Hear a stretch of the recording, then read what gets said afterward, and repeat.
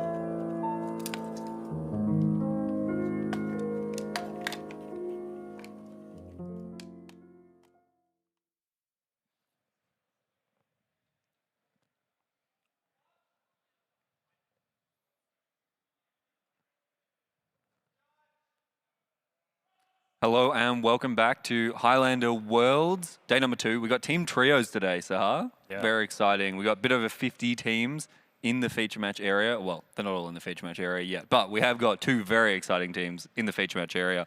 We got deck lists in front of us, players getting ready, so let's head down to the feature match area. Yeah, let's do this. All right, so we got first up Simon and Nathan Bassar. We do. What have you got there? You've got Simon's deck in front of you. Yeah, so this is looking like Grixis, of course. It looks pretty stock here. We got Psychic Frog as points. We got Nethergoyf. We got Force of Will, Mental Mister, Barragoyf. Baleful Strix not pointed, but you think it should be? Not yet, but we'll get there. Yeah, Sahar is currently annotating his deck list in front of him, his paper deck list, to add points to Baleful Strix. Yep. On the other side, though, Nathan Bassar's got a sweet one. He's playing a Time Vault deck, Jeskai, bunch of new things. Enlightened is the big one. That one went down to 0 recently, so that's a new tool, a new toy that this deck has to play with. And a couple new cards as well from recent sets like the Teenage Mutant Ninja Turtles set. We got Skateboard, we got Sewer Valence Cam. We can see on stream there Simon having a read of Iron Man. That's a Get that one up. that's a unique one. That's one not many people have seen. This one from a secret lair, I believe. So a bit uncommon. Kind of like it's like a birthing pod for artifacts. Okay, so whenever Iron Man attacks, create a treasure token. And then you may sacrifice a non-creature artifact. If you do, search your library for an artifact mana value equal to 1+. Okay. Yeah. So basically, it's 5 mana for a 4/4. It's got flying. It's got haste, and whenever it attacks, it birthing pods away an artifact, which pretty powerful in your deck that has a 2-card infinite turns combination in it. Yeah. Bunch of cards like that. Oswald Fiddlebender is similarly a birthing pod on a creature for artifacts. So on top of that, you just got the general blue cantrip suite. You got the good white and red interaction. A lot of artifact synergies. Really sweet deck. Yeah, Nathan known to play these artifact combo decks. You know, I remember he played Bomberman a while back. Yep. You know, using Lion's Eye Diamond and that white creature that returns things. So Yes. known aficionado with artifacts, known aficionado with combos. I'm excited to see what he's put together here with Time Vault. Yeah, absolutely. He'll be looking to take all the turns, pull off some sweet things. And as you said, Simon playing good old Grixis. Nothing wrong with Grixis. It's very powerful. It's very well tuned. Simon is a member of Team Bus Stop, so that sort of cabal who have worked a lot on this deck. They've done a lot of refinement, a lot of tuning of this deck.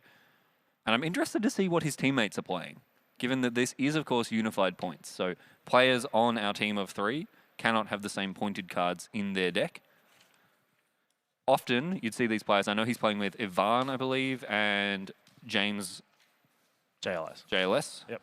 Took me a second there. I was trying to remember his actual name. JLS is just what we all know him as. James Larson Scott on the other side. Both of them known for playing Grixis as well, so probably they've got some different decks. Looks like, this looks like some sort of Mardu deck and Breach.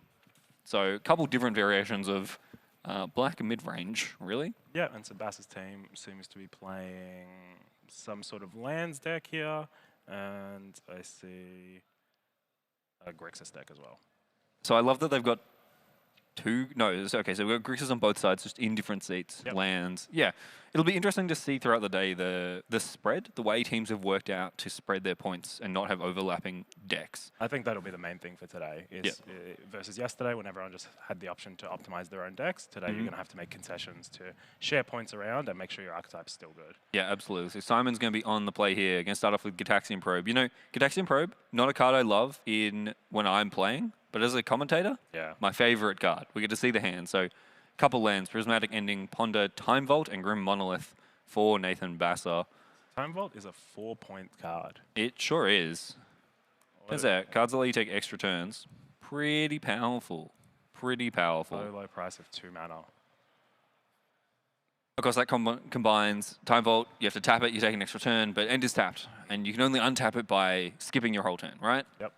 Turns out there's a lot of ways to untap artifacts. Yep. A bunch of keys, they're often called, manifold key, that kind of thing, that you untap it, you take an extra turn. Yep. Your other artifact untaps, you untap the Time Vault again, take an extra turn, ad nauseam. And I think we see the One Ring in Nathan's list as well, so it's an excellent card to use all those untap effects on. Yep, that's sort of your fair B plan, I suppose. When you don't have Time Vault to untap, you can just, untap the One Ring and draw many, many cards. They look like a Legion Extruder on top. Simon getting a little bit more information with the Bauble. No turn 1 play, which is interesting. I can see there's a Force of Will in his hand. Which I think he thinks is probably pretty important in this matchup, and I would agree with that. I suspect he is correct. We're going to see a fetch land from Nathan Bassar. This is really interesting. When you're a combo deck playing against the mid-range decks, you have sort of pressure. You often get to be on the front foot because your opponent has to respect your combo. Yeah. So Nathan gets to freely fire off a ponder here. Yeah. Doesn't need to worry too much about... I mean, he doesn't have counterspells anyway. And Simon knows he has no counterspells in his hand, but he gets to be more proactive, try and build towards his game plan, knowing that Simon can't just sort of tap out at any point necessarily. Yeah, and if Simon has a Force of Negation or a Spell Pierce or whatever, he's going to deploy all of his worst spells first and just try and bait him or just keep accruing resources and advantage. So we might see this Grim Monolith next turn. We might see the Legion Extruder just to try to get some of those counter spells out of his hand before he eventually can try to combo off with his key pieces. Yeah, absolutely. It is a really interesting balance for Simon to try and strike here. He needs pressure to try and end the game, but at the same time has to be aware of Nathan's ability to combo from very little, from a very low base. Yep. Nathan got shuffled there. Looked like there were some powerful cards, Brainstorm amongst them. I think there was also an Oswald, but Nathan really wants that third land and knows that if he keeps the ponder, no real way to find that third land necessarily. Yep, so we might see a Froge here. Frog, Excellent card. Psychic Frog, certainly one of the best forms of pressure that this deck can put forward, or any of the blue-black decks really can put forward. Well worth its 2 points. Yeah, I'm glad to see this card back, and maybe we're seeing it because of the team's spread of points, or maybe they believe in this in Grixis, but I thoroughly appreciate Psychic Frog being back, because ever since it went to 2 points, and deservedly so, we're seeing it a lot less.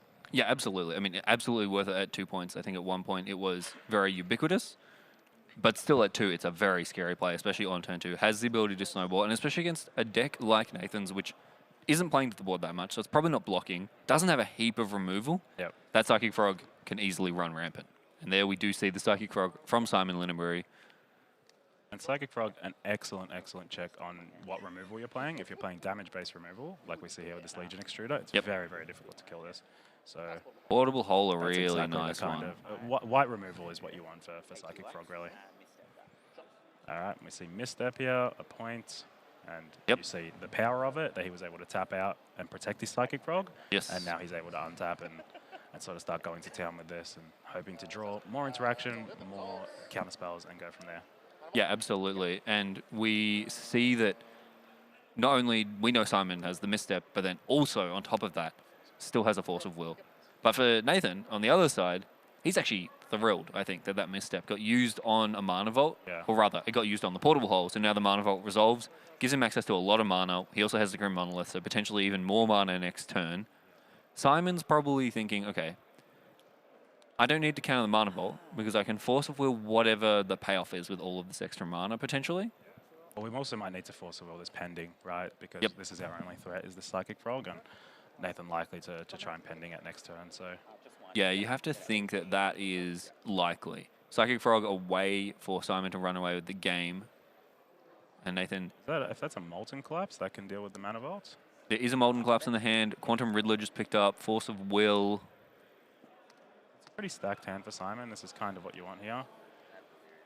Yeah, absolutely. A few different options, which is always what you want with Grixis, right? Yeah. The power of these Grixis decks and the other blue-black mid-range decks is they're full of cheap, powerful, flexible cards.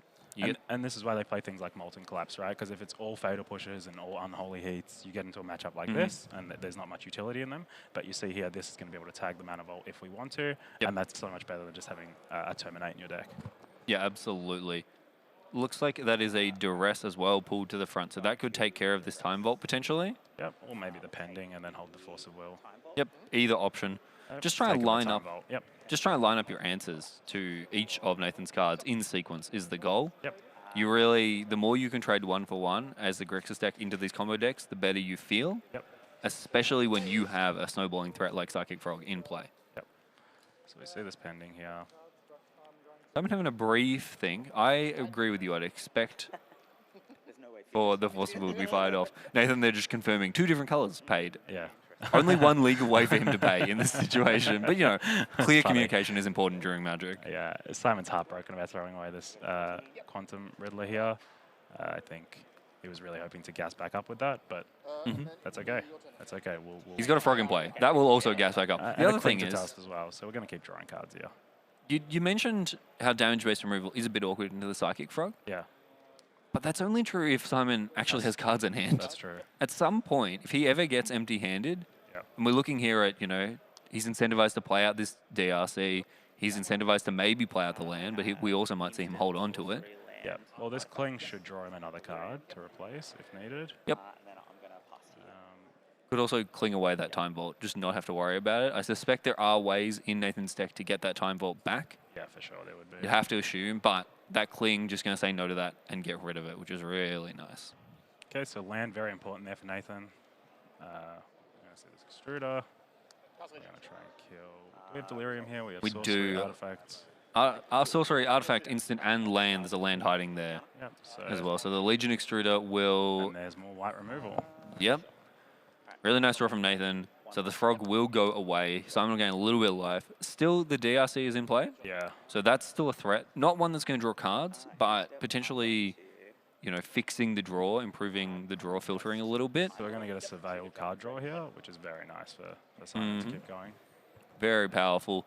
And now for Nathan, he's answered the most pressing threat. There's still a Dragon's Rage Channeler in play, so that is pressuring his life total, but not as much as the Frog. But the big thing now is he has to draw something off the top. Yeah, so Nathan's really looking for a One Ring or something of that nature here. Otherwise, I like Simon's position, even though they're kind of both hellbent. Simon's going to keep drawing threats here, and he's going to go to town. So he's stopped the onslaught, as you mentioned, but he needs to find something in the next turn or two, because otherwise Simon is going to draw all his interaction and more threats. For sure, and he does have good draws, Nathan. Yep. Definitely, there are some good draws in the deck. Legion Extruder also being in play means that any random artifact becomes more threatening. Yep. So he plays his island there to play around Spell Pierce, which is good. No need to try to pretend that there's information there isn't. Just play clean, and you know that this deck runs infinite Thought Seizes and Inquisitions and stuff anyways. Exactly.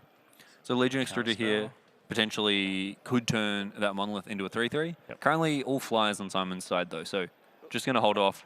Going to take a chunk of damage, down to 9 life for Nathan. The interaction is nice that you can tap the Monolith to pay the mana for the Extruder, and then you don't have to worry about untapping it. So as Nathan keeps just drawing mana sources here. Cryogen Relic. Oh, this is a nice one. This is a really nice one. This is like a draft all-star, this card, and we're seeing it in Highlander. How dare you? I played this card in Standard all the time. This is a draft all-star card, and we're seeing it in Highlander. I won multiple events with this card on my deck you in did. Standard. How dare you, draft all-star. And it earns the counterspell here, I will point out. Cryogen Relic, obviously really powerful, getting to draw cards on the way in and then on the way out with the Legion Extruder. Yep.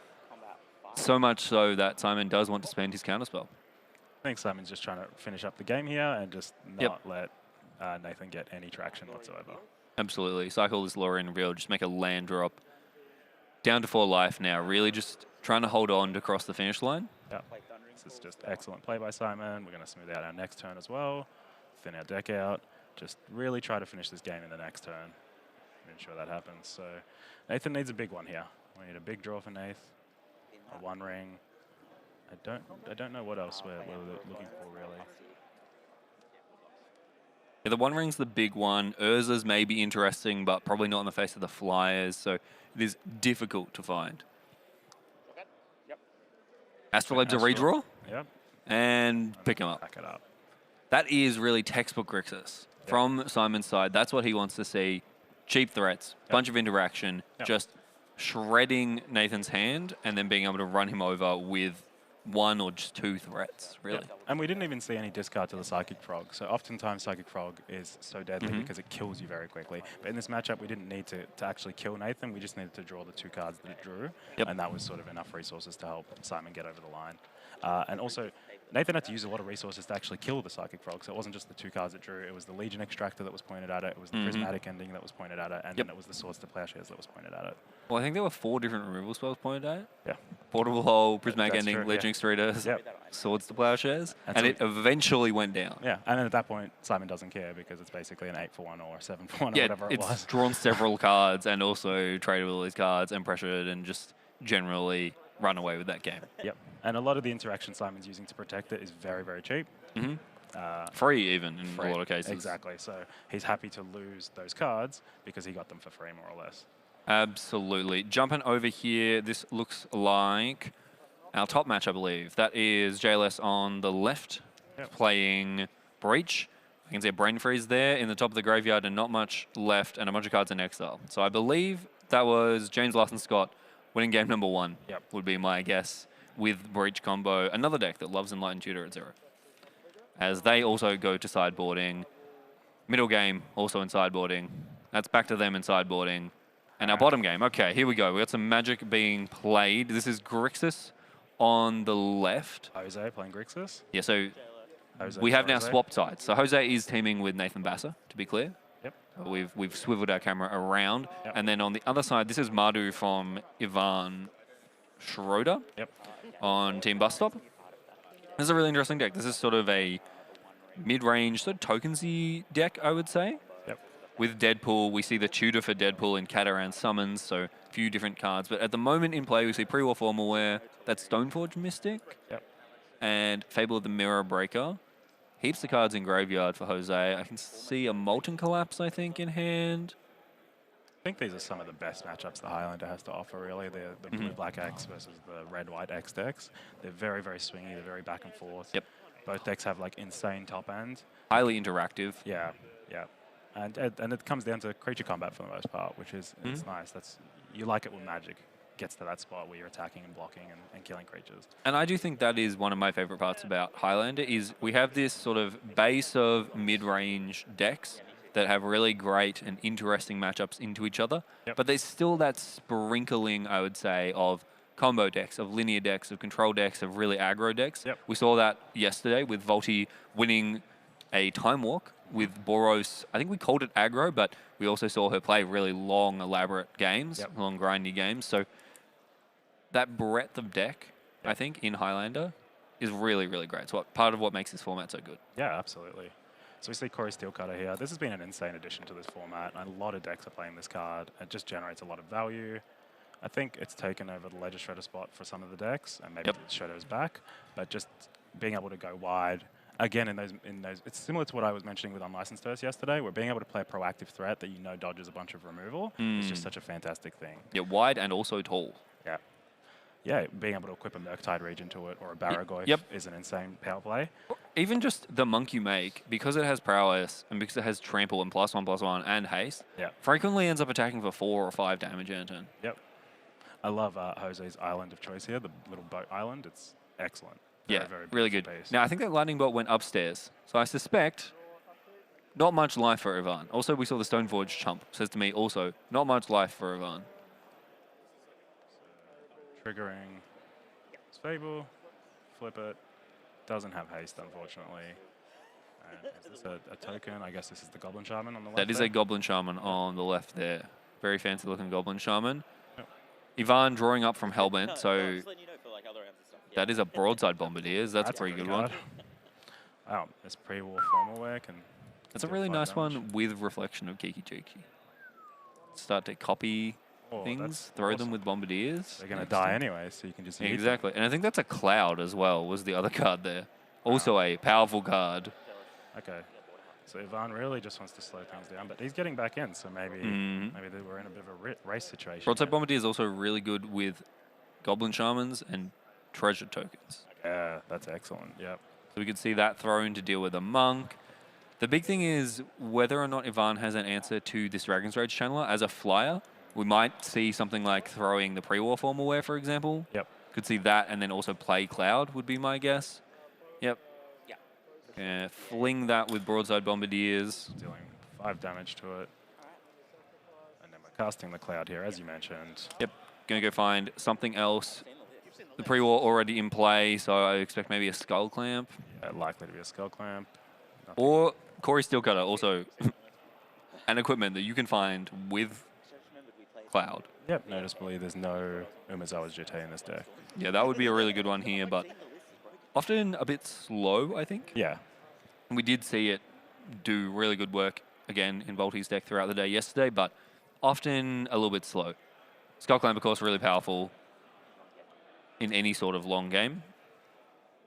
Okay, so I think Jose's drawn a Dalthy Voidwalker here. And we still have that Molten Collapse, which we can't cast. Again, as we talked about yesterday, the awkwardness of some of these 3-color mana bases. Yep. We have all our colors, but we only have 3 black sources. Okay, and I think that's game. We attacked for 4 unblockable. Yeah, so there we see the actual equipment use of Corey Steelcutter, actually moving it around, giving haste to the Doughty Voidwalker, which has Shadow and is unblockable as we head back to our main feature match. Players getting ready here. They've done some sideboarding. Looking at the sideboards, Yeah. what stands out to you from Simon's deck that might come in? Okay, so I think Consign to Memory is probably a decent one. I think Energy Flux is going to be a good one. Yep. Null Rod's, of course, the big one. Culligan's Command's probably quite useful here as well.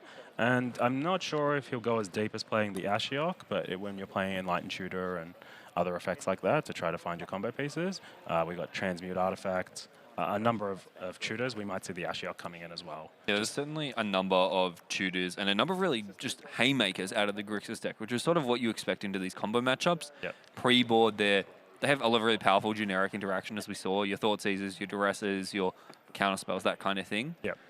But it's post-board where they really get to just bring in a lot of really powerful, narrow sideboard cards for decks like the Artifact combo decks, the Graveyard combo decks, the Storm combo decks, that kind of thing. Exactly, yeah. It's one of the things with the Grixis deck, like you like to tell yourself that there's no bad cards, and that's true. They're all very efficient, low to the floor, but you get into these matchups and then you draw your Fatal Push and then you draw, that's why we said Molten Collapse was good. But you draw these, you dismember, and then eventually you're like, I'm actually drawing multiple dead spells in a row here. So once you get to sideboard them all out, you know that every card you're drawing is either a threat or interaction or an absolute banger, a sideboard banger. Yeah, and of course, Nathan is very aware of this. He's a very proficient, very experienced Artifact combo player, so he knows the sorts of hateful permanents that his opponents will be bringing in. I mean, we can see there, I think that's a Rip Apart in his hand, which is actually in the main deck today. Okay, so what do we think Nathan's going to be bringing in? Well, there's a few different things. So there's a couple of ways you can go. The first is alternate threats. So there's a Quantum Riddler in the sideboard. Yep. We'd expect to see that one come in. That's just a really good grindy threat. It doesn't care about your Null Rod. It doesn't care about your Consigned to Memory, that kind of thing. Yep. I see a Chaos Defiler Yeah, there. Chaos Defiler is similar. That one also is able to remove permanents, The right? Null So Rod, that's the a Energy really Flux. Yep, exactly. It removes those sorts of things. Yep. The other thing is there's just good, cheap interaction. He's playing red. He gets to play Pyroblast. He gets to play red Elemental Blast. Yep. Those are really good against Grixis. We know that. Yep. And then I think this might be a matchup where we see Iron Man, potentially. Yeah, cool. Bit of a bigger threat. We talked about this yesterday, but this is one of the issues is that Iron Man is a blue-red card. It's a blue-red 5-drop, and that's a bit awkward into something like a Grixis, where you expect them to probably have some number of blasts in. It's a bit awkward because Nathan's deck is not as blue and red heavy as many decks are. Yeah, I imagine he might not bring the blast in, or maybe brings just one, to be honest, because otherwise you're going to get stranded with them in your hand. We also see a Teferi Time Raveler in Nathan's sideboard. That might come in as well. Yeah, I would expect that to come in. Plenty of counterspells in Simon's deck, so you have the ability to just turn those cards off if you can stick a Teferi. Yep. It also, the bounce can both be used to bounce your own cards and draw them, get extra triggers. It's really good with Courage and Relic, for example. It's good at resetting your One Ring as well, if you're under the pressure of the life total there. But the other thing it does is it bounces Null Rod for one turn, and sometimes all That's you need enough. is one turn. That's enough to take all the turns. Correct. So, all right, we're at turn one from both players. We're fetching. So we've surveilled, we've kept that on top. We haven't cracked the bauble, so we don't necessarily want to expose that card on top. We could have cracked it here and drawn it, but if Simon plays a Thoughtseize or an Inquisition or anything of that nature, Nathan doesn't want that card exposed. Yeah, exactly. No need to draw that card yet. Yep. Potentially as well, this is one of the decks that we see sometimes keep baubles in play because it has reasons to want just artifacts sitting around, basically. Sure, yep. That makes sense. In this case, though, here's the Inquisition really paying off Nathan. If the top of the deck is a good card, he'll feel really good about this. So a second land, Chromatic Star, Rip Apart, Swords to Plowshares, and Stock Up. This is a really nice hand. This is a very typical post-board hand for Nathan, I would say. Yeah, absolutely. There's not really a combo piece here. It's a couple pieces of interaction, the Star of Cycles, and then the Stock Up is the big payoff. Nathan here is hoping to go cast my interaction early and then just get to refill my hand with Stock Up. Yeah, so Nathan's hoping that Simon's kept a hand with, say, like a 1-drop and then a Null Rod, and he's really leaning on that. And so Nathan can then untap, rip apart the Null Rod, and then do his game plan. So yeah, this Inquisition, taking the removal spell so that Simon can deploy his threats pretty comfortably. Which is really interesting to see. That tells you about Simon's hand. It tells you he has one or more threats he wants to stick. Because otherwise we might have seen him take the stock up and say, okay, we're just going to play a longer game. I can push through your 1-for-1 interaction. And it's likely to be a Psychic Frog here, because the Rip Apart would kill a lot of your other creatures anyways, whereas you're specifically getting rid of the white removal spell rather than the damage-based one. Yeah, there was a Deathly Voidwalker in the hand, I think I saw, but I agree with your read that good chance there's a Psychic Frog as well. We did see Nathan pick up the One Ring, which is a very powerful one. Yeah, so Simon's just drawn Deathrite Shaman. Force of Negation is really good as well. I'm not sure, it doesn't look like there's a second blue card. There is the Psychic Frog in hand. Yeah. So that's the decision to make. Do you hold it? And in case Nathan's card that he kept on top was very powerful and he's ready to go off. But I think Nathan isn't necessarily ready to go off. I think I'd be pretty confident I have one more turn. I think I would definitely feel like you have one more turn. You probably get to draw cards with the Frog, try and draw another blue card. Yeah. At worst, maybe you just end up holding up 3 mana to cast your Force of Negation. That's not the end of the world. You can do that. Yeah. So I think you've got to deploy the threat here. But he could also deploy the Deathly Voidwalker as another threat and just not leave himself open here. Yep. And we will see that. Deathly Voidwalker, a reasonable threat. There is a decent amount of artifact recursion, that kind of thing, in Nathan's deck. So certainly not nothing. And as we saw in Jose against Ivan's game just before, it is an unblockable creature. Yep, that's right. Naturally, the downside is it can't block, but I don't think you're under threat of needing to block against Nathan. So it's basically all upside here. Yep. So I think I like Simon's play here in that he's hoping maybe that Nathan untaps and kills this Voidwalker. Yes. In which case he gets to just take an extra turn basically and tap Nathan out of his next turn. Whilst he's still just setting up, he hopes to draw another blue card so he can deploy his Psychic Frog safely and not let the shields down. So I like this. A very conservative and safe play by Simon, and I think it's a good one. It's heads up. Surveil here for Nathan. Yeah, that's a really tough decision because I don't think he has the third land. Yeah. So really just trying to decide, okay, can I keep this pending to answer Voidwalker, knowing that he does have the Rip Apart in hand? Yeah, and he doesn't know about the Psychic Frog in hand. Correct. So he has no reason to want to keep it. Although he does know that the prismatic ending, or rather the Swords to Plowshares, was taken by Inquisition earlier. That's correct. So there's some idea maybe. Yeah. We will see Rip Apart go after the Deathly Voidwalker. That'll get exiled. And no third land. Enlightened Tutor there, really powerful, but you do need mana to make it work. Likewise, Stock Up, really powerful. Nathan would love to get to that and be able to then probably find the fourth land for the One Ring, but just got to find the third land first. Is there an argument to crack your star there and try to draw a land? I think it's a question of if you do that, you cast Stock Up, now you're putting Stock Up under the Deathly Voidwalker. Oh, no. I think to still cast the Rip Apart, but you just want to Sure. try to draw your third land. But as we mentioned earlier, Nathan wants a critical mass of artifacts on the battlefield, and he's just cracked his Bauble as well, so he's down to just the one. So maybe he wants to just keep some artifacts on the battlefield there.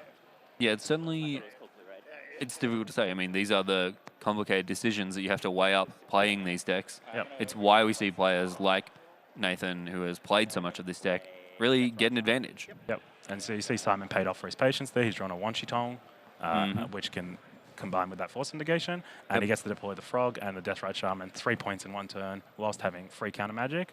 This is exactly where Simon wants to be here. 2 mana being tapped. Oh, Grim Monolith. Yes. Is that a misstep as well? So again, I think we could be cracking and floating for colours. So we're going to make the mana, and then we will crack with the star to get to filter into blue to cast the Stock Up potentially. The other reason we couldn't crack the star, actually, Star doesn't draw a card with a Deathly Voidwalker in play. Ah, thank you so much. See, Nathan's way more heads up on it. Okay, that makes a lot of Nathan's seen sense. that interaction before. Star, of course, triggering when it Absolutely. goes to the graveyard only. Yep, that makes sense. Okay, great. So we're just seeing the Stock Up here.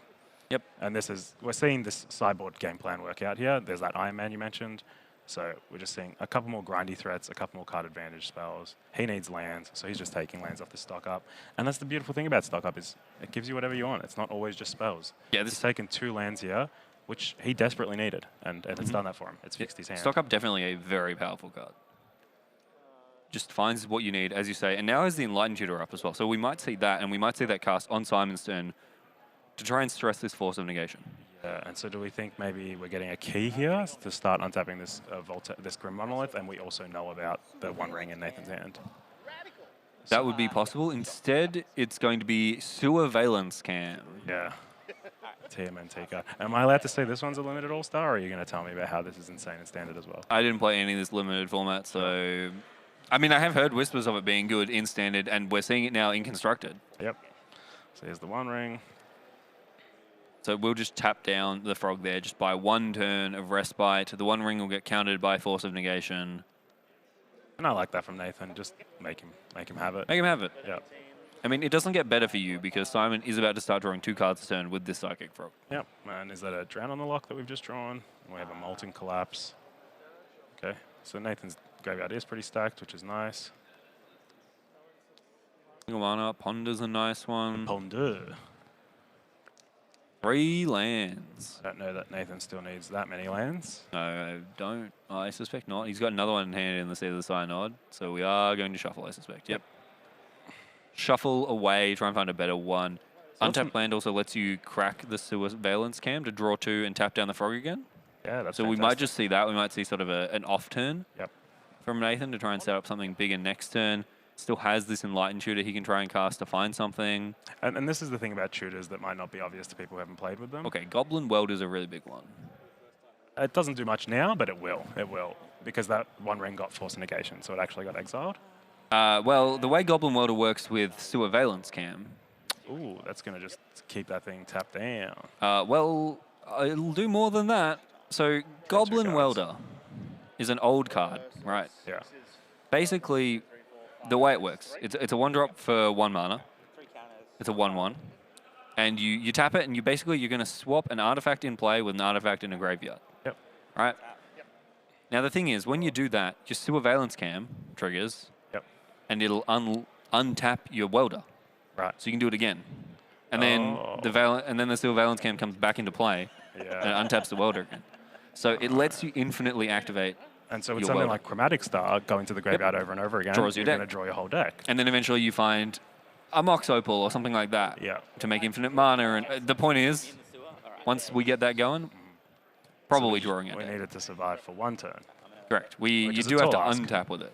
It's a tall ask. But again, this is why cards like Corey Steelcutter are so powerful, even in a deck like this. I'm not sure that Nathan's playing it, but you could play it. It's an artifact, and it gives haste to some of these very important creatures for you. Yeah, absolutely. Swansea Tongue is big. Yeah, this is a big bird.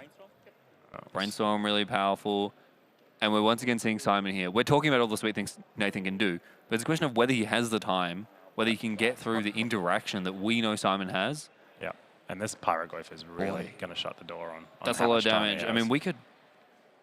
If we play that this turn, it's not quite lethal, but I think it might just be lethal on the ETB next turn. Yeah, I think it is, yeah. I think we got 2 damage from Deathrite Shaman on 2 turns. Yep. We can pitch our hand to Psychic Frog if needed, and then just finish this off with This Pyro. is a lot of mana from Nathan Bassar, though. He's got Mox Opal, he's got Mana Vault. Yeah. Mox Opal already on because of the Seat of the Synod. He can combine Enlightened Tutor with Brainstorm to draw what he tutors for this turn. Yeah, and I think Simon has 1 counterspell. There's a Legion Extruder in play. That one won't quite do it. The Welder doesn't do anything this turn. And obviously the Enlightened Tutor is known information for Simon. Yeah. So we might see... Legion Extruder, maybe kill the Deathrite Shaman. Yeah. Or do we try to get cards out of Simon's hand? Might just be going after Deathrite Shaman, Yep, yeah. Makes sense to me. Simon has to have a think here, decide, do I want to get the 2 points on the way out? A couple different options. Okay, we're just going to deal 2 damage here. Yep. The life's very important, and this is the game plan for Simon with that Pyroglyph. Pyroglyph currently, we got instant, sorcery, artifact, land, creature, I believe. 5 types, no enchantment. Yep. So Nathan had a virtual 7. He doesn't know that. Yep. But virtual 7, there's 4 power in play. So he might get another turn, actually. Well, the Psychic Frog can also pitch cards to get bigger. Yes. It's going to be close. Definitely going to be close. How many cards? Yeah, so we're going to see Brainstorm before the Enlightened Tutor. Oh, this is an interesting spot. Yeah, okay. I think he's going to keep that misstep for the Enlightened Tutor. Red Blast drawn is really good. Manifold Key as well. Key's very nice here with that Grim Monolith. Yep. It's also nice with a Legion Extruder. You can make multiple things if you have lots of. I mean, this is a artifacts. really good key deck. There's Yeah. so many things in this deck. We've Yeah. also got, I believe, still the Mana Vault in hand. We are can put the Welder back. No, might put the Mana. Yeah, might put the Vault back. That one obviously a bit dangerous. The 1 point could matter. Yep. Plenty of mana already with the key. Have to think. We gotta Or put we our might shield. just- Oh, we've got the Mox Opal here, so we've still got that red Okay, up. still got red up. So still holding up Enlightened Tutor and Red Blast Yep. is the plan here. Legion Extruder also held up. That one less likely to get used, I would think. Yeah. Alright, Just gonna so we're gonna pass. fetch here. We don't want those cards we've put back. And this is the powerful thing about brainstorming fetches is that maybe Simon was on the fence about whether he wants those cards or not, and then after seeing how Nathan's turn has played out, Yeah, absolutely. I mean, you get so much flexibility from the timing, from getting to do that. We are getting word on the other table. We saw Jose win, so that is Nathan Bass's team up one game, one match within the round as well. this is one of the sweet things about this format is you play with a team, but one of the unsweet things is that sometimes you're having a really good game and then your teammates lose and your game is over. That is the worst feeling when you are the third game Yeah. and both of your teammates lose or win Yeah. and you don't get to finish this week. I will say, maybe not in the feature match area, but often if we're out in the round, we're going to finish that. If we're not in I'm time, playing. we're going to finish our game. Absolutely, That's yeah. fine. You guys, that's fine. We're Report. over, but we're going to finish. Yeah. Draws the mental misstep here with the Welder. And then we're going to Going to attempt blast. to Red Blast back. Have a fight over this. Pyrogoyf and Drown in the Lock, the last two cards in hand for Simon. So Nathan knows this is his out here, trying to go infinite with the Goblin Melder, so he needs to put this in. I mean, the thing about this is that Nathan doesn't know about the Pyrogoyf. He thinks he has one extra turn. That's true. And that's the great thing about Pyrogoyf, price of progress, as we were talking about yesterday. Mhm. These large burn spells just reduce the game clock. And So your opponent doesn't see it coming or can't really do much about it realistically. Yeah, it's really hard to play around. So Simon is thinking here, he has a good idea that probably the Enlightened Tutor is still in hand. Yeah. There's a conspicuous white mana left up. So if he spends the Drown in the Lock now, Yeah. that's it. He has to then deal with the Enlightened Tutor. So instead it's going to resolve. Yeah. And I think Nathan wants that to happen. He wants him to think the Enlightened Tutor is more powerful here, but he's all in on this Goblin Melder, I believe. What's interesting is I suspect Simon is aware of this combination. He knows, I have to assume he knows what's being threatened. Yep. We're actually going to see Flow State drawn, which is a great draw. Flow State, incredibly powerful, going to help find the cards that Simon needs potentially. Yep. So we're attacking here first. 5 damage coming across. So we could pitch the Drown and the Flow State. That's pretty risky. It is. That would be exactly lethal, I think. You might have to jump your frog, and I'm not sure if that... Yeah, that should still be fine. Well, you can Yeah, attack first and see whether Nathan blocks. Yeah. We pitch 2 cards. The Frog is 3. The Wanji Tong is 4. That's 7. And we believe, and I think this is what Simon's checking. He's checking the graveyard. Believe the Pyrogoyf is 5 power. That should be gamesies. It's not free. You don't know what Nathan's last 2 cards are. If there is a sword, we've seen... Yep.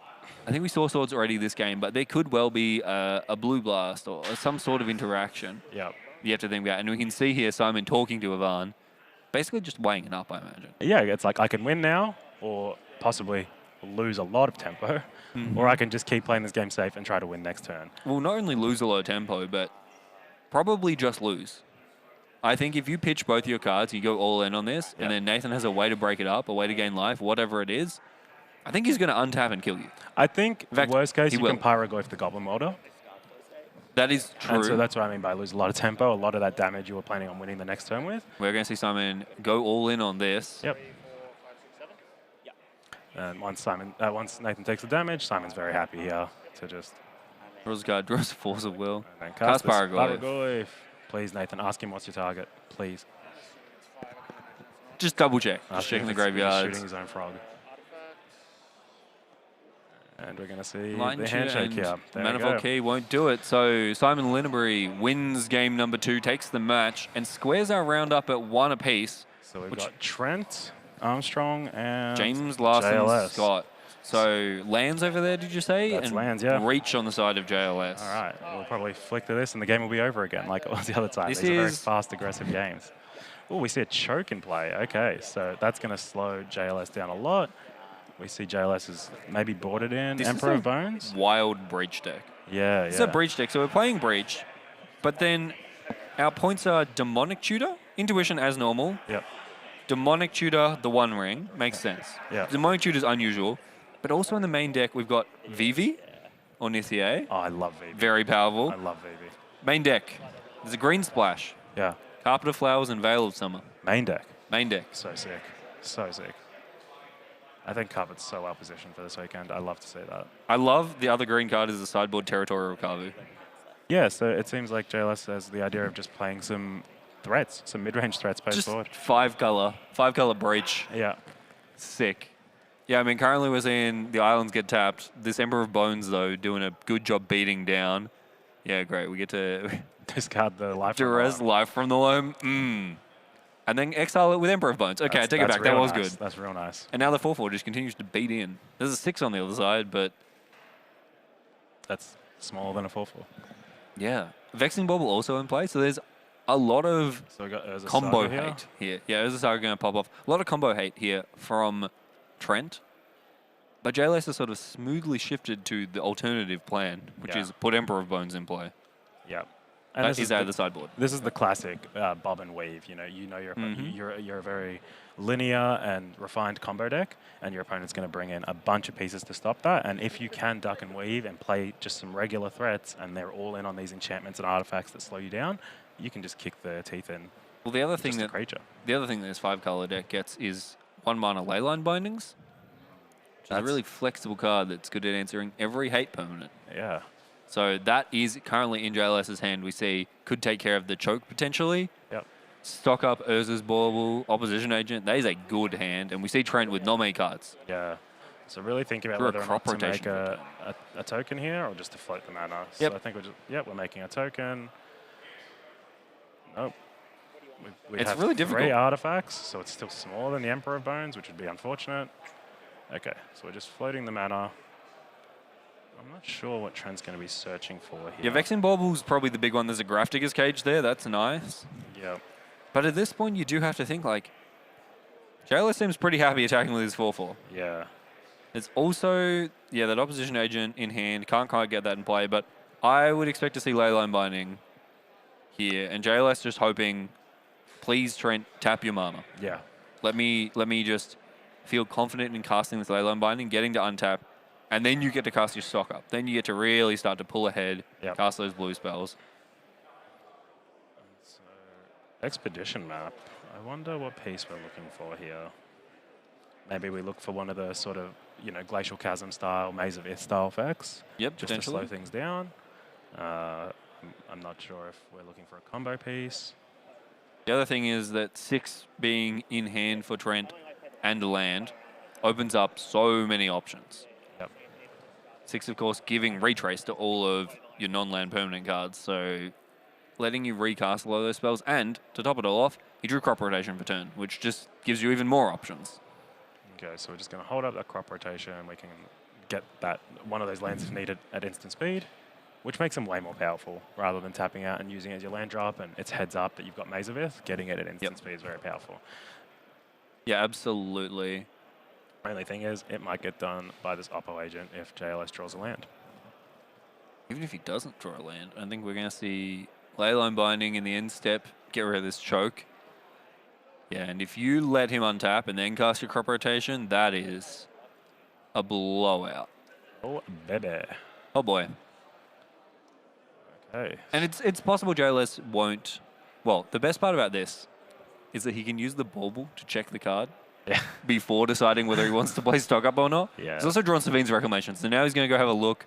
That is an Underworld Breach in the graveyard, and I see a VV and an Intuition. He worked so hard to win the fair game, and now he's just going to do his regular combo anyways. Well, there's still a Vexing Bauble in play, so we can't quite go off Yep. through that just yet, but we could put a Breach in play potentially.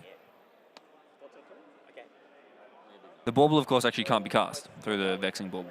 The Urza's Bauble, that is, going to get countered by Vexing Bauble. So can't check the card in hand. Has to make believe. just believe. Make the decision without perfect. And we also know about information. this expedition map anyway, so I think we're going to hold up that mana regardless. That's probably true. And we're ahead on board. Yeah. We've got this Emperor of Bones. We get to attack, we get to keep killing, exiling cards from his graveyard. Yep. So if everything stays the same, JLS is happy here. He's got more cards in hand, I assume more life. So he's just got to work out, how do I possibly lose this? I don't want to give anything up here. Mm-hmm. Coming in for 4. In for another 4. Trent falling even lower. This is the dual pressures of decks like Breach, these sort of hybrid combo decks that have the strong black mid-range core. Yep. Trent's going to hold on to the crop rotation for now, but I think you're right. I think we might see Expedition map get cracked at some point. We've also got a Verdant Catacombs here. There's so many targets. And if we Yep. catch any of them, we're going to catch all of them, basically. Yes. All right, so we've untapped, which gives us some breathing room to try I to... think that was a Green Sun Zenith we drew. Another search card. These lens decks do love to pick up their deck and have a riffle through. Yeah, yeah, and this is why cards like Oppo Agent and Ashiok, despite being 3 mana, which is actually quite intensive for these blue-black X decks, and even for something like Breach, which normally wants to play very low to the floor, the cards can just completely destroy a deck on their own. So they're worth their include, because once you land them, you often just win the game in the right spot. Is Yeah, this absolutely. what's this card here? Is this an Abyss or a Nether Void, or what are we? It looks like That, the Abyss, right? I believe, is another void. A Nether Void, okay. We'll bring that one up. Yeah, That is indeed a Nether Void. Really good against the Storm style combo decks. Yeah. But in this case, a little bit slow. Yep. What a fascinating card. All spells are cast are counted unless they're cast as being an additional 3. Yep. So it's like a defense grid all the time for everyone. Yep. Fair card. It's symmetrical. We are going to see Expedition map cracked, and yeah, very quickly JLS reaches for mana. And now Trent's saying, okay, well, I guess I have to cast this crop rotation Yep. while we're here. Yep. All right, so we're going to sack this forest. Yeah, it's not easy what to get here. It's not easy at all. Trent's definitely feeling the pressure from JLS. Like, we're seeing all of JLS's sort of sideboard cards here, and that Leyline Binding's main deck. It sure is. That's great. That card is one of the biggest benefits of playing 4 or 5 color Breach Yep. without a Lurrus. Yep. Really, really powerful. Just really flexible. Yeah. It's a great removal spell. It sorts the plowshares when you need it. Yep. And then on top of that, it removes your Null Rods or your Vexing Baubles or Yep. your Chokes. So we've had to lose a lot of resources here to get this Glacial Chasm. Yep.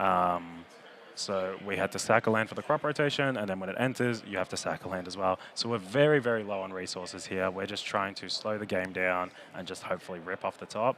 But it's not going to be easy with graveyard interaction from Emperor Bones, with opposition agents stopping a lot of your live draws. It's not going to be an easy game here at all. And of course, now that Expedition map will resolve with opposition agent in play, and JLS is going to go have a look through Trent's deck and pick a land that he'd like. Looks like it might be Wasteland. To deal with the Glacial Chasm you got. That's fantastic. Yeah, That's- I think this is probably going to be game. That's yeah. pretty nice. It does look like JLS absolutely in the driver's seat, really showcasing the flexibility and the sort of 2 game plans Yeah. that these combo decks like Breach have. Very neatly winning with creatures. Yeah, so now we just place this Wasteland, kill the Glacial Chasm, and come in for a load of damage. Yeah, in for 7 it looks like. Toxic Deluge. Deluge. Probably not casting that one right now. I'd appreciate the white-bordered Wasteland as well. Yeah. The Emperor of Bones gets to take out whichever land you think is more threatening, probably. Yeah. In for 7. I like JLS leaving that Glacial Chasm, just saying, look, if you want to get that one back, you can. VV or Nithya gets put in play. Cast Bauble. This Trigger will my get countered, VV. Yeah, it gets countered. Deal 1 damage to you. That's okay. That's game over. Game over. JLS taking that match. It will be Team Bus Stop winning round number 1, moving on to 1-0. 7 rounds today, though, so still plenty of time to go. Yep. Still plenty of opportunity for that team of Nathan Basser, Jose, and Trent to Yep. pull it together. Yep. But the perfect start for the Bus Stop boys. This has been round number 1. Ian and Sahar here. We'll be here again round number 2 Yeah. for some more sweet magic. Should be coming up soon, so stick around.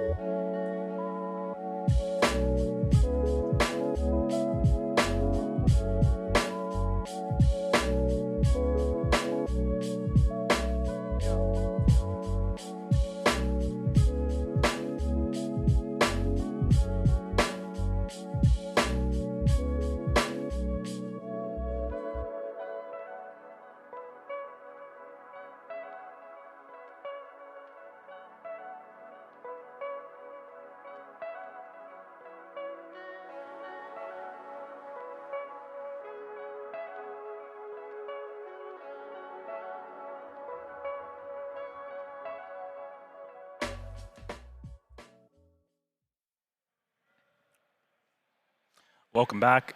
Day 2, Tournament 2, Round 2. Today is Highlander Worlds, the team version, trios, and we're about to watch Riley versus Chris Melly Chris on Melly. the other side. Riley So, Jones, Chris Melly. Yeah, we're watching Thoracle versus Eldrazi. I know that Riley's teammates Dom and Trent are playing Workshop and Grixis. Yes. And Yep. I'm not sure yet what Chris's team's playing, but we're going to get that shortly. Yeah, it is an interesting puzzle, though. Eldrazi's a nice deck in these team trios events. Yeah. Doesn't take many points away. And similarly, you mentioned Trent's on Workshop, that sort of bots. Yep. Pretty unique points. Doesn't take anything away from the mid-range decks, especially. So Yep. fits in really nicely. Yep. And I think, assuming that a lot of players will be on the blue-black decks, it is pretty good against those blue-black decks. It goes over Yeah, the top of it is. them, and it eats them for breakfast. So that's what they want to be versing. Absolutely. We see we got our deck list in front of us. Old school. It's nice to have paper in front of us. It is. That's something to shuffle. Just rustle into our microphones. Love it. Very exciting, though. Lots of colorless cards here, some green cards. I love the number of lands. Like Yeah. the Abundant Countryside, Abstergo Entertainment. There's so many different lands in here. It's But just fantastic. Do some little thing as well, rather than just tap for mana. Yeah, exactly. You get so much value out of your lands. Yep. On the other side, Riley, this is a deck I've heard a lot about. I've heard whispers. All the people I know who played it said the deck was really, really good. I think it's really powerful. They think it is really good and positioned really well at the moment. People aren't maybe respecting it. It can be a really fast combo deck.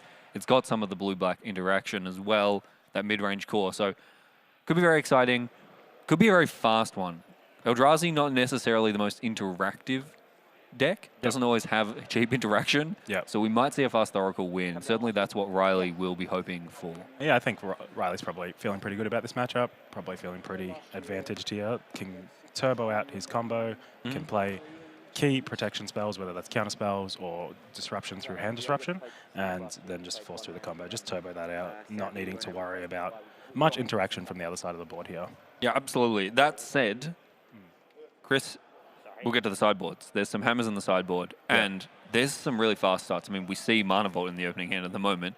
The potential to have some explosive starts right out of the gate to really pressure the Thoracle deck. Because the Thoracle deck, it is an A+B combo, but you have to find those pieces, right? It's probably not winning any other way. Yep. As we see Riley start off with the commentator's favorite card, Gitaxian Probe. Kaplusan Forest, Mana Vault, World Map, Emrakul the Promised End, Beseiju Who Endures. Is that a reality smasher? It is, yeah. And an Eye of Ugin. It's a very pretty reality smasher.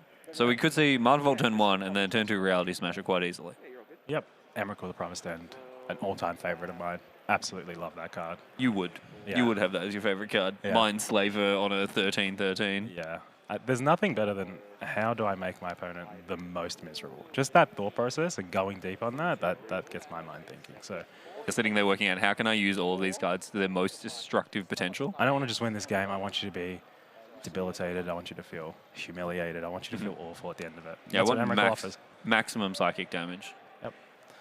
So Hey, there it is, your favorite card. Baleful Strix in that Ponder. Counterspell, another land for Riley. A few options there. Yep. Baleful Strix, interesting in this matchup. It does trade pretty well with the Giant Eldrazi. Yep. But But it doesn't do much. It doesn't contribute to the combo, really. It doesn't interact with something like Emrakul Yep. particularly well. That's another Eldrazi that Chris has drawn. Boy, we're going to be looking up a lot of Eldrazi today, folks. Yep. So we lead on Kaplusan Forest.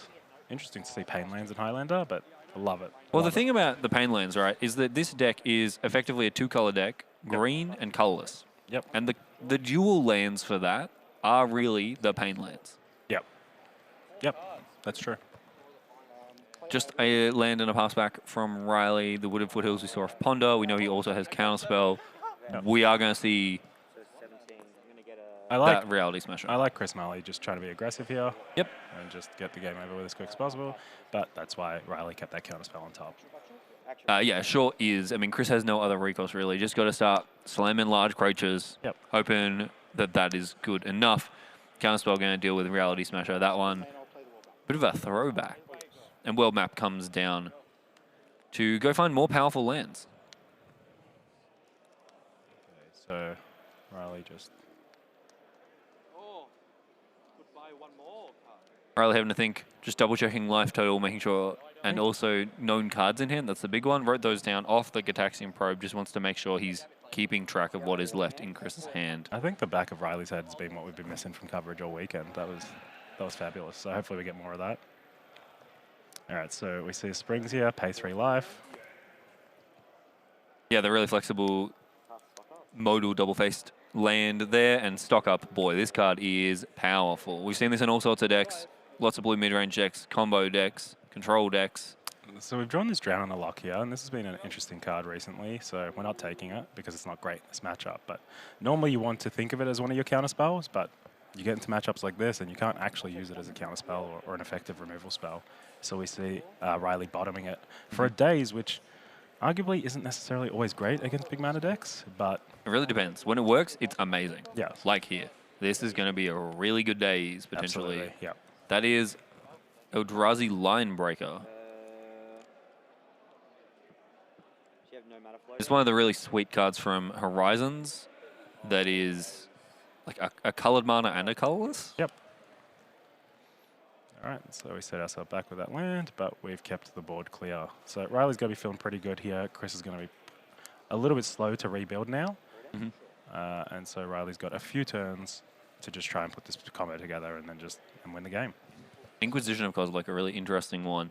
Hit or miss against Eldrazi. You'll often see them just not have anything. Yeah. So we've got the Jace, which is one of the worst combo pieces, but it also plays a fair game plan, and Riley will remember to draw the card off priority, and that's really important. there it is. Yeah, Jace is one of your sort of alternate combo pieces, I'd say. The main combo, of course, we've called this Throckle. Throckle. Yep. That's his Oracle, so that's his Oracle, of course, the 2-drop. Basically, you're trying to put this in play with no graveyard. Yep. Or rather, no library. This card's so powerful, Glaring Freshraker, and seeing it with that Eye of Ugin for just 1 mana. Yeah, I mean, I have Ugins. Very powerful as well. And is that Hunted Wampus? It is. Well, the Aberration. Or Aberration. Oh, yeah, Wampus Aberration, I believe. Yep. So we'll make a little Scion. Is Scion or Spawn here? Make it a Spawn. Making a spawn. All right, so think about responding to the Spawn. But also, this Glaring Freshraker is just going to deal so much damage. Yep. Wampus really a callback to, of course, Hunted Wampus. Yep. But really, the downside doesn't exist in this deck. We're always going to pay colorless mana for this. Yep. Chris has his stack of tokens out, waiting for Riley to make a decision. Riley just counting. Magic player's favorite thing, counting, I think. So what are we thinking about here? Like a Auroral Possession to get back Daze, to cast the Daze? I think that might be it, yeah. We're just trying to do some math, work out whether that's what we need to do. And of course, have to do that before the spawn resolves, if that's what we want to do. Yep. Instead, decide we're going to hold on to that Auroral Procession. Probably still casting it, probably still getting something back, because we do have to be trying to end the game. Fatal Push and Spells Snare in hand, both pretty limited, pretty narrow against the Eldrazi deck. Can maybe stock up here? Yeah. I think we'll probably be... Depends how much time you think you have, really. 12 life is not a lot. No, it's not. Facing down quite a lot of power. There's a really good chance you die next turn, I think, with the Fleshraker. Yeah, I think Riley's hoping to maybe like stock up, get a fetch land, and then trigger Revolt, and then cast the Fatal Push on the Glaring Freshraker. And draws the fetch gets land naturally. bailed out. I had one in hand anyway, so... Yeah, so I think Riley has that Fleshraker covered. And now we start to look for the other combo piece. This is an A plus B combo. We've got either Oracle or Jace. Yep. As your payoff, so having an empty library. And of course, the easiest ways to empty your library are either Demonic Consultation or Tainted Pact. Yep. So Tainted Pact, 1 point. Yep. Consult, 0 points. Slightly more risky because there's always the chance. These decks are always built with only 1 copy of each card in their deck. So it's 1 mana Demonic Tutor. Unless, of course, the card is in the top 6 cards of your library, in which case you're going to delete your entire library. But sometimes you go Thassa's Oracle in play. That's exactly what you want to do. What's your go-to name on Demonic Consultation when you're winning? I don't have a clever one. I don't. Do you have one? No, just the standbys of, you were already dead and just the classics. Yeah, I think we've got really good ones now. I'd have to update, to be honest. We've got a lot of very silly character names and stuff now. Yeah, important to make sure you have a good one. Yeah, like Clown Car's pretty good. I like Clown Car. Car's nice. What is it? Sarpadian Masks Volume 4 or whatever? The book? Yep. All right, so take one for the tapped Mana Vault. As you say, the Fatal Push takes care of the Wampus Abomination there. Just trying to reduce the amount of pressure in play. Riley, this is the classic combo deck. One more turn is what you're always looking for. Yep.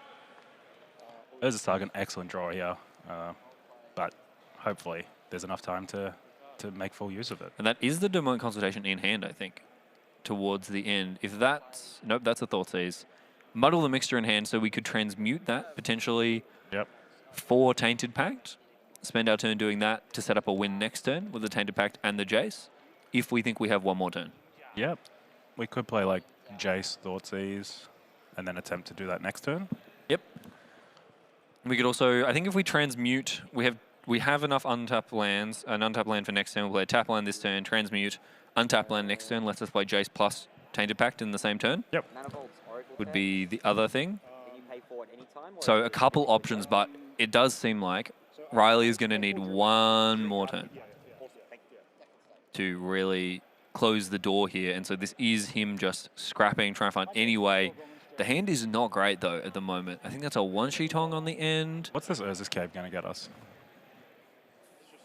What are we thinking? Few options, but none that are amazing. Yeah.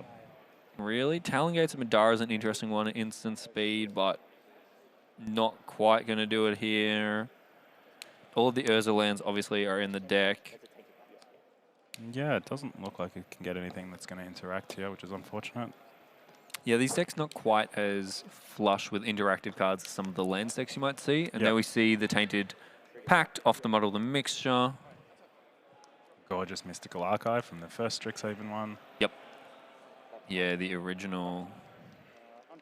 I'd love the Strixhaven archives. I know we've just come back to Strixhaven. We get more of these. They're gorgeous. They are. Both the sort of English printing, so the ones like this that we see. Yep. I'm quite partial to both the gold outline, but also the art. A lot of them have really interesting sort of 2D illustrative graphic art, which is really nice. Yep. And then a lot of the Japanese ones, like we see here, like the one Riley has. Yep. Stunning. Just Absolutely gorgeous. Some of the best art in the game, just across all of these cards, really. Absolutely. I will say, you definitely get your opponents asking what they are some amount of the time, especially with the number of ones that are the same. Like Swords to Plowshares and Ephemerate, both single white instants, and they're entirely in Japanese. Yep. Defiant Strike, there's many. Ephemerate. Yeah, God's willing. There God's were willing, that's the 5 one, single white ones. Yep. White instants in the first Strixhaven. Yep. Made really confusing for Limited. Okay, so it will just be a pass back from Chris. So Riley's moving quickly. Very fast here. Riley's moving quickly. He knows what's going on here. And fetch, Jace, Tainted Pact, GG's. So this will be Jace, Wielder of Mysteries. This is the sort of the Lab Maniac Jace. The most important part is that passive at the top. If you draw a card while your library has no cards in it, you win the game instead. Turns a bad thing into a good. So we're going to see Tainted Pact exile the entire graveyard. So we see Riley asking his teammate Trent here, because Trent plays a very similar deck and has played many Workshop and colorless decks. So he's pointed at the Earth Cave. He's like, is there anything he can interact with if I just go for this here? Yep, this is, of course, an open deck list format, but obviously Riley did not memorize the entire deck list in I the don't 2 think minutes Riley that they had. memorized his own deck list, to be honest with you. Riley and Trent, of course, and Dom, my previous team. So I'm doing commentary today, so I'm just going to make They have fun of them. upgraded. Yeah, they've upgraded, and I'm going to make fun of them from this seat here. So we're probably just going to see this cast here, and then we will plus Jace.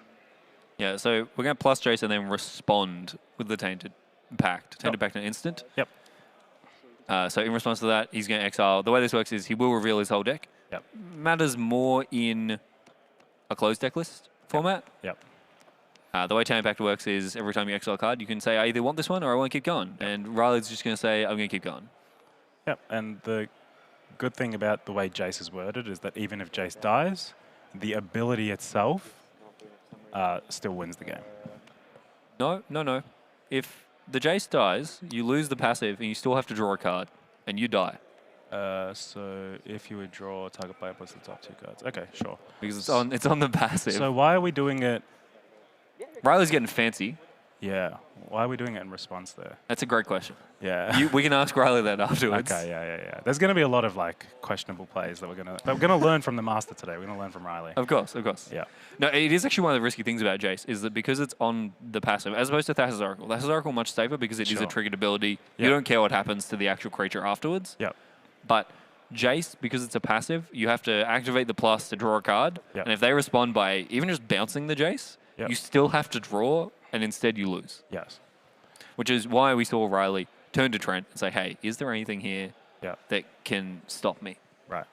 So if we do just play the Tainted Pack first, exile library, then play the Jace, and plus, it seems It's the same order, really. it's the same. It's the same. Either way, you open up that window for interaction. Yeah, you do, yep. Also, an adorable Eldrazi spawn there. from Oh, Chris. it's the minus on Jace that lets you still win even if Jace dies. Okay, I knew that it did do it, Yep. but it's on the minus. Yeah, if you Okay, get your okay. Jace all the way to 8 and Sure. then minus it and draw 7, Yeah. because otherwise that would be really sad. To Because lose so it many and then players lose would again. minus 8, ultimate their Jace, take all the loyalty off their Jace, it goes away, Yeah. draw 7 and lose. Yeah. So we avoid that awkwardness. We're going to jump in to our match in progress.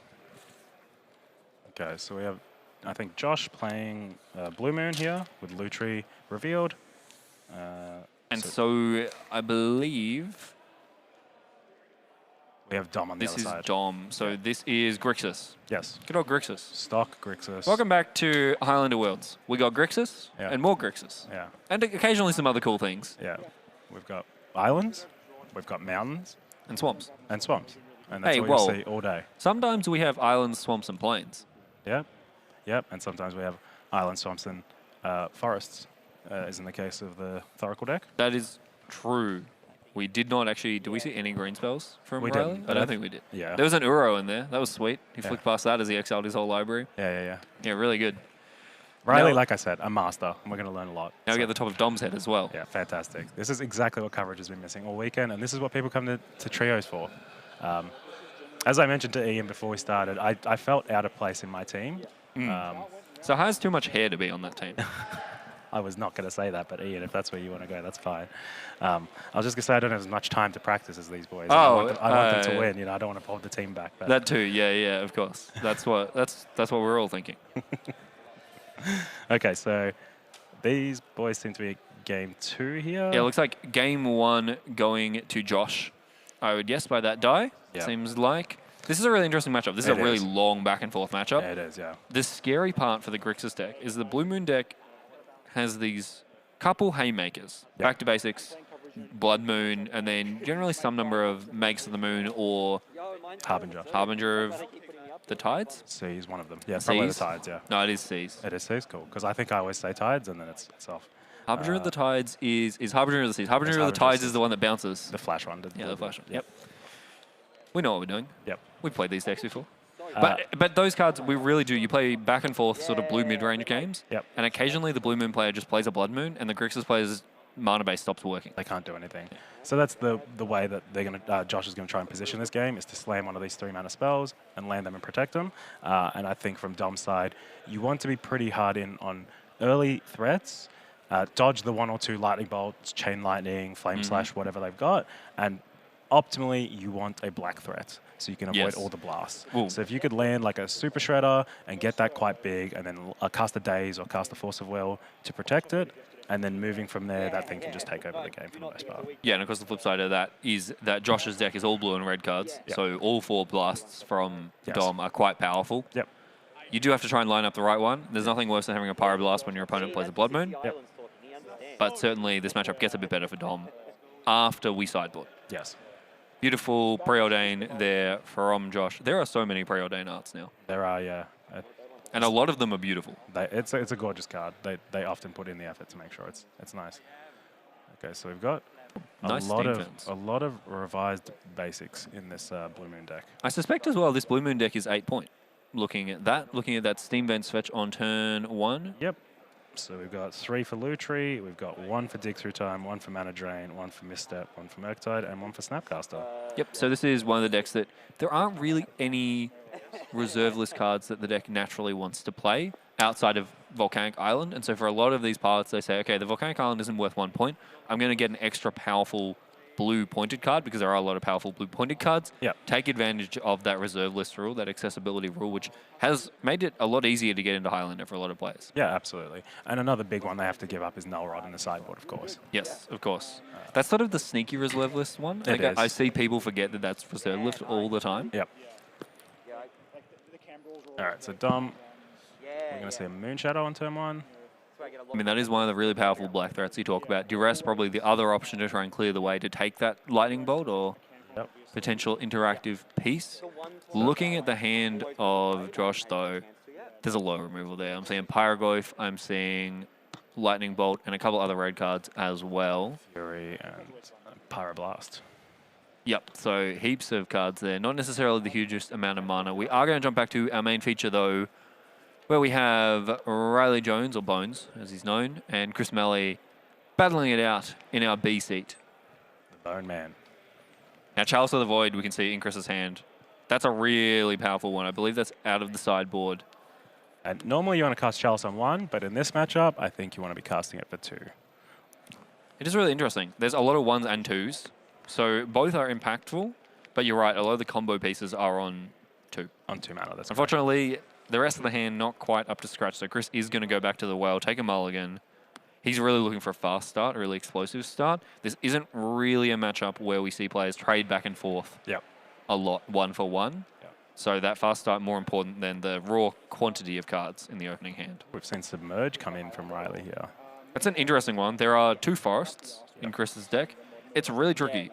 If it's free, it's really, really good, as Submerge always is. Yeah. But they don't always have to fetch the forest. There's a Yeah. lot of colorless cards in this deck. Yeah, this is a very, very interesting one. Do we have a Yavimaya in this? We don't have a Yavimaya. Okay. Nope, no Yevamaya. So, Chris as has found always, a hand he lots to learn likes. from Riley, and looking forward to see this play out. Chris has found a hand he likes. It's once again got Mana Vault, so immediately threatening a very explosive start. Yep. So you gain a life for this post when it enters? Yeah. Yep. Cool, we're on 21. Yep, Glimmer Post, one of the Locus's loci. Yep. The powerful land cycle. This is part of playing colors. You get a lot of really powerful utility lands. Yep. All right, so we start with Ponder. We see that Baleful Strix still in the post-board game, which is interesting. Doughty Voidwalker as well, not the most exciting card against Eldrazi. I think it's a little better against Eldrazi than it is against the Artifact decks, but it's still, hopeful. You're hoping to combine a Thoughtseize or something of that nature to get something, but a lot of the times the Eldrazi have already done their effects because they're on cast triggers. Yeah, exactly. I would generally describe Bones as hopeful. He's an optimistic guy. He is an optimistic guy. He had a burrito for breakfast today, and so I think he's hoping that's going to carry him to the win. Not your preferred breakfast food on a tournament day, Sahar? What do you normally opt for? I had a bowl of spaghetti bolognese, and we had a bet that whoever got the worst result that day had to get a tattoo, and so now Bones is the proud owner of a spaghetti bolognese tattoo on his leg. That's his first tattoo, I believe, as well, right? It is. What a wild thing to start with. Boy, this is... Look at this. We're going fast. Ugin's Labyrinth. Exiling Ugin. That's a flavor win. Yeah, that's on your bingo board. Let's make that happen. And then It That Heralds the End. I do love the names of some of these Eldrazi. Yeah. This card, I love It That Heralds the End, but every time I play it, I feel like I wish it just did a little bit more. Just a wee bit more. You're not happy with your 2-mana 2/2 that makes your big spells cheaper and anthems all of your colors creatures? I understand that it's supposed to be good, but the power creep has been so insane recently that it feels like it's more powerful than it is. I just wish it just gave all your colorless creature spells or your Eldrazi spells 1 rather than the 7 greater. I see what you mean. Yep. Yeah. Yeah, it's tricky because it can't just be all colorless spells Of because course. Yeah. then it just does things with artifacts. Yeah. If you make it all Eldrazi spells, it doesn't work with something like Ugin. And oh boy, Beseiju. That's very nice. Getting rid of the Uglin's Labyrinth. So not only setting Chris back a mana effectively, but that Ugin's gone forever now. That's a great classic 2-for-1. And you know what that means? The forest is out. See, he's a genius. You doubted. I never doubted. I knew the burrito was going to carry this game. And we're going to see Absolutely. this Submerge turned on here. No burrito tattoo for Riley. He's not going to start building a collection of food tattoos. Not today. Beseiju is one of the really powerful green cards you get, right? This Thoracle deck is a combo deck, and so there are a lot of Torpor Orbs, that kind of thing. Yep. Interactive artifacts and enchantments that try and stop you from doing your thing. Yep. So having this Boseiju that is near uncounterable Yep. to interact with that is very powerful. Yep, and I think that's the thing we love the most about Boseiju is you basically can't counter it. And we see it in Chris's hand as well here. Just a pretty ubiquitous card if you have green in your deck. All right, so that Submerge is going to set Chris back so far here. The worst part about the Submerge is now Chris knows he's drawing a 2-drop next turn that he Yeah. really doesn't want. Because we see Warping Whale in the hand, and then the last card is... Path of Annihilation. That's a pretty good one. It is a nice one. This card was excellent in MH3 Limited. Thoroughly enjoyed playing with this. All right, And not just a limited only card. No. Makes the jump to constructed. Yep. All right, so we've just played a land and passed here. Very quick pass back from Bones. Yeah, holding up Counterspell, holding up Daze. A Douthly Voidwalker still in hand. There's an Aurora Procession. And, a Thought Lash. Thought Lash is a really neat one. Yeah, that's the enchantment, yeah? The 2 blue, and then... It is. So this is yet another way to empty the library. It's also just a bunch of fogs stapled together. Love that, yeah. Wow, that's actually so powerful in matchups like this. It is actually really good against creature decks. It is genuinely going to be probably like 2, maybe 3 fogs. I guess the risk is you might exile your combo if you don't yet have it, and you're just aggressive. That is the risk, yep. So you don't want to do it too much, but buying time and then also being half of your combo is very powerful. Yeah. And again, it's one of those proactive pieces you can play in the face of removal and not really stress too much. You can just spend your mana, play it. Well, it's sort of like the One Ring. You play it, it fogs for the turn, and then it sets you up to do future things. It's hard to interact with. Yeah, I Thought like Lash it. is the One Ring. I see it. Budget One Ring. Point it. Okay, so we got Counterspell up here, Aurora Possession. Might just be Gonna getting get this, back the land. Yeah, get back the Boseiju, nice. Boseiju. and to hit this Path of Annihilation. Quite possibly. Path of Annihilation is very powerful. Is that a Mistrise Village? Boy. Yes.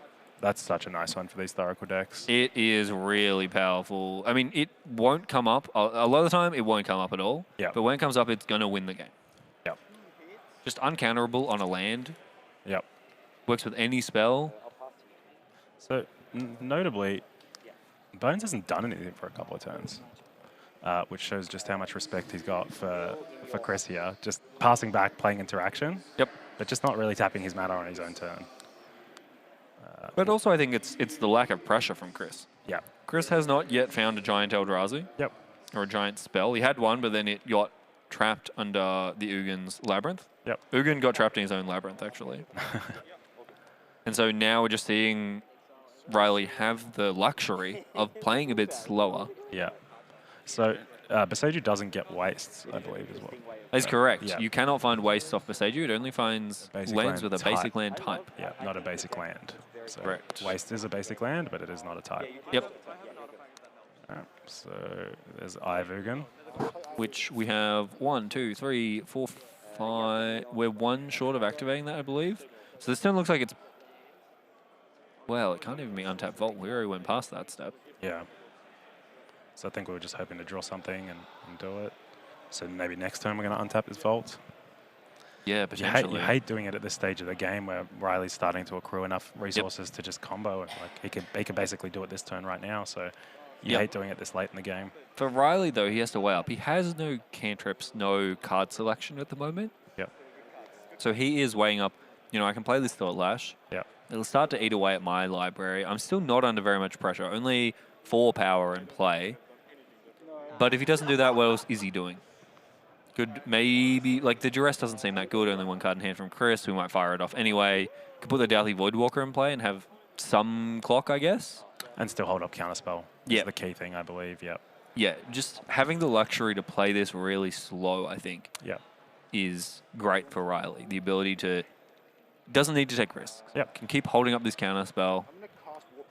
Of course, the risk there is that for Chris, a lot of these Eldrazi, as you said, have really powerful cast triggers. Yep. We're going to see Warping Whale. On the end step. This is an all-time favorite of mine, Warping Whale. It's so flexible. Yeah, just a really nice glue card, right? Yeah. So, Riley thinking whether or not to counterspell this. And Yes. I don't hate it because it signals pretty hard that Chris needs all of his mana for next turn if he's prepared to use this as just a one-shot, as a Lotus Petal. So possibly you can counterspell it and then know that the days might be enough for whatever it is that Chris wants to do It's interesting because Chris doesn't have any cards in hand, so he's just doing this to sort stop of the Eye of Ugin activation. yeah, basically. Which means that Chris basically taps out this turn to untap the Vault, likely. What's interesting, Chris has to make the decision Yes. whether he untaps the vault or he can wait, and if he draws an untap land, he gets to activate Eye of Ugin. But He I thi- can't do both. Yeah, I think he did that last turn, and it didn't necessarily work out for him, so he might really want access to it to guarantee it. But we're just going to draw here.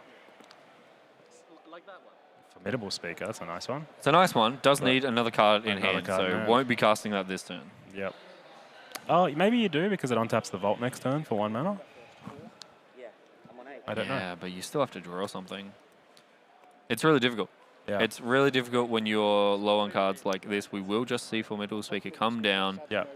Yeah, I just hate doing nothing here. You're giving Bones a lot of time. He's getting low on life too, right? So this is your game plan, to just try and kill him. It's true. I mean, the 2 extra power is not nothing. Yep. Of course, we know that Riley has a Thought Lash. Consult the star charts is, boy, That's a nice card. it's just so flexible. Yeah. It's really good on both modes. Obviously, you'd rather kick it, but it just does so much. Okay, so we're just shields down here. So what are we taking? 2, 3, 4, 5, 6. Is that I right? I can exile cards from my deck to prevent a damage, and I have a Yeah, 6 power in play. Well, yeah, 6 power in play at the top card from my library. the moment. My whole Yep. So the Thought Lash will presumably be used to soak at least some of that damage. Yep. Probably as minimum as possible. Yeah. You want to don't die, but Don't stop yourself from being able to win either. yeah, don't exile too many cards because, as you say, there is always the risk that if you exile the Thassa's and the Jace, Yep. the game gets much harder. So drawing an untapped land here. 3. Drowsy Temple's a pretty good one. It is interesting that like you're going to have to sacrifice these spawns to activate Eye of Ugin, and that's kind of your pressure that you've got on right now. So Although, presumably, whatever you get off Eye of Ugin will be gigantic and pressure in and of itself. Well, you know the really interesting thing? If we can find Emrakul, the Promised End, yeah, there's a Thought Lash in play. just exile their whole deck. Yeah. That's pretty nice. Yeah. So, Emrakul, the Promised End, immediately game-winning now. Yep. Alright, so cumulative upkeep, exile 1 card. And it will be Fatal Push. Another interesting one to be keeping post board. I mean, it looks pretty good here. Yeah. Do we have enough? What? So we got Enchantment and Land in the graveyard? End of this turn, we can untap the Vault. And then have 3, 4, 5, 6, 7. So we actually don't have to sacrifice the spawns. Excellent. 3, So we can Yep. Yep. do that, untap. Next turn we have untap the Vault again is 3, 4, 5, 6, 7, 8, 9 mana off the Eldrazi spawn, and all your Eldrazi cost 3 less. Yep. Yep. And the Emrakul costs 2 less again for the cards in graveyard. I think Looks we like can Emrakul's coming up. Emrakul can come down next turn potentially. And I think we have 1 mana to spare in that calculation, which Yep. means we can pay for this days too. We can. Although I think it's really the cast trigger we care about. Yeah. And I think Riley just did the same calculation. We saw him count, and oh, that is interesting. We saw him do some counting. This work Consign out. to memory is gonna go so hard here. Well, I think Consign of Memory. Also, there's a Demonic Consultation. Yeah, so that buys us the time now because we can counter both the Well- Emrakul and the trigger. The other thing, we can just consult for Thassa's Oracle here. Oh, we have enough mana If we want. to do it. And we know And the then we top can 2 use- cards. And then we can use the memory lash to finish off the rest of the Yeah, day. correct. Excellent. However, we know the top 2 cards of the library. Yep. We've got to exile 4 more after that. And if the Thassa's Oracle is in there, we lose. So, Does that math get any better turn to turn? well, now that you've drawn the Consign, it's interesting. Because you can maybe just keep playing. Yeah, and try Well- to just draw it. Boy, it doesn't... I don't know that the numbers get better. It's always the top 6. And it's always, if it's Well, there, it's that's always the top unfortunate. 6, and at the moment you know the top 2. So, it's it's only actually 4. Pretty good right And if now. you wait, every turn you wait, you know less and less of the top cards. Yeah. And that might be what Dom is saying right now. They're having a discussion. Obviously, team events. This is the joy of team events. Yeah. Oh, yeah, that's excellent. Yeah. I love playing with Dom because he often suggests illegal moves, just not knowing what's happening on the board. But I think he looks pretty switched in today, and they're having real, genuine conversations. It does kind of look like Riley's explaining something to him. Like this one gets, a plains or a swamp here. That's what he's pointing at the marsh flats. Yeah.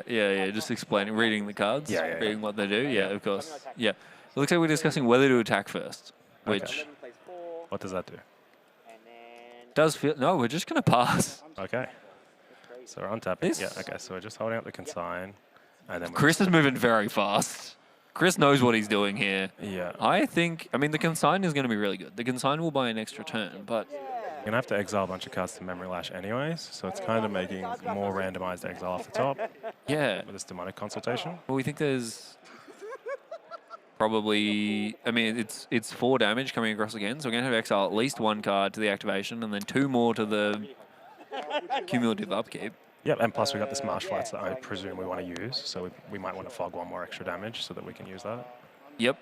And if we use the marsh flats as well, we shuffle, so we lose the 2 safe cards on top of the library. Yep. It's very difficult. I mean, and this is the gamble that you have to play. Yeah, it's a very tight spot here. You're under a lot of pressure. And Yeah, absolutely. So trigger on the stack. Chris is explaining. He's going to untap this mana vault. yep, so we won't take any damage. No from need that. to take the extra damage. Oh, drew a Kozilek's. Kozilek's Command. This card's so good. It's so powerful. Well, especially making a bunch of spawns when you haven't hit that heralds the end in play. Yeah. Is, oh boy. Okay, so I tap in. Oh, I'm out of here. Here it is. Cast Yep. Emrakul. Consign. Consign. Oh, We're gonna take that Emrakul it back. goes under Deathly Voidwalker. It's pretty nice. That's Pretty nice. pretty good. Okay, so maybe we don't need to win the game with Thoracle, actually. Yeah, Maybe we can just... win the game with Emerald. Cool. Yeah, this is sweet. So what Chris is actually thinking about now, with this on the stack, Yeah, is he can cast Kozilek's Command yeah. and exile the Deathly Voidwalker potentially. Is that not a sacrifice ability for the Darthy Voidwalker? Well, no. With all of this on the stack, with the consign still on the stack, which is why Chris has said, well, hang on, back up. Sure, Don't put that under there yeah, yet. Yeah, okay, Because yeah. we've got the 2 mana from the spawns, Yep, and then it costs 2 less from Ayavuken because it is an Eldrazi spell, Yep. which is exactly enough to cast XS2, Yep. exile target creature with CMC 2 or less. Yeah, that makes sense, yeah. And then we can walk right into the days. Yep. Also makes sense. That's in Riley's hand. Is I what's think about to he got happen. rid of it with the Brainstorm. Oh, you're right, he did. Okay. Yep. So we're going to keep playing then. Yep. So we're going to do this play here. Sack 2. So this is before the consign resolves. Yeah, so the whole idea here is that the Emrakul won't end up exiled under the Deathly Voidwalker. Yep. Just make sure that Riley can't cast Emrakul Yep. next turn, is basically what's going on. Yeah. Which, if he did, he was going to sack these Scions anyways. So you're Yeah. going to lose a bunch of your resources. So you might as well just do this here and protect yourself for an extra turn or 2. And you get to draw a card. You get to scry 2 and draw a card. Yeah. So we're building the stack here. Riley just says, hang on, wait a second, I need to think about this. Currently ruining the fact that he put the days on the bottom, I'm sure. Could consult... No, actually can't. We'd have to crack the fetch land first. Head in hands. This is complicated. Sinking. I mean, we might still see Demonic Consultation, but we might just be spinning the wheel. Yeah. And the odds are slightly worse than they were before. Yep. So fetch down to 3. And lose that info. Yeah, lose the info of the top 2 cards. There is no Underground Sea left in the deck. Days on top. Yeah, he knew that was on top. Cannot get Tropical Island off Marsh Flats. He's pulled that to the front, but not allowed to do that one. Riley? Okay, found the watery grave. I mean, 2 more damage here is not nothing. That's Yep. it's another 2 cards you have to exile to this Thought Lash. I appreciate Riley's effort to win the game without rolling the dice to Demonic Consultation. Yeah. And I think all he's done is make the Demonic Consultation dice tilted against him even more. Yeah, worse and worse every time. Yeah. And that's the kind of brilliant plays you're going to see with Riley here. So we're going to cast this Consult. Okay, so he's trying Okay. to just find the other part. So now we're trying to consult for the days that was on top before we had to fetch. Okay, well, we found that. Okay, well, that's fine. We found both Thassa's Oracle and Jace, so I guess Riley's like, okay, well, I guess I'll take this one then. We have a term that we like to use here in Magic called Never Punished. and it Yep. keeps medium level players medium forever. But that's not what's happened here. Riley knew this is what was going to happen, Yeah, of course. and now he's just got the win in hand, which is excellent. So, Yep. wow, this is all still on the stack. There's still consign. Yeah, correct. Yeah. Yeah, now Consign's going to resolve. Now Emerald's going to get countered. And Yep. and Chris kept a card on top with his Scry too. Yep. Unclear what it was. Yeah, that Warping Whale's gone. In for 2. So Thought exile Lash, 2 exile 2 cards. We can't see what they are, And but I think Riley doesn't care. Just use doesn't them. really matter. Yep. Untap, and let's do it. Untap. Exile Don't forget 2 your more. cumulative upkeep trigger. Great. 2 cards gone. Draw a card. That's Thoracle. Slam it. Remember to respond to the trigger. I mean, the Thought Lash is in play. And that will be Riley Jones winning game number 2, taking that match in this round. That's kind of how we thought that matchup would go. Yeah, it is really difficult for Chris to have enough interaction and enough pressure and really balance all of that. Yep. And the Thought Lash is especially brutal just for the fogs and the fact that it lets Riley break up his combo over multiple turns. Yeah. I think Chris is just explaining he was all in on the Emrakul there to exile his whole deck with a Thought Lash. And you know what? It looked really good until Riley brainstormed into a Consign. Yeah. And Consign is one of the best counter spells It is. in all of Highlander, really, in Modern. It can be used proactively, it can be used defensively. It Yep. comes in against artifact decks, it comes in against storm decks to stop the trigger. It can stop the Thassa's Oracle trigger. Yep. It's really good against Yeah. Thassa's Oracle. One Yep. of the few things that interacts with Thassa's Oracle. Yep. For sure. So that is the team of Riley Jones, Dom Z, and Trent Clark winning that round. They're heading to 2-0, off to the perfect start. Still, Chris Melley's team 1-1. 5 Yep. more rounds to go. Heaps of time for them to keep stacking up those wins. But that is the end of round number 2 here at Highlander Worlds Team Trios edition. Yep. Round number 3 coming up shortly. Sam's going to get back in the booth. Dylan's going to get back in the booth. And you'll have to stick around till later in the day for Sahara and I to come back. Stick around, don't go anywhere. We'll see you later.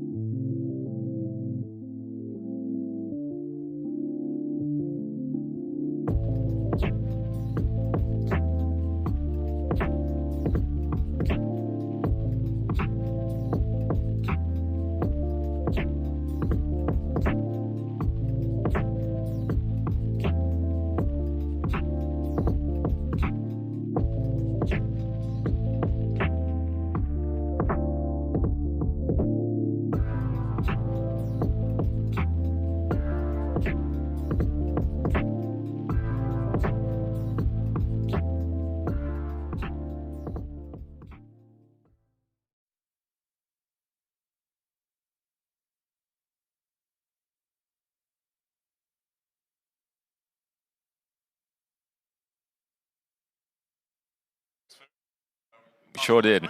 We're getting ready for round 3. Yeah, round 3. Right into round 3. Because this is a cut to top 4 with a Swiss +1 pairing sort of tournament, that means that most of these teams are trying to go lossless to get into that cut. We have 2-0 teams here. And who do we have up first? So we have Team Bus Stop, Matthew Judas, teamed with James Wilkes. Yes. And Stephen Hitchcock. Maybe the you've heard of them. Yeah, the reigning champions from last year. Yeah. And on the other side, we have Dylan Brown, Paris Panda, and Jennifer Rose Holloway. Yes, so Jen just played Worlds at the end of last year. She won RC, I believe it was 10. Yep. Here in the Coburg Town Hall. Fantastic player. Dylan, also a Bus Stop member. Mm-hmm. And another Dylan. I know, right? You guys love that name. Yeah, it's an all right name. Depends on who you ask. And you probably saw her last on coverage yesterday. So in the teams event today. So she is playing what? She's playing Nadu. Nadu. Nadu. You yell at Nadu or you don't? I don't. I didn't play it at the Pro Tour. Big mistake. Yeah, that was an error. Okay, and then Judas. What's Playing Judas got? Prowess. He's playing Prowess. So Judas was playing Grixis yesterday, did extremely well, made top 4, but with unified points, there's a deck change on the board. Yeah, Stephen Hitchcock was the Grixis pilot for these 3 and loves playing Grixis. Yeah. Loves some Fallen Shinobi in his list. It is the Bus Stop deck list. So. All right, so Judas kicking us off with a Prismatic Vista into a Dragon's Rage Channeler, one of the very powerful 1-drops you can lead on. That is a great print of that card as well. It is. Judas loves his various printings and alternate arts and loves his deck being as pimp as possible. And Dylan leading us off here with, I want to say, an Overgrown Tomb. Yeah, I mean, it looks like a Restless Cottage, but it can't be. It does. Yeah. Actually, it might be a Verdant Catacombs. It's got the SPG symbol on it. Okay, sure. They don't make it easy on It's in us. Japanese, so it's Anyway, that's a slick shot show off. So Judas is going to get in here for 2. Doesn't have any free spells by the look of it to buff them, but, off to a good start. Yeah, I mean, that's one threat that really needs removing, and another threat that is going to keep giving value while it's in play in the Dragon's Rage Channeler. So a fantastic board state there. Blockers aren't going to do a lot unless they've got flying or reach. So yeah. So Dylan sacks over in Catacombs, goes finds Lush Portico, just trying to smooth her draws out, as most people do when they don't have a turn 1 play in this format. Yeah. I mean, the Surveil lands, I mean, they've been around for a little while now, but the extra consistency they add, like a pseudo Serum Visions or something like that, I would like to say. Yep. To, smooth out those first few turns really helps in staying up with the 1-drop. Yeah, so she bins the Court of Calling. It's got a Flooded Strand, Tropical Island, Path to Exile, Court of Calling. Yeah, it's an Eldritch Evolution in the bin. Yep. I knew that one. You got that one. That's an RC promo, so actually no. Yeah, you played that one, I take it? No, they just gave me one. Oh, okay. Meanwhile, Judas does have a Bolt in hand, which he's choosing not to fire off here. Has a Sink into Stupor, which he's playing as the land side. So Forest Springs. Yeah, not to be confused with Sulphur Springs. No. And a Vivi Orniter. Wow, we've got this is such a Is It Major's dream on board right now. Yeah, it is a little uncommon for the Prowess deck to just play 3 threats in a turn, back to back without playing any sort of spells to go with them. Absolutely. Especially because in that deck, having played it a little bit, you are pretty threat light, enough threats in this format to make up your creature quality. However, the ones that you do have and when you find them are amazing. And we've got 3 really strong ones on the board here. So Judas is just trying to commit to the board and basically go for a 1-turn kill that Dylan's not going to be able to get past, so she can't really combo off beforehand. Okay, so Path to Exile Exile firing off here onto Judas. And this mana is maybe not as relevant as Judas would like it to be, given he's only got 2 cards in hand. So he may not have the ability to cast all the spells he wants, but it does give him access to a second red source. Yeah, and Dylan Brown there just surveilling to the top of a meticulous archive and then going to their draw step. So let's see what Dylan would like to do. Just pass again. Just pass. Plays the Trop and pass. Judas has a Bolt and a Flow State that he's picked up for the turn. Ooh, Flow State, not quite on yet, but who cares? So there is a thing that could pop up, which it hasn't in this time, is that the DRC could bin a sorcery, and then Judas could fire off the Bolt, and that would put both card types in the bin, allowing to get the full value off Flow State. That would be a really sweet heads-up play. I think in this case, Judas just needs to get the ball rolling here, so looks like a Reckless Impulse is the take. Yep. So we've got 2 card types in the bin at the moment. Oh, it might be a Fire Fire Blast, actually. Ooh, Fire Blast would be pretty nice. So Flooded Strand, the play. getting in for 4. And Dylan flashes in an endurance. This is... I think that's actually a price of progress. Oh, is it a prize? It looks like a prize. Interesting, interesting. Okay, so... Oh, no, it is a Fire Blast. It is a Fire Blast. It is a Fire Blast. So we're Fire Blasting here to prevent... Endurance does have reach. It's a 3/4 flash reach blocker here. Also, I'm imagining we're going to see some cards shuffled back into the bottom of the library. Yeah, so I think this is a slight mistiming. We want the Endurance trigger to resolve first before we fire off the Fire Blast, I think. But Judas might be playing around something else to... I'm not quite sure, but... maybe it's playing around something else. it's interesting. Like the question becomes, do you want those cards in your deck or not? I think it's more you want the Fire Blast in the graveyard for the Dragon's Rage Channeler. It's plausible. I think that because also when you're paying that cost, you're getting lands in. We've got the Flooded Strand, so we're going to have a land either way. I can see a world in which you value Flow State enough to shuffle it back in, but of course you're putting those mountains back in as well at the same time. So yeah. So we've got the Nomads in Core coming out. Dylan with a Court of Calling in hand. And she's a bit in the tank here. She only needs a Nadu now. Yeah. So Nomads in Core. Can you explain that card for our viewers? Yeah, so Nomads in Core has an activated ability where you can pay 0, which is... Okay, that's very little. It's very little indeed. And you can redirect 1 damage from Nomads in Core to target creature you control. So you don't actually have to have any damage being prevented in order to activate this ability to target your own creature. So you just have a 0 mana activated ability which says target your creature. Yep. Very, very cool Future Sight border on the print that Dylan has in play, although I prefer the Stronghold one, personally. That's fair, but this is the only foil printing available, and Dylan loves her foils. That is true. I did forgot. I did forgot. It's all right. Judas gets the Thundering Falls end of turn, surveils the Scalding Tarn into the bin, and picks up... Ooh, what's that there? This is the Bestow Triton with... That's the MH3 Triton. It's got Prowess. So it's a 1 mana 1/1. It's also got Bestow for 1 and a blue, and it is +1/+1 and Prowess to the creature. Yeah, so this card fills a really nice role in the deck of being a 1-drop with Prowess as well as being able to cast it as Bestow, which means it counts as a non-creature spell when it's cast, triggering all your Prowess. Yeah. And then Judas in with the Bolt and ends the game. That's it. So, one of those games that Dylan was so close to going off there, and it was a lot closer than it actually looked in terms of board state, mostly because Judas really valued the tempo, really valued getting the damage in there, and not allowing that one turn for Dylan to perhaps, put both pieces of the combo together. Judas knows what happens when Nadu gets going, and I think Judas likes playing quick and likes playing a lot of games, and realistically just doesn't want to sit there going through it. Yeah. In the meantime, we have Jennifer on the left, and we've got Stephen on the right. Yep. So Stephen's got a Bowmaster in play, Ledger Shredder, and a Deathrite Shaman facing down a Ragavan. Okay, well this is a Deadpool Kaito Dismember it's a and Rel Watery Zarek. Grave. I think it's a Rel Zarek, isn't it? Oh no, it's a Kaito. No, you're right. You're right. Yeah. So I mean, this is basically a the 7-point public points discussion Discord on camera here. So Grixis v Grixis. Grixis v Grixis. We be Grixising. All right. So Preordained coming off for Stephen. Looking at the top 2, probably looking to find a counterspell if he doesn't have one already in order to answer a potential Deadpool. Well, he's quite ahead on board, so we see 2 counters on the army token there. So he's got a good block on the Ragavan, even if he attacks with the Ledger Shredder. And just preventing Jennifer from catching up in board state would be a strong line here, I think. Yeah. We do have pretty healthy life totals on both sides, though. So this Deadpool might be something really dangerous for Stephen if he doesn't have an answer for it. Stephen also potentially looking to cast another spell this turn so he can trigger his Ledger Shredder, draw a card, and maybe cycle and find some sort of interaction.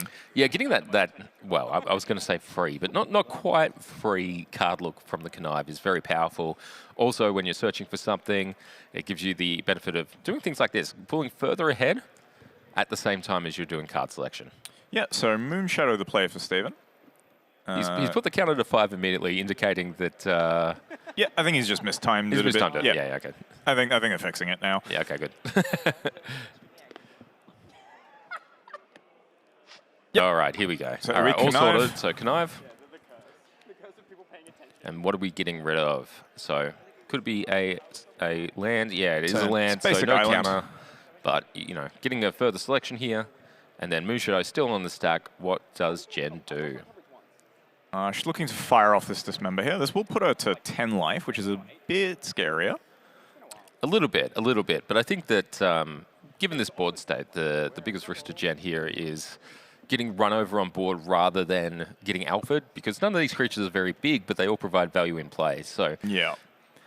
Do you know what a cool thing about Moonshadow is? I don't. You should tell me. It's Deadpool proof. It's Deadpool proof. Deadpool immediately dies because it answers with the counters, I imagine? It does. Hell yeah. It does make Death Shadow a bit silly looking, but Yeah. Deadpool doesn't get to stick around. Yeah, sucked in. All right, this Dismember fired off on the stack by the looks of it. Mm-hmm. And Steven is in the tank because he still has a Death Ride activation that he can do, which I maybe imagine this you Death want Ride at least the drain 2 here, surely. Yeah, being able to attack Jennifer's Graveyard, taking out a sorcery or instant, being able to maybe cut off Delirium for something like Dragon's Rage Channeler or Unholy Heat or something along those lines. Now, you know this deck list relatively well. Do you go for the instant or the sorcery here?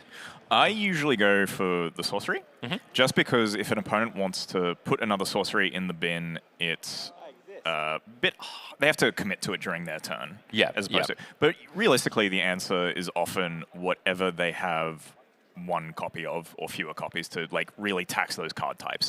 So you can attack one specific card type in order to really try and get through it. Okay, So, attack with a 2/2 army and a 2/4 Ledger Shredder. The army trades with the Ragavan. Yep. Jen is valuing her life total. I believe she's down to 6. Yep, that sounds correct because the Death Right, she was on 10 and then the Death Right did 2 damage and now the Ledger Shredder gets in for 2. Okay, so Jen, again, still behind on board. The Moon Shadow is growing. Yeah, it should grow to be a 2/2. Jen's on 6, so not dead on board as it stands, but... Okay, it looks like they've worked out that it cares about cards, not permanents. Tokens are not cards. They are not cards. It is one of the secret writer texts that they do print on Magic cards that sometimes they will care about permanents going to the battlefield and sometimes they'll care about permanent cards going to the battlefield. Yeah, so Jen with the Watery Grave looking as a third land drop is going to be forced to shock and go to 4 life. This can be dangerous, and Steven looks like he's managed to make a situation in which he can beat through a Deadpool. But the Deadpool gets to copy the Bowmasters and kill the Deadpool. That's not bad. So Jen's still like facing down the aerial threat, which is the Ledger Shredder, but we're starting to be one removal spell off, and even the Kaido can put some stun counters on it. Yeah, so Steven's going to lose 3 life here from his Bowmasters. That is a Deadpool. That is a Deadpool. But Jen is on 2 life, and she doesn't have an answer for this Ledger Shredder. Luckily, she has in her hand on a Holy Heat and a Shouldered, and a Kaito, which can tap down the Ledger Shredder. But Steven going for the fetch here, sacking the Verdant Catacombs. Imagine he's going to get a red source, and I think he's got a Bolt in his hand. Well, if he's got a Bolt in his hand, we've got a couple of unknowns there from Jen. I think it's an Unholy Heat and a Shieldred, though, and that neither of those are Mental Misstep. No, or Force of Will. I think you're just going for it. Oh, surely. I mean, especially with 3 cards in hand, 2 unknowns only, and Jen being up against it as it is. Nethergoyf the play. Nethergoyf to start, and then we're going to try and bolt. Bolt you, trigger Ledger Shredder, and Jen picks it up. All right. Well, we know where Steven went to undergraduate. Bolt you. Yeah. So back to our main match. We have Dylan, who's leading us off on the play with a turn 2 Stoneforge Mystic. Yeah, unfortunately we missed what card was searched for there, but I imagine we'll find out very quickly that it is... Probably a Shuko. A Shuko. But you can see the Shuko in her hand. She's got a Crop Rotation as well, the Path to Exile. Very nice. Judas starting the game off with a Preordain, and it looks like there was a turn where a Dryad Arbor got gut-shotted. Ooh, that's hot stuff. So, looks like a bit more has happened in this game than we thought. So he's also got Pyrokinesis, Misstep, Ponder. Yep, I tell you what, I love a gut shot. Yeah, it's a really fun card. Amazing. I do have a lot of memories of Jim Wilkes killing me in Standard by gut-shotting my birds. Oh, fantastic stuff. Pod versus Delver. Classic time. Yeah. No, I remember that quite well. Judas choosing not to shuffle and passes the turn, so he does have the Mental Misstep. He's got a Git Probe as well. Yeah. Choosing not to fire it off because he is a prowess deck and wanting to maximize value with that Git Probe. Exactly. So he's got a land drop for next turn. I know he's got a Lava Dart on top, and we've got the Pyrokinesis in hand. So short the threat in play, but we've got the answer for the Shuko. So less threat in terms of the combo. They do need a A and a B, and that's one of the Bs answered. So Dylan does have Nadu in hand. Ooh. But So no blue mana quite yet, but does have the Talon Gates of Madara, which does work as a filter land. Are you familiar much with Talon Gates of Madara? semi familiar in that I've heard people complain about it quite a lot. Yeah, this card is really silly with crop rotation. Oh, this is the one that makes something phase out. I've lost to this. Yeah, I've been playing Legacy and thought, I can win with this Marit Large. There's no way I'm gonna do anything. I can play around Swords, I can play around Caracas, and suddenly there was a Talon Gates of Madara, and I was just, I'm dead. Fantastic stuff. So Astrologian's Planisphere. Astrologian's Planisphere, one of our Final Fantasy cards, and looks like we've got a good anime boy there to support it. Jit Probe for life, and going to put a counter on the thing. So Astrologian's Planisphere means that whenever you cast an instant or sorcery spell, or non-creature spell, sorry, you put a +1/+1 counter on it, and you also get to do it when you draw your third card in a turn. It's such a big Ooh, so we have an end-step pre-war formal wear from the Stoneforge Mystic, which has brought back the Dryad Arbor. Ooh, that's good stuff. That's good stuff. What was the draw from Dylan here? Oh, she flashes her cards too fast for me. Well, one of them's definitely Nadu. One's Nadu, one's Path to Exile, one's Crop Rotation. I can tell you that much. So she does have the mana to play the Nadu if she so chooses, because you can tap the Talon Gates and the Dryad or any other land to produce the blue mana that she needs.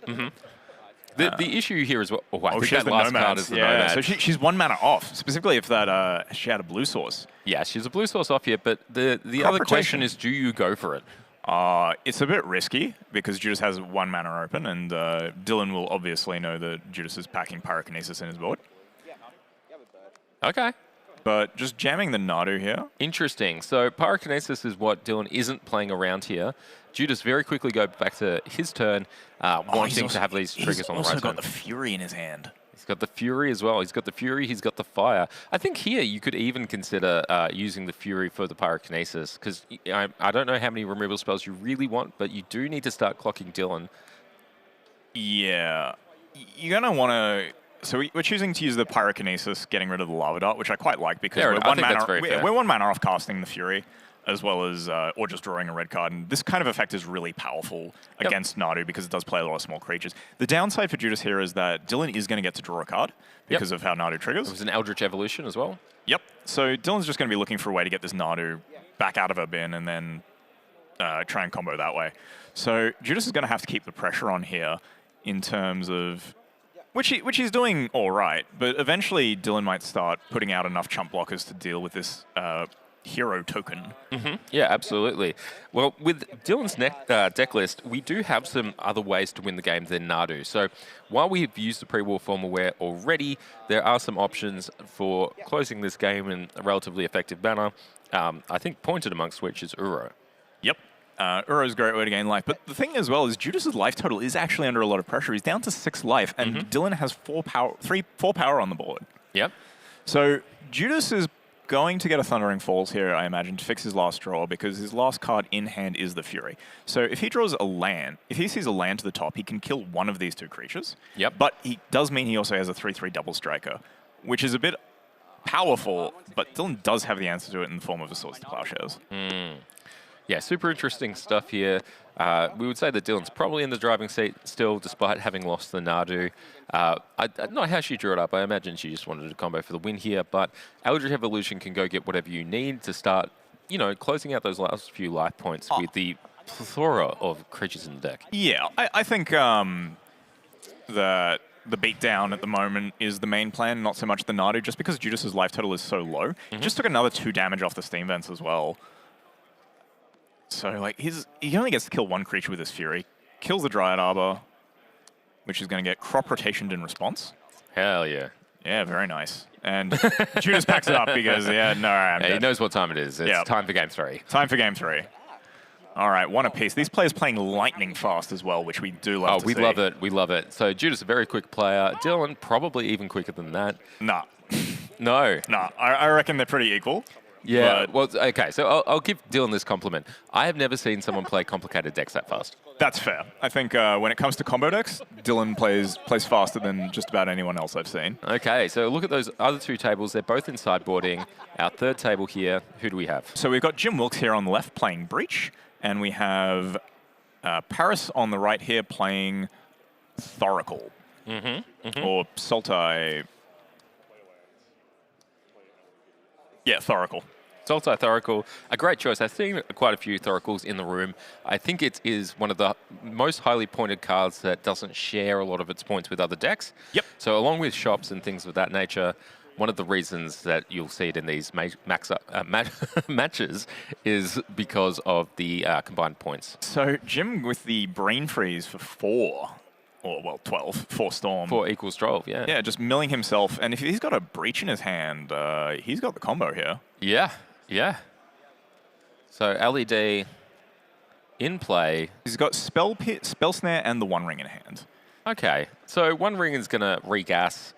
I imagine he was looking for something like a Safine's Reclamation. Yeah, if he hits Savines and Breach. I think he might actually have a Safine's already, but he doesn't have the Breach in him. Yeah, it was digging for the Breach. No, I think he hit the Savines but missed the Breach. Yeah, which is fair enough. But, you know, one of the things when you're looking for those two cards, and they can be in the graveyard or you could draw them later, is going for, you know, a 12-card Brain Freeze on yourself will just up your sample by quite a few cards. So it doesn't matter now that it wasn't milled because he could just draw it.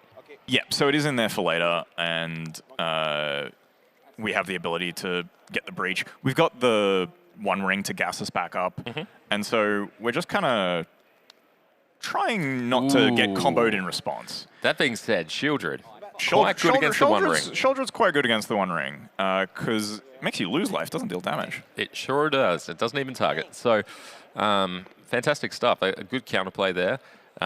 Very fortunate for Paris to have that one right there. And pretty heads-up play as one of the cards that would get Jim out of a situation like this, if you're not just dead to the combo, is the One Ring. Yeah. These players are kind of going to be passing along in the night almost, trying to just get their combo off with tiny bits of interaction here and there. Now, which of these decks do you believe plays a better mid-range game plan? I think that in this instance, the Thoracle deck does, because it is playing things like Douthie Voidwalker, Shouldred, and is this list playing Uro? Maybe not this list, but I do see quite a few lists playing Uro. I can't be playing Uro because that's in Dylan Brown's Oh, list. of course. Yeah.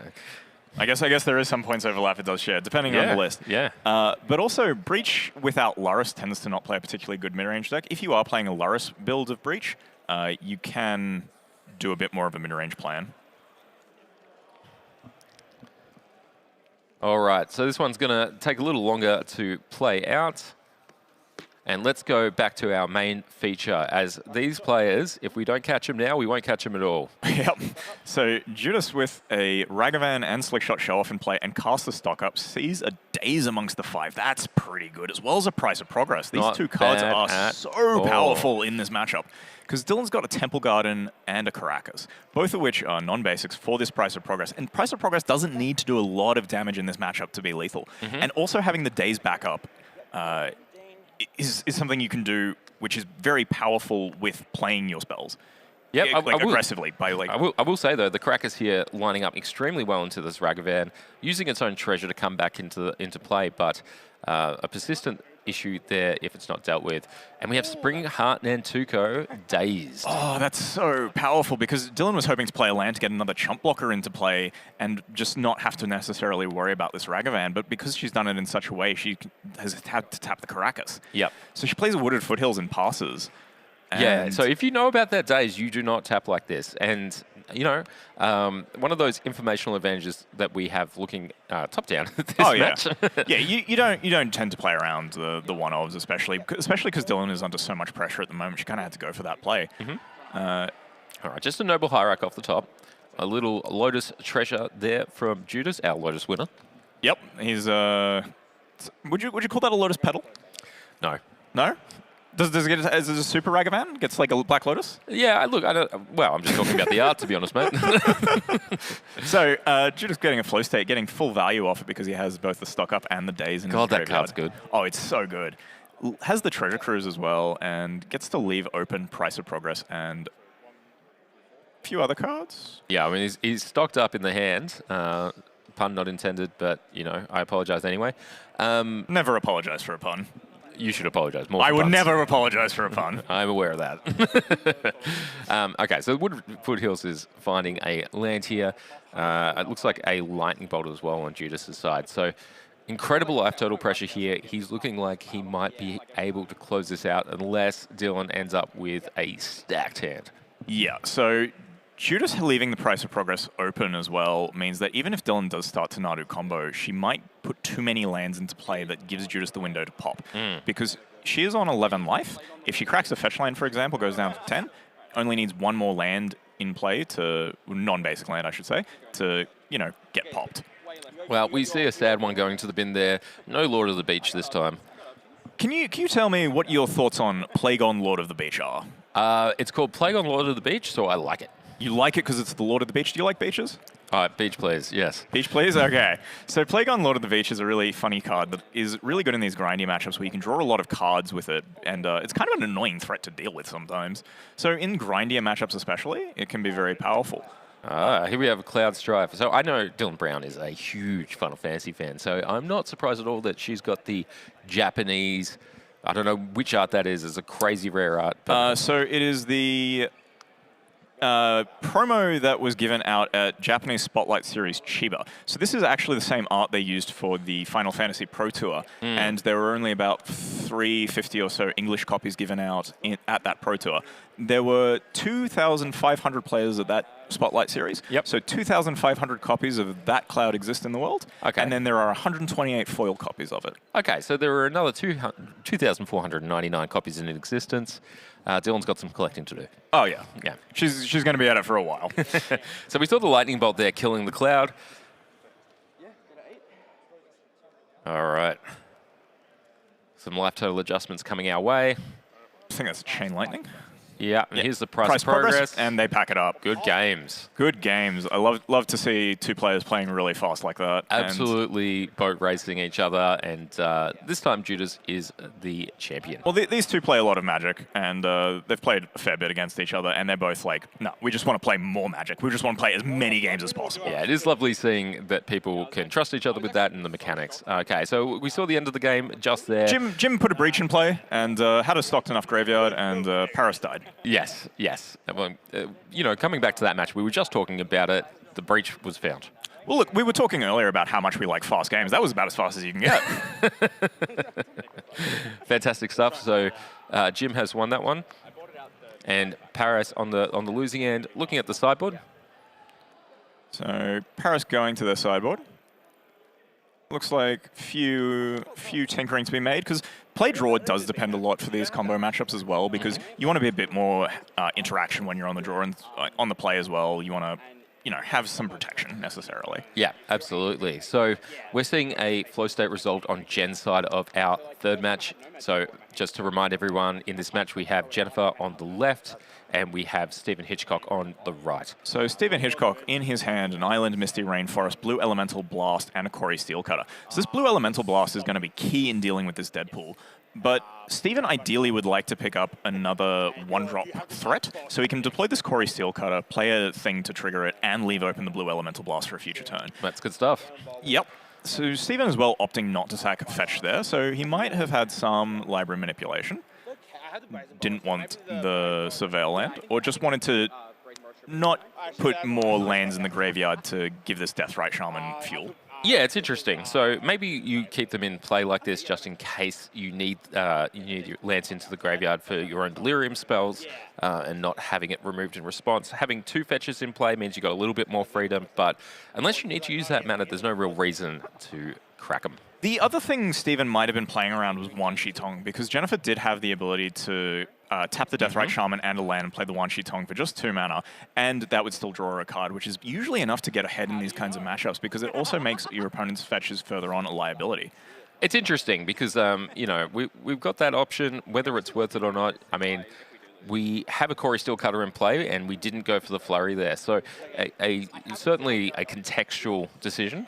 but one that did cost something. Yeah, so speaking of Wan Shi Tong, that looks like Steven's other card in his hand. And Jennifer going with her own Corey Steelcutter here. And she does have the mental misstep along with the Watery Grave. And this mental misstep is going to be huge in the fact that it can deal with the blast. So one of those classic Highlander plays, well, legacy plays as well, that will go for a blue blast and a mental misstep back. Fortunately for Steven, this will cut Jen off making a mug this turn, though. Yes. Jen doesn't actually have a way to trigger the Corey Steelcutter this turn. Not fairly, and it will still be on the stack when this all happens. I Yes. imagine. So this blue elemental blast coming down to counter it. Most importantly, not destroying it, because if he tries to destroy it, it'll be in play, and the mental misstep will trigger the Corey Steelcutter, and she will get a token and get in for 2. Yeah, absolutely. So a Corey Steelcutter on each side of the board, nice and fair. Yep. So Jennifer Hellbent with Deadpool in hand. Well, Hellbent minus Deadpool. Yep. And the Deathrite Shaman in play. So All right, Steven's gone for the fetch now. That incentive has changed for him now that he has full information, and we're seeing an Undercity Sewers, which is our blue-black surveil land, just to get a little bit more filtering and maybe going towards something that can trigger this Corey Steelcutter. yeah, so Steven's in a position where he doesn't want to necessarily play a creature to the board because he doesn't want it to be Deadpooled, and because that's just going to be a huge liability. Even Deadpooling the Monk token can be kind of scary for Steven. So are you here trying not to flurry? I want to flurry at certain times. I think a lot of the Grixis matchup comes down to very fine timing, and the matchups are really hard to navigate, and they're really complicated because there are so many micro decisions, and a lot of these cards, individual cards, have so much play to them. Yeah, absolutely. Yeah, so we'll see which way that the wind blows for Steven's decision making here. So the Undercity Sewers card was left on top meaningfully. no, it's just put it's into been the put in the bin. A little bit off camera. Unfortunately, we can't read that one for you, but it does look like a black card. Yep. So this is a really interesting position because Jennifer effectively has board control at the moment because she's got a Deathrite, and neither player are going to be utilizing this Corey Steelcutter anytime soon as they're both running low on resources. So this Deathrite is going to start chipping away at Steven's life total and eating his graveyard, which is a resource he does like to use. However, Steven does have the Wan Shi Tong, which means that he can start to gas back up, and because it has flash, it means it gets one turn of it without being Deadpooled. Yeah, absolutely important here. Nethergoyf is the other card in Steven's hand. Nethergoyf in hand as well. I like this line. Even though Wan Shi Tong only draws cards equal to half X, you can still spend that extra mana, that Nethergoyf mana, on giving it a counter. So even if X is 3, it can still be a larger attack or maybe a better block. Yeah, and one of the cool things about this is that Wan Shi Tong gets to come out, and Steven gets to draw a card, and the other card he has is a Nethergoyf, meaning he's got 2 draw steps to find another spell, deploy the Nethergoyf and another thing, trigger the Corey Steelcutter, and then suddenly have a much larger board advantage. Yeah, absolutely. So this Deathrite Shaman, equipped with the Corey Steelcutter, just sitting back, chose to play around Wan Shi Tong by the looks of it, and Wan Shi Tong instead picks up the Corey Steelcutter. Okay, so we've got the most fair Corey Steelcutters in the land at the moment. Yes, just straight up equipment, no flurries. Yep, so attack for 5 with Vigilance here. Trample and Haste as well, but not really doing a lot. One of my favorite combos, Flash and Haste. Flash and Haste, yeah, good stuff. All right, now we're seeing the Nethergoyf. Yep, and we get to pass. Deathrite gets to exile another instant or sorcery.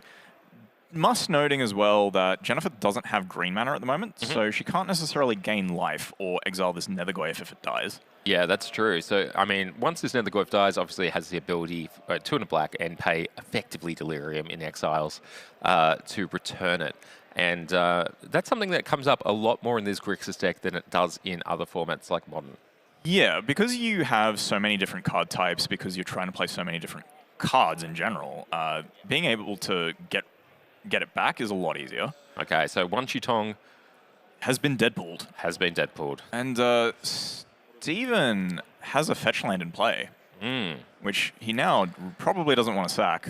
Yeah, I don't know why we don't sack in response there. Plausibly for keeping it for later? Keeping it for later, because you could draw a Brainstorm, or you may just want to not necessarily expose the graveyard as much.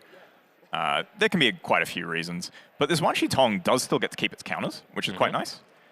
Okay, so a Jit Probe sees the Darkslick Shores that Jen was sandbagging there. Yep. The Corey Steelcutter as well. We've got 1 for the flurry. Yeah. The First spell. Deadpool is in play. So is a 5/3 Flying Vigilance. Yep, it is, yeah. And which member? Dismember. There we go. And flurry triggers as well. Yeah, that's pretty bad for Jennifer. This is looking a lot scarier now. This Wan Shi Tong may be dealing Steven 3 damage a turn, but still a 4/4. Jen's on 9 life. There's another Goyf coming in as well as a 2/2 with prowess. Yeah, 2/2 prowess, trample haste, and we have a more honest Wan Shi Tong than we had before, but it's still a big enough creature to be a problem here. Yeah, it's still a 4/4. It's still bigger than Death Ride. So the Death Ride is currently a 2/3, which means it can block Steven's prowess monk. Yeah. But it means if Steven has a single spell in his hand,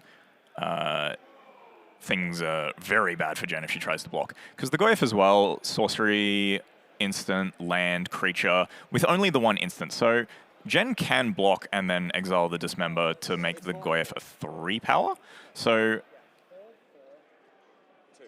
she can block the Wan Shi Tong and take 4, but it looks like she's just going to force Steven to have the spell, which I kind of like here, which he doesn't have. Yeah, I think you could. That's a pretty heads-up play, and you can get a read for that pretty well at the table. So I think Jen would have gone into that with a lot of confidence.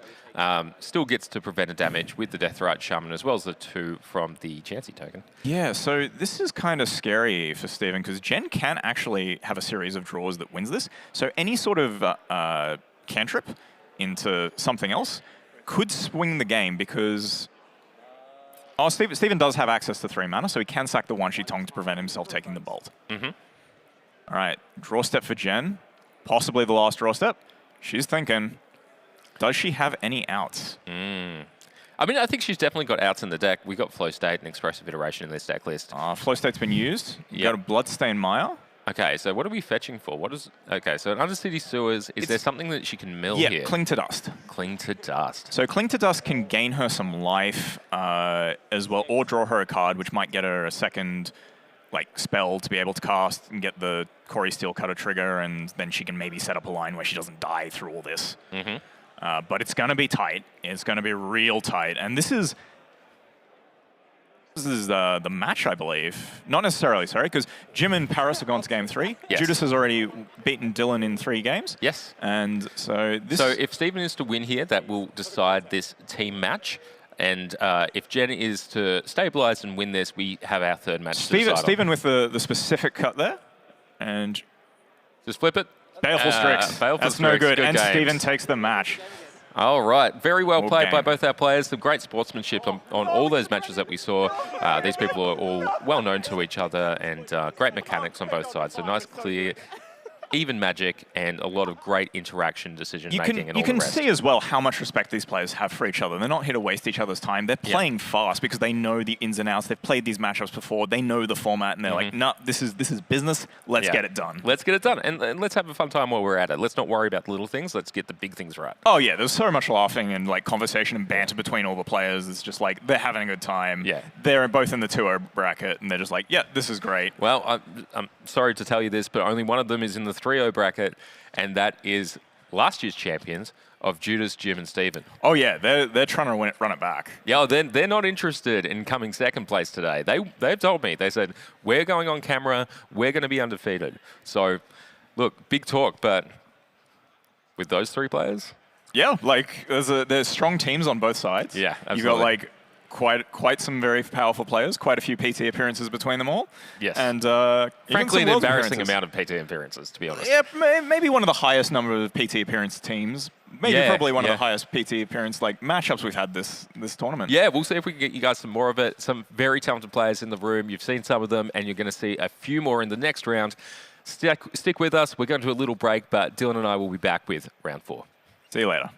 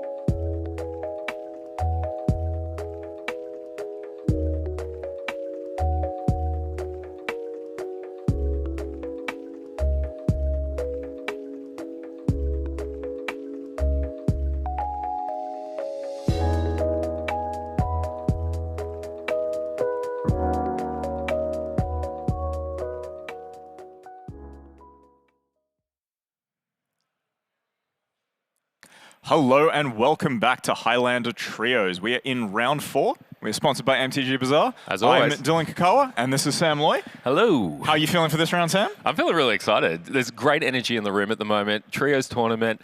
Even the people who are losing are having fun. But we're not going to focus on them for the coverage, are we? Oh, not anymore. Ugh, We've not interested. featured some losers already, but you know. Yeah. We don't touch the stuff here. No, we're all about those wins. All about those wins. Okay, so what do we have here? So we have Jack versus Vincent. What's Jack playing? So Jack Cuddleton is playing a Time Vault deck. Jeskai Time Vault, including the namesake card Time Vault. Does he have keys as well? Oh, he does have keys. I think he's got 2 of Wow. them.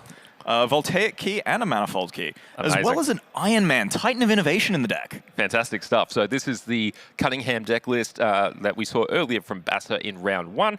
And playing against them, we have Vincent, who's playing a Prowess list. Some cool stuff in this list, some inclusions like Harbinger of the Seas that I have here, as well as... Delver of Secrets. It's a flashback as well. Like it's funny that card is a flashback these days. How cool is that? So both players shuffling up, having a look at each other's deck lists, and just working out how they want to approach this matchup. Yep. So just bring up Iron Man here as well, because this is a bit of a interesting card. It's one of the Secret Lair unique cards. So it's got Flying Haste, and when it attacks, you create a treasure token. Then you can sacrifice a non-creature artifact. If you do, search your library for a card with mana value 1 plus that, equal to the sacrifice mana cost. So it works a bit as like a repurposing bay, or a birthing pod for artifacts, really. But it's when it attacks, so it's pretty cool. Yeah, I mean, it's basically a dragon, right? Like, dragon stats, I hadn't played it at all until I borrowed Bass's Bomberman deck. And I'll tell you what, this card goes off. Yep, it does go off indeed. All right, so rolling off here. All right. A randomization that is representative. All right, whose seat would you rather be in this, Sam?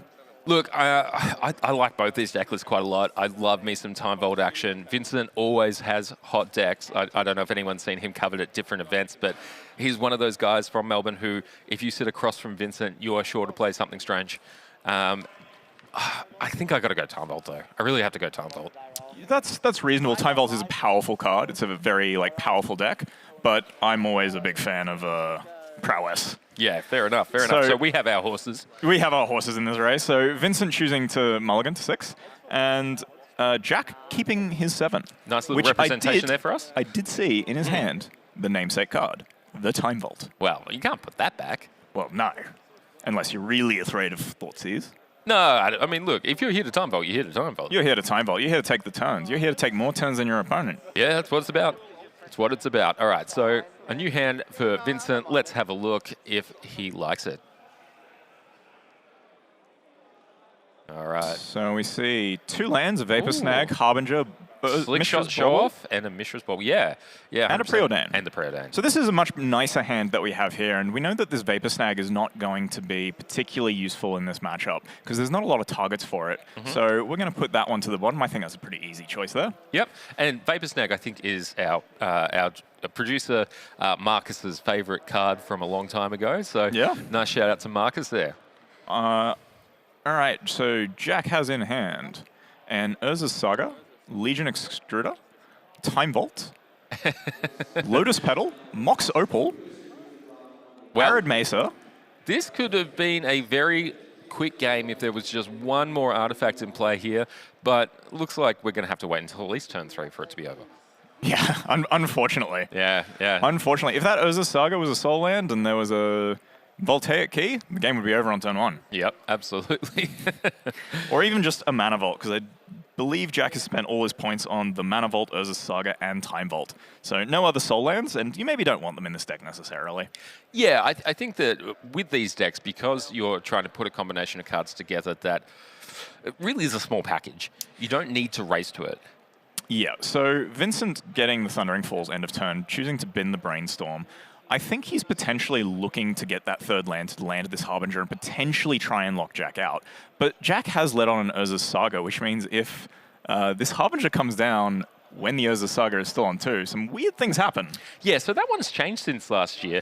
What it used to be is that if there is a Saga that loses its ability, it was just going straight into the graveyard. You know, do not stop, go. We're going straight in, clean up to do it. And then now, with the introduction of the Final Fantasy sagas, they have changed that rule. So what it means now is that the saga will now just get stuck where it is, and it'll be able to do that for the rest of the game. In the case of Urza Saga, that's printing robots, basically. Oh, yeah. So Jack going ahead by playing a DRC, playing a Bauble, binning a Mockingbird, then casting a Preordain, binning a Consider off the DRC, and now resolving a Preordain. So he's landed a Monastery Swift Spear. Okay, so we've got a land here. So we've got the Misty Rainforest. So if he does want to go for this Harbinger, there is that option there. Also, the Swift Spear, maybe not so good at the moment, given the amount of threats he has in hand. But you know, let's see where he goes with. Yeah, Vincent's very threat heavy at the moment because he's chosen to fire off his spells as cantrips to try and smooth his hand out. I really think he is trying to potentially dig towards this Harbinger and maybe lock the game out. So he's going to keep the Misty Rainforest on top and bin the Monastery Swift Spear at the bottom. Yep. Gets to draw the Misty and then chooses to Bauble Jack. Okay, Bauble Jack, he knows what card's coming. If you'd share it with the rest of us, that would be nice, but unfortunately. That's all right. So Vincent picks up a Lorien Revealed for turn, and we see an Urza's Bauble for Jack. So that means this is a 0-mana artifact, which is going to turn on this Mox Opal. That's a great draw from him there. Yep, so we play the Island, which means we now get to make a construct end of turn if we want, but we're just going to deploy this Time Vault while there's no colored mana. And this Urza Saga next turn is going to go and find the Voltaic Key. Yeah, I think I really like this line as well, because this Mox Opal can tap for the Goblin Welder if you want. Doesn't look like he wants to give away that information. All well and good, but this game could end right now if Vincent cannot find an answer. Interestingly enough, with the new rules for the Sagas, Harbinger now can turn off that tutor. It can, because the Urza Saga will not go to the graveyard, it will not tick up, it will not pass go, it will not go get a 1-drop, and no it will not $200. end the game immediately. So the other thing is that if Vincent decided not to play the Harbinger this turn, and instead maybe if he had some interaction that he could leave open as counter magic, Time Vault has this secret mode. Do you know what it is? It is. It's you can just choose as a replacement effect to skip your turn. Why? Why would you want to do that? Well, I mean, it'll waste all of your opponent's mana sometimes, which is quite good. Yeah, because what happens is, it is a strange ability that doesn't work like normal things, and if you choose to untap Time Vault, it ends the turn, meaning anything your opponent wanted to do end of turn, they can no longer do. All right, so we're going for the tip up on the Urza Saga. That one dice, which was a Saga counter, is turning into one floating mana, and we're going to go tutor. Ooh, I'm going to say Manifold Key. Yeah, he's past the Voltaic Key, so he goes for the Manifold Key. Oh, man, I'm so good at this. I know. It is generally a better card. Yeah. Generally. So there are a few occasions where you want the other one, but it's usually good to have two. Most of the time. Now, and we are in the privileged position of knowing Vincent's hand, sitting there with an Unholy Heat, a Lorien Revealed, and a Harbinger, not able to do anything about it. So let's see if Jack goes for it and decides that he wants infinite turns. Puts the king to play. I feel like that's usually a yes. Usually a yes. So we're going to pay the mana floating from the Urza Saga and untap the Time Vault. Did this work? Tap the Time Vault.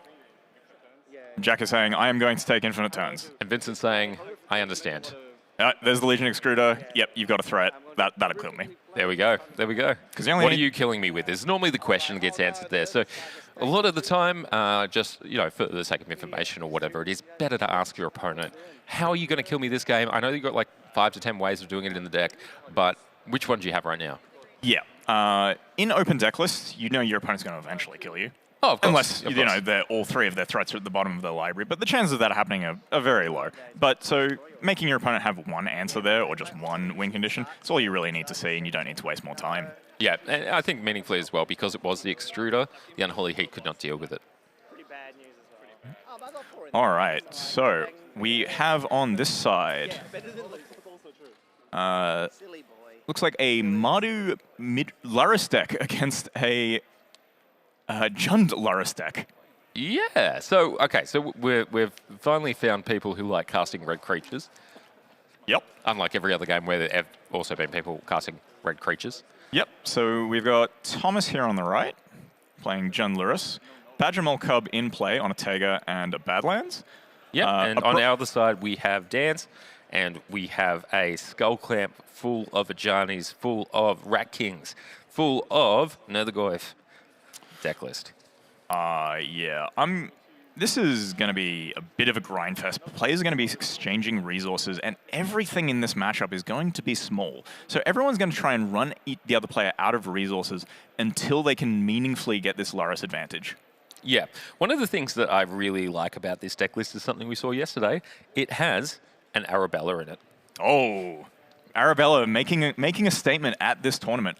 One other thing I will point out that I do like that these players are doing is their life total tracking. They've both got Laris as their little picture for it.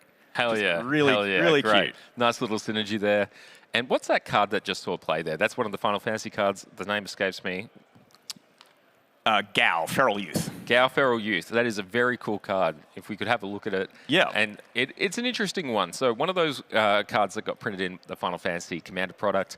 I'm sure you're familiar with it, Dylan. Oh, the expert that you are. I've played this in Cube quite a couple of times. So yeah, so for our Cube players, it won't be that unusual. But for everyone else, Gao Feral Youth, what does it do? It's a 2-mana 2/2, and when it attacks, you put a +1/+1 counter on it. And at the beginning of your end step, if a card left your graveyard this turn, Gao deals damage equal to its power to each opponent. Laris is a great way of making cards leave your graveyard.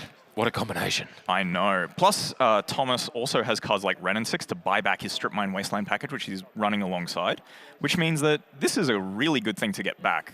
Being able to Wasteland your opponent attack and then dome your opponent for an extra amount of damage.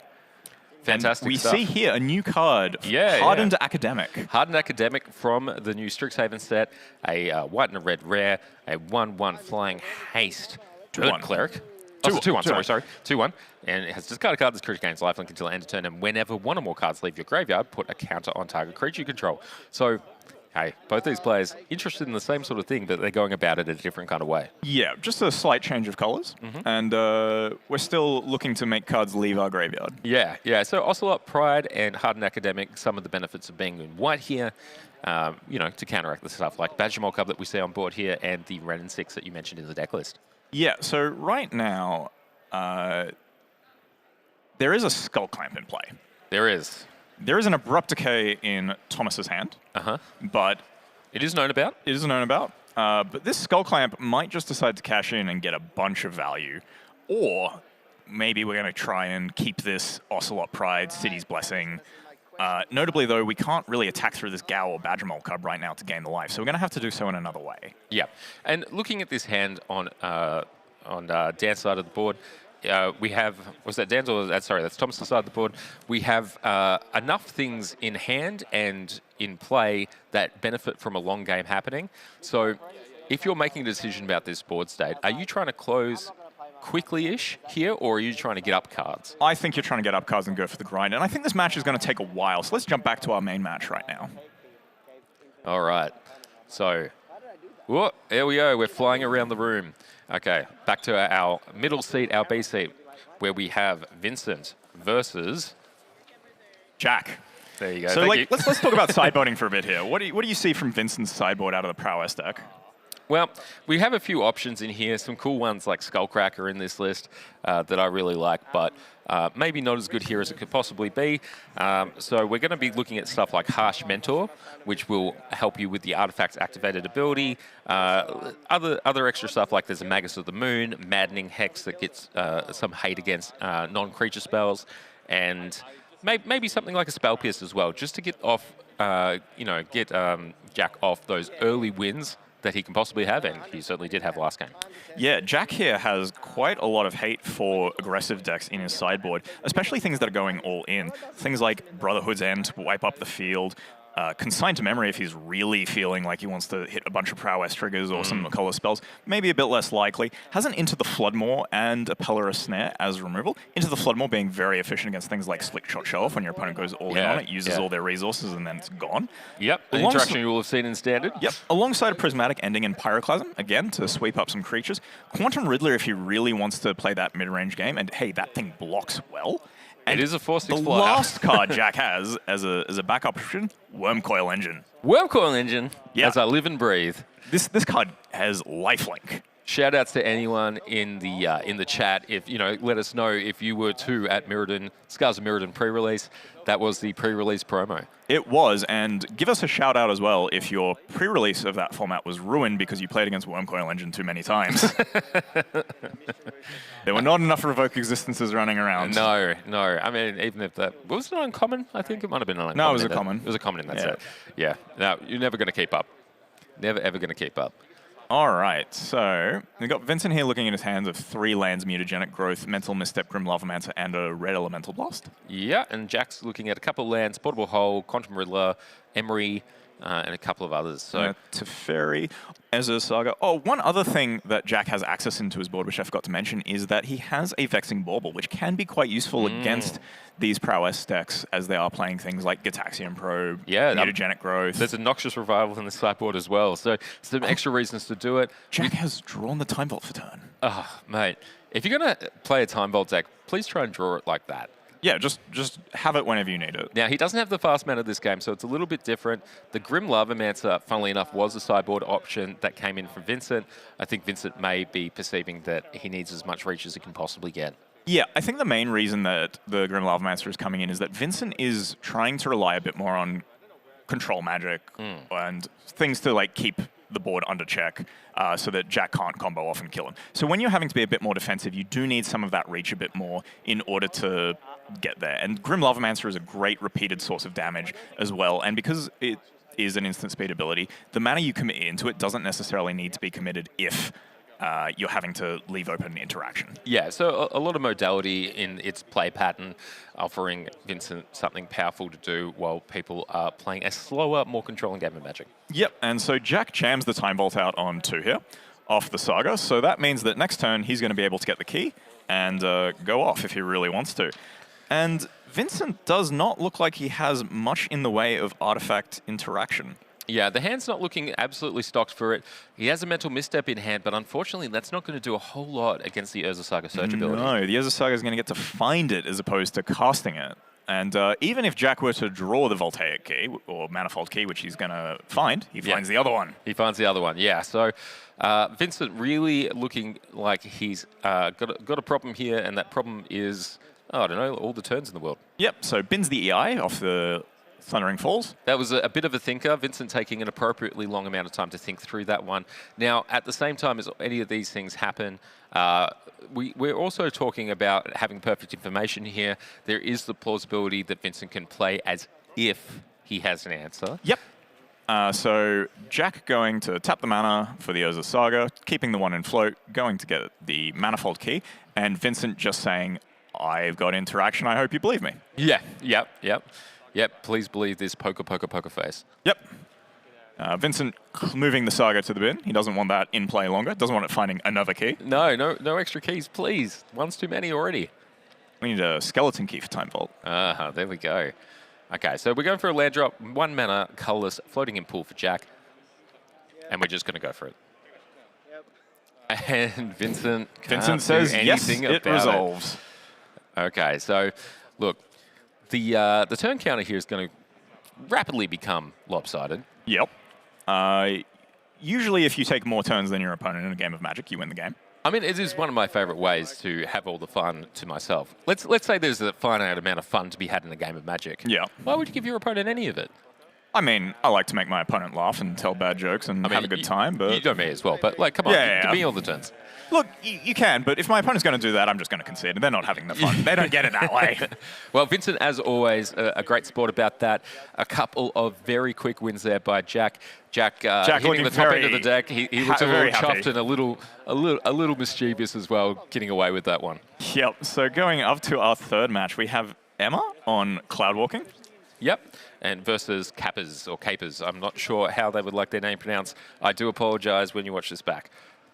So what I have here is I have a lands deck, which is also a Orcish Bowmaster Baragorth deck with the 1 ring, Wasteland, White of the Reliquary, which we saw a couple of times yesterday. Yep. And we're going for the entire Icetail Explorer package in addition. Yep. Meanwhile, Emma is playing a Walks deck with Birthing Pod, Timeless Witness, and Spellseeker. So the goal of this deck is to just cast Time Walk as many times as possible, kind of like the Time Vault deck we saw. Yes. But, you know, hey, take turns. Let's monopolize the turns, guys. Again, keep all the fun on your side of the table.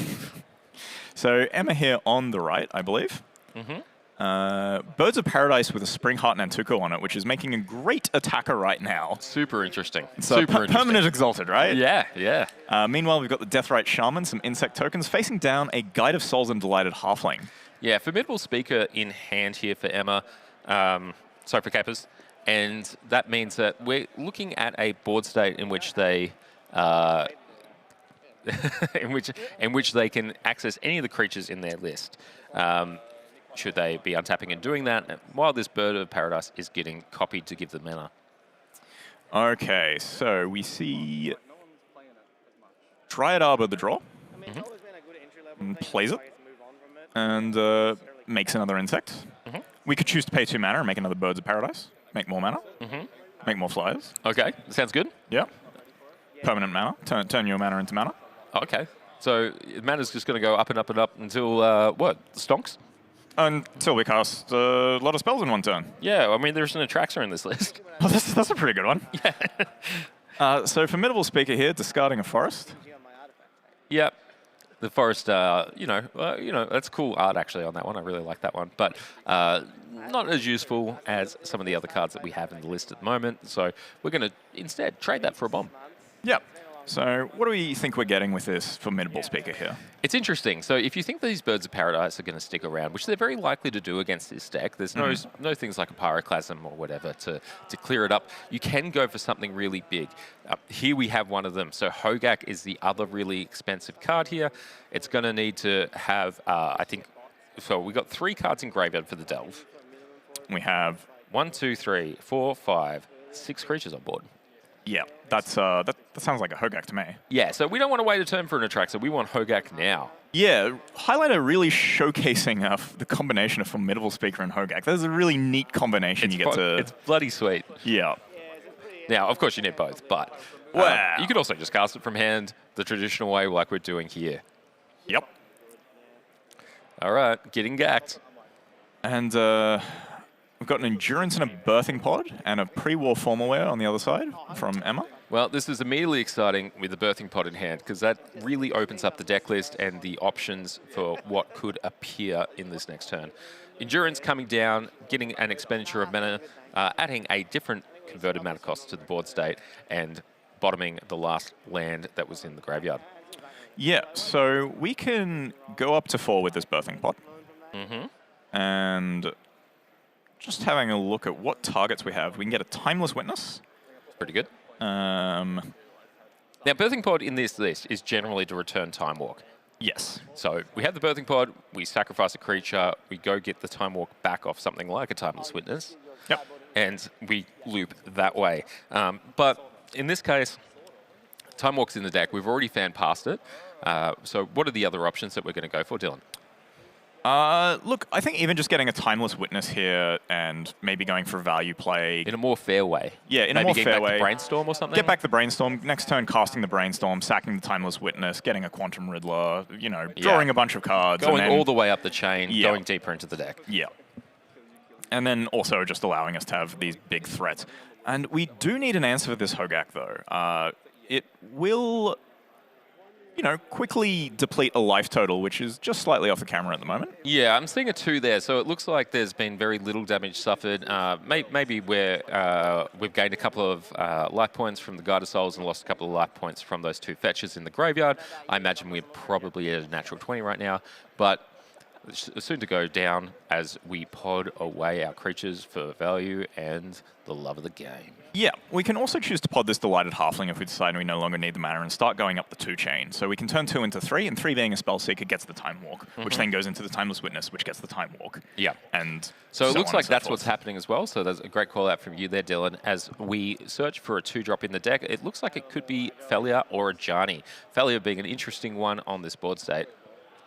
Yes, so Felia doesn't do a huge amount by itself, but if you start to get the Timeless Witness or Eternal Witness, you get to start getting that Time Walk back forever, as long as your opponent is tapped out and can't block the Felia. Now, I think some of this decision-making may be that, hey, that Felia is really good with the combination of cards I don't have right now. Let's leave it in the library. So later on, when I do have that combination of cards, I've still got that option left to pod for. Yeah, so just a value Badger mock up instead. So adding some mana, adding another creature to the board, offering us the chance to replace the mana we lost from the Delighted Halfling as well, and getting us close to that Spellseeker and then lock. I really like this play, getting the Badgermore Cub here, because it means that you can... It's a creature you can sacrifice pretty freely.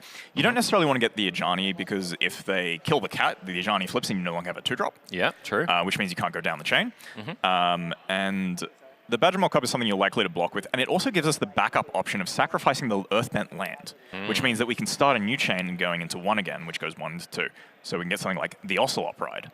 There we go. So, with the Guide of Souls in play, we're gaining life while this is all happening as well. So as these creatures enter, we're getting some refund on the Life that Birthing pod costs us off the Phyrexian mana symbol, and we're not getting too close to dead. Life total is still nice and healthy there. Even though Hogak is incredibly large and this board state is looking, pretty aggressive, the real situation here is that there might actually just be enough time to Time Walk. Yeah, because this Guide of Souls has been able to jump this Endurance, putting 2+1/+1 counters on it and flying, it means that there is only one blocker for Capers, which is the Birds of Paradise with a Spring Heart and Tuku on it, which can only buy so much time. And we see everything getting in here except the Deathrite Shaman. This Deathrite is actually going to be an integral part of this match here, because it has the ability to exile the Time Walk before we can start getting it back. So with the black mana up, this loop is not going to work. No. So we are just on plan beatdown, and we also do have this Formidable Speaker if we need to double activate the Deathrite Shaman, because we can untap it. But we've chosen to attack with it here and just get in, because life total is under pressure here. Yeah. So if you're in this the position of the Time Walk deck here, I think, obviously we're trying to survive, we're trying to find that lock, but now we've added an extra condition to that, right? So if we're going to go get Spellseeker, go get maybe an Ephemerate to Time Walk or whatever, we're also going to need a removal spell. Yes. But that can give us enough time to get one. So we can get the Ephemerate the Spellseeker, find a... Do we have a Swords to Plowshares in the deck? Yeah, we have a Swords to Plowshares, we have a Prismatic Ending, which will also answer it for 1, and we have a Dismember, which will answer it for 1, but probably only for this turn. Yes, so we can get rid of the Deathrite and then potentially combo off, but we do have to survive the extra turn. So I love this matchup. There's a couple of real creature-centric decks here, doing their own unfair thing, playing the full gamut of mythics you own in your collection. And I don't know, it's just really cool. It's one of those decks that, well, both these decks kind of look like, oh, this looks like it's just my binder on the table. But no, there's a lot of synergies here, and they're built differently to enact those synergies. Yeah. And Birthing Pod is always a fun card to build around. You get to make a lot of decisions in your deck, and you get to think about your curve considerations and what you can do with these curves and stuff like that. It looks like a Dryad Arbor was the draw for the turn. Forest. Was it a Forest? It was a Forest. Is that sneaky one? Sneaky. It's not actually, but... oh, okay. Yep, my bad. So we're in a bit of a bind here on the back of essentially just this Deathrite Shaman. Yeah, a hard carry from the Deathrite Shaman right now.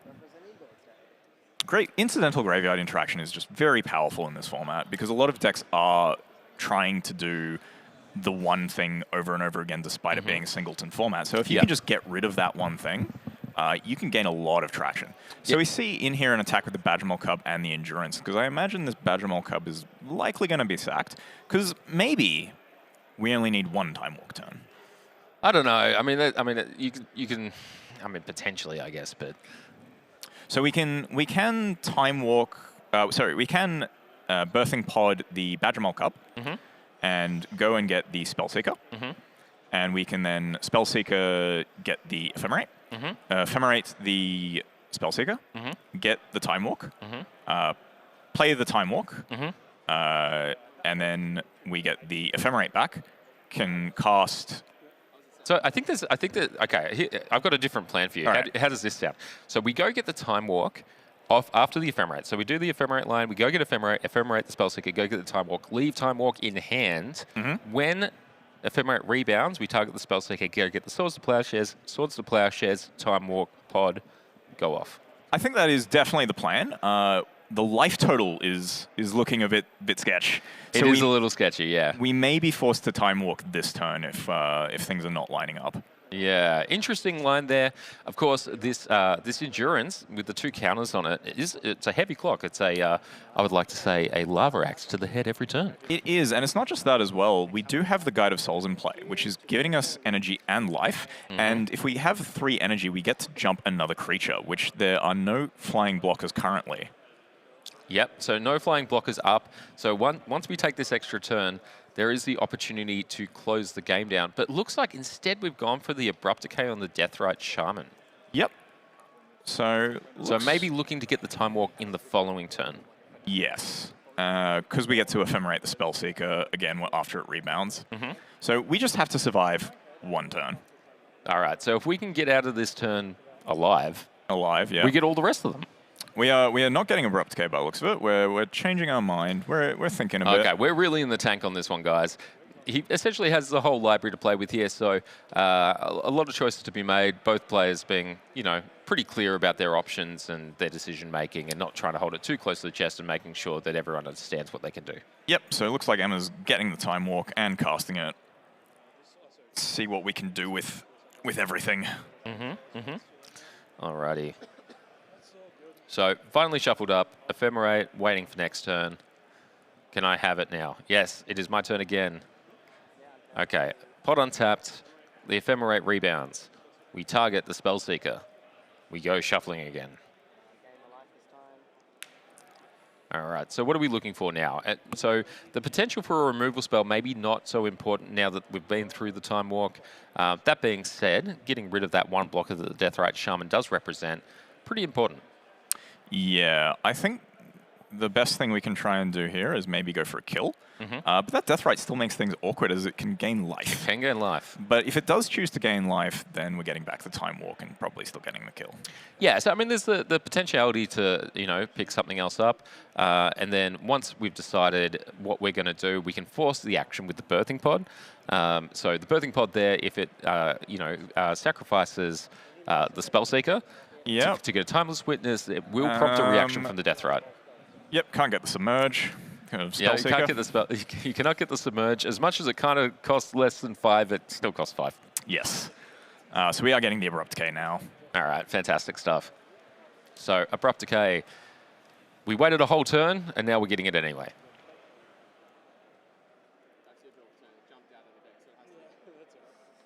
All right, Wooded Foothills the draw to go with our pre-war formula. Yep. And Abrupt Decay. All right, so looks like we're getting the land into play. And what do we decay? And can we find lethal this turn? If Birthing Pod allowed you to activate it instant speed, it would be very ridiculous. It would be incredibly ridiculous, Dylan. It would be very funny. I wouldn't have even suggested it. I think the design team probably wouldn't have suggested it. They're like, no, we can't do this. I don't know. You've seen some of those designs before they get approved. And I imagine those mad people there at WotC Central would have designed it like that originally. I think they had enough sense not to do that originally. It's the same set as Mental Misstep. All bets are off.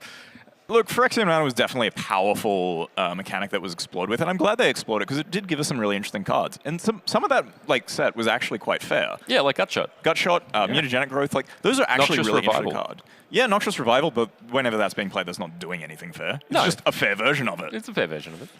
All right, cool. So we're on the fetch again. At this point, we're very familiar with the cards in our deck. There's still so many lines with these sorts of things. Birthing Pod decks always have so many lines. It's true. I mean, this has been the case with all these Time Walk decks as well, regardless of whether they play Pod or not. As soon as a Spellseeker gets involved, the whole library comes into play, more or less. Yeah. And this Wooded Foothills may have run out of targets. That would be incredibly interesting. So it looks like we might have a Surveil land only. So Lush Portico. So we do get a target, but we don't get the mana this turn. Yep. So this Surveil, there's maybe a few things we can put into the bin that are helpful, but Teferi is not one of them right now. Yeah, we don't really want that one. That's not what this game's about. We're trying to end it right now if we possibly can. Let's see how we go about it. Okay, 1 mana from the Savannah. Sack the Spellseeker, paying 2 life. Paying 2 life. In response, we're exiling the Time Walk. Yep. Taking us down another 2 life. Okay. Taking Emma down to 5. Okay. They're not paying the 2 life for the birthing pod. They've just mistapped. I think they thought they had the Badgermole Cub in place still. An easy mistake to make, but yeah. So just keep in mind, guys, they only make the extra mana with the Badgermole in play, even though they stay a creature. No, has chosen to pay the 2 life, is on 3 life at the moment. Okay. All right. Well, here we have in Seat C, takesy-backsies galore, and let's make sure we execute this the way that we intend to. So we do still get a Timeless Witness, and we get a Guide of Souls trigger. Get another life. Yep. What are we getting back here? We've got Inquisition, Brainstorm, Badgermole Cub, Ephemerate. Inquisition. So checking if the coast is clear. This seems a lot like we're checking to see if we have the lethal we think we do. Barsing Say. 3 mana. Pre-war Formal. Pre-wear formal wear. Gets back the Badgermole Cub. Gets an extra trigger. Puts, flies it.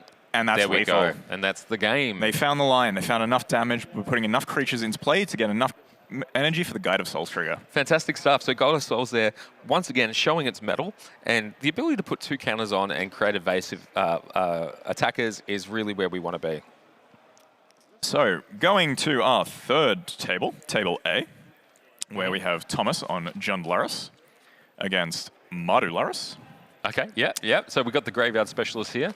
So there's a difference of opinion over which third colour we want to play in particular, but what we do agree on is the Graveyard is a powerful thing to do. The Graveyard has always been a powerful resource in this game. So both these players are trying to play a longer game or have a longer game plan in different ways. So Jund is trying to do more of its land package and maybe lock you out of the game a bit more, whereas this Mardu deck is just trying to outgrind you with things like Cloud and Skullclamp. Yeah. So we see a couple of Final Fantasy cards in the Graveyard there, Cloud and a Cecil. On the other side, though, a Cecil again, but a Witherbloom Charm. Yeah. Do you know what else is really cool? Is Gao and this Keen-Eyed Curator. Yeah. That is a combo right there because it gives us an ability for 1 mana to trigger our Gao. That's pretty cool. So taking cards out of our own graveyard to grow the Gao.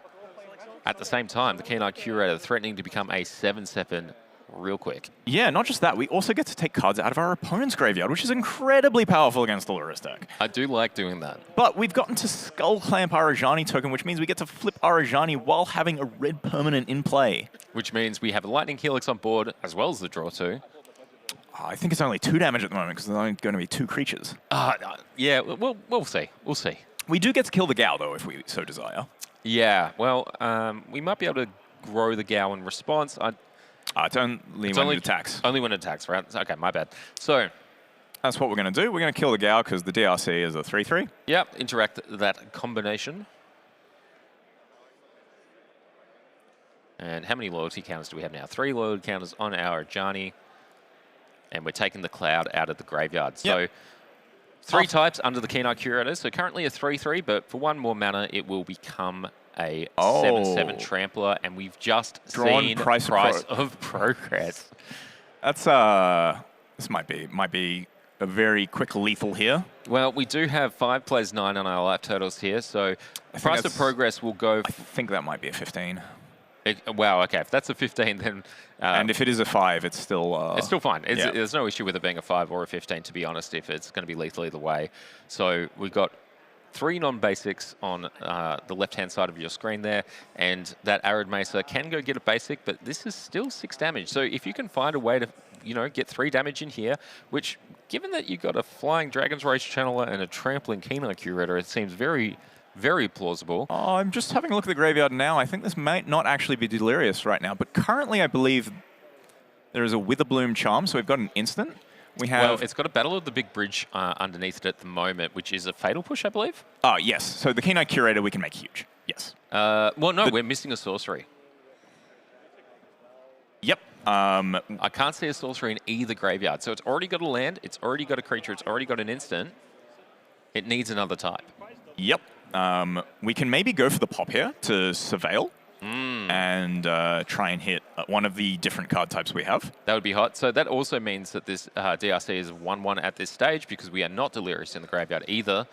I think the value of doing that is quite good, but also it's very committal.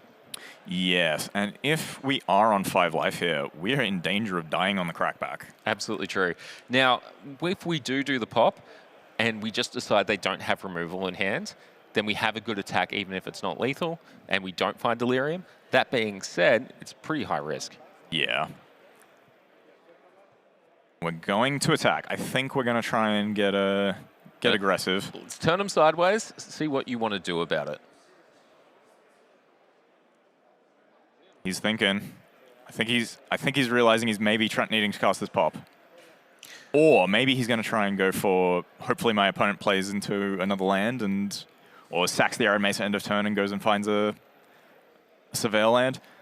So you're going to have to fetch and response here, going to 8, getting a basic, which will then mean the prop will take you down to 2.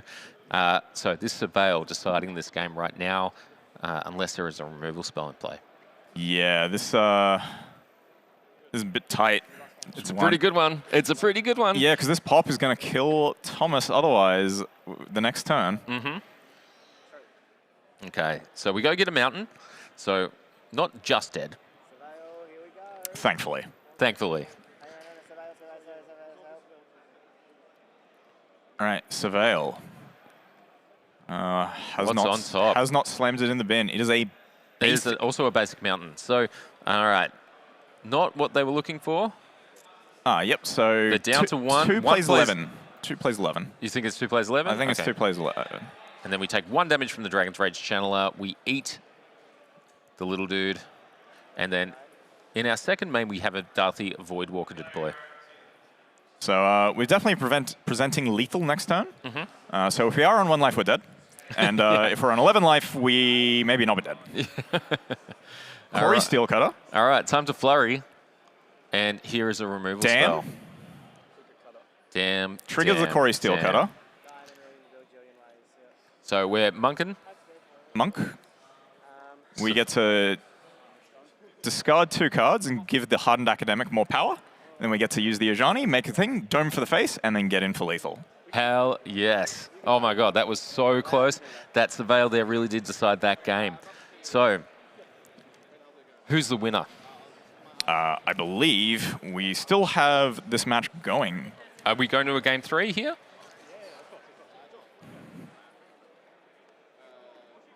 All right, so we have confirmed that both seat A and C are in game 3 now. Okay, so we've only got 1 decided. Which I is think, no, maybe this match is decided. They're looking like they're sideboarding face up. So. All right, so going back to our final table, we have Emma playing the Birthing Pod Time Walk deck again. Yep. And we have Capers playing again with the aggressive green deck. Yeah, Somewhat so aggressive. it's an Ice Steel Green Sun Zenith deck with the Hogak and the Atraxa. So we're playing that good stuff green package, which involves the lands package, but it also involves some large threats. Yep, and we see here a Time Walk in Emma's hand as well as an Eternal Witness. Pretty good. But no blue source. She does have the Trop in hand, choosing not to play it in the face of this strip mine. So are we going to go for it, or are we not going to go for it? We don't have the blue source yet. Well, we've played a land this turn. Yeah, We've played okay, the well in that Underground case, Mortuary. let's not do that. Okay, so we're short on the mana, but we have a clear line here. The thing that they're going to have to be playing around as well for the most part was going to be an endurance, because we saw it in the last game, but Bowmasters does a similar job. instead, and now we have perfect information. They do have the endurance in hand. They also have a vibrance and a Turnwood Symbiote. Is that what it is? Turn Timber Symbiosis. Ah, there we go, So mate. this is the Bolt land from Zendikar Rising. So it has an aggressive use of the endurance here. So while it has actually, taken a lot of cards out of the bin there, stuffed the trigger from the Timeless Witness, or no, sorry, this is an Eternal Witness. What we actually are interested in doing is looping this Time Walk. So that has been a good bait there. Yeah, we want to make sure that there's no graveyard interaction for when we cast this Time Walk, so it gives us as many outs as possible to have something. So tapping the Cradle and then sacrificing the Eldrazi Spawn allows us to cast this turn Timber Symbiosis. So we get to look at the top 7 cards of our library and find a creature that has converted mana cost 3 or less. And it looks like it's a formidable speaker. So we could see the Vibrant Stitch or the card for the turn, which was a Basing Say. And we're going to tutor our library and go find, hey, whatever the hell we like. I'm going to guess a Hogak. Let's get gacked. Let's get gacked. All right, here's the Hogak in its wonderful mystery booster too, foiling future sideboarder. Fantastic. That's worth a pretty penny. Yeah, that's good. That's some good stuff right there. Turn burst symbiosis alive a lot quicker than I was expecting here. Yeah, because we had the Gaia's Cradle in play. We had a lot more mana than it looked like just based on the lands. Yeah, absolutely. Okay, so we've got some creatures in play, some cards in graveyard, which offers us the opportunity to gack. Get absolutely gacked. Now, on the other side, we're still short that blue source, but we are very close to the combination. We got one of the pieces in play, so an Ephemerate adding to this Eternal Witness, a Spellseeker at any point, along with the blue source in the Tropical Island that we have in hand, is going to get us done. So there's a Once Upon a Time in here as well. Do you start with that, or do you want to start with the Teferi? I want to start with the Once Upon a Time. Give me the most options, because I may not need to play the Teferi next turn. See what this Once Upon a Time gives me, and because I may need to find this Time Walk for whatever reason. Yeah, so we've hit the Ephemerate here, which is not something we can take on Once Upon a Time. So instead we're going to get an Opposition Agent. Yep. So the reason this Teferi is somewhat valuable right now is because it means we can bounce our Eternal Witness and then Eternal Witness get back the Time Walk. So one line that they had option to do so last turn, this turn, was to just play the Teferi. But unfortunately, they didn't have a second blue source as well to be able to play the Time Walk alongside it. So that's why they've gone with the line they have. It's so interesting with this deck. It's fantastic. It's very powerful. It's got a lot of redundant pieces. But some of these combinations of cards are incredibly mana intensive. So with just 5 mana in play, only 1 blue source, some of those lines are immediately cut off. Yeah, so Cloud Midgar Mercenary, the draw for turn, which is a bit unfortunate that she doesn't have access to a third white source, because it means she can't get the Cloud, get the pre-war Formal Wear, and maybe necessarily bluff an attack with the Eternal Witness and get back the Time Walk and go through all those motions. Yep. Can't even play the Cloud and the Teferi. In fact, we don't have the ability to double spell this turn at all, unless we play the Teferi and draw something off it. Yeah, I mean, so the other thing that we can do is get pre-war Formal Wear to return this Ewit, but that would require us finding a way for it to die. And I think because we're doing this pre-combat, I'm simply not going to be blocking it. Yeah, I agree. And we can't even play it this turn because we don't have the white mana, so we're just passing. Oh, that's true, yeah. Triple white there. Triple white. Yeah, the mana-intensive deck. Very mana-intensive deck. It is, but it also means it is a bit of a disincentive to attack at all, because it means we get to block with this Eternal Witness. Now, you've seen this line. From the other side, we have been sitting with a Strip Mine in play. Do you go after the Tropical Island? Do you go after the Scrubland? I think if they... Well, I'd be going after the Tropical Island, the single blue source they have to cast the Time Walk. So I think if our plan is to attack and go in on it, then we are strip mining the Trop. So we're going to be able to get this Ewit back now that it has blocked the Formidable Speaker. Some powerful options on the other side of the board, though. So we got the Vibrance in hand still, we got the Strip Mine, we got the Gaia's Cradle. What are we going to do with them? So we're going to play our last card in hand, maybe. Just flash an Arbor Elf. Yep, Yeah. flashing the Arbor Elf. Okay, which is incredible here. Arbor Elf untaps a forest. We've got a Yavimaya and a Gaia's Cradle. Oh, that's such a sick combo. Yeah. That's a lot of mana. That's so we're a lot of mana. We're going to take out the Tropical Island. Great play there. Yep. Heads up. Nice stuff. Opposition agent gets flashed in response. Yep. Got to use that mana. And what are we going to do? We're going to keep this information hidden.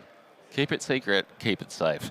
So Plane's the draw for Emma here, meaning she can't play the Teferi, can only play the pre-war Formal Wear. So we can buy back the Witness and buy back the Time Walk, but we don't have a way of casting the Time Walk because we can buy back the Witness, buy back the Tropical Island as well. Oh, we can, but we've instead chosen to go for the Once Upon a Time because I think our life total is too under pressure right now that we need something else. Yeah, okay. So instead of sort of fixing all our problems, it's not an option, right? So what instead we're doing is we're going further into the library, making sure that we get out of the hole that we found ourselves in. Yep. And the opposition agent getting in last turn as well, just while creatures were tapped down. And if you're not going to sacrifice it yeah, as a blocker. We are up to 4 creatures in play on the left-hand side of your screens. You know, it's a bit of a board state. It's still not going to compete with a Hogak particularly well, but at the same time, there's a couple of large creatures in here as well. And that's the game. All right, and we wrap it up. So what we have here is we have a win.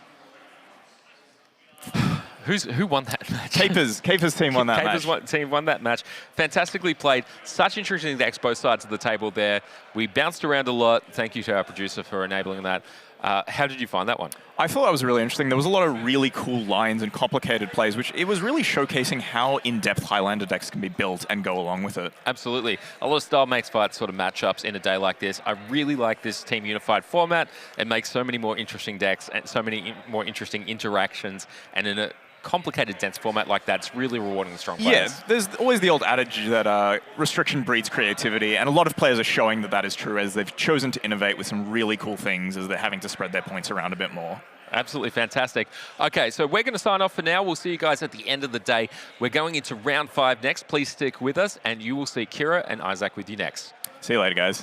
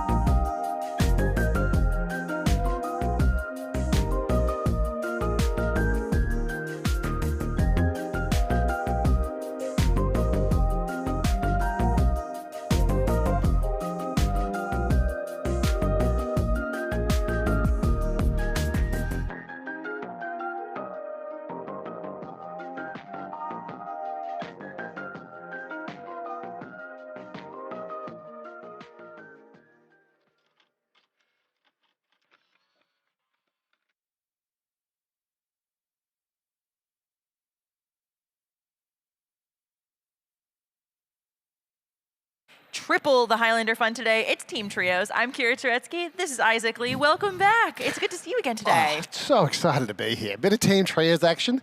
I love commentating. I also love playing Team Trios. This is a very difficult decision for me as to whether I'm playing in this event or commentating. But I'm glad that I'm sitting here commentating with you, Kira. Hey, it's good to be back. Let's head on down and look who we got here. It's Matt Judas on Prowess and Braden on Mardu. Yeah, really interesting the difference in teams versus singleton in that you have to play 3 different types of decks. And we saw yesterday Judas on coverage a bunch of times playing Grixis. But today, playing a different deck. And part of that is the fact that Team Trios, team unified, which means the points list can't be doubled up in between people. And so somebody, yes, gets to play Grixis, but then you can't all play Grixis. I was just about to ask you, how does a format like Team Trios come to be? You know, you've got Highlander, which everyone clearly seems to love, and everyone says, we'd like to love it even more together as a team. Yeah. How did Trios come to be? All right, so step 1, you take a format that somebody like myself really loves, right? Step 2, you take the same person that organizes tournaments, have them absolutely love team events, and then you get a situation where I myself personally organize a bunch of these tournaments. Okay, so you're the reason why Trios exist. And this is also why I said it's very difficult for me to decide whether between commentating and doing Trios. And the other thing is that, when you've got something like this where I really love this format, I really love playing teams, and then turns out that I'm actually just not alone in this. People actually love playing teams events, and they love playing Highlander, and it's a bit of something different. You don't always have the same deck. You get to innovate a bit. You get to work out who gets to play the Force of Will, and that means that you just get an interesting situation. And the other thing is that when playing with teams, if you win, it's great. You celebrate together. It's fantastic. And if you lose, well, then you commiserate each other and give each other a big hug. Don't worry, we're going back in it next round. And then if you're 0-3, you go to the pub together. So you're not waiting for your mates to lose out of the tournament because you all lose at the same time. So. You're never alone. Yeah. All right, so off the back of Scalding Tarn, Volcanic Island into Monastery Swiftspear, so Prowess from Judas, and then Braden cracking his land in order to get a plateau with his Mardu deck. Oh, Judas is just going straight at it. We said, look, if we can get this done with as soon as possible, I can send you to the pub really, really quickly. Can you break down what just happened here with this Monastery Swiftspear, the Lightning Bolt, and the mutagenic growth?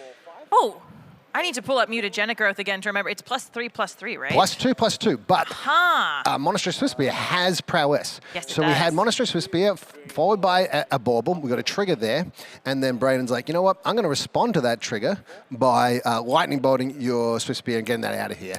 And then Judas goes, you know what? No. I'm not going to have my Monastery Swiftspear die. Instead, I'm going to pay 2 life, play this mutagenic growth, pump it by +2/+2 from the mutagenic growth, but then with the Prowess trigger, +1/+1 in addition, so the lightning bolt doesn't kill it. So we're going to grow the Swiftspear out of range of the lightning bolt. Yep. And this is clearly a consequential piece here. How many pieces have we exchanged over this one Monastery Swiftspear? Untap with a prismatic ending. You know what? You can't make it higher toughness with this one, but you can mental misstep it. No, you're right, I can't. But what if I just countered your prismatic ending? So what are we doing here if we're Judas? We're setting up for what exactly? Okay, so Judas is just trying to create as much damage as possible.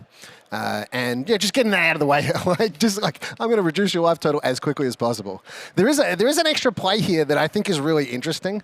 So Braden didn't have this option available to him because prismatic ending costs white to play. But if Braden had the plateau and say a plains instead of that, Arena of Glory, you could have actually played around mental misstep by saying, all right, I'm going to choose white and white to play and create this prismatic ending into a 2-cost spell that cannot be mental misstepped. Interesting. So explain to me how that works, because on its face, you could fetch prismatic ending off of a Spellseeker because it's a spell with CMC with 1, right? Yeah. But on the stack, because you've paid the extra mana into it, it becomes 2? Yep, exactly right. Wow. Yep. And now, if we pull up prismatic ending, it might actually be let's pull up the exact wording on this because I'm not sure if it's mana cost equal to the amount of mana spent to cast it, or whether it's X or less, depending on the amount of mana. So exile target non-land permanent if its mana value is less than or equal to the number of colors of mana spent to cast this spell. So yeah, Braden did actually have the ability with that Arena of Glory to pay the X equals 1 and be able to kill the Monastery Swiftspear. Unfortunately though, yes, it does play around Mental Misstep, but it then means that you're not playing around Daze. So very decision-heavy situation there. And we see we're packing up already. We're discussing this like one play about how to kill this Monastery Swiftspear, and that Monastery Swiftspear was just working on how to kill Braden, and it's actually pretty straightforward. Get that life total down. Do you think this is the fastest match that Judas has played today? Quite possibly. Judas is a very fast player, when, particularly when he wants to.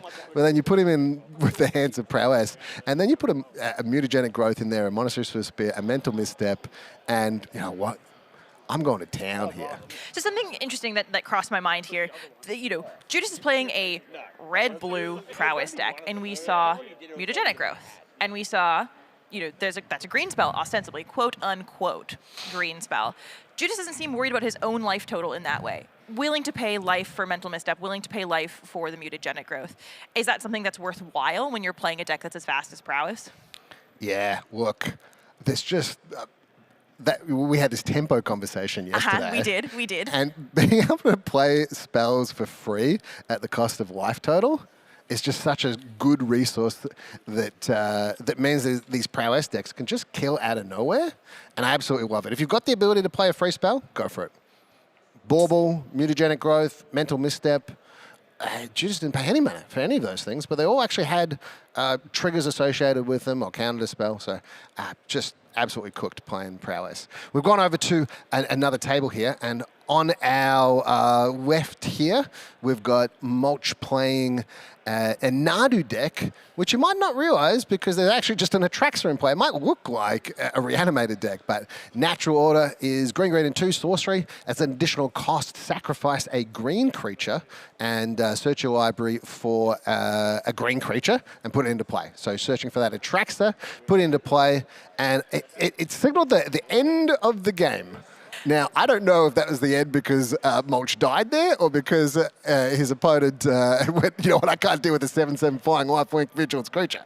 Isaac, these matches are going lightning fast. They're so fast we can't even keep up with them. They finish just as we tune in. Yeah. Which, Mulch is known for playing incredibly fast, so that actually does check out. Well, let's try one of the other spots here on the table. Let's head on over and have a look at what we are doing over here. Thoracle is one of the decks here. All right. Beautiful. And we see a Carpet of Flowers out. Oh, I love me a Carpet of Flowers. Have you played much with a Carpet of Flowers? I haven't yet. I own one because I know it's good in this format. I have not yet gotten the vicious thrill of getting to slam it against my either Grixis or blue X opponent. Yeah. So single green enchantment, and it says there's some old wording. This is very complicated, but effectively during this is the old wording. During your main phase, you may add up to X mana of any one color to your mana pool. X is the number of islands target opponent controls, but it's either one of your main phases. So either in your first main phase or your second main phase, you can go, cool, I'm going to add X mana of any one color, where X is the number of islands your opponents control.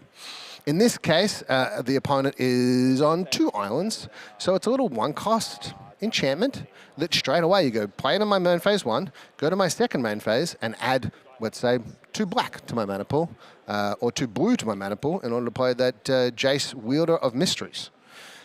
So straight away, 1 green is literally a ramp spell, right? Just like off the bat, just, on that turn. Often a Dark Ritual just when you cast it.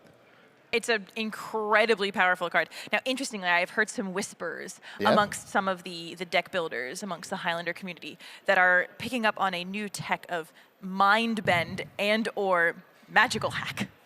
Mind Bend or Magical Hack? Oh, allow me. I remember Magical Hack, like change the instance of Change the text of target permanent or spell by replacing all instances of one basic land type with another. Magical hack, kill your enchant, like kill your. So what Carpet you of can Flowers? do is magical hack. So say you're playing against a Grixis player. Yeah. Magical hack, Carpet of Flowers, changed island to plains. Okay. Okay. Well, Your in this Carpet of case, Flowers will never make it ever again. Yeah. Or swamp. Well, no, because he has like white, black, red. You could do blue. forest. Yeah, forest would be the one that you would choose there. So we get the One Ring being Enlightened Tutor for here. Ooh, what a card. This is really cool. Magical Hack, though, I haven't seen that one in like 20 years. That used to randomly be an expensive card when I was like 10 years old. All right, so the One Ring coming down for Jim Wilkes on the left here. And what a powerful card. 1 point for the One Ring. Do you think it's a 1 point card? It's possibly a 2 point card. That's how good that card is. So the protection is super relevant. So Wilkes can't be targeted here. So that's relevant for cards like Thoughtseize, Inquisition, Duress, Grief. All of these things can't target Wilkes for this turn. Also can't be attacked and killed. Can do some other things.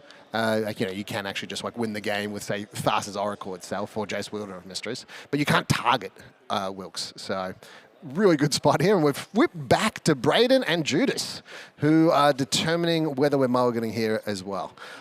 This is so cool. We just get to like flip between different games and like find out what's going on. That One Ring situation, we've got the Wielder of Mysteries, and I believe that there was a Tainted Pact in hand as well on that side of the board. So potential for that game to end very quickly. Just as we've seen across the 3 tables today, the games are not lasting very long. We're not really going, this is not mid-range. we're playing as quickly and as fast as possible. With the One Ring as well, I've heard murmurings this weekend. There's a lot of decks, like, JD's playing Blue Moon yesterday and has started playing the One Ring in Blue Moon. And that's not really a deck that cares about the One Ring. Yeah. And so do you think there's a world in which either One Ring goes to 2, or is there a world in which, it kind of turns into the modern situation where every deck just started playing the One Ring because it was the right thing to do? It's the best thing to do for 4 mana. Card advantage, protection, it's everything. Do you see that happening in Highlander? Yeah, so I could definitely see that happening in Highlander. And a good example of exactly what you're talking about here is Mental Misstep. So Mental Misstep was one of those cards that, like, all right, so if I'm playing a control deck, I'll play it. And then the aggro decks were like, hang on a second, I can actually counter their Mental Misstep with my Mental Misstep, so I should start playing it. And then the combo decks are like, oh, hang on, I can counter Thoughtseize, and I can counter their Mental Misstep, so I'll start playing it. And at that point, the committee go, you know what? I do like that it stops a bunch of like turn 1 kills or anything like that, so I do like that aspect, but it's become too ubiquitous in the format that everybody's playing it. So let's put a point on it and say, you got to pay for your toys. And that's one of my favorite things about 7-point Highlander. So I could totally see this as a situation where, Wilkes is playing the One Ring, everybody's playing the One Ring. Let's just slap another point on it. Let's get you got to pay for your toys. Diving straight in, that Monastery Swift Spear is back. If you're Braden, what do you need in this game 2? Therapy. After that Monastery Swiss Spear, game 1, I'd see that again and I'd be like, just shaking in my boots. Do you like hear that Judas has already just moved his Monastery Swiss Spear to the Braden's like, graveyard? I'm killing that. Well, at least, Judas is one of the kindest players that I've gotten to speak to. And you don't feel, it's not great to lose to Judas, but if there's anyone to lose to, it's someone who's as nice as he is. Yeah, Judas is just great. Just a lovely human being. Cracking the fetch here, getting out of land. No threats on board, right? So it's turn 2 here, and we'll probably see another threat here. But Prowess is one of those decks that when it has a turn 1 threat, turn 2 threat, it really just wants to do a heap of damage with that and then counter a couple of things and finish the game very quickly. All right. Here's another. I thought this card was going to be so playable in Standard. Yeah? Yeah. This is Astrologian's Planisphere. This was what I considered Corey Steel Cutter light. Okay. I thought this card was going to be so incredibly playable in Standard because of its similarities to Corey Steel Cutter. I was very incorrect. Yeah. Do you think that one of the reasons why you might have misjudged it in Standard is there aren't cards like the Baubles at 0 and Brainstorm, Gitaxian Probe, Mutagenic Growth, these cards that Judas is playing? 100%. That definitely had, like, you know, the overall curve of Standard and having, like, no 0-cost spells in Standard makes a card like the Astrologian's Planisphere a little bit less good. I looked a lot more at the card draw ability on Astrologian's Planisphere because there are so many cards that, like, you know, Sleight of Hand and Opt that are additionally drawing you cards. But overall, I think just the ease with which Corey Steelcutter is also 4 Monastery Swift Spears was just kind of, you can't reach that power level unless you're a Corey Steelcutter. Yeah. I underestimated Corey Steelcutter myself. So then I started playing with it. I'm like, oh, yeah, you just do it like every turn and sometimes in their turn too. And you just make like heaps of monks. It gets out of control very quickly. All right, so Pyroblast, untapped and cast the Pyroblast to kill the equipment so that, yes, we still got this 1/1 there, but it's not going to grow out of control and create like lots of damage situation. I can deal with the 1/1. You know, I got 17 turns of being able to deal with the 1/1, Braden says. What's that card? I was just, so yesterday, I made a comment and said, if there's any deck where it's the hardest to figure out what the card is, it's any of Judas's decks, because they're all going to be the borderless secret layer versions of cards. That, I believe, is a Daze. No, it can't be a Daze. All right, well, we'll figure it out. We'll figure it out. Look, normally I'm fantastic at this, I have to admit. Yeah. But we did do a little bit of trading back and forth. We consider that would make sense. Okay, yeah, we've just been tapped in the ear and told that it's consider, and we've got a fear of missing out on Braden's side, which I know a little bit more about. Red and 1 enchantment, 2/3. Delirium is that when it attacks, you get to untap and get like another attack phase. Untap 1 target creature and get another attack phase. One of the things that I love about Fear of Missing Out is actually just that it itself is an enchantment, which there aren't a lot of enchantments running around in Highlander, but it really helps with Delirium. Yep. So what also helps with Delirium is the Baubles. Those 0-cost artifacts which both Braden and Judas are playing. They fill up the graveyard pretty quickly and create some very easily achievable Delirium states. Yeah. This match has definitely been a lot more back and forth, a bit more equal. We haven't just absolutely been run down by a Monastery Swiftspear. Whose position do you like best right now? That's a good question. Oh, this is so hard. All right, so... Oh, and we've got the real deal. So I guess, thank you for helping me out with this, Judas, by helping me answer this question. Right now, I would say the person with the Corey Steelcutter. Yep. Yeah. Judas heard me. He said, let me show you whose side you'd rather be on. Yeah, so we get a Monk token onto that Corey Steelcutter, and the 1/1 token from that other equipment becomes a 3/3. Interesting situation here, because Judas has the option of not playing that Mutagenic Growth straight away and just attacking and seeing if Braden blocks with the 2/3 and then playing the Mutagenic Growth, which then triggers the Monk token. Braden's saying, you know what, I actually don't want to take 3 damage and I want to kill your token here. Why would you play the Mutagenic Growth in that pre-combat phase? So the number one reason that comes to my mind is that you want to attack with the Monk token. Mm-hmm. So it could have been Judas going, you know what, I want to get a Monk token here. Definitely want to play it. So I am going to cast that Mutagenic Growth in my main phase in order to then attack with the 1/1 token. But there are some other reasons why you might want to do that Judas is considering. Things that attack the creature that can only be played in combat. So something like a Ganjo would be a reason why we'd want to Mutagenic Growth in our pre-combat main phase in order to get our creature out of that range of that card that can only be played in combat. But I can't think of one off the top of my head that would be applicable in this situation. We've had a little bit of a back and forth here. Braden has put down a Moonshadow and as well attempted to resolve High Noon, which is one of my absolute favorite cards. And Judas said, no, I would always like to be able to cast more than one spell in a turn, and has fired off a Daze in response. Yep, that makes sense. Now, how do we get that Oh, Lava okay, Dart. okay. So Lava Dart. Yeah. Lava Dart's also one of my favorite cards. And then it just creates so many spells so quickly. Like single red, deal 1 damage, and then it's got flashback, sacrifice a mountain. Ooh, that's quite nice. Yeah, so lots of triggers on the prowess here. Because you play the Lava Dart, that's 1 spell, and then flash it back, that's another spell. Creating, I think, 2, 3, 3 monks here, if I'm not mistaken. Or it might be a... One of them, the one that has the 3/3? Quarry Steelcutter equipped, will get an additional +1/+1 from the equipment itself. Yeah, So but it it's- wasn't around when Yes. you played the first Lava Dart.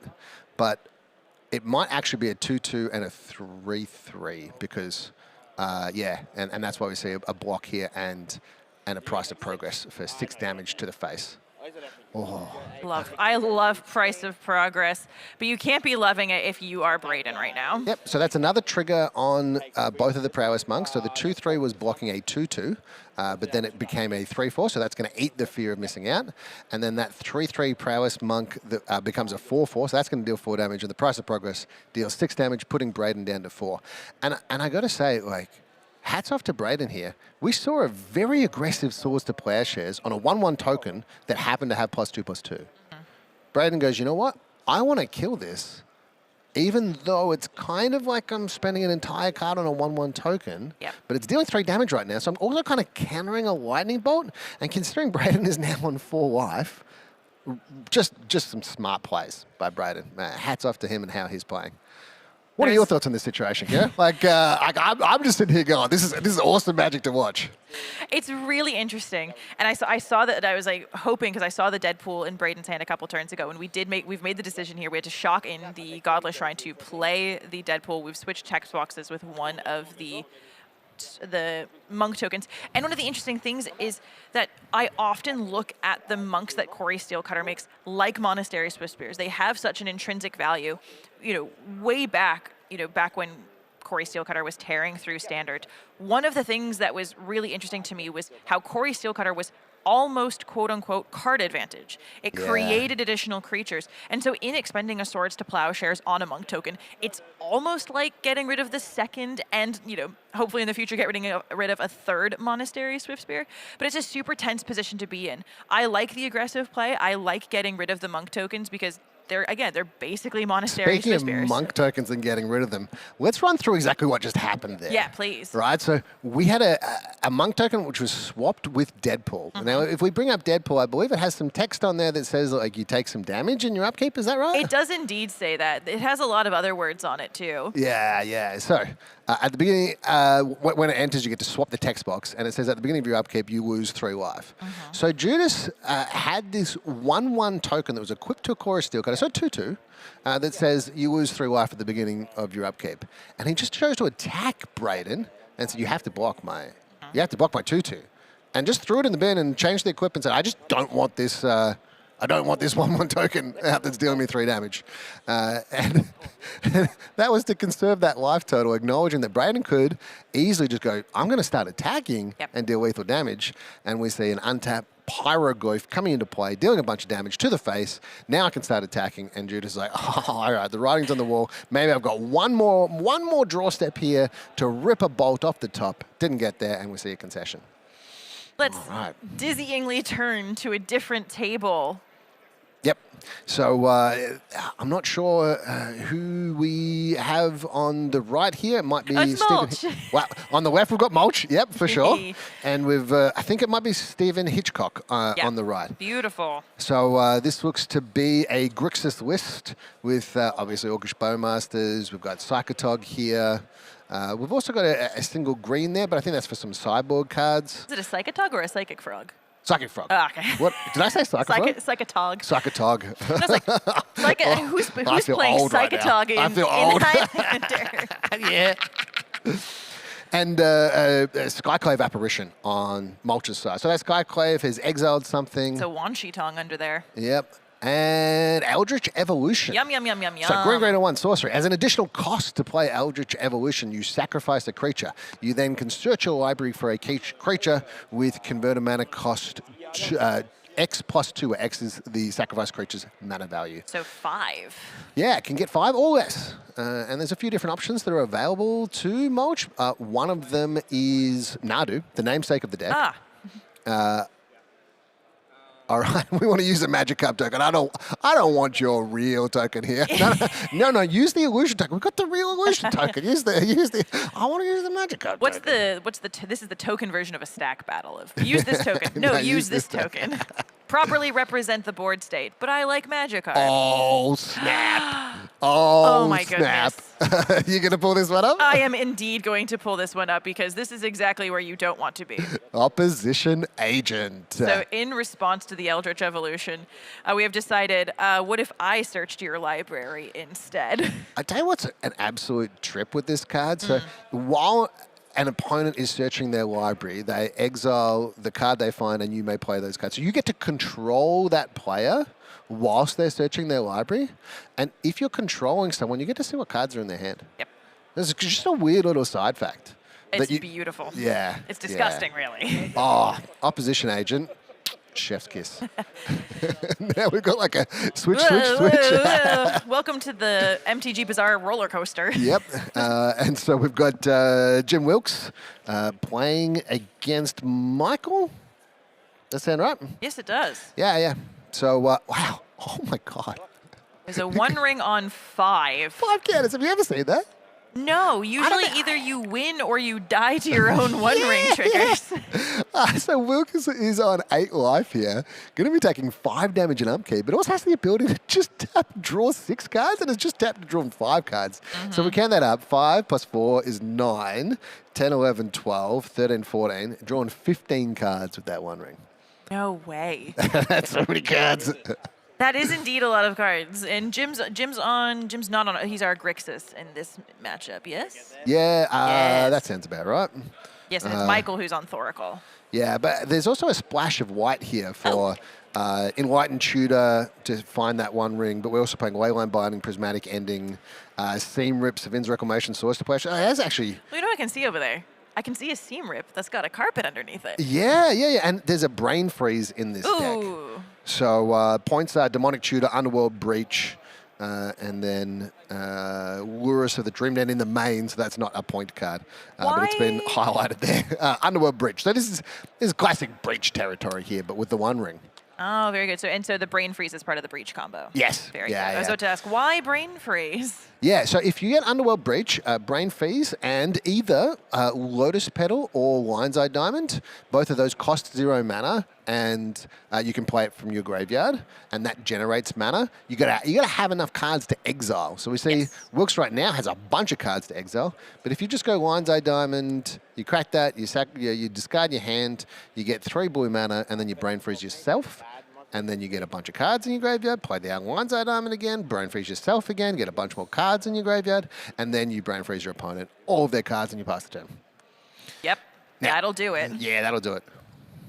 Tell you what's really interesting, though. When you start doing that, and your opponent doesn't immediately concede... They make you go through it. Yeah, they make you go through it, and when that happens, you got to stop and think. And you got to go, do they have like an endurance in their hand? Do they have something that shuffles stuff away? And now, do I actually just crack this Lion's Eye Diamond a bunch of times and lightning bolt their face like 7 times and not pass the turn? Yep. Right? So when you're going for it, you go, hey, can you just concede here? Like, because if not, I have to think about it a bunch and reduce the probability of you being able to do something sneaky.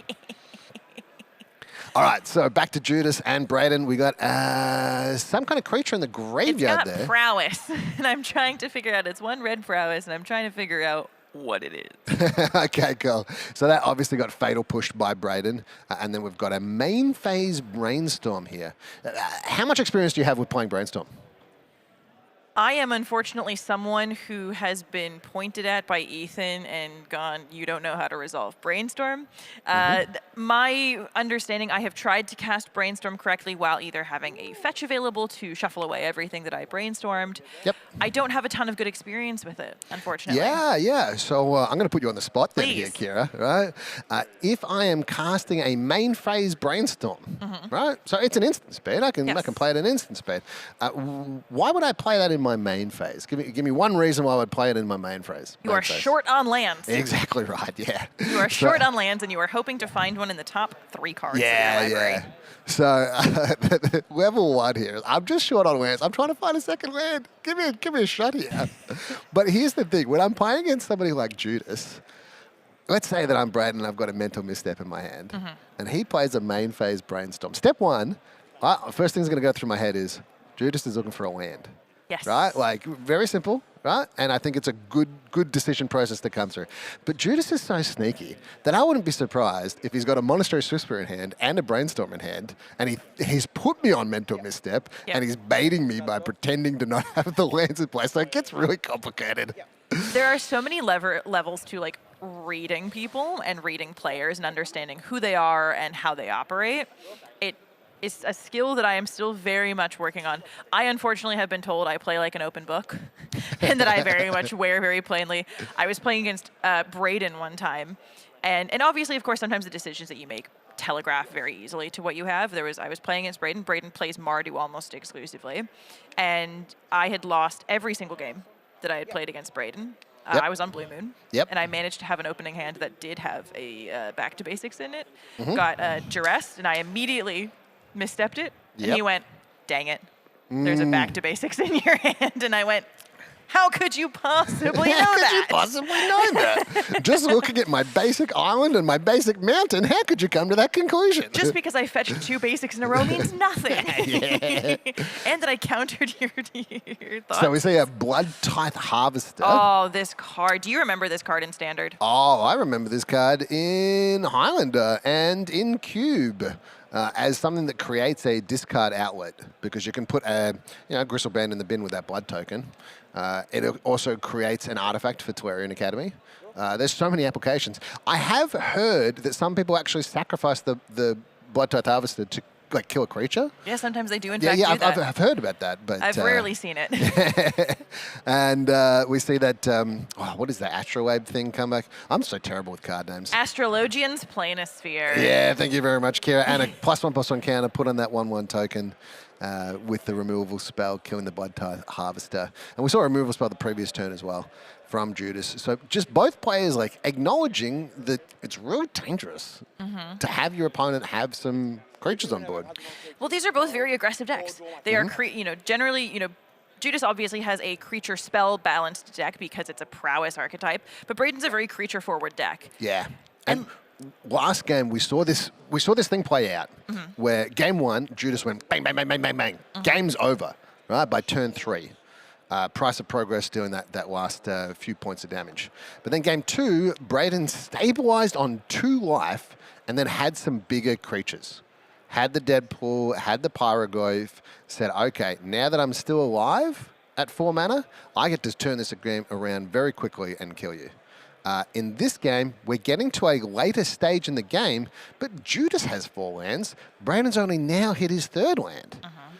So if I was in this position, later in the game, Braden's on 16 life, I'd be feeling real good about this game if I was Braden. And we can see off of... No, keep going. Off of the Reckless Impulse, what we saw, there's a Gush down there, and I love that card. Yeah. And so you're feeling a little bit nervous if you're Braden, too. Yep. So I'm not entirely sure about the interaction with Reckless Impulse and Gush, whether you can play it for the alternative cost, but I believe you can. Broadside Bombardiers. Pointed card here. Bombardiers. I love Broadside Bombardiers. Why do you love Broadside Bombardiers? It is usually, in my opinion, Broadside Bombardiers, it's a point. Yep. It's a good card. Yep. In general, you either get to cause your opponent to discard a card to get rid of it. Yep. Kill something straight away. Or you are consistently getting to shock your opponent. Yep. Because a deck like Braden's, we can see there's a blood token over there. Yep. If we attack, we're going to get to sacrifice that blood token and deal 2 damage to something. Yep. So we get to shock something for free. Yep. So a shock for free. Obviously, something like Vivi or Nitier is going to be a little bit of a headache because it is a 3 toughness, now 4 toughness creature. And we did see that Judas picked up 2 islands to cast the Gush. So I love Broadside Bombardiers. I think it's an insane value engine. I appreciate that it's a point. Yeah. I wish it look, wasn't. The fact that that card has menace makes such a big difference. So that 2/2 being able to throw things at the face. I mean, Judas is on 14 here. I could totally see a world in which Braden untaps, plays a land, plays a Pyroglyph that's, say, I don't know, 7 power, right? Deals 7 damage to the face. Judas goes down to 7, and then Braden attacks for 2 with his menace creature, puts Judas down to 5, sacrifices the Pyroglyph, it deals 6 damage, game's over. And Judas will be aware of this, so he'll be wanting to just create a situation in which he doesn't die to a couple of big things here. You're going to have to run me through. What's this card? Trying to read it. Yeah, now I believe Triton that, Wavebreaker. Yeah, so Judas is bestowing this onto the Vivi, dealing another damage, but increasing the power of the Vivi, and that's going to give Judas a few more points of mana available to him. And so what is he going to do with all this mana? Yet again, I'm remembering back to when Vivi Ornitier was tearing through Standard. Yep. It's Flashback. This is a new Strixhaven card. It's Flashback. You give a card in your graveyard, Flashback. Really? Yes. This is Flashback. Target instant or sorcery card in your graveyard gains Flashback until end of turn. See. How have you not heard of this? Yeah, all right. So kill that broadside bombardiers, acknowledging the threat that it is, the points that it is, the power that it is, the menace that it is. Literally. Yeah. And putting our Vivi up to 4 counters plus the bestow. Source to play actions will deal with that, but it won't deal with the bestow creature, so that'll still be in play. I have always been so curious with how bestow works. Why don't you lose the bestowed enchantment when the creature it's bestowed upon dies? Ordinarily, right, with equipment and various other auras, they go away. Yep. Is that the case here? Is that we see the... No, so bestow is a special little mechanic here. Sure. It basically says, I am both a aura, I have the ability to be an aura, and I have the ability to be a straight-up enchantment creature, just a creature, right? And when that set came out, they didn't want a situation where you try to use it as an aura and you get blown out. Yes. Right, because they play the Swords to Play Ashes in response. And now you've lost 2 cards. So instead, they created this bestow mechanic which says, hey, look, even if the creature dies, you then get to still keep your creature. It just falls off. It's no longer an aura, and now it's just a regular creature. And that creates a situation where what Judas just created, where I'm going to enchant my Vivi. And if you kill my Vivi, that's fine, because I still get my enchantment left over. You're not going to 2-for-1 me. Interesting. Yeah. It's something that was created to stop these blowout situations and encourage people to play more auras. Yeah. I like that. That would have been back in like the Theros Beyond Death era. Yeah. Which is quite a while ago now. Oh, what do we have here, Kira? I love Harbinger of the Seas. This is probably one of the cards that I hear people call Harbinger of the Tides the most. Yeah. Harbinger of the Seas is the Flood Moon. This is non-basic lands are islands. So Braden currently has 2 islands and a swamp. Yep. He is now, against his will, playing a Dimir deck. Yeah, okay. Now, normally this is something that you wouldn't worry about. I'm not worried if you play a Blood Moon, because I've fetched out my basic swamp, and that'll just leave me with swamps and mountains, which is most of my deck. But islands, that's a different story. That's actually cutting me off. 100%. I have actually really always been of the opinion that, especially in Highlander, the Flood Moon is a far more powerful effect than Blood Moon, oftentimes because the Grixis decks don't play a single basic mountain. Whoa. I got a little distracted by this Barraglyph. Let's just have a look at this really quickly. Yeah, because this is incredible. So the Barraglyph is this gigantic 5-power life-linking creature here that right now it gets to get a Pyroglyph back from the graveyard, which is huge. But on top of that, we've seen a Phoenix enter the graveyard that for a single red will have the ability to give something bestowed, +2/+2. Oh, we were just talking about bestow. Yeah. So +2/+2, and flying. which is and haste as well. Now, to be fair, we don't actually have any red sources available to us at the moment, so that both that Pyroglyph and the Phoenix are not looking too crash hot. But I tell you what is looking crash hot. You actually just don't need anything else. Brayden just attacked for 5 and gained 5. Like, that's a 10-point life swing. Absolutely incredible, and just really hard to do enough damage to kill that Pyroglyph. Now, why would you take a Pyroglyph if you can't cast it? Yeah, I'm pretty sure it's because you couldn't cast any of those things. Yeah. So it's the best option available to you. It's also just an incredibly powerful card. We see a Treasure Cruise from Judas, and then that looks like that Consider again. That Barraglyph is huge, but this Harbinger of the Seas has got 3 counters on it from the Astrolabe thing. So the Astrologian's Planisphere, we'll pull it back Thank up. you for correcting me on that one.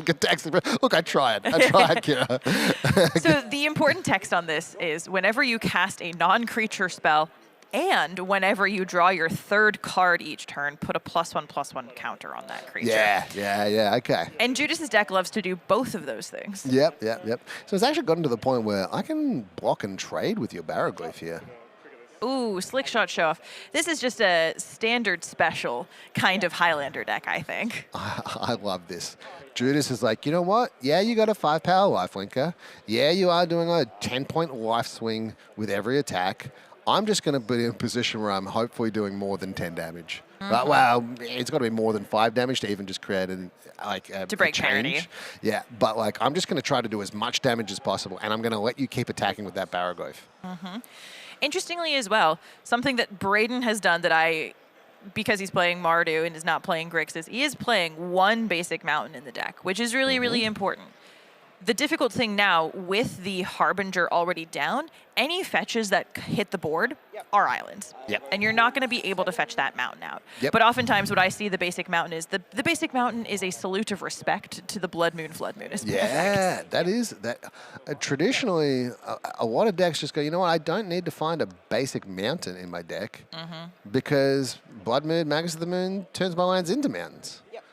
Oh. Fury is a good get off of this because even though you can't cast it, you can still evoke it. Yep. The problem is, though, that Harbinger's just gotten out of Fury range. It is indeed out of Fury range. What the hell? What the hell, Judas? Did you just like see this potential Fury coming and play around? Look, I think you just wanted to do a bunch of damage. Hydro Blast. And, yep. And that's going to put another counter on the Harbinger. Another counter on the Harbinger. I believe that Harbinger is now a 7/7? 7 power. Plus the Slick Shot is 8 power at the moment. Brayden's on 15. So we do have to find a fair few spells to be able to deal lethal damage here. But with 6 damage, we're already breaking parity without any instants or sorceries. Now, Lothian Revealed is the draw 3 cards here, plus put 2 counters on my Harbinger of the Seas, and +2/+0 to my Slick Shot.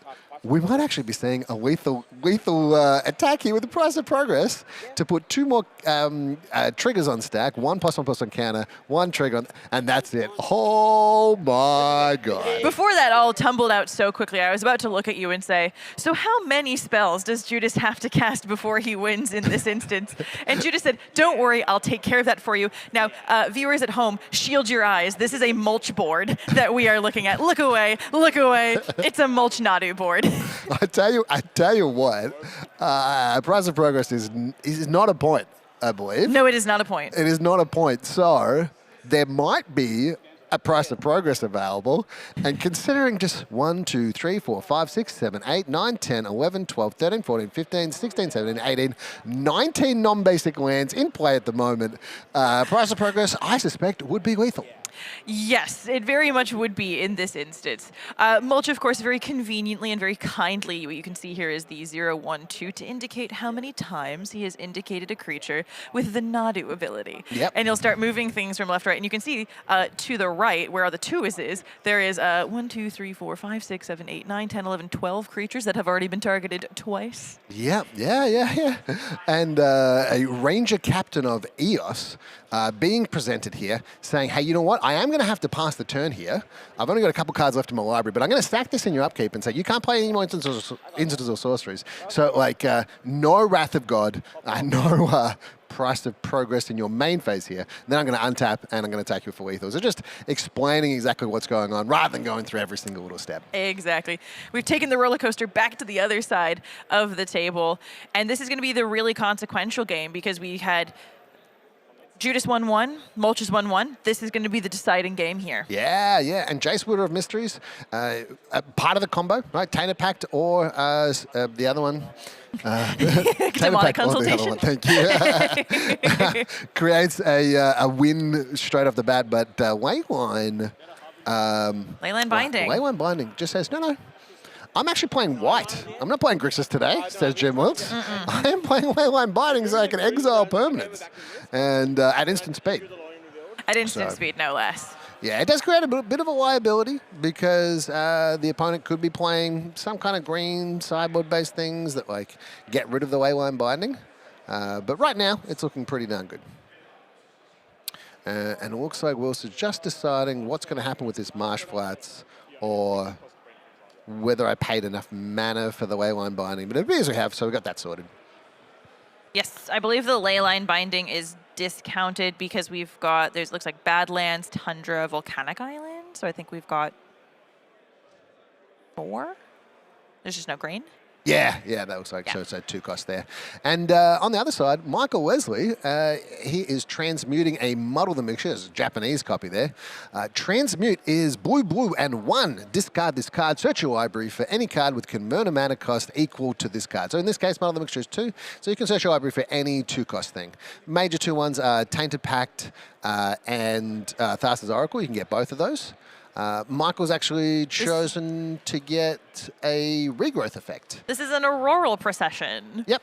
Just return target card from your graveyard to your hand. Yep, now, and then playing that straight off the bat as well. I'm going to get it, and I will play it immediately. Yeah. We can't quite see what's in the graveyard here, but I imagine there's something that is key to the combo. Yeah, Tainted Pact. All right, I want to just get my Tainted Pact back into my hand. Now, I've got no other cards in hand, it looks like.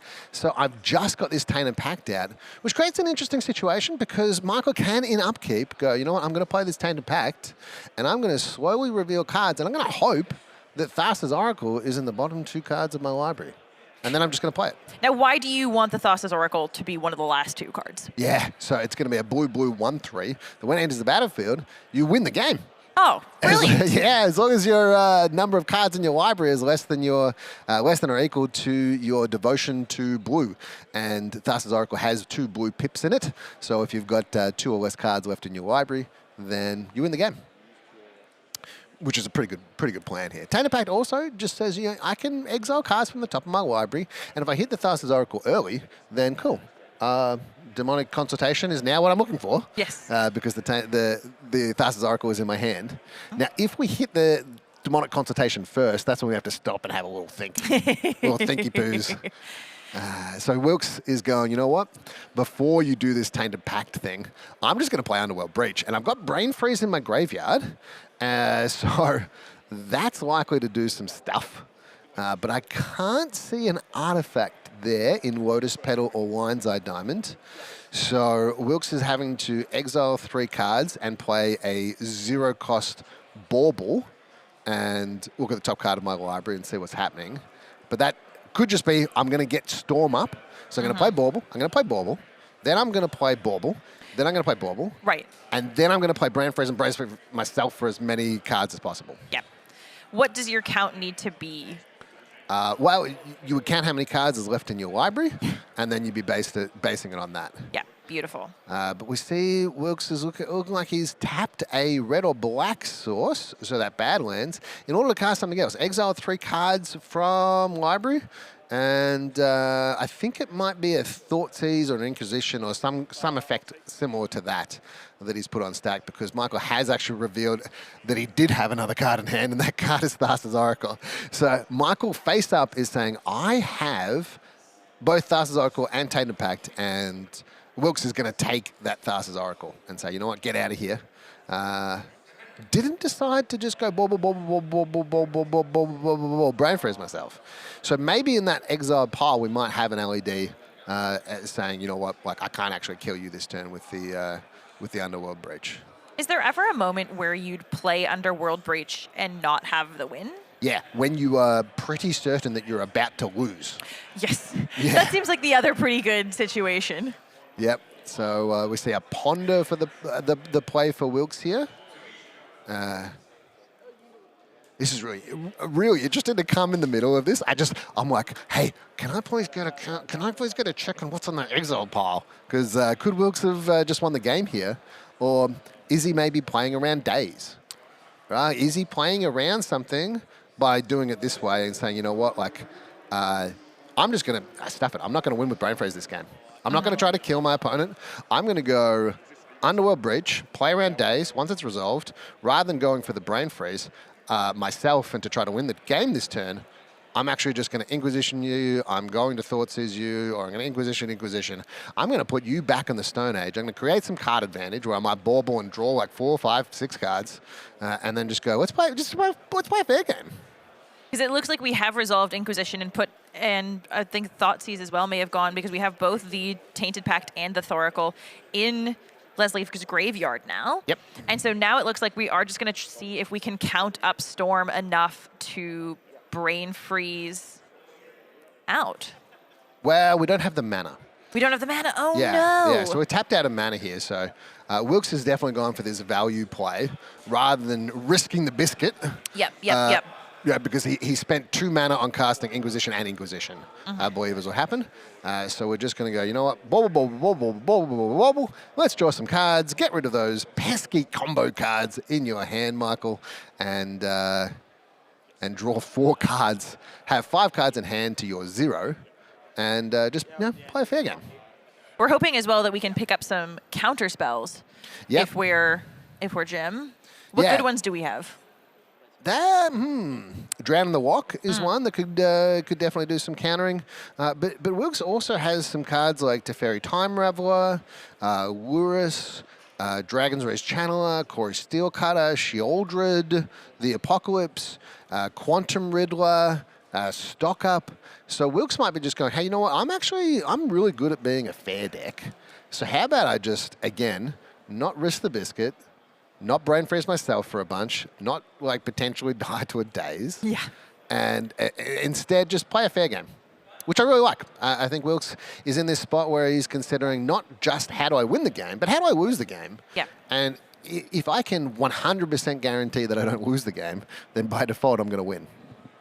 Super interesting as well, because we see Leslie here has a Thundertrap Trainer, and I did see a Daze off of the cards that were revealed, but we've taken the Brainstorm instead. What would get you to take, in this instance, Brainstorm over Daze? Because Daze seems like a pretty good option to be able to just set Jim back a little bit and take a bit more control over the game. You've got some of your important combo pieces in the graveyard. Yep. Having a counterspell and being able to out-tempo your opponent seems like it would be really good. Why take Brainstorm? Yeah, so the big factor is just how many lands Wilkes has. Now, Wilkes is playing a deck that is known for playing low converted mana cost cards. And so Wilkes might just play this 2 cost that you really want to counter, but you just can't. Just can't, because like Daze just makes you tap 1 more land. Whereas on Michael Leslie's side of the board, we have a Bloodstained Mire, which has the ability to shuffle away some bad cards.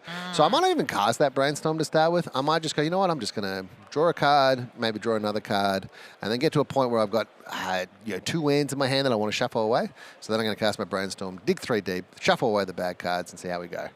And the other thing is that if I'm in a spot where Wilkes is just going, I'm going to kill you next turn, then Brainstorm's going to try to find me some cards to get back in this game, because Michael is definitely pretty far behind and might be in a spot where drawing is the best possible option for him. You know, being on 4 life here. Yeah. How does a combo deck like Thoracle recover in this position when you have both the Tainted Pact and the Thoracle in the bin? In the bin, yeah. We've got a Baleful Strix. We might attack with that for 1 damage over the space of 16 turns. But more realistically, cards like Stock Up, Warrior Revealed, Jace Wielder of Mysteries, which I believe is in the bin, Flow State from Secrets of Strixhaven. All of these cards create additional cards. Thundertrap Trainer is another one. We've got a 1/2 in the on the battlefield that also gets a card. Consult the Star Charts is another card that gets 2 cards. So we're basically just going to be drawing some cards that draw multiple cards here and utilize the fact that I've got a bunch of extra lands. Maybe at the top of that list, I would say, is Cling to Dust. So Cling to Dust can say, yep, I'm going to exile those pesky cards that are a problem, like that bauble that is going to draw some more cards. This is the best bauble ever. Yeah, this bubble's drawn, what, 6 cards? It's a better dig-through time? Yep. Incredibly powerful. So you've got, let's say that you're in Wilk's position here. Okay. You've got Lurrus out. Yep. You're in a commanding position, quite obviously. Feels like it. What are you afraid of? Like, how do you think that you lose this game? To be honest with you, It's really hard. I don't know. I can't think of one. I can't think of one because I'm looking at my opponent and I've taken care of the Thoracle. I've taken care of the Tainted Pact. Yep. There could be a Demonic Consultation. A Baleful Strix is frightening, but with my opponent on 4 life, I feel pretty okay because, yeah, the Baleful Strix could attack me and I can't block it, but then my Lurrus 2 attacks and you're dead. Yeah. So I feel as though we're squarely in Jim's court. Yep. And we are on turns here, is what we can see as well. So we figured out the line. We figured out the line. The way that I lose this game is to draw this game. Yes. Because I'm in such a commanding position that I really should be able to pull this game out. Particularly if even I just had like 2, 3, 4 more turns. So I'm going to run out of the opposition agent and just try to attack here. But Michael's saying, hang on a second. Right? Like, we've been playing a pretty long game here. I can actually just try and kill some creatures, conserve my life total, and just try to get into a position like if we did have infinite time, where I could just regrowth the Thassa's Oracle and just play it. So like, the game's not over, and in that case, we might be going, look, I'm going to optimize for a draw here, whilst also acknowledging that I do have outs to win this game. So the game's not completely over, but even though Wilkes is in this spot where it's like maybe 99% to win here. All right. Sink into Stupor on the Lurrus, which we had to see Leslie flip that to the spell side front, which I said yesterday. Almost always it's played as a land, and so it's almost always land side forward instead of spell side forward. So we had to flip it around and be like, no, I did cast the front of it, I promise. Yeah. Now, that opposition agent came down and we didn't see a crack on that Bloodstained Mire. And that might be because there might not be any more targets left in Michael Leslie's deck. It might be because I specifically want to keep something that's able to shuffle my library. Prismatic Ending. Prismatic Ending. This is where, because it's turn 3, I really just need to be able to attack with my cards. Yep. I don't want you in a position where you kill me. I think Wilkes has a Lightning Bolt in hand as well. Yeah. The other There thing. it is. There it is. All right. But hang on. Do we have a response? Yeah, Cling to Dust. Oh, no, and we're going to gain life off the Cling? Cling to Dust. Oy. Exiling my Thassa's Oracle. Gain some life. Go to 1 life. I'm going to have to correct myself here. I said, you don't want to crack that Bloodstained Mire because there might enemy targets. Incorrect. You don't want to crack that Bloodstained Mire because I'm about to be on 1 life. Yes. Wow. This is such tight play from Michael Leslie. Such tight play from Jim Wilkes as well. Absolutely incredible stuff here. I thought that was had. I don't even know if there's another creature to be able to target with that Cling to Dust to gain any more life, though. So... I don't see one in the graveyard. Yeah, so we might instead see Cling to Dust doing something to draw a card, hoping to be able to maybe draw a 1-cost removal for this opposition agent that's about to attack for lethal. The Lurrus didn't come down because Wilkes wanted to be able to keep open a counterspell, like in the form of a blast. Oh, there is a blast in hand. This is incredible. I'm just so invested in this. I'm excited. We're leaning forward. We're clenching the table. Those that can't see me, I literally just lean forward and I can get a closer look to this. Hang on, let me look closer at this. Yep, and we see Thought Seize as the card. Oh, style points to Michael Wesley for ending on the thoughts is, hey, you did not kill me. No, right? no, no. Jim Wilkes, you did not kill me. I killed me. I killed me. No, you can. That was. I believe we saw yesterday. There was a moment where you sacrifice your own land to kill yourself. Just Yeah. I love those plays. It's all style points. I have agency. Yes. No, you didn't take me out. I took me out. Yeah, What totally. a way.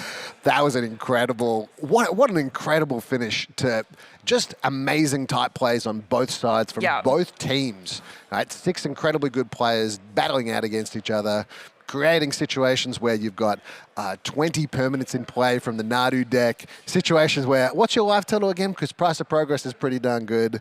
And then I'm going to Inquisition you.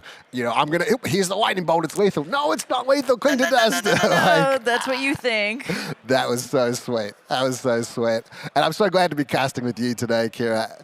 Absolutely wonderful time. We get to have so much fun. It's lovely to be here in the booth. That was round 5 of Team Trios here. We'll be back in the booth for round 6. If you just hang tight, we'll be right back in just a moment.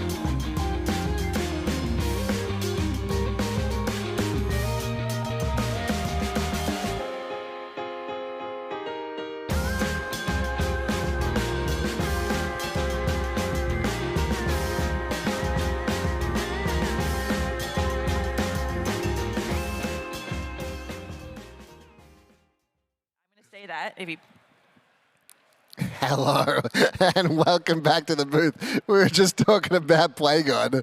job is speech. Yeah, okay. If you heard that, his job is speech. Yeah, we'll get into that in a second, but welcome to round 6 of the team trios at MTG Bazaar events.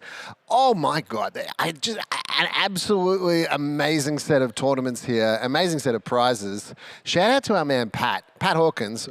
What a man. What a boy. Absolutely dear to my heart and to the Magic community's heart for putting on such great events. And so happy to be here casting with my good friend Kira. Hello. My name is Isaac. We're getting into this round. We've got a little bit of correction. Tell us about what happened at the end of last round. We have been spreading misinformation on the internet, and we're very sorry for that. We'd like to issue a correction for round 5. Bus Stop did not win. That game with Jim Wilkes and Michael Leslie, that was only game 2. And they drew. They drew. So we saw the final conclusion to a game in turn 4 of time with a Thoughtseize that was killing Michael Leslie. But that was only game 2, and Michael Leslie had won game 1. So, the match ended in a draw, and now we're going into seeing Judas's team back in action against Nathan Smale. We brought them back. Yeah. So have you played much with this deck Nathan Smale is representing, Time Walks? I have not played. I've borrowed it from JD a couple times, and I know the deck has evolved quite a lot. I know, especially as we mentioned as we were coming in, Plagon Lord of the Beach. This is a card that Nathan himself, I believe, pioneered and has made a pivotal part of the Walks archetype. And I'm going to pull it up because this card is so interesting. Yeah, I mean, he's going to be rewatching this and being like, yes, I told you. Plagon. Kira is right. And I'm going to play a little devil's advocate here. It's not a key part of Time Walks. It's only Nathan Smale's No. deck. It's not a part of Walks, but Nathan loves this card. Oh, yeah, that I agree with. It's a key part of Nathan's Walks deck. And I will say that last time I picked up Walks, I literally just looked up Nathan Smale's deck. And I'm like, yep, he's been working on this deck a lot. He knows exactly what he's doing. I'm going to take this deck. I'm going to sleeve up 74 of these 75 cards. And I'm going to change this Plagon to something else. So I really hope that I just get schooled here and Plagon just shows us exactly how good that card is. Let's pull up Plagon for our viewers here and read it off. Plagon, 3 mana, 0/3. It's a starfish wizard. When it enters, draw a card for each creature you control with toughness greater than its power. It has irrelevant other text that is never used. Yeah. So we've seen a Malevolent Rumble put a 0/1 Eldrazi Scion token into play. If Plagon was to come out right now, it'd be a 3 mana 0/3, draw 2 cards. Yep. But with a whole bunch of different other cards in the deck, like Ignoble Hierarch, Noble Hierarch, Birds of Paradise. There's a lot of cards that just incidentally have greater toughness than power, and so it can draw a bunch of cards, but it can also be a 3 mana 0/3, draw 1 card. Yeah.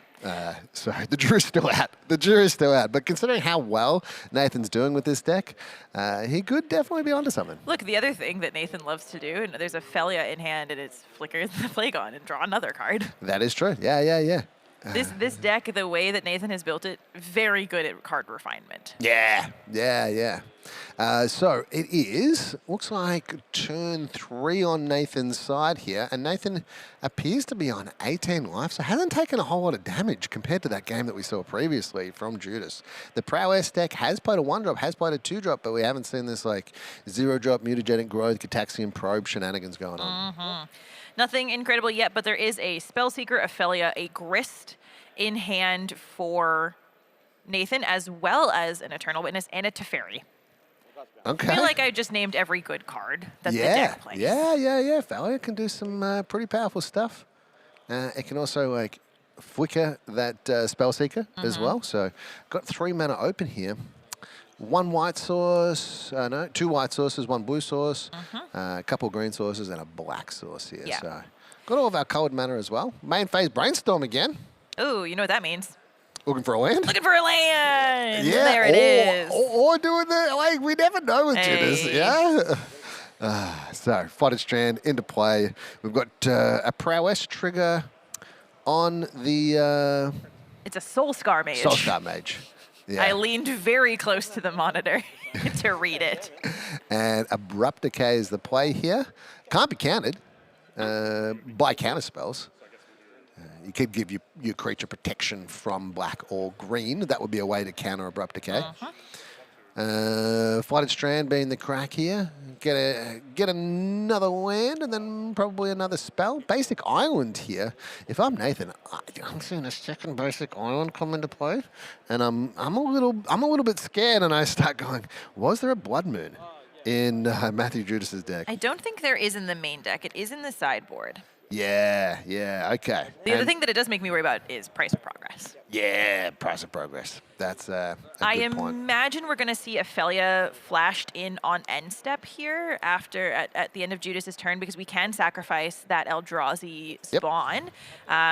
Here we go. Yep. And then I imagine... Preordain, keep both cards on top, draw a card. So both players here dealing with some really good cards. Daze is the play. Daze. Yeah. Okay.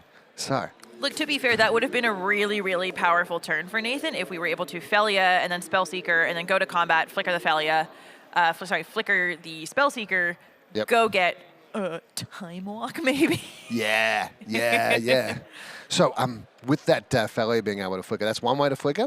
But just to run people through that maybe haven't seen the Time Walks deck combo off in the way that it does. Spellseeker, 3 cost, 1/1. Search your library for an instant or sorcery with converted may cost 2 or less. So that search is to start with. You might think, all right, go get Time Walk. No, actually, I'm going to search for Ephemerate. Single white. I'm going to blink my Spellseeker, and then I'm going to go get Time Walk. And then I might Time Walk to there. Then I untap, have another turn, and I'm going to Ephemerate my Spellseeker again. But this time I'm going to go get a... green and blue birthing pod activation. Green and blue, sacrifice a creature, search your library for a creature with converted mana cost 1 higher. So you go get Timeless Witness, and that Timeless Witness gets back Ephemerate. Ephemerate targets the Timeless Witness. That allows me to get back the Time Walk. And then I Time Walk, and then the Ephemerate comes off again.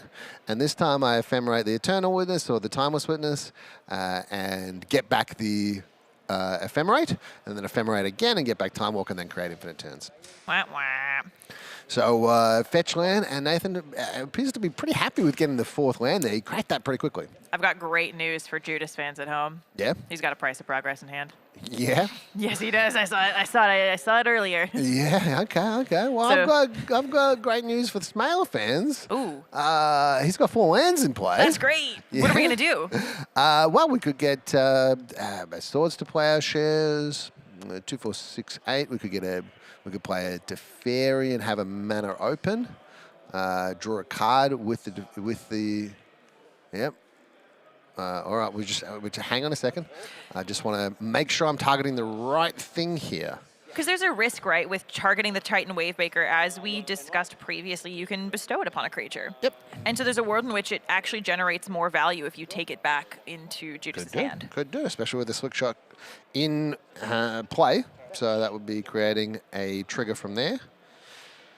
Teferi says you can't play incidents or sorceries. And I think that Smail was keeping a green or blue open so that I could have a Preordain, a Ponder, maybe a Brainstorm. But even better than that, like a Swords to Plowshares or a Path to Exile to deal with something. And instead, I believe, drew a Birds of Paradise. Looked down at that land and said, oh, this one doesn't tap for... This one doesn't tap for green? Yeah. What the heck? Can't use that as a chump blocker here. But that's okay. Wow. I say that's okay. It might not be okay. Are we facing down lethal damage? 2, 4, 6, 8. No. Judas has just passed the turn. Well, let's count really quickly. How much damage do we stand to take from the Price of Progress with the Prowess trigger on the Slick Shot Show-Off? Yeah, we might have slightly incorrect life totals or something going on, because I'm pretty sure that Judas would have seen that was a lethal amount of damage. 8 damage to the face and creating a trigger on the Slick Shot, which would mean that we have lethal damage. We did need to attack the Teferi down first. Oh, no, actually, we could have attacked face and then done price of progress second. No, yeah, you're exactly right. It was, Yeah. it was the Teferi. What am I talking about? You can't play it in combat. You can't play it in combat. Yeah, now. you would have had to have done that before attacks. And Smail very clearly kept open that white mana. And so Judah said, you know what, I'm not going to lose to a Swords to Plowshares here. Yep. I'm not going to play this price of progress that is going to be lethal as soon as you play another land. I'm just going to wait.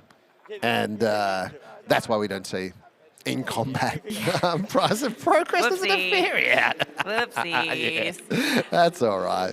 Well, that first game is going to go to Judas, and we're going to move over to sideboarding. Let's see if we can take the roller coaster ride to another game. Who have we got here? Well, I can tell you that we've got a lands player on the right with Urza's Saga and Maze, as well as, we've got a Strip Mine, we've got a Dark Depth, we've got a Titania. Titania is one of my favorite cards. But on the other side, which looks like It should Wilkes. be Jim. Yeah, playing Vivi with 3 counters on it. We've got a Lurus that means I can play things from my graveyard. We've got all the things going on. You know what I think the most missed trigger on Vivi Ornitier is? No. What? The ping. The ping. Everyone always remembers the counters. Yeah, okay. Very few people remember the ping. Yeah. Are they 2 separate triggers or are they the same trigger? Which, Let's have a look-see. Yeah, maybe. They are actually the same. Whenever you cast a non-creature spell, put a +1/+1 counter on Vivi Ornitier, and it deals 1 damage to each opponent. Okay, so some people can make some game rule violations by remembering half of their trigger. Accidentally, but yes. Yeah, okay. So Vivi being activated to add some mana and then being able to use that to cast a fairy. But that Grist is in an interesting spot here because it can kill the Teferi, but we've got a Lurus that is able to attack, and we've got a Vivi that's able to attack as well. So Yeah. we'll probably see both of them come in at Grist. Maze of Ith can remove one of them from combat and untap it, but one of them's getting through, and that's why that Seam Rip coming down is very important. What do you make of Teferi target Urza's Saga? Oh, it's so rude. It's so rude. Like, how many people at home you reckon will say, hang on, you can't target a land? You definitely can't target a land. That's correct. But what you can target is an enchantment. It very explicitly does not say non-land. Yeah. So, and what do you think that says about Jim's position right now to target the Urza Saga on the land side? Yeah, I mean, that is going to set some things back. We're going to still keep Grist alive. It's going to go to 1. We're going to see +3 life happening here. The game's not over by any stretch of the imagination. But Vivi being on 5 counters, having 2 creatures out means that, like, you know what, I've got so much mana to play with and so much going on that I can do heaps of stuff. So even though you got, like, you got access to Strip Mine and you can strip me, but Vivi. You know what I also think was really interesting about this combat phase here, where we chose to target the Vivi with the Maze of Ith? Yep. Jim is admitting, I'm going to attack. I don't need this mana, because that's 5 mana that you could use on a spell. And that essentially is giving Jim back a ton of mana with the Maze of Ith by taking it out of combat. You go, no.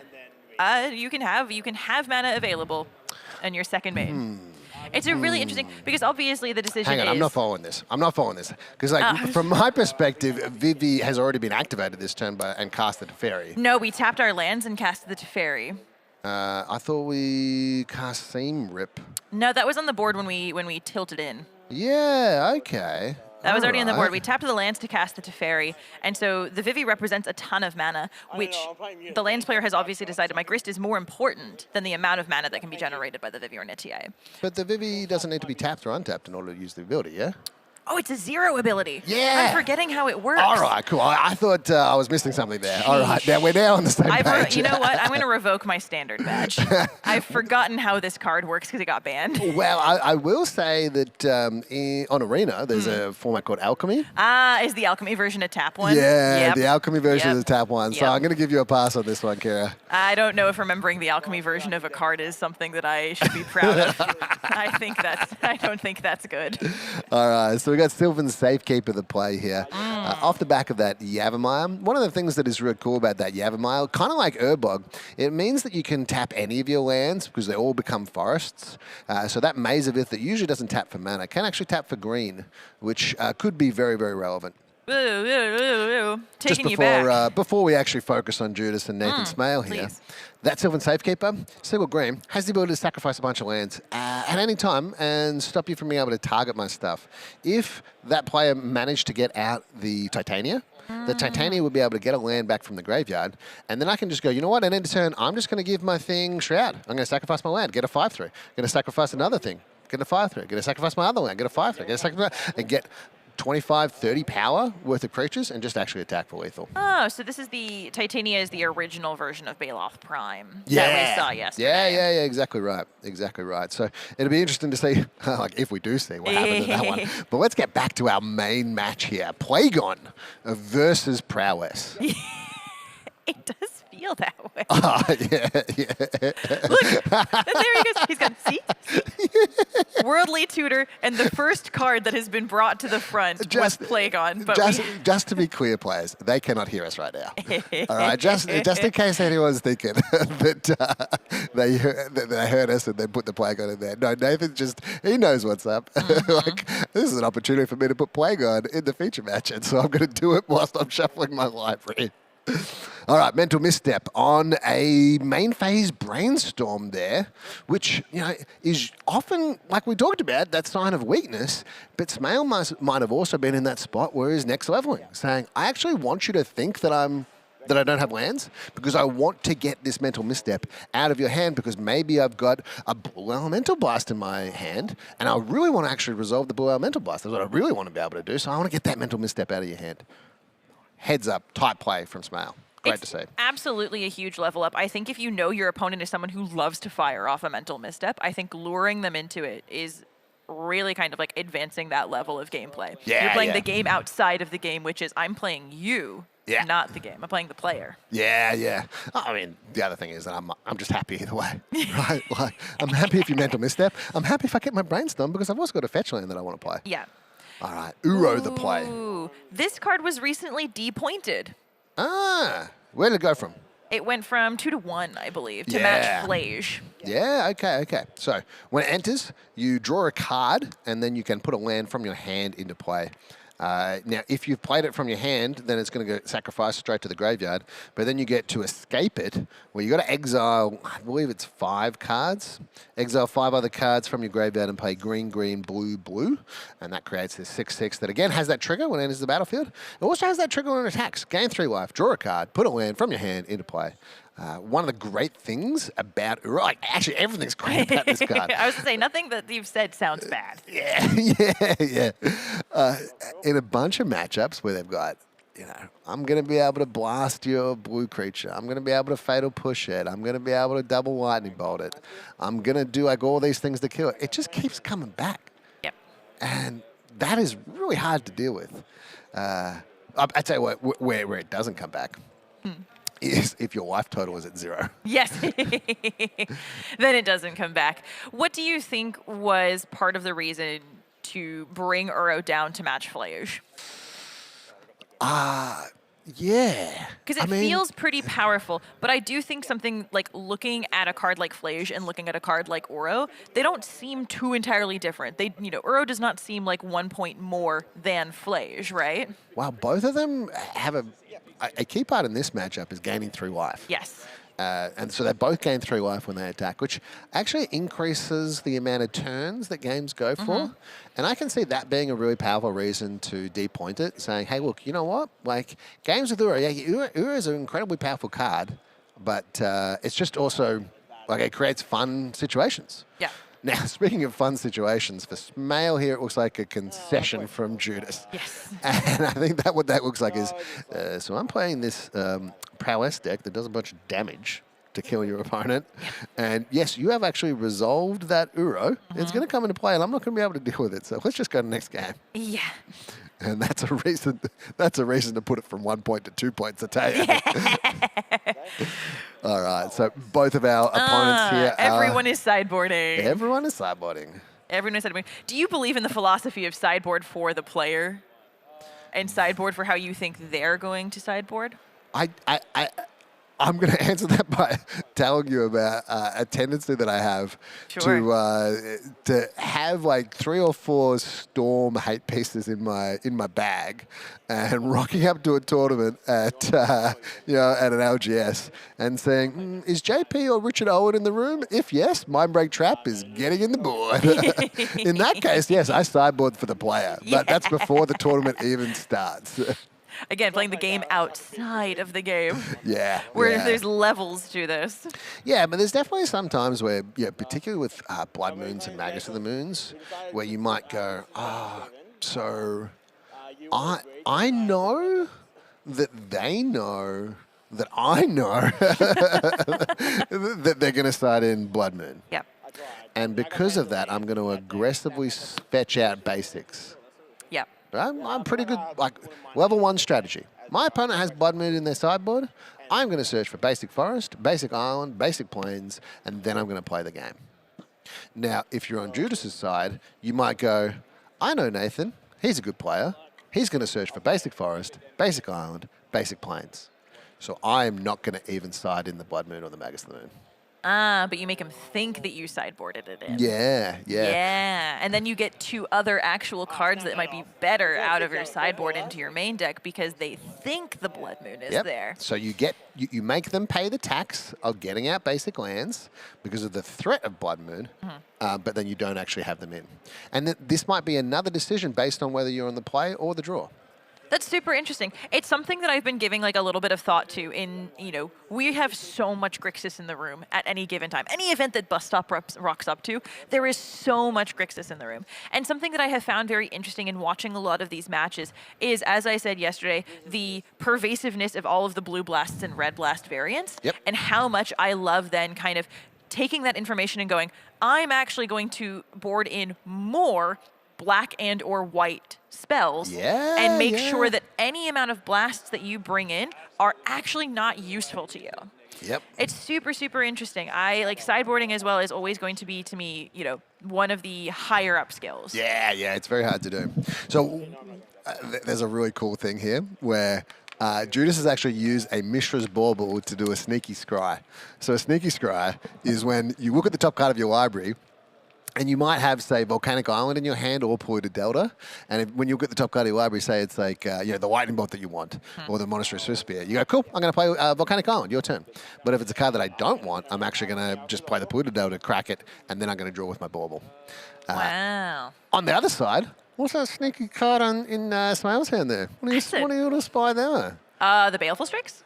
Well, yeah, that is a good one. The Time Walk is what you mean. Oh, it might have been what I was referring to.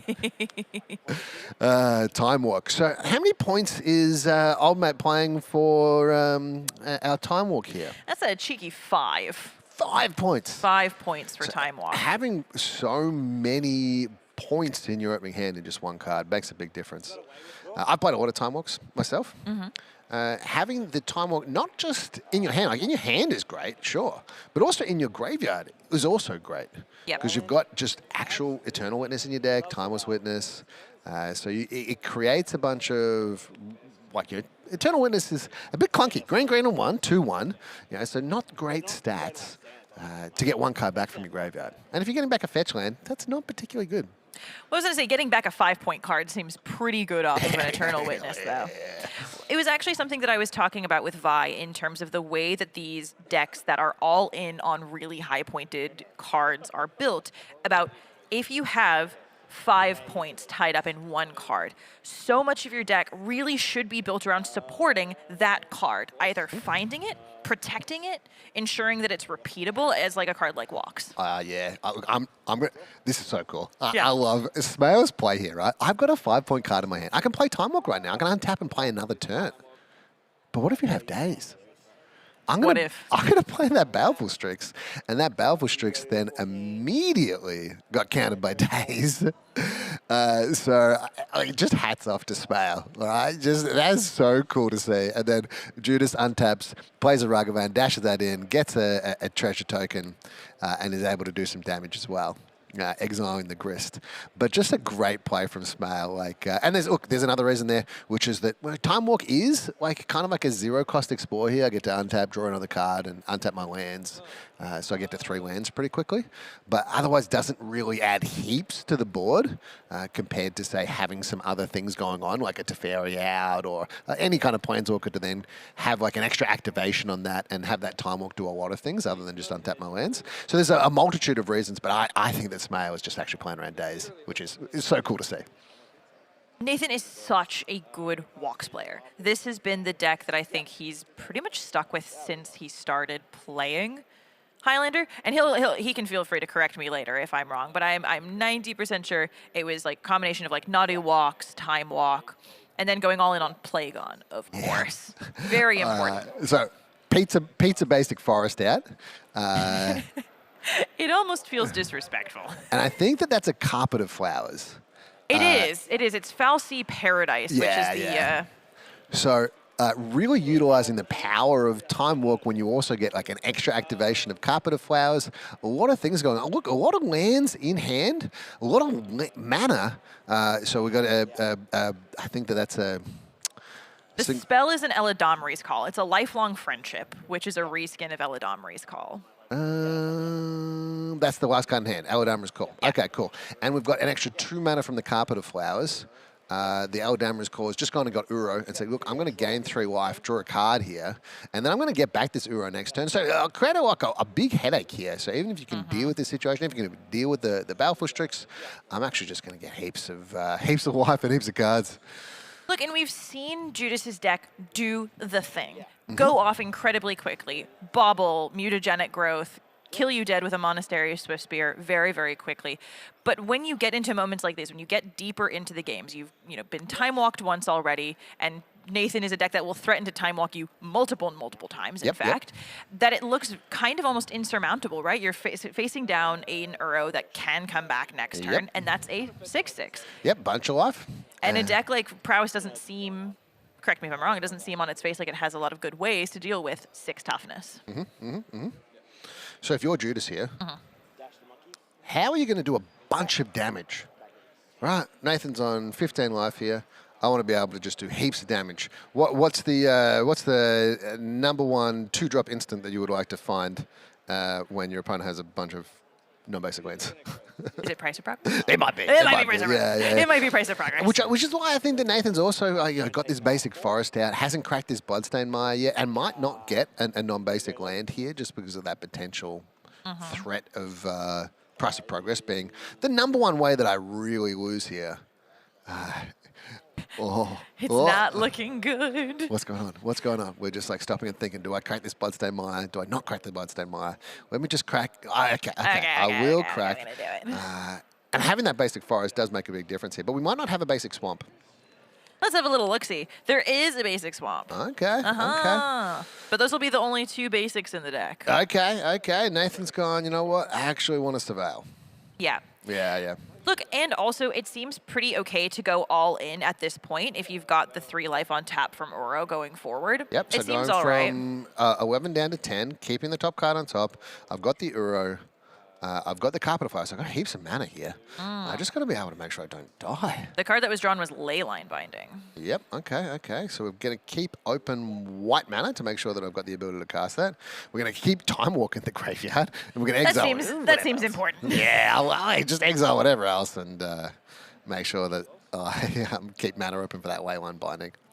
That seems fairly important to me. But we've got an Uro back. We're going to go up to 13. We're going to draw a card, and we have the option to put a land onto the battlefield as well. Actually, I love this, right? Because you see, Nathan's actually stopping and thinking about this, which tells me that he's aware of Price of Progress.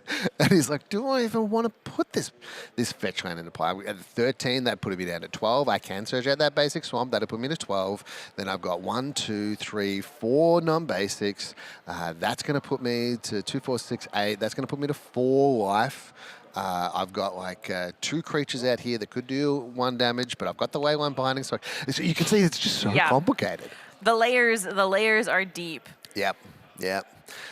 Treasure Cruise, as well as a Vapor Snag. Ooh. That's a way to get rid of that Uro. Hey, and look, that's currently Nathan's only blocker. Yep. And so we've got a prowess trigger. We've got that's a Dragon's Race channeler. It's a really pretty secret layer gold foil border Dragon's Rage channeler, and then the Soul Scar Mage. And that Vapor Snag has also done 1 damage. So Nathan's gone to 12 with that, and then is taking some amount of damage with that other creature that's there. And we've got a Treasure Cruise. And crack my Marsh Flats in response to your Treasure Cruise in order to play what I assume is a Blast. It's a Blast, or is it a Spell Pierce? It could be Spell Pierce. It could be Spell Pierce. Please hold, folks at home. I do see a Spell Blast. Pierce in the... Well, because I'm wondering if it's had a mystical... Because that's a mystical archive Yeah, reprinting. yeah. I believe it is Spell Pierce. Yeah, sweet. Wow, that's pretty good to get that Spell Pierce off there. And we see an Eternal Witness in hand, plus the Uro. So, lots of stuff. And I think that might be a Spell Seeker. We might actually be seeing the end of the game here. I was going to say, what's the target for this Eternal Witness? Yeah, okay. So we see Time Walk, Eternal Witness Time Walk, just straight up 5 mana. And I've probably got some mana floating from the Carpet of Flowers, or I might be going to my second main phase before I use that. Nathan just making sure that he's tapping the right amount of mana in order to do this, and then untapped because only 1 island in play. Spellseeker is the play, and we see a concession from Judas because he knows exactly what's going on here. Yep. So, and thank you very much, Smail, for the information there. That is a Ephemerate, and Ephemerate is going to target the Eternal Witness, and that Eternal Witness is going to get back a Time Walk, and then we're going to play Time Walk, and then the Ephemerate is going to come back. Ephemerate is going to target the Eternal Witness, getting back the Ephemerate, which then gets back the Time Walk. So let's switch over to Jim Wilkes. Versus, who have we got on the other side here? Let's have a look. It could be Will, it could be Fred. I'm going to say it's not Will because he's playing lands. Okay. Will Lamarca almost exclusively plays lands. He is the poster boy for lands, so that's going to be Mr. Fred over there. So this is actually a fairly full-on just mirror here. We've got Lurus of the Dream Den in the main, Underworld Breach on 3 points, Demonic Tutor. Look at how similar these two decks are. It's not quite a 75 card mirror, but it looks to be pretty close. It's pretty close. So I'm going to guess that these two players have been working with each other to create these lists. And we've got on the left-hand side, I can see a Lion's Eye Diamond in the bin, which that generates the mana if you have an Underworld Breach. On the other side, we've got a Hydra Blast and some other cards in the graveyard, so not as much of a threat, and tapped out here. So Wilkes is hitting the tank. I can see the Underworld Breach in Fred's hand, I believe. Okay. Unless that's Jim's hands? I didn't think that was the copy of Underworld Breach he was playing, and Garland is only in Fred's deck. Okay. I can see the Garland in the graveyard. Fred and Steven. Oh, it's Steven. We're lying. We're telling lies on the internet again. We can't be caught doing this. Well, very interesting. Okay, so this is the Psychic Frog deck. Aha, the Psychotalk deck. Yeah, the Psychotalk deck. So there is the Underworld Breach in Fred's hand with the Lion's Eye Diamond in the graveyard. Is it safe to go off? Well, the question is, do I have enough card draw to actually find the win here? And now, if it's just straight up, then the answer would be no, right? Like, I can't go off here. Oh, Force of Negation. Fred's got a Daze in hand. Is it, Yep. is it worth it? Oh, we got a battle. We got a battle. Okay, so Daze in response.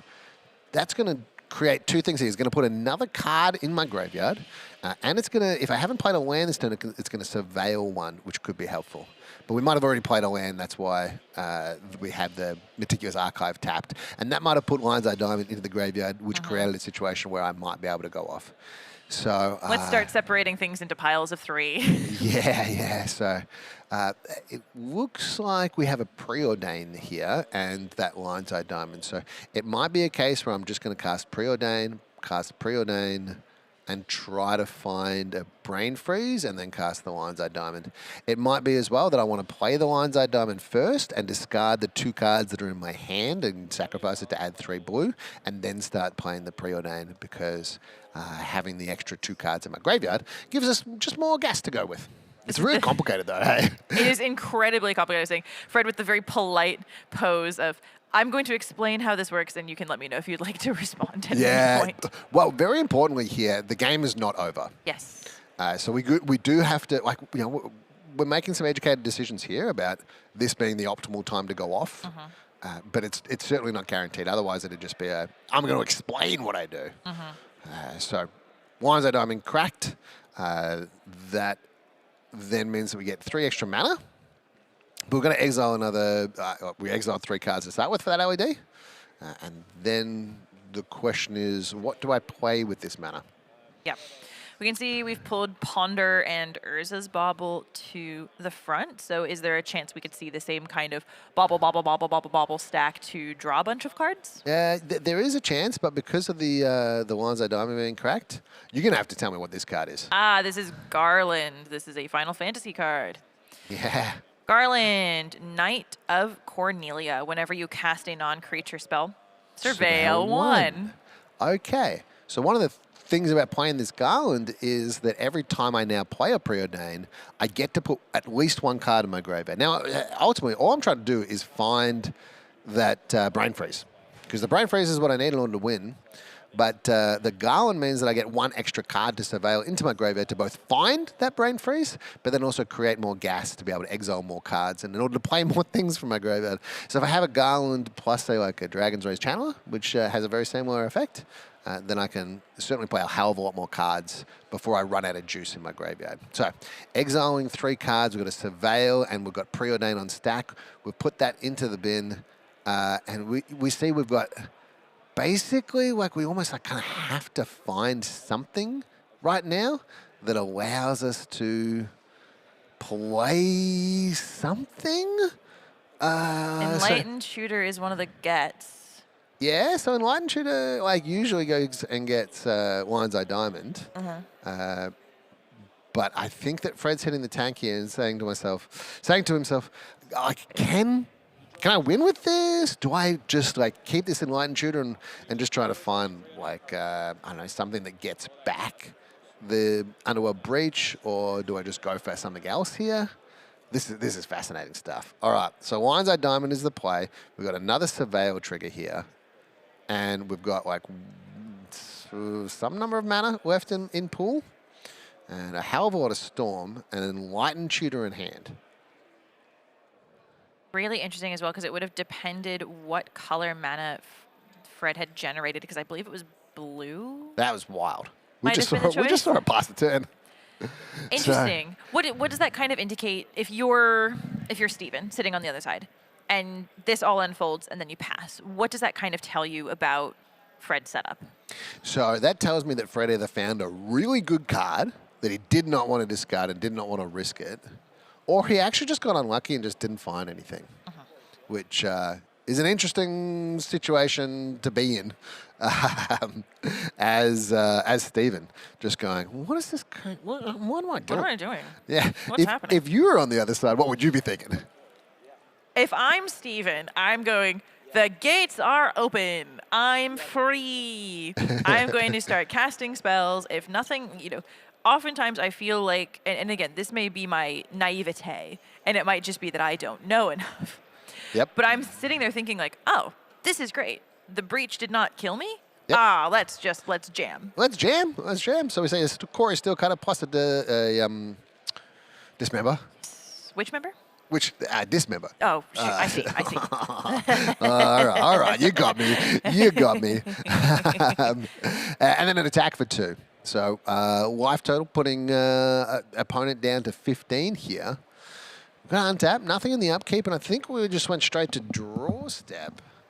Luris was the draw for turn, which will make getting the Underworld Breach and the Garland as well to help fuel the Underworld Breach. It seems like it's going to take a bit more setup at this point, but there's a way to kind of set that combo back up. Yeah. So knowing that that's what my plan is, Inquisition of Kozilek. Oh, but the Eternal Witness, the Enlightened Tutor puts it on top. It does protect. It feels pretty good to be able to do this in response to protect the Enlightened Tutor, put a card to the top. The only difficult thing there is that now you know that's what you're going to draw next turn. Yep. Is that worth it? We're pulling in one ring to the front, and we've seen this card do really, really well in these instances.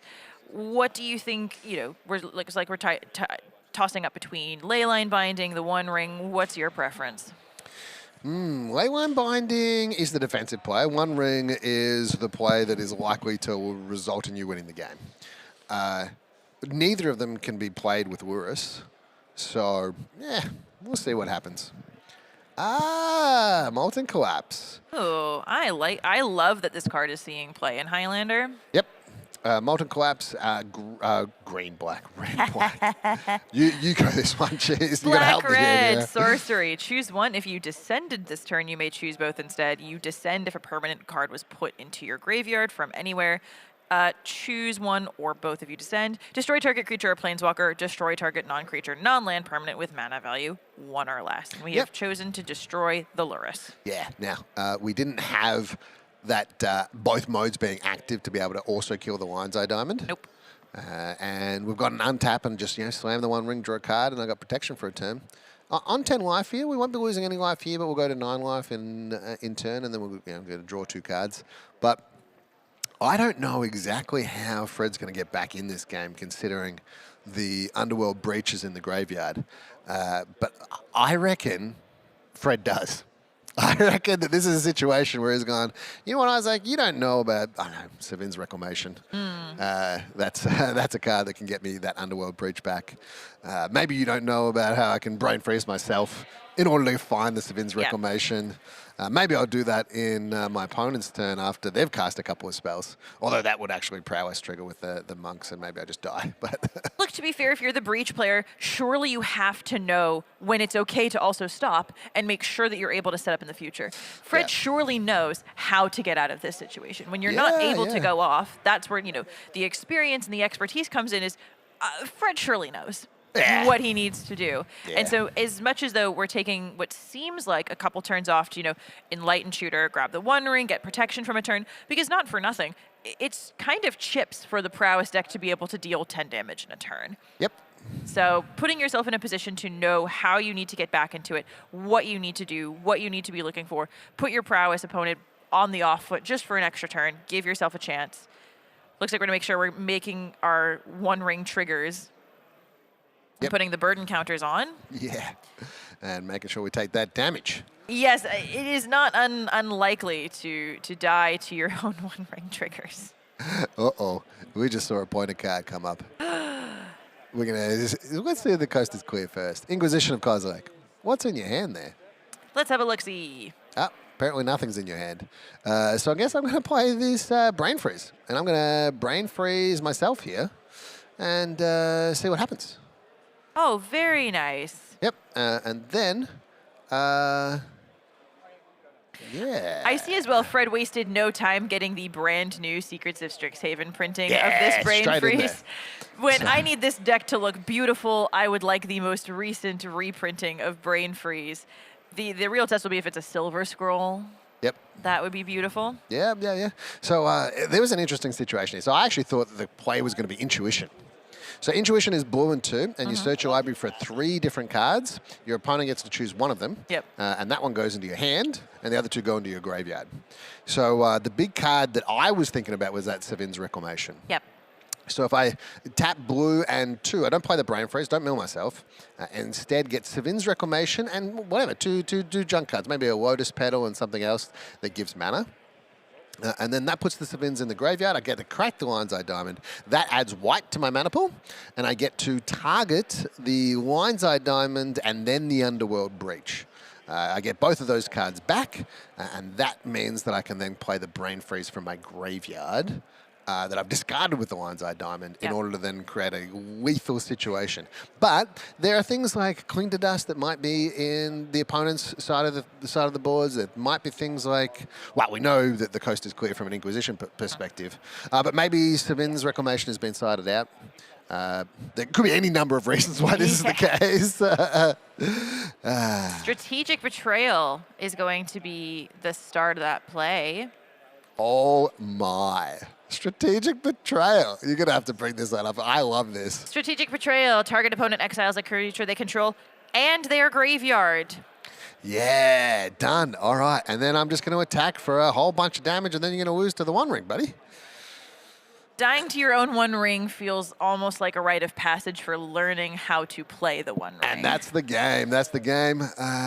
Fred just revealing the intuition there. Might be lamenting, thinking about that. I thought I had the extra mana. I thought that I had the one extra mana to find that Savins and be able to do all the things. But maybe not. Maybe the Savins was sold out. So I'd be very interested. I'm actually going to go ask him later. See what I can find out, just for my own curiosity. Really quickly, can you tell me how you lost that game? Yeah. Not to add insult to injury. Not to rub some salt in the wound here. Cool. Really difficult position, but congratulations. Let's head on back over. Where are we going now? This is going to be Will LaMarca over here against Jim, I believe. Yeah, oh my God, there's so many permanents. There's a lot of stuff happening. There's a choke and a carpet of flowers on Will LaMarca's side. Oh my There's God. an LED and a Loris. So we're going to see this kind of back and forth playing out. But this time it's going to be from Jim's side. The bus stop side has their own breach to worry about. We can see there's a dark depth as well that we're very diligently keeping track of. But the other thing you might notice is there's also a tabernacle at Pendrell Vale. Yep. So that Loris is going to have a tax on it come to Jim's upkeep. There's also a Gaia's Cradle. Yeah, okay. This looks like a really expensive board. There are two creatures in play here, so I'm going to tap that Gaia's Cradle because that's going to tap exactly the right amount of mana for that tabernacle.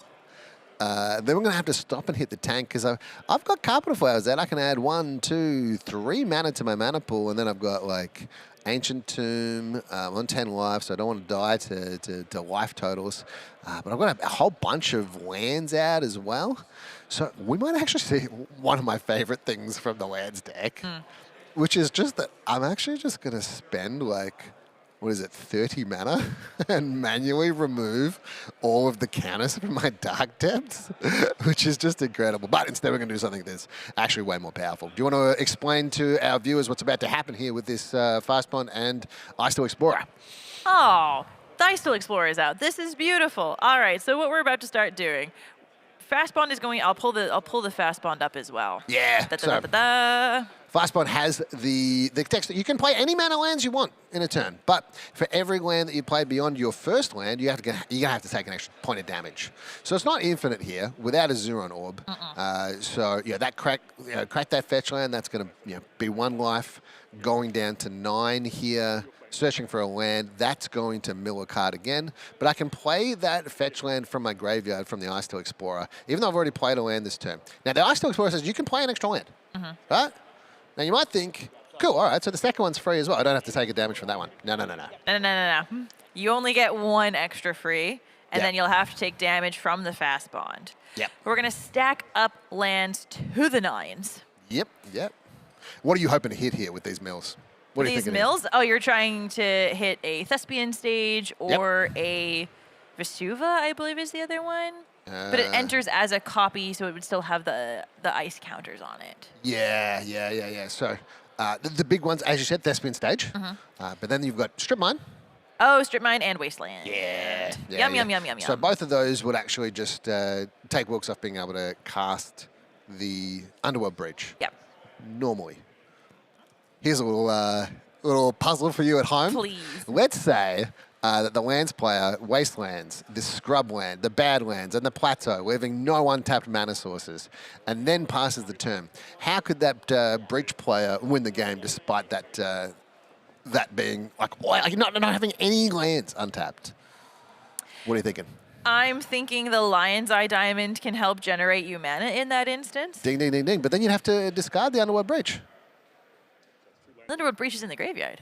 Underworld Breach is already in the graveyard. It's already in the graveyard. Sorry, let me put my goggles on. Here. It's in the graveyard already, so I'm not worried about that. You're not worried about that, yeah. So the Underworld Breach can actually just be played with the Lurus. That's the key part here.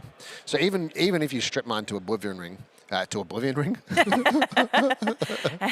Yeah, even if you strip mine to Oblivion, Wilkes still has the mana with that Lines of Diamond, so you're going to have to do something else. Bringing up Oblivion Ring. Okay. Thanks, Kira. But we did it. We hit the strip mine, so Yep. we are just going to keep doing this over and over again. We're going to starve Jim of the mana that he might have available, which it's really interesting. Does that kind of railroad you into saying if you want mana, you have to play through the Lion's Eye Diamond? Yeah, there'll be a few people at home that'll be like, haha, but hang on, Isaac, you're forgetting about one very, very, very, very important land in play right now that means that Lurrus is going to be in trouble. And that is that Tabernacle at Pendrell Vale. Yep. So if you want to pay for your Lurrus, you're going to have to just sacrifice your Lion's Eye Diamond in your upkeep in order to just keep it in play. And then you lose all the mana when you move to your main phase. Yeah. So then no. You can then play the Lion's Eye Diamond from your graveyard with your Lurrus and be in a situation where you go, well, hang on, all right. But then how do you actually play the Breach from your graveyard, like ever? Yep. And the answer to that is I draw Lotus Petal. Yes. And I play Lotus Petal and I play the Lion's Eye Diamond from my graveyard, right? Because I've already stacked that in order to pay for my upkeep cost. And then I draw Lotus Petal for turn, play that as well. I'm going to have to pass the turn back. Hopefully I don't die, right? I might die. Yes. In fact, I almost certainly will with that Thespian Stage and Dark Depths. Yeah, I have bad news. But, we didn't see a playing of the Thespian Stage here because I don't want to die to Lightning Bolt. No. So this game is still live because we got that Lotus Petal. If we draw that Lotus Petal, we play the Lion's Eye Diamond, we play the Lotus Petal, then we sacrifice the Lotus Petal in my upkeep to pay for the Tabernacle. Then I've got the Lion's Eye Diamond in play, and that is allowing me to play the Underworld Breach, which makes me win the game. So this game is certainly not over. And on top of that, we've got the ability to attack for 3 and gain 3 life, which probably not helpful, but might be. Particularly because we're about to hit time. We are about to hit time. I also have bad news for Jim fans at home. The Lightning Bolt's in the graveyard too.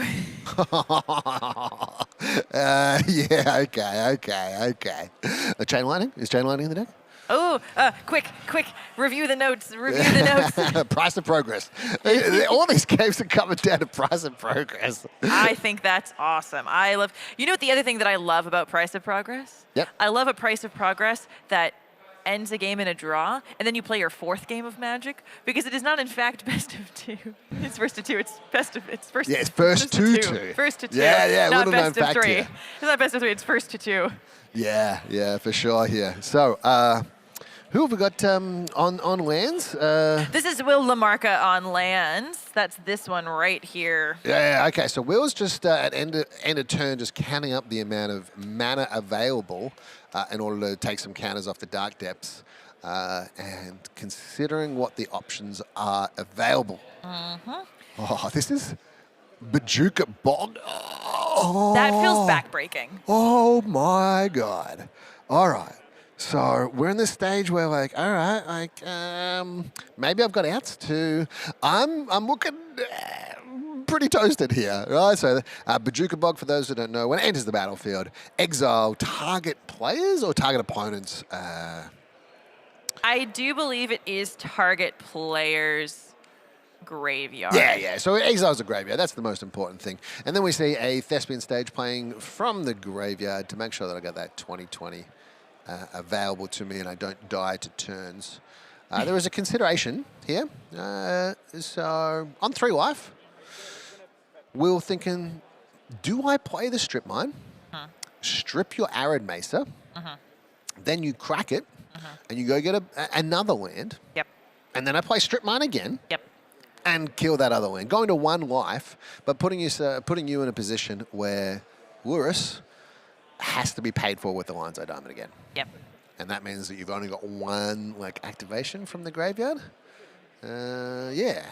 Again, I feel like we get into a lot of these situations where not only do I want to make sure I win, I want to make sure I can't lose. Yeah. So 2 parts of that equation. And making sure that I put my opponent in a position where I force them to make sure. Yeah, I want to make sure. Yeah. Wilkes has drawn another fetch land and reaches the hand out for the concession. Great work there. So many different options available. Look at how many permanents you got in play. Oh my goodness. In exile. Just so much stuff going on there. What is that? Sorry. Yeah. I was hearing the word from above that this is also a draw for both teams. Again. Oh, really? So that was game 2 again. I believe that is what the angelic voice from above has told me. It's a draw again. That is incredible. So, and look, when we saw just how complicated that game was, yes. We've got so many permanents in play. We've got so many different things going on, so many different triggers, so many different options available to us, both from my graveyard, from your graveyard, from the Lurus, the Lion's Eye Diamond, all the different wastelands, the strip mines. Do I activate this? So it makes sense that those players are getting to a point where, if that was similar to game 1, then that's going to take 40 minutes. That's a game 1. That's a 40-minute game 1, and then game 2, if you're playing fast, it doesn't matter. That's just going to end in a draw. So makes sense. Are you do you prefer the fast and quick and dirty games, or do you prefer the grindier mid-range matches? Look. My favorite games are the ones where something like really complicated happens. I much prefer a win, even a loss to a draw. Yeah. Right. Like I much prefer that. But my favorite ones are just like when cool stuff happens. Yes. Yeah. When I get to go, you know what? Like I am gonna discard my hand in my upkeep to pay for a Tabernacle with a Lion's Eye Diamond and still manage to win the game. That's my kind of favorite source. Gotta love it. Well, that wraps us up here for round 6 of Team Trios, hosted by and presented by and sponsored by MTG Bazaar. Huge shout out as always to Pat. So much love to him. Remind me what the prizes are for this Team Trios event. Just a bunch of jewel lands. That's it. Just a bunch of jewel lands. Yeah. You get a jewel land. You get a jewel land. You get a jewel land. You know what it sounds like? A bunch of extra damage from Price of Progress. That's what the prize sounds like to me. The theme for today. The theme for today is how much damage is Price of Progress dealing. We'll be back soon. I believe we've got one more round of Swiss before we head into our top 4. Yeah, but this was round 7. This was round 6? Yeah, round 6. So I believe that there's 7 rounds, and then it's a cut to top 4. Wow. So 4 teams in the finals battling out for who's going to get this pile of jewel lands. It's going to be a good time. Well, we'll be back soon. I believe we're pairing up round 7 as it speaks, so we'll be right back with round 7.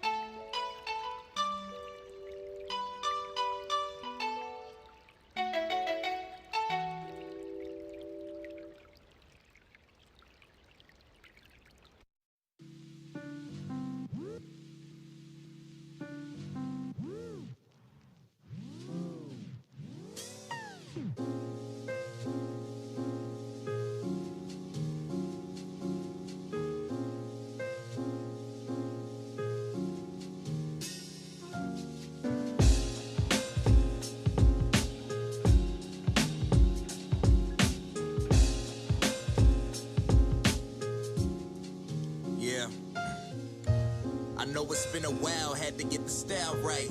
Went into overdrive, flying through them red lights. Been about this life like I'm writing my story, picking up where I left off like the people before me. The cycle never ends, my journey about to begin. They already know my name, but I'm only settling in. A breath of fresh air is all that I need. Trying to unlock potential, I'm on the search for the keys. Inner peace is what keeps my chakra flowing. Meditate in the avatar state and seize the moment. Slay omens, we only bring good vibes. When you lost in the dark, good music guides. Reach inside, bring your whole soul alive. Fuel the fire, make some noise if you inspired. Yeah, I hope you know the sky's never been the limit. Remember that the greatest ain't always the first to finish. Close my eyes and imagine where I wanna be. Never too busy to come home and rock it locally. Getting high off these bars, check the potency. Spreading love is what hip-hop's supposed to be. Close my eyes and imagine where I wanna be. Never too busy to come home and rock it locally. Getting high off these bars, check the potency. Spreading love is what hip-hop's supposed to be. New beginnings, I'm taking this life in stride. Surrounded by love, damn it's good to be alive. Reviving fallen souls that wanna listen to me. Follow your dreams, become what you wanted to be. That's what I've done since day one. I come with realness. On the way to the top, ride the flying nimbus. I'm mad ambitious, third eye with the visions. Bars so sweet over beats too delicious. Chasing riches, never worry about the bills. I just wanna write this music and polish my skills. Take notes and slow will leave you slipping. Knowledge is everywhere, all we gotta do is listen. Close my eyes and imagine where I wanna be. Never too busy to come home and rock it locally. Getting high off these bars, check the potency. Spreading love is what hip-hop's supposed to be. Close my eyes and imagine where I wanna be.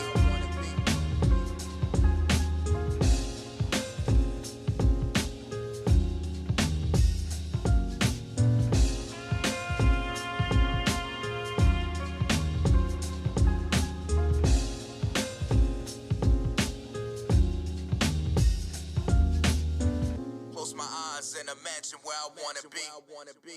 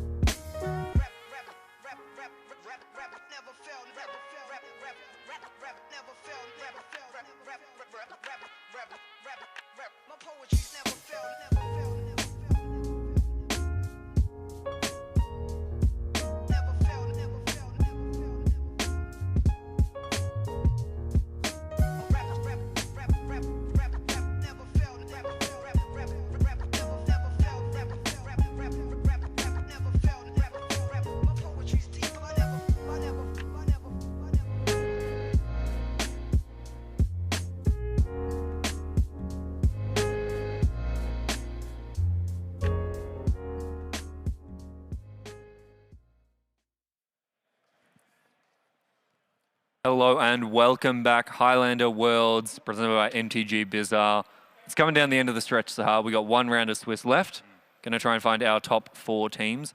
And the joy of these sort of slightly smaller but team events, when there's only 50-something teams, everyone's bashing. Yeah. We got our top table bashing. Yep. On one side, we saw this team earlier. This is the team of Braden Woods, Michael Leslie, and Luke Mulcahy, or Mulch, as we know him. These guys are 5-0-1, so 5 wins, 1 draw, undefeated on the day. Yep. They probably are locked in, but their opponents on the other side, 5-1, they need a win. Yep. They are looking for a win to make it into our top 4. We're going to start with Charlie Myers in the middle seat on Blue Tron. This is a deck we haven't seen today. I think we saw it once yesterday, but something a little bit different. Braden's on Mardu. Classic Mardu. Good cards. Yep. So we saw Blue Tron. There's actually quite a bit of it in the room, at least there was yesterday. So on this team, we've got Charlie, Henry, and May. So we're getting underway here. As you mentioned, this is the final round of Swiss. This is our final round of commentary, and it's all sort of hinging on this. We've got we've got 3 Tundras for first place.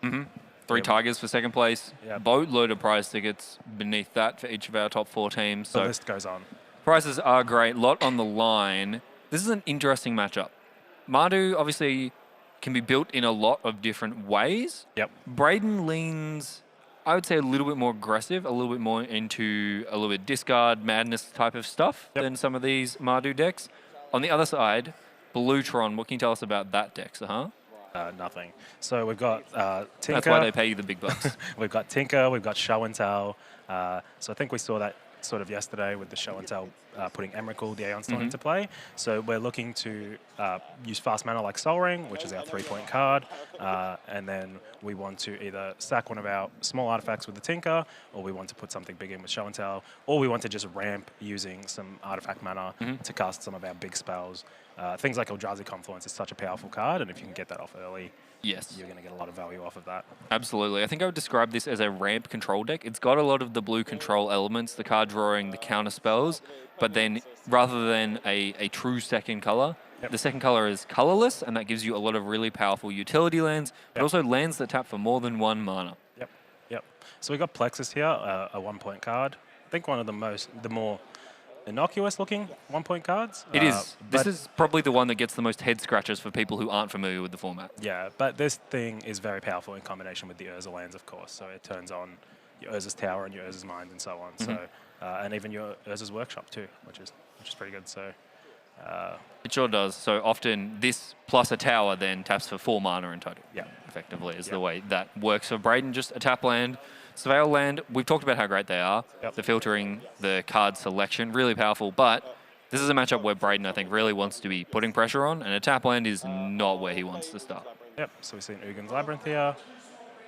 We're going to put this Portal of Phyrexia underneath it. So we've got the 3 mana. We're going to crack this world map on the end step. And we're probably going to get an Urza's Tower or something of that nature. Something like that. World map, a nice sort of, I would say, riff on Expedition map. Yeah. You can go and get a basic for a bit cheaper, or any land for a bit more mana. Yeah, it's nice to just have redundant copies of that effect. Exactly. Croxar. This is a powerful one. It's a nice little Titan. This is a powerful one, although slow is probably slow. what I would say. Okay, so we're cracking this map.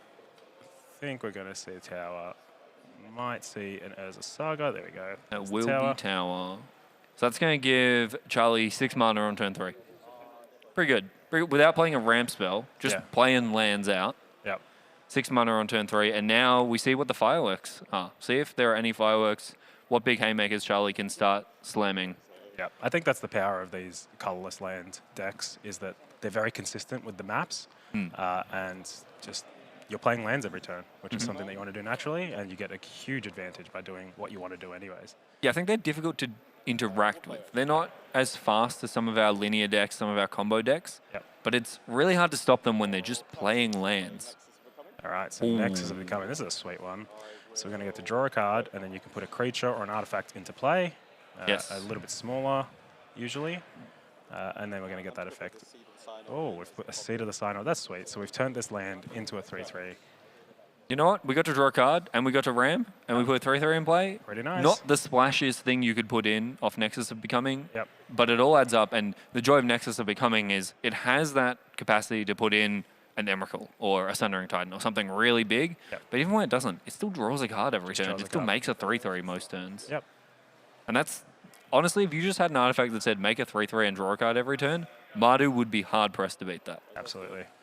Yeah, I think the game 1 matchup is going to be pretty rough here for Braden. And I think we're going to be hoping to lean on like the Blood Moon style effects and some sort of artifact hate, whether there's a Null Rod or a Stony Silence or something like that. Yeah, definitely this is something where Braden will be conscious of his sideboard already. Baragov is really nice. We know that's a really powerful card.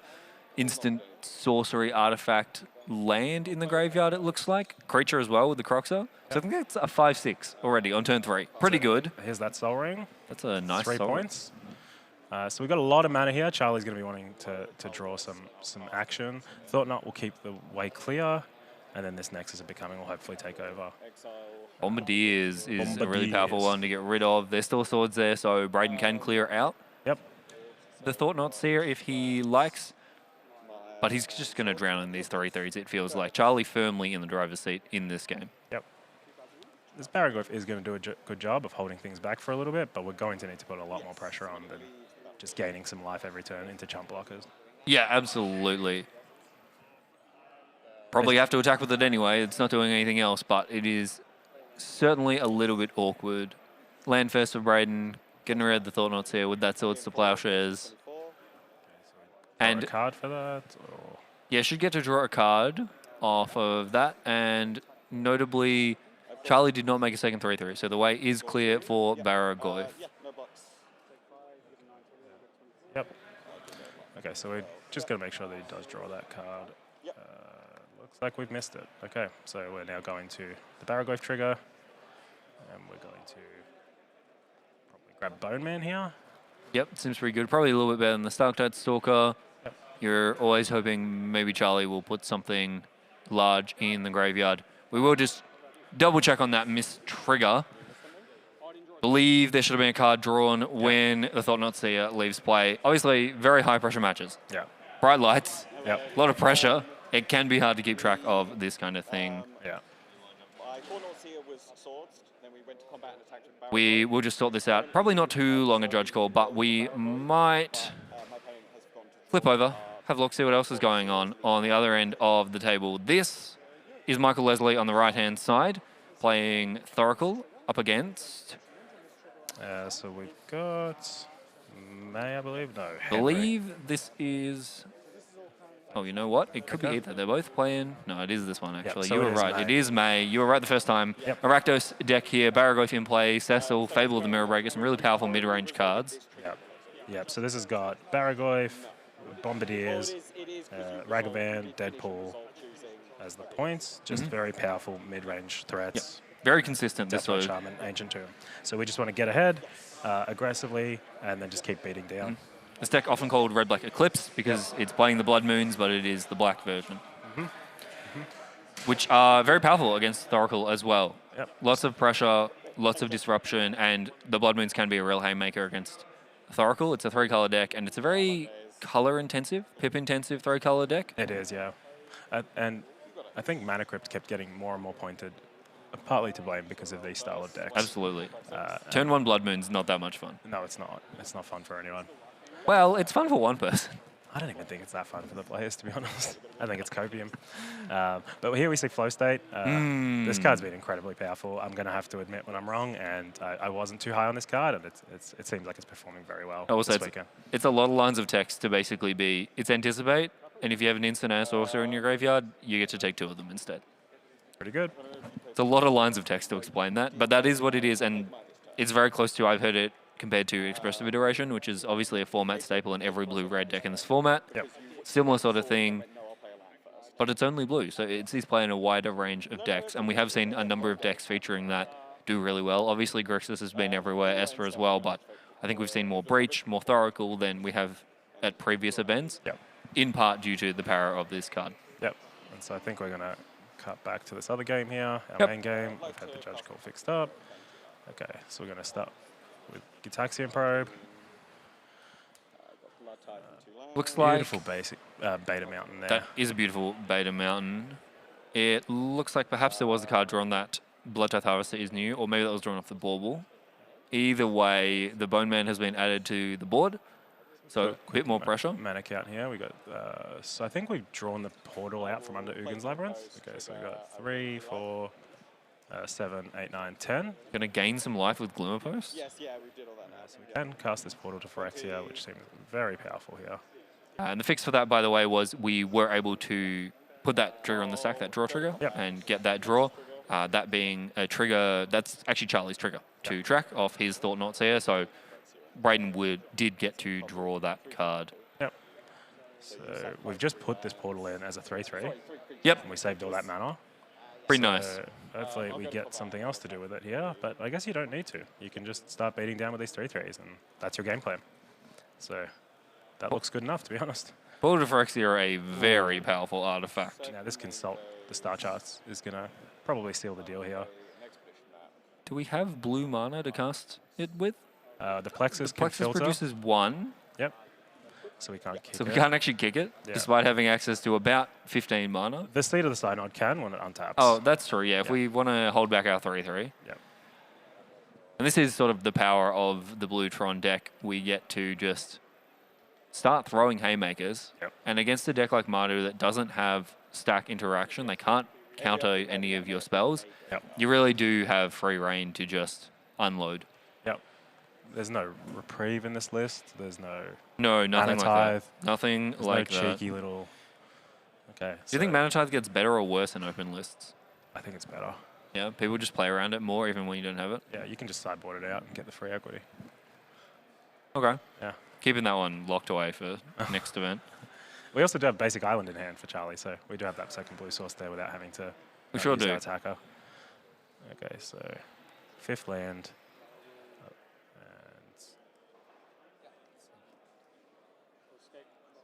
And here's that Croc, so we cast early. Crocs are normally really powerful. Yeah. I mean, it is really powerful, even now, but slightly outclassed by the Phyrexian You see portal. Braden aggressively getting rid of his creatures here so that this portal of Phyrexia isn't able to reanimate them. Really heads up play from Braden. Yeah. That is 5 cards, I get. Yep. So our life totals here are Marit Lage, both players on 20. And Crocs are resolves, discard land, take 3. There's our first damage, first blood. Charlie will take 3. Yeah, first blood on about turn 5, turn 6. And a Dragon's Rage Channeler. Okay. So Braden's just trying to play his regular game plan of just putting creatures out. Keep putting good mana-efficient creatures in play. And just hope he doesn't die. Ignore the fact that your opponent has put a 9-drop in play and a 6-drop and all of this other nonsense. This Abstergo Entertainment is just such a fantastic card. It is really So great. powerful. It is shocking how much utility and power Yeah. these colorless decks get from their mana bases. We've seen it in Blue Tron, we've seen it in Eldrazi decks today. Yep. Just so much value to be had. And then the complete opposite of the 3-color decks that have no room for a colorless land at all. Sometimes they can't even get their mana right in the 3-color decks, let alone have any ability to use any sort of utility. I remember a while back the Grixis decks used to run Mystic Sanctuary. It's such a powerful card and eventually got depointed and they just can't afford to run it anymore with so many black spells and black permanents that they play nowadays. Yeah, absolutely. There's far too much reliance on both fetching non-islands, but also the vulnerability, especially in Mystic Sanctuary's case, that you incur towards Choke and Carpet. Absolutely. These really powerful anti-island cards, and Mystic Sanctuary forces you to lean all the way into that. Yep. Untap. Upkeep, I'd like to reanimate Deadpool. Like to target Deadpool. Okay, so ETB. we are reanimating this Deadpool. That's pretty nice. That's a very good one. That's a pretty good one to So reanimate. We're hitting the Croxer here, I guess. Bit awkward to hit the Crocs though. If you do that, I believe it'll get sacrificed. Enters. Yeah. 'Cause Okay. it didn't escape. I'm not sure that that's strangely the enough. worst thing, to be honest, though. No, I mean- Reanimate it again next turn. That's true. Yeah, just keep picking up that Deadpool. Pretty sweet. Yeah. Because this Croxer is going to start dealing a load of damage. Yeah, it is. I mean, it's 6 every attack, and then... Ooh, taking the Dragon's Rage Channeler is pretty nice, because you do get the pump. So that's now a 7/5 flying Deadpool. Makes your Abstergo a little worse. You don't want to turn that off. That You've is got a DRC true. now. Oh, Darksteel Monolith. Can we get this one up? This one's a very powerful. This is a really sweet one. Yeah. We'll put Darksteel Monolith. Here it is. Hmm. So 8 mana. Indestructible. Once each turn, you may pay 0 rather than pay the mana cost for a colorless spell. So it's a one-time omniscience for just colorless spells only. Well, one time per turn, yeah. Yeah. Repeal on Croxer is pretty nice. Put that back in your hand. I'll draw another card. Extinguish a battleship. Jeez. Jeez, we're gonna have to be looking up cards every turn. Yeah, I don't think we'll be casting. You know, Extinguish a Battleship, a card I have never seen before until Highlander. Yep. Until this mono blue deck started showing up. It's pretty nice that can just come in off the Nexus of Becoming and destroy a land by the looks of it. That's pretty nice. So not only does he have this huge mana advantage already, but then he can reset or as needed, I guess. Yeah, absolutely. Just really powerful. This DRC will get in the way of the Seed of Synod. Yep. Otherwise, going to deal 3 damage to Brayden on his upkeep anyway. So really just any opportunity to get rid of that. Get a 17 all. Still some damage coming across. Brayden will fall down to 17. Charlie firmly in control here. Brayden's not playing Price of Progress in his deck, is he? Doesn't look like it. Don't believe so. Okay, that's always the hope. All right, so Brayden playing this Croxer again. Yep. Sure. Back to here, I guess. Yep. Cast this Croxer again. And then I guess just Charlie just says, I don't even need this consult. and then play it again from graveyard. Probably. That would be my guess. Take the last card away. Pretty good card, this Croxer. Yeah, you also get to... in response to the fetch, we're going to crack Abstergo. That's unfortunate. Buyback Expedition map. That's great. This Abstergo card is just so powerful. For a land that produces mana, it filters into color, and then it's both graveyard hate and it regrows a card to your hand. Just a lot of value. I'm just trying to work out what we're going to get here, but we have so many options. We can get Otawara, we can get Nurse's Cave to delay picking something. We can get an Echoing Deeps if we want to gain some more life with that post, or a Vesuva to do the same sort of thing. Sorry, the Vesuva to gain more life. Yep. Bunch of options. Bunch of good options. Fable of the Mirror Breaker is a pretty powerful one. I'm so glad to see this card being played again. It was so good for so long, and then it got pointed, and then people stopped playing it. Yep. But it's such a powerful card, and it's so good with like Baragoyf. It's so good with so many of the excellent creatures we have nowadays. So I'm really excited to see this card still seeing play here. Yeah, it is really just does a lot of little things, or a lot of medium things that add up to one great card. This is the Extinguisher Battleship coming down. So we're going to wipe the board here? Is that how this works? Destroy a non-creature. Select this Fable and Mirrorbreaker gets destroyed. Kill off the creature. I believe so. So I think we're going to... Well, we won't blow up the Darksteel Monolith. Yeah. That one's got indestructible. Yeah. That one needs to stay there. But the portal does go away. So does the Deadpool. Yep. Losing the portal is... Pretty big game. Pretty big. Although with no creatures in the graveyard, it wasn't doing that much at the moment. Yep. And the Monolith will stay in play as well. It's not still a 3/3? I will go to combat trigger. It should still be a 3/3, I believe. Yep. I will put the expedition map in.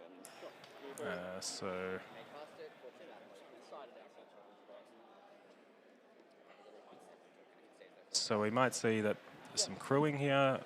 It's not called crewing. What is it? Station for the. Sorry, I should leave the die. Sorry, I forgot to leave the So die. we've still got There we go. 3/3. Still the 3/3 right there. Yeah. So the expedition map doesn't have haste, so we might see that station because we're at a pretty healthy life total here. Yep. Yeah, could see starting to turn on the battleship. Yep. Pretty sweet. I like the way that they've done that flavor. I would like to see a 10/10 attack. Yeah. You know, that's a way to win in style. This is a lot of mana to tap. Portent of Calamity. This one is Oh my so god! powerful. How and much mana are we paying this for? At least 55. Okay, so wow, and you get one of each type. There's the Ugin. I think that's going to be game over. Artifacts. So we got Ugin, Sink into Stupor. Wow, look at this. Yep. So powerful. So And then this is one of the things that these decks normally struggle with is they spend so many resources trying to ramp that sometimes you draw lands, you draw more talismans, you draw lands, you draw artifact mana. Having a mana sink like this that scales up as the game goes on and hits all of your threats, so powerful. I actually think a lot of this deck, this blue Tron deck, hinges on Portent. Yeah, I think it's a really powerful mana sink. Yeah. And importantly, it's single blue. We saw just before with the draw spell that double blue is a little bit difficult on that Consult the Star chart. It's not free because your colorless lands are so good. Yeah. We are going to see a double station, actually, turned on the battleship. So that's now turned on. That's a 10-10 with flying and trample. I think one of the key things with Portent as well is that a lot of this deck relies on cast triggers, and the Portent actually casts the spells. So if you cast the Emrakul, the Aeon Storm, you'll get that extra turn. If you cast the Ugin, you'll get that exile trigger. And also I think this deck has a nice balance of different card types. Obviously, you do need Delirium. Yep. Really, like it is a Delirium card. It's looking for multiple different creature or multiple different types. Yep. And so the balance of artifacts, instants, sorceries, planeswalkers, creatures, it's just a little bit of everything, which I think a lot of decks would struggle to do. And I think having dual types helps so much. So you have artifact creatures or artifact lands, and then you can choose them as either type to get a couple of extra abilities. Absolutely. This is a sweet one. Oh, Carnage Interpreter, discarding Detectives Phoenix. Braden's still doing things here. Value. Braden is fighting the fight. I will give him that. I think this Eugene here is going to end this game. Eugene and I go back a very long time, especially with the Urzatron lands, so that's my boy. All right, and we're going to cast a Talisman here, and just exile, and then we're going to cast something else, and exile, and then bounce. Yeah, there we go. Yeah, there we go. Braden will pick up the cards. Charlie really just... Such an overwhelming force there. Yeah, never felt like he was under that much pressure, is what I would say. For Braden, I think he'll be looking to the sideboard. There are some cards in the sideboard. Magus the Moon's pretty good. Obsidian Charmor. There's a few cards. So we will jump back to him, but I think that matchup will get better. I love switching into these Nadu games. It's always such a treat. Just what's happened, what is happening, but we see it all. So on the left is Mulch. He's playing Nadu. He's the one with Uro. And then on the right, this looks like an Esper tempo deck from Henry. From Henry.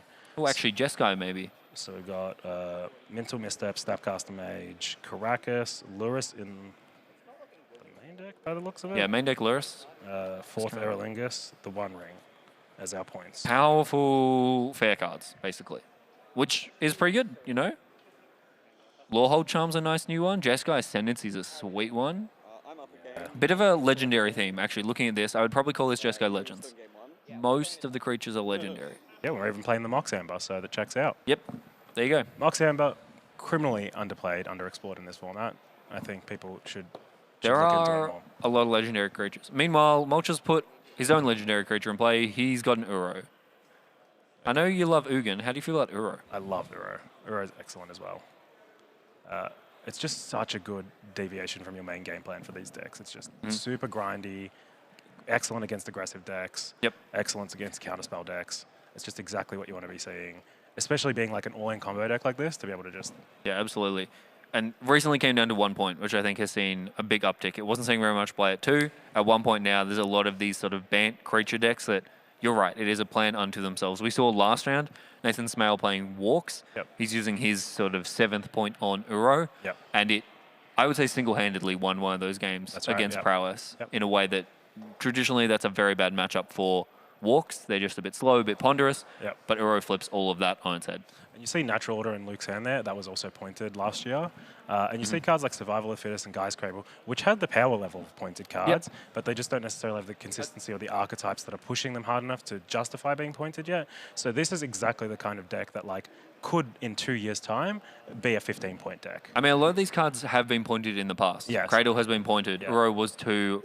Oko came down a point. I'm not sure if Mulch is playing Oko. Yep. But these color combinations have struggled for a while, so they've been given a lot of toys. Obviously, Enlightened Shooter and White, not played here, but they've been trying to prop up these colors and these archetypes. And yeah, you see Mulch doing excellent here with just a bunch of very, very overpowered, overrate cards. I mean, you're saying Enlightened Tutor not being played. You're right, it's not in this list, but I have seen versions of Nadu that do play Enlightened Tutor. Yeah, sure. You can go and find things like Shuko, you can go and find Survival, you can find the One Ring. There are certainly builds of it that utilize that and are really good at utilizing what players might perceive as the current underpointed cards, or cards that, as you say, have that power level, have that pedigree of being top tier cards. Yep. And for whatever reason, they're lacking the consistency or they're just a bit tricky to set up, and players have taken on that challenge. Yeah, or they're just hard to play, to be honest. Like, this is the kind of deck that's like so all in. It's very difficult to beat like an opposition agent if you're a new player. Yes. Whereas someone like Mulch has been playing this for a very long time, and he's been pushing and pushing the deck, and that's why we see him succeeding with it, able to play around the hate, and continue to develop sideboard plans that others haven't come up with yet. So we're doing a mana check here. This guy's Cradle doing a lot. Okay, so cast this Ranger Captain. We are getting word from their other table on our C seat. May did beat Michael Leslie 2-0. Wow, so the team of Henry, May, and Charlie are currently up a match, and then up a game in the middle seat as well. Yep. So in good position. Get a Birds of Paradise. I love this Mana Dork interaction with Guy's Cradle, where you cast the spell and it feels free because the Guy's Cradle pays you back immediately. And Ranger Captain with Survival of the Fittest. It's so nice, yeah. I don't really want this Birds. I got heaps of mana. That's all right. Natural Order with Avacyn's Pilgrim. There aren't that many cards left in Mulch's deck. We see the Nadu has been exiled. Yep. Both the Nadu and one of the Encores, in fact, both Encores, that combo with it are gone. So we're not going to do that anymore. Instead, we'll just keep attacking with Uro. We'll put a Traxxer in play. Mulch is getting very close to running out of cards in his deck. I just drew Endurance, so that should help. Ah, great. Because you can stack the triggers so that Endurance goes first to the graveyard, and then you can shuffle them back in. Mulch nearly shuffled his opponent's Tameo into the Atraxa pile there, just neatly. And then, Judge, can we just get a quick count on my opponent's deck? Yeah, that's weird. Caracas picked up. This is another point in the Nadu deck, which is really powerful. I mean, we see it protecting Uro. Eventually, the dream is to pick up Atraxa with it and replay it. Yep. I don't think Luke needs more cards. I think we just need to win this game. Yes. Yeah. I mean, okay, sure. Yeah. But that's not fun. Do you not want more cards? I think you might have discarded that Birds to hand size? Yeah. Or maybe to survive. No, I think it was survival with the floating mana. We will jump back to our main match.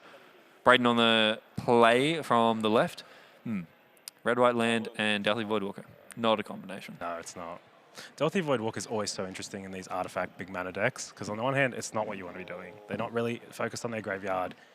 It's not enough of a clock. But there's always the dream. There's always the dream. Yep.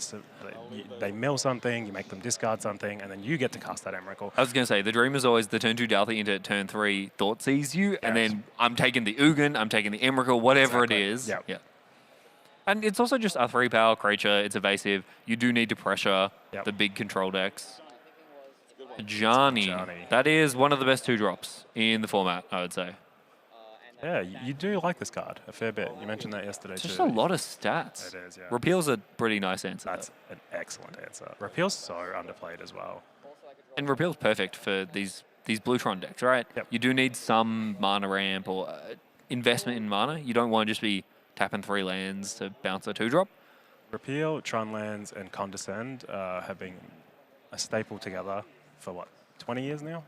Something like that. It's so interesting to see this deck really come to prominence in the last 6 months. Yeah. This didn't exist a year ago. Yeah. And it's not even like it gained that many new cards. I think it is really just a case of people discovered it.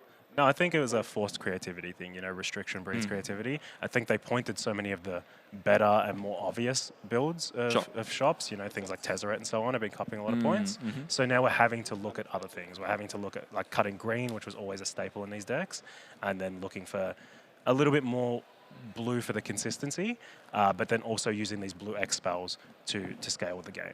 Yeah, it's true. Yeah, we used to see a lot more of the green Eldrazi builds. There's still a little bit of that around, but taking it in a different direction, but still using that powerful mana. And so getting access to things like Force of Will and Spell Pierce or any sort of interaction means you're not just going to fold to the combo decks, which the other artifacts decks traditionally struggle with. They might play like the Vexing Bauble or whatever hate piece as an artifact, but first of all, that's like exactly your normal game plan. So if they're playing Seeds of Innocence or Meltdown or whatever, that doesn't really help. And then secondly, they're only like a couple of pieces, and you've got to be proactive with them and they're heads up, whereas getting counter magic helps so much in the combo matchups. Meanwhile, we have seen Broadside Bombardiers come in and just fling the Ajani. Brayden says, you know what, I don't think this is getting in for 4 damage. I'd rather cash in my 4 damage by throwing this at your face. Yep. We did see him draw a really nice sideboard card in Obsidian Charmor. I think there's also a Stony Silence in here. Is there? No, that's a different white card.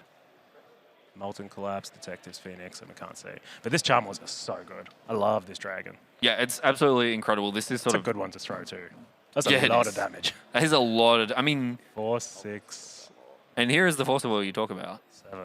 That would have been 13. It's a really nice new Force of Will from Strixhaven, Secrets of Strixhaven. I got so Still close, I archive. almost got it there. Okay, so still coming in for the 2 here. Yep. So Charlie down to 10. Yeah, see, this game looks so different to the last one. No Yep. fast mana, nothing to do with this Plexus, and this is why when we mentioned it in game 1 of being a very innocuous and head-scratching point, Yes. sometimes it's just a bad land. By itself, it doesn't seem like it does very much. Yeah. It's a land that filters. I Yeah. mean, we don't play those in draft most of the time. No. Yeah, we don't. So really hoping to draw it as a land here to justify this card.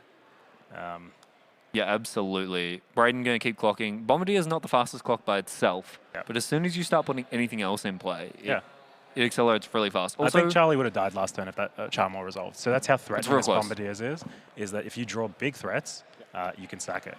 we also see the Arena of Glory for Brayden. Yep. He had, I believe, used that Arena mana on the Dragon. So yeah, Yes. that was going to come across for 4 and then get thrown for another For 7. another 6, 7, yeah. Yeah, really, really powerful. Detective Sphinx in the hand, that's another nice one. Goes along with this sort of discard theme, I would say Brayden's deck has. I don't hate putting it on the Bombardiers here, or maybe just hard Just cast hardcast it. and attack. Get and then in throw there, it yeah, in here we there. go. I like it. You can throw it and then recast it later. Yep. So coming in for 4, and then if we throw it, that's another 5. So that's going to put our Charlie on 1. Charlie goes to 1. That Phoenix can be bestowed out of the graveyard End step. as well. End step, I'm going to And we're going to see Thespian Stage, copy Cloud Post. That's a really neat play. for 3 now. I love this deck's use of Thespian Stage. I think we see it so much just with Dark Depths. Yep. But it's really neat to copy all these lands that, you know, the Locust lands or the Urza lands, all these lands that you'd think wouldn't work in Singleton. Yeah. But the Bluetron players have found a way. It's also a beautiful Thespian Stage. Yeah. Tap, So tapping 6, 7, 8. 2, 4, 8. Sanctum of Ugin trigger. Because the Plexus counts as a Yeah, locus because as well. That's so sweet. yeah, the Plexus is also a Locust. So that's 3, 6, yeah. So 3, both the Thespian Sage and the Cloud Bow tapping for 3 each. We get to sacrifice Sanctum of Ugin, which Ooh, Emrakul, the Aeon's Torn, get to cast for free. Wow, Brayden was Cast trigger.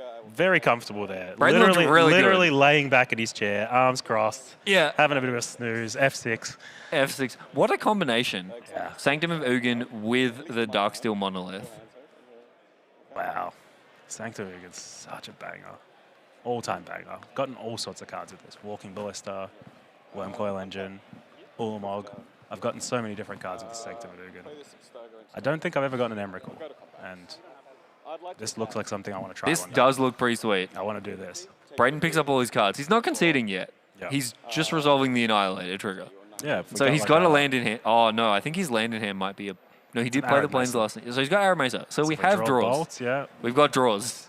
We're live. We're still live. Charlie's not having a think. There's a Tinker in hand. Really just trying to think about, are there any artifacts in my deck that gain life? Or... Try and win the game here. There's no map in the graveyard. If we can just get a land, we can get the post that gains us some life. Yeah, so we could tinker for a map and then play it and crack it to go get the Locust land. Yeah. Tinker away our Darksteel Monolith. I don't hate it. I don't I hate it. mean, You've already got the Emrakul. The Emerald's already in play. What Done else? its job. All right, so now we tap that. I believe we also have not used our free spell yet. We used it on the Emrakul. Oh, that was No, last that was time. last turn. We're taking the extra turn from Emrakul. Because as you say, all these Eldrazi have cast triggers. Yeah. And Darksteel Monolith lets you cast it. Yeah. All right, here's Tinker. Tinker, get rid of this. Brayden sort of shrugs and goes, yeah, I guess. He's like, I have 6, remember? He's Nothing has contemplating his changed. life choices. How did we get here? This game felt like it was going so well. Yeah. You touched on it, but the Force of Will. That's the addition that the blue versions of these decks get, that the green ones don't, and it was key here. Yeah, it literally saved him and won the game. Yep. Or possibly won the game. But it looks like it's won the game. It has put him very far ahead. Yeah, and this is the struggle. This is the classic mid-range versus ramp, mid-range versus big mana. Yep. Your spells become so anemic in the late game, and every one Absolutely. of Charlie's draws is so live. And to remind you, Charlie's teammate May already won 2-0. So if Charlie can take this game out, they will be moving on to 6-1, locked into our top 4. We're exiling Relic of Progenitus, Oh, okay. drawing a card, get another look. That's to get rid of the Phoenix. I suppose so. Phoenix couldn't bestow anything. Wow, maybe we were going to draw Ornithopter.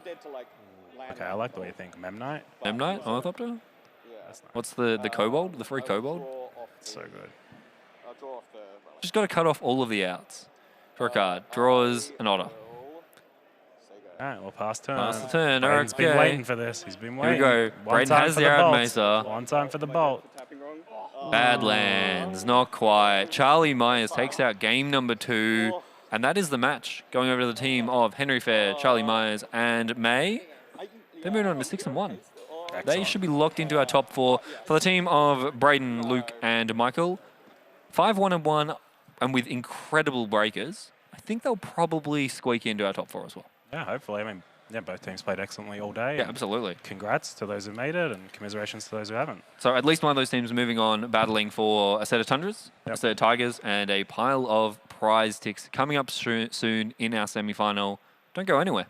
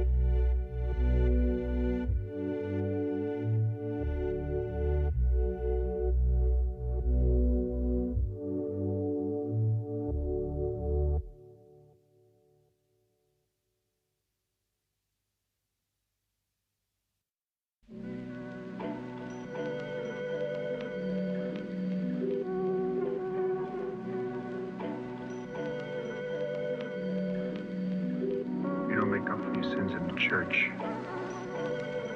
You do it in the streets. You do it at home. The rest is bullshit and you know it.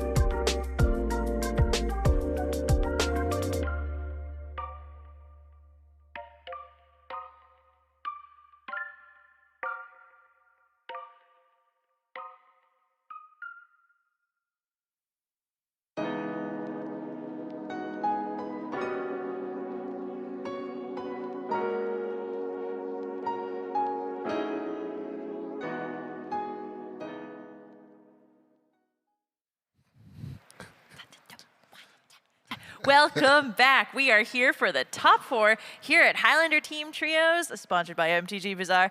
I'm Kira Zaretsky, and I'm joined in the booth again by Isaac Lee. How has the day been? Oh, I'm just having an absolute blast. One of my favorite things about teams is just like the ambiance in the room is people just being super positive, excited to play some Magic, and just having a good time. So it's been absolutely incredible. How about you? Dude, playing Magic is so much better when we're playing Magic together. When I get to play Magic not only one-on-one, but I get to play with two of my buds on the side. I love it. Well, we've got here down on the feature match, we've got Team Judas versus Team Woods. Yep. This is going to be such a fun matchup. We've seen both of these teams on the top feature match table quite a lot today. Yep, and we've even commentated this exact matchup before. Really interesting that we see a basic swamp just straight off the bat. Braden's gone, you know what? I've gotten wrecked by your harbinger of the tides, is that right? Of the sea. Yeah, I know. I was just messing with you. But basic swamp coming down. I'm sure that Braden's like, yeah, I would like to be able to cast black spells this game. Now, Judas was on the play, but we didn't have this like hyper-aggressive start with a Monstrous Whisper or anything like that. Instead, we've got turn 2, this card here. Astrologian's Planisphere. Yeah. And a Gataxian Probe. Ooh. What are your thoughts on Gataxian Probe? I love this card because it's like telepathy light. I'd like to just know what's in your hand. I'm not going to do anything with it. I'm not going to Thoughtseize take a card away from you. I wouldn't dare. I just want to know what's going on. And then I'd also like to draw a card, please. Yeah. No, I totally get it. And for 0 mana, that's a really key part with the Prowess deck is it plays almost every possible free mana spell that it can. We've got a Lava Dart in the graveyard that you can sacrifice and a mountain, that Volcanic Island, for instance, to play that one for free. We've got the Gataxian Probe for free. We've got Gush for free. I'm just noticing this prismatic ending here. So Braden going, you know what? I need to get rid of that thing before it pumps everything to oblivion. Keeping a hand with Flash in hand, Swamp, basic Plains. A very deliberate decision, I'm sure. We have seen so many matches across today be decided by this beautiful 2-mana instant called Price of Progress. Yeah. And this is a wonderful defense against Price of Progress, and it's something I have to imagine that Braden is thinking about. Oh, yeah. Having lost to it previously in this matchup, I am hyper aware of Price of Progress. Now, the real question is, do I find the mountain in order to be able to cast this Flash? That swamp isn't going to be able to help me flash it back, so I'm going to have to get to 5 lands in order to be able to flash it back. But even just a Lightning Helix on 3 mana with that Flash is a good time. Oh, this is a new one. Flow state. Flow state. We have entered a flow state. Blue and 1 sorcery. Look at the top 3 cards of your library. You may put one of those cards into your hand. If you have an instant and a sorcery, then you may put 2 of them into your hand and the rest on the bottom of your library in any order. There's been a lot of comments about how this is the best divination. What are your thoughts on that? Yeah, well, I mean, I've heard other people refer to it as a 2-cost dig-through time, and I think that that's a bit of a stretch. It doesn't feel like it has the same reach as Dig Through Time for sure. Yeah. Well, other people say 2-cost stock-up. Maybe that's a little closer. I do think that's a little bit closer. 2-cost stock-up I can get behind, which is already, I think, hysterical because everyone was already talking about how good stock-up was. We see some players just shortcutting here. So as Braden is cracking his fetch land, Judas just played a mutagenic growth here. And it's clear that Braden said, hey, look, I'm going to play this Flash that you know about from that Gataxian Probe. And Judas said, yeah, I'm going to play this mutagenic growth before this even happens. So make sure that I keep my 2-2 in play and then get to untap and still have aggression, still have a bit of pressure on the board. Yeah, super fair. Soulscar Mage going to join into the fight. Yeah, Soulscar Mage. Let's pull that one up because that one can be, I guess, a bit of a pain for Braden's deck in that the things that Braden really likes in this matchup is the fact that once I get to 3-4 mana, my creatures start to be bigger than your creatures. And a Lightning Bolt isn't going to kill something with 4, 5, 6 toughness. But with a Soulscar Mage out, it's able to put -1 on counters instead of dealing damage when it deals damage to creatures, anything. And so, yeah, non-combat damage to a creature. Which means that you can actually take down a Baragorth over maybe 1, 2 turns or over 2 spells. Yeah. You don't have to do everything all at once. So Baragorth the play for Braden. We're not entirely sure how big that is, but both of these players have the ability to remove cards from graveyard. So that Flage can remove cards as part of the cost, but then Judas also has things like Treasure Cruise, that might be able to shrink that Baragorth, potentially even post-damage as well. I do believe we've got 4 different types as well. We've got creature, land, instant, sorcery. I believe is going to be... and if only the Astrologian's Planisphere hadn't been exiled, then you'd have 5 because it's an artifact, but it got exiled, so unfortunately not. All right, Swift Spear down.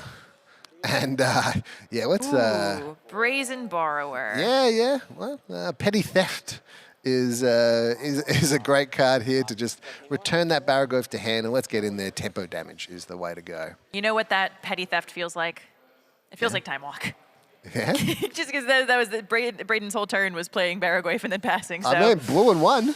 Blue and one. Instant speed Time Walk. You know what's better than Time Walk? Instant speed Time Walk. For sure. Life totals are looking pretty equal here, which is a really interesting position to be in. Prowess, of course, wants to be punching, but we're pretty level playing field, and it doesn't feel like Braden has done too much yet this game. We have a Chrome Mox the draw for Braden, and he's stopped to just have a think about this, because I could put this Baragov down, but if it gets bounced again, if it gets dealt with, or even if Judas was to attack with a multitude of creatures and kill their own, kill his own thing, then that could be a bit of a problem. Ooh, you know what's better than one Goyf? One Goyf, two Goyf. One Goyf and two Goyfs. One Goyf, two Goyf. Nether Goyf is going to be a little different because, all right, Vapor Snag, exactly what Braden was worried about in terms of just running out the Baragov and passing the turn. And we've got... I reckon Judas is explaining how he's going to win the game right now.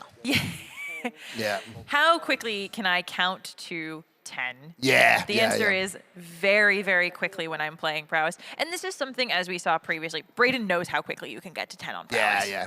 So Judas just explained that. Vapor Snag, bounce your thing, deal 1 damage to you. I'm going to play this flashback card. That's going to allow me to play the Vapor Snag again, bounce your other thing, do another damage. Then I'm going to play this lightning bolt. Now I've played 4 different spells. They're going to have trigger, and I'm going to attack you for 11 plus damage is the answer. For plenty. All right, so going over here, we've got, looks like Wilkes on the left. Yes. Yep, and Michael Leslie on the right, playing Thassa's Oracle. We've got a Dread Fugue and an Abrupt Decay. Intuition. Now, is this getting cast in the main phase or into turn? We know that Daze is face up as well. Interesting spot to be in here. Have you played much against Intuition? I haven't even been on the receiving end of being intuited. Yeah, so right now, Michael Leslie is going to be either shaking in his boots or actually just acknowledging that he's dead. One of the two is certainly going to happen. Yeah. What are the 3 cards that Wilkes is going to go get? Yeah, so we're going to get Underworld Breach, Savin's Reclamation, and LED. They tend to be the 3 that we're going for, but it might be different if we need to get the Brain Freeze. It might be different if we've got something else in play because we've got the Lotus Petal in play. But that might not be enough cards in the graveyard to do what you need to do to produce the amount of mana that you need to produce. But I would assume that we'll see Underworld Breach. I can see the Savin's Savin's been popped up as well. Now, is the reason you pick these 3 cards in particular because you can win with almost any combination of them? Is it more just like, is it kind of, you're presenting your opponent with the impossible choice? There is no actual choice to be made here. Yeah. So what Wilkes is working out here is, can I create an impossible choice or can I create a situation where it's just bad for Michael? So we're going with... Exactly as you said. Savin's, Breach, LED. And what this says is, hey, look, if you give me the Savin's, then I'm actually just going to get the Underworld Breach back. If you give me the LED, then I'm going to use that mana to cast the Savin's from my graveyard and get back Underworld Breach and LED. So this is where Michael has to just, hang on, let's stop. Let's hit the tank here. Let's work out what is the least mana-efficient way that I can deal with this situation for you. Knowing that I actually have an Abrupt Decay that you can't counter that can kill this Breach. Yeah. Now, Wilkes is also aware of that. There's a lot of face-up magic here. Yep. So this is actually not just a straight-up kill you. This is this game is going to continue. This is what feels like the really delicate song and dance, like the exchanging back and forth, not only of having that information available to you, but understanding who you're playing against and understanding how they are going to stack their spells and sequence things in the way that's going to work out best for them. Yeah. So we might see a Savin's here targeting the Underworld Breach, and then going, okay, I'm going to make you use your Abrupt Decay with the intention of being able to flash back the Savin's in a later stage for 5 mana and then win the game on that second iteration of the breach. But Michael might also go, you know what? If you want to put the Underworld Breach in play, you're going to have to like exile something, and then I might respond to that. Yeah. And then just create a situation where you have less resources available to you in terms of like number of cards in your graveyard to be able to exile to cast the spells with Underworld Breach. So this is a very complicated situation, and both players are aware of that, wanting to stop and just slow down a little bit.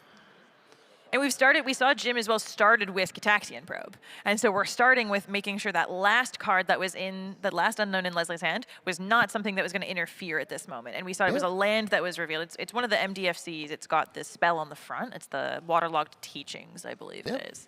We're going to go for it. All right, so Underworld Breach is in play. We're going to exile 3 cards in order to probably play the Lion's Eye Diamond. That's going to give us access to 4 mana. Now, we might see an Abrupt Decay and a very weird situation where Abrupt Decay gets cast and Daze gets cast on the Abrupt Decay only to return an island that I can then use to play that with the LED. No, but we've gone a different route. So it's just a really interesting... So what's happened here? Yeah, okay. So it looks to me like we had a Thoughtseize get played to take the Thassa's Oracle away from Michael Wesley to say, hey, look, you are not going to win this turn. I can't win this turn, but you're not going to win this turn. If I can't win, you can't win either. Yeah, because I've only got 1 spell from my graveyard before you are able to Abrupt Decay me. So I've only got one thing one thing available to me. So I'm going to crack this Lotus Petal for a single black, and I'm going to cast the Thoughtseize to make sure that I don't lose to your shenanigans. But the other option that Wilkes had available to him was to exile 3 cards and play the Lion's Eye Diamond. The Lion's Eye Diamond would generate 3 mana, and then the Lotus Petal would generate a 4th mana, and then Wilkes could daze the Abrupt Decay, returning an island, a Volcanic Island to hand, and then play the Volcanic Island to create 5 mana, and the 5 mana is then able to get back the Lion's Eye Diamond and the Underworld Breach. But in that situation, you still need Brain Freeze. You still need a way to actually factually kill your opponent dead. Yeah. It's all fancy flashy. You can like play the Intuition again and exile 3 other cards and then search your library for Brain Freeze that way, but you might not have quite enough cards in your graveyard in order to do all the things. But that's one that I'm sure that Wilkes is going to go back over this coverage and actually just do the math and go, oh, could I have done it or could I have not done it? It's playing that Breach deck is so incredibly hard, and playing against it is also incredibly hard. It seems like, rock hard place. Would you rather play against the Thoracle deck, or would you rather play against the Breach deck? I feel like both of these decks I just I lose to all the time. So I don't want to play against either of them. The Thoracle, and I've been on a team with Michael Wesley and we've tested a bunch of decks together. He's an incredibly good combo player. And so if he's chosen to be on Thoracle this weekend, my instinct is actually that I'd want to be on Thoracle. That's where I'm at right now. But playing against them? No, I don't want to play against either of them. How about you? If you were going to play one of these decks, what would you be going with? If I was going to play one of these decks, I think I would play Breach. Okay. I'm not super familiar with Breach. I was not a Breach Modern player. I'm not overly familiar with it, but the play patterns and the way that you amass that critical mass of spells, you get to the really impressive, Underworld Breach, LED lines. You have to make sure you're sequencing which cards you exile from the graveyard, and you're getting to that point where you just go Brain Freeze, you. Yep. I love that. I think that's a really cool way, and it's a really cool tempo to get to. All right. So a very important play here from Michael Wesley. We see a Duress targeting you, Michael. I want to look at your hand and see what's going on. You didn't cast that Dreg Fugue. I want to know what's happening. And in response, Michael has chosen to exile the Underworld Breach and just say, hey, look, Wilkes, I know you're really good at Magic. I know you're good at comboing, but I'm going to take the Underworld Breach away from you, so you have to be a little bit fairer in this matchup. You have to work for it. Now, this is an untimed finals. Now, in the previous matchup, we saw this game playing on, and we were like, it's just come down, clash, won the game, and then, it means that we've got an outcome here. But the outcome was actually a draw, because these two players, both incredibly good, but you're creating these situations where, you know what, instead of going for the win right now, I'm going to take your Thassa's Oracle.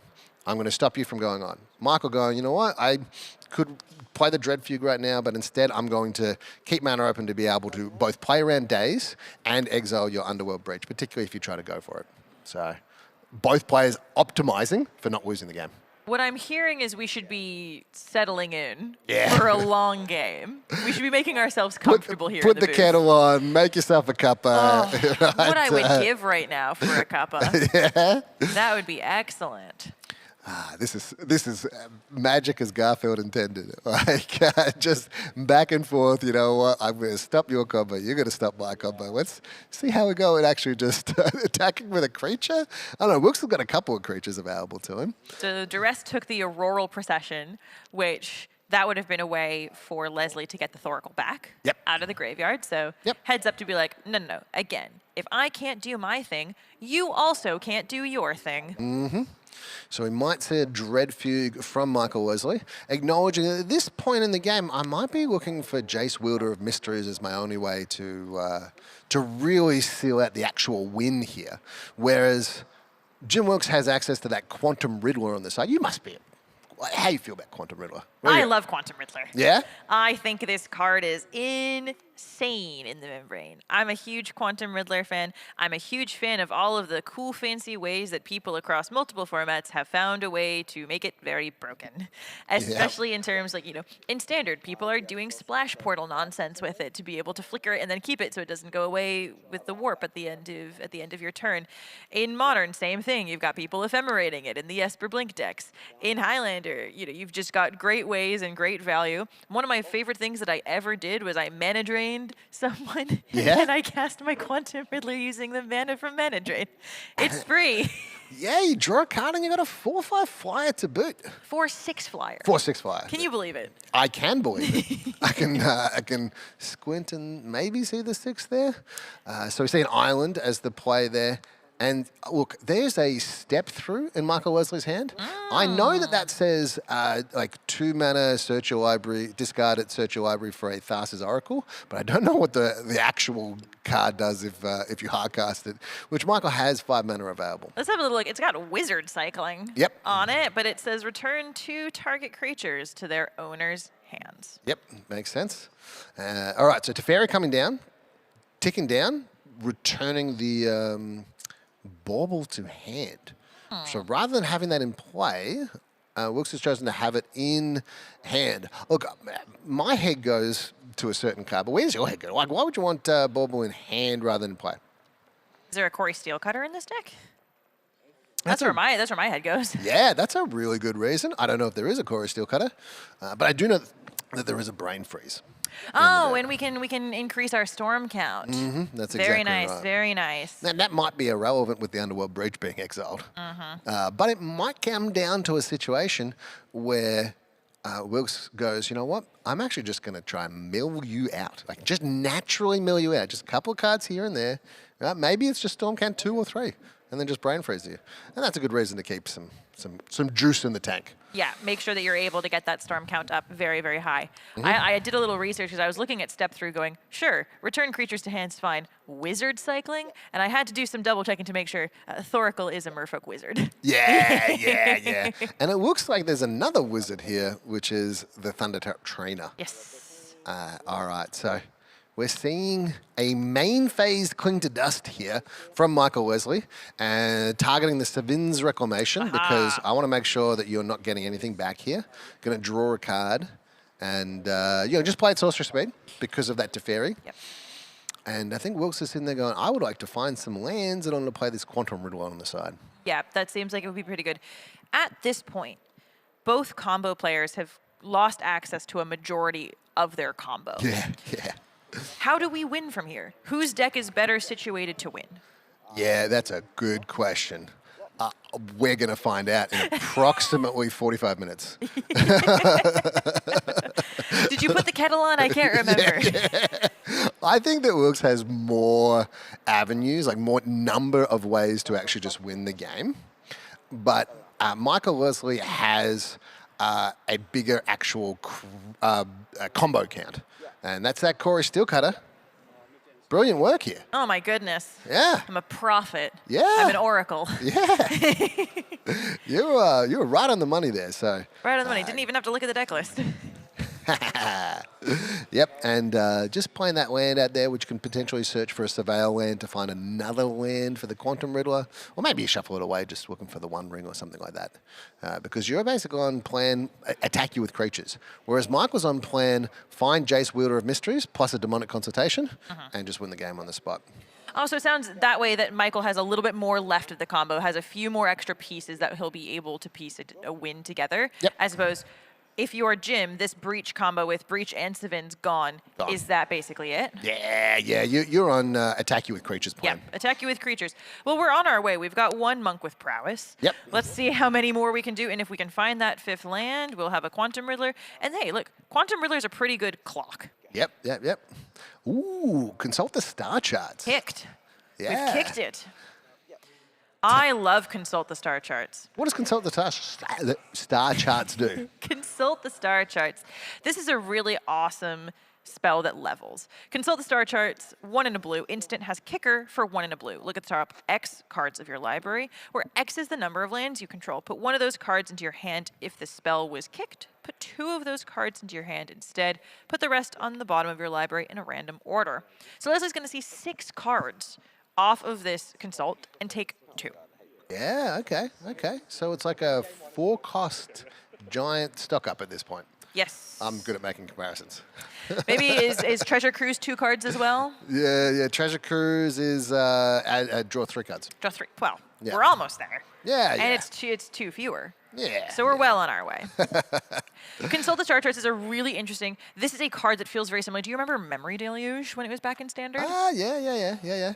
I remember being very confused when I played that off like a cascade, and I played it for free, and then I got 0 cards because it's dependent on how much mana you put into it. How much mana you put into it. What is going on here? I should be getting at least a couple cards.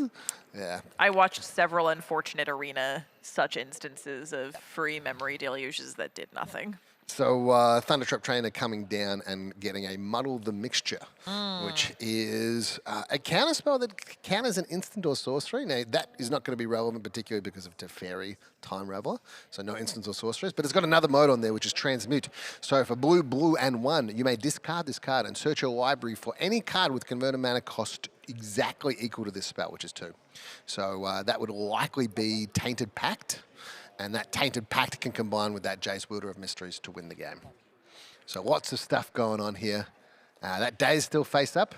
What do you reckon's going on here, Kira? Ooh, let's have a little look-see. We're starting with a Ponder. We're going to refine a little bit more. We're looking for more lands. We still do need to be able to cast this Quantum Riddler at some point in the future, because that's gonna, if we're on plan beat down with creatures, a little Prowess Monk is not going to get through the Otter at this point. So we need to build up a little bit stronger resources. We need to get the Quantum Riddler on board. And also it'll mean that we can draw more cards. Yeah. Okay, I like drawing more cards. I love drawing cards. We were talking about custom Magic cards, and one of the ones that came up that it wasn't mine, but it was definitely my favorite, was just a card that says, win the game, draw a card. I like that. Yeah. And the spell resolves in order, too, so you don't even get to draw the card. Yeah. Now, just an update on our other table, our middle table, our table B. They're actually going to game 3 now. How exciting. Yeah. So that means Braden was able to secure and lock down game 2, which is exactly what we saw earlier in the day as well. Yeah. So that'll be interesting to get an update on what's going on there. In the meantime, we're going to keep watching this game here as it unfolds to create more Monk tokens and, really get in there. It looks like we're indicating we've got 2 Prowess triggers hanging out as well. That was Jim's own Dreadfuge. Yeah, and it might be a kicked Dreadfuge here. Let's have a look-see. Yeah. I don't know what the second spell is. We were a little distracted there for a second, but Jim is just writing down those cards and deciding which card he's going to take out of Michael's hands, knowing that everything resolves because of that Teferi. Yes. It's always nice when you have Teferi protection, but not Teferi's protection. protection of and by Teferi to make sure that you can cast spells willy-nilly. All right, so we see a Tainted Pact as well as that Muddle the Mixture. So that Tainted Pact is probably the scariest card in Michael Wesley's hand, and definitely worth something considering taking. But the Muddle the Mixture can search for any card. So this is one where Jim would love to be able to pull up Michael Wesley's deck list that he got 2 minutes to have a look at earlier. And that's not really an option. So, do I have photographic memory? Yeah. Then, can I pull this out? I think that's like Enter the Floodmoor is the other card. What's that card doing again? Oh, this is a really good one. This has been popping up a little bit more in Standard. Into the Floodmaw is 1 blue instant. You may gift a tapped fish. Return target creature an opponent controls to its owner's hand. If the gift was promised, instead return target non-land permanent an opponent controls to its owner's hand. Okay. So bit of a catch-all. Instant, I can return anything. Now, obviously, still Teferi, stopping the instant speed aspect. But you can bounce a monk token. You can bounce something that is stopping you from winning, like, say, not a rest in peace, but like, what's that 2-cost artifact that stops triggered abilities of creatures? Curse on there? Totem? Thanks. No, Curse Totem. No? Oh, what's the... Curse Totem stops activated abilities. Oh. Torpor Orb. Is the one up there. Torpor Orb. Yeah, so you can bounce a Torpor Orb, you can bounce some other things. Muddle the Mixture is the play here. Just discard, go get a 2-cost. So what's Michael going to get? Just sort of flick past that. All right, it looks like a Demonic Tutor. So using my tutor to find a tutor, so I can tutor for my tutor or another card. Look, to be honest with you, I don't hate this kind of chaining value together. Something that I think is really important in a lot of these decks is deck thinning. You want to increase the chances of you drawing action. You want to increase the chances of drawing what you need. And so tutor to grab a tutor to go get what you want takes 3 cards that you need to get out of your deck and puts them exactly where you need them to be. Okay, so we saw a 4-cost land get discarded there, searching your library for an instant, I think, instant or sorcery. I can't remember the name of that card, but it's got that double-faced card. Oh, I believe it's Waterlogged Teachings. Waterlogged Teachings, yeah, sweet. So now I've just gone and got Demonic Tutor and Demonic Consultation. And Michael Wesley's face-up, hey, look, this Demonic Tutor is going to find Jace Wielder of Mysteries. And then the Jace Wielder of Mysteries plus Demonic Consultation is actually a win if I have 1 more land, I believe. So Demonic Tutor is going to cost 2, Jace Wielder of Mystics is going to cost 4, and the Demonic Consultation is going to cost 1. So 2, 3, plus the 4 is 7. 3, 4, 5, 6, 7, 8. We've got 8 mana, so we can play around that days. Yeah, beautiful. So, Michael Wesley has presented a lethal clock for Wilkes to deal with, and then he's going to pass the turn. That fetch land, going to put Michael down to 9, and we've currently got 3 damage on the board, it looks like. So, pretty interesting situation. We've seen just a straight-up uptick on the Teferi. Really interesting here, getting into the red, just coming across for 3, Michael down to 7. This is really cool. In our other tables, just going on the side here, Clark Jones and Dom won. So we're all done. They will be in the finals. That's exciting. Yeah, playing against whoever wins in this matchup here. Ooh, very exciting. All right, so we've got 13 versus 6 here. And, we're going to get a Watery Grave. And Jim Wilkes has so quickly ticked up that Teferi in past turn. I'm thinking... What are you going to cast that's a sorcery at instant speed that'll interact here? I just think it's a counterspell. I think that Wilkes just has a regular counterspell in hand, and he's like, I want to make sure that I get to counter that Jace Wielder of Mysteries. Yeah. And so I'm just going to keep the Teferi in play, rather than trying to search for something. Because otherwise I think that Wilkes would have gone, you know what, Demonic Tutor, Jace Wielder of Mysteries, Demonic Consultation, we're in a good spot here. We're in a bad spot here, actually. So I'm going to cash in this Teferi, trying to find just one thing to create an out here. Didn't go with that. So instead, we will see what that last card in hand is, which I'm thinking is a counterspell. Because the other option was that you could cash in the Teferi to bounce the Corey Steelcutter. Then you could play this Corey Steelcutter. That would create one trigger with the monks. And then you're trying to find another card. So like a Ponder. Yep. That would create another trigger for the monks. And that would be 3 damage plus 3 damage plus 2 damage. Yeah. So 3, 6, 8. 7, 8. And Michael was on 10, so that wouldn't be enough. You'd have to find another card, so you'd have to find Ponder into something else. You're almost there. And instead we've gone, no, tick up past turn pretty quick. So that's leading me to think that we've got something else going on here. I can see there's a spell snare in... Ooh. Is that Empress Galena? No, I think this What's is a Thought... Thought Lash? Thought Lash, I believe, is what we're looking at here. Hang on a second. Oh my gosh, it is. Yeah. Thought All right. Lash. So cumulative upkeep, remove the top card of your library from the game. If you do not, remove your library from the game and bury Thought Lash. And then it's got 0, remove the top card of your library from the game to prevent 1 damage to you. Oh, interesting. That seems quite convenient. Yeah. So it's a way to be able to both exile your entire library for something like Jace, Wielder of Mysteries, and also prevent a bunch of damage. So Michael has gone, you know what? You ticked up that Teferi so fast and passed the turn. And I respect you, Wilkes. Right? So I'm not going to try to just go for it. I'm not going to yam here. Instead, I'm just going to play this Thought Lash and get an extra turn, because I can prevent damage by exiling cards from my library and just make sure that I've got this Jace, Wielder of Mysteries in my hand. And then I'm going to try and find an Inquisition, Duress, Thoughtseize, Dread Fugue, some kind of effect like that. Take that counterspell that you've obviously drawn, Wilkes, in your hand, and then play the Jace, Wielder of Mysteries, then exile my graveyard and win. That's the plan. So this is just some tight magic.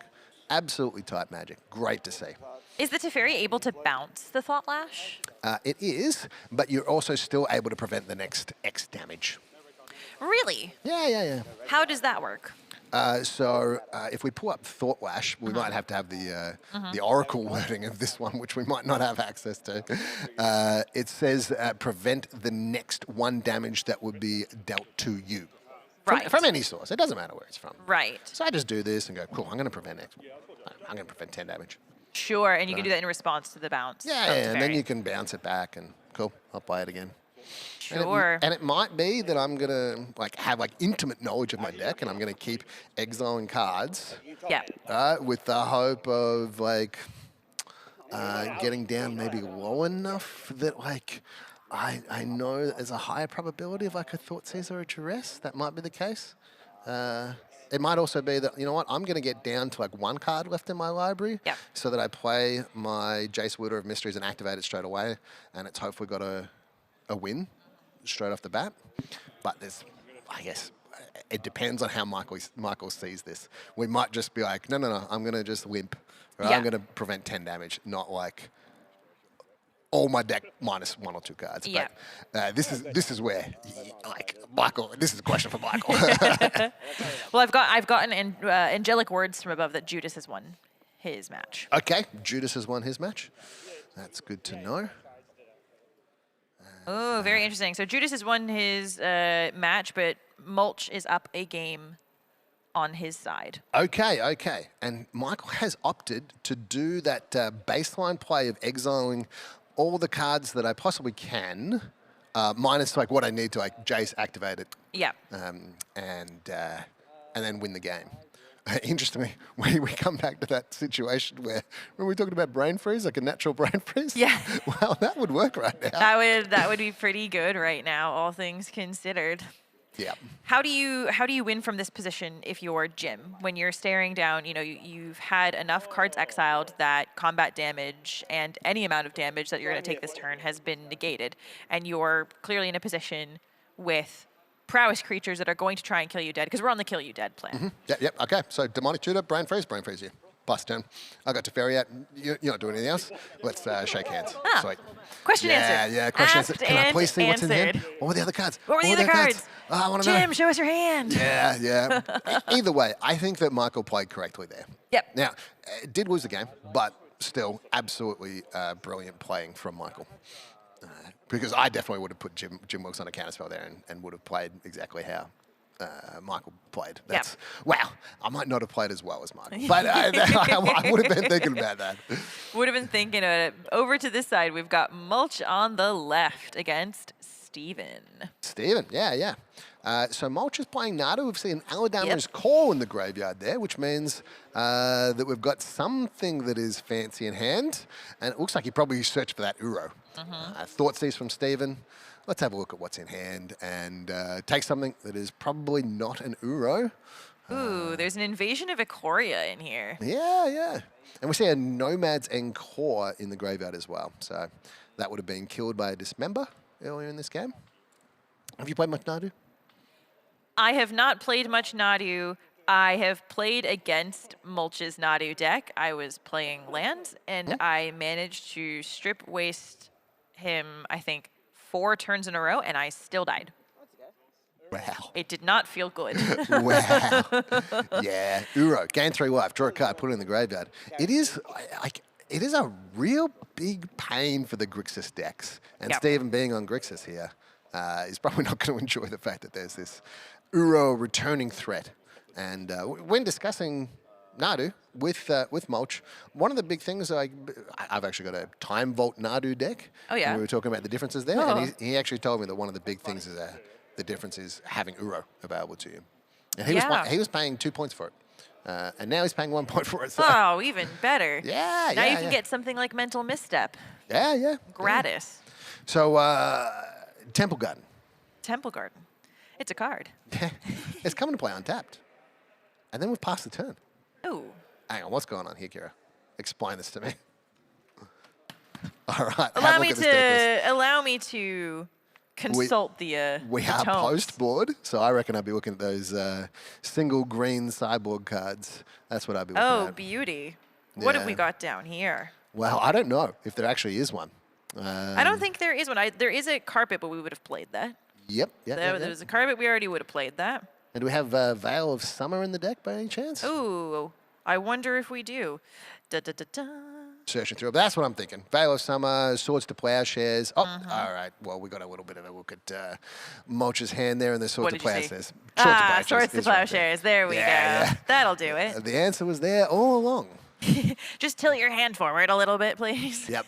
So 1, 2, 3, 4, 5 cards in the graveyard, which means that Uro can come back here. That seems like it would be really good in this position unless you get it countered. Yep. Now, you've seen that Plains just got tapped to be able to cast Uro, but the reason why we're able to do that is that Yavimaya. Counterspell, come down. Actual factual counterspell. Did you see that little sneaky price of progress in Steven's hand? Oh, I didn't. Hang on, let me.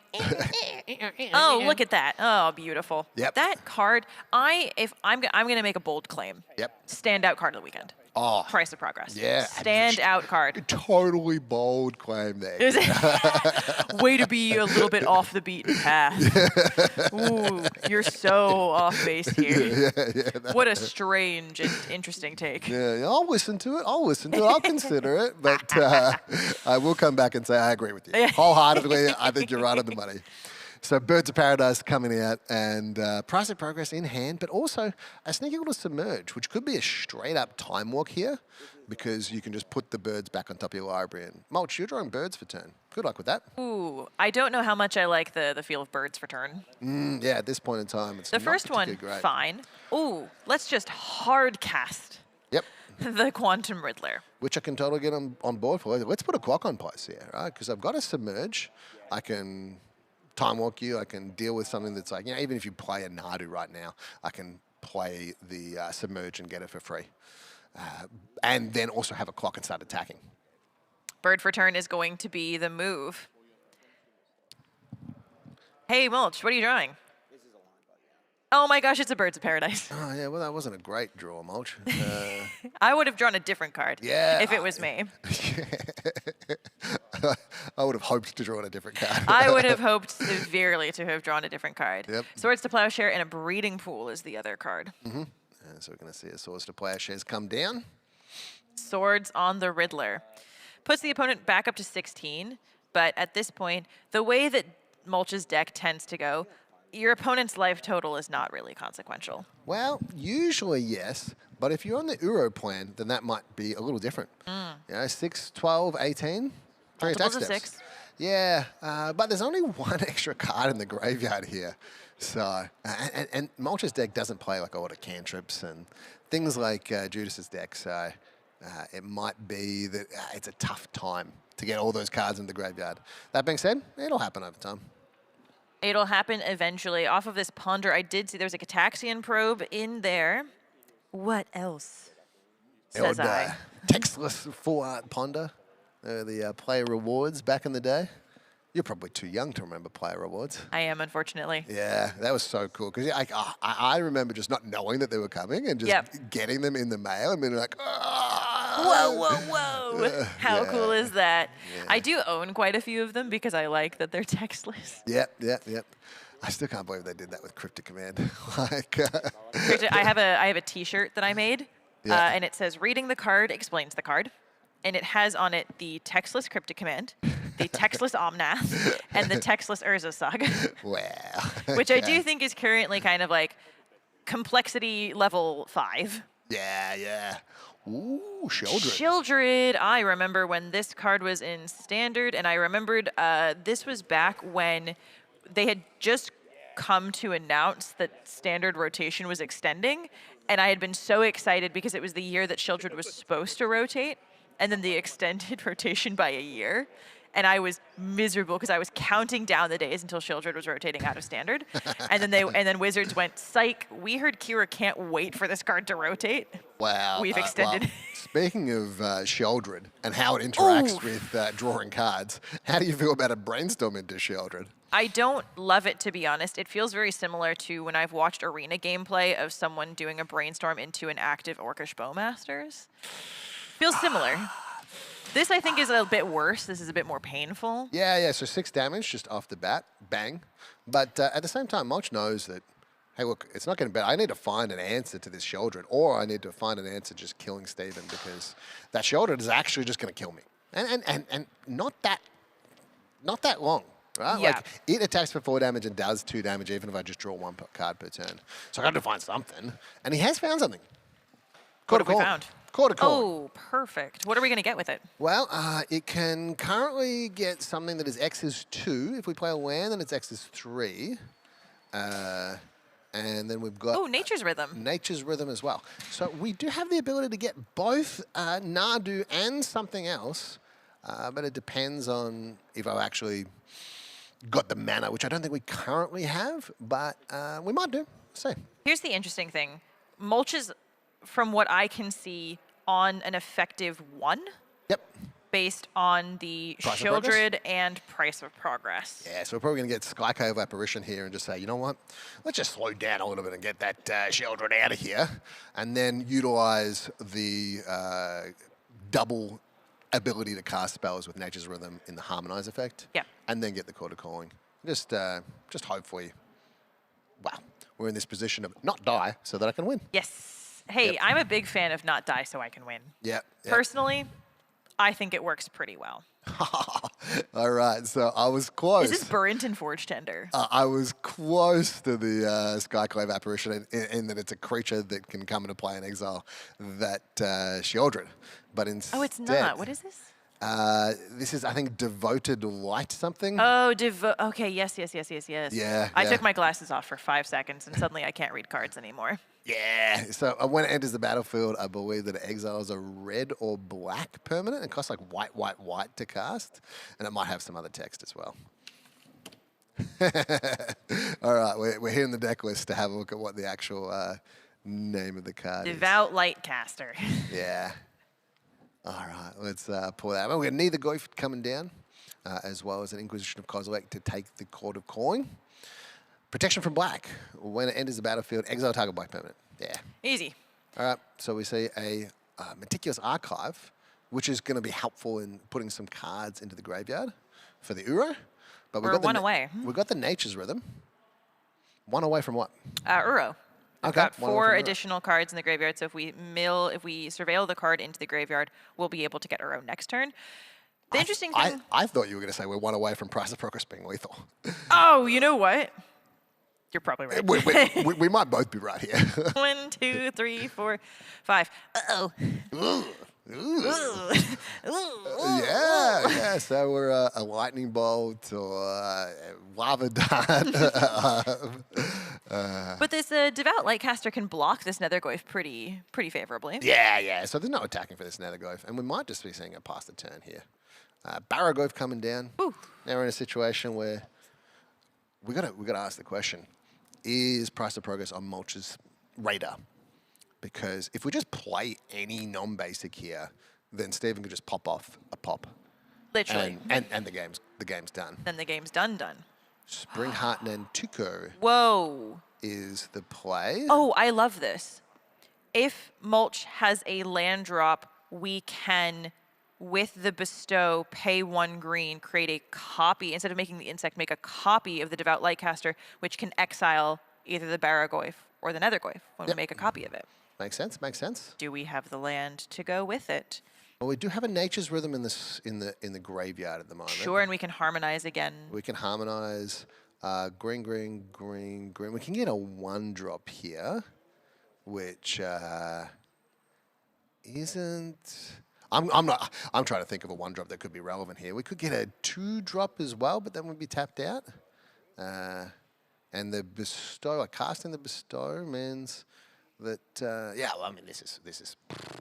this is starting to melt my brain. Because what feels dangerous right here is if we do decide to harmonize everything, then not only are the Nethergoyf and Barragoyf going to deal a ton of damage, then the follow-up Price of Progress is lethal.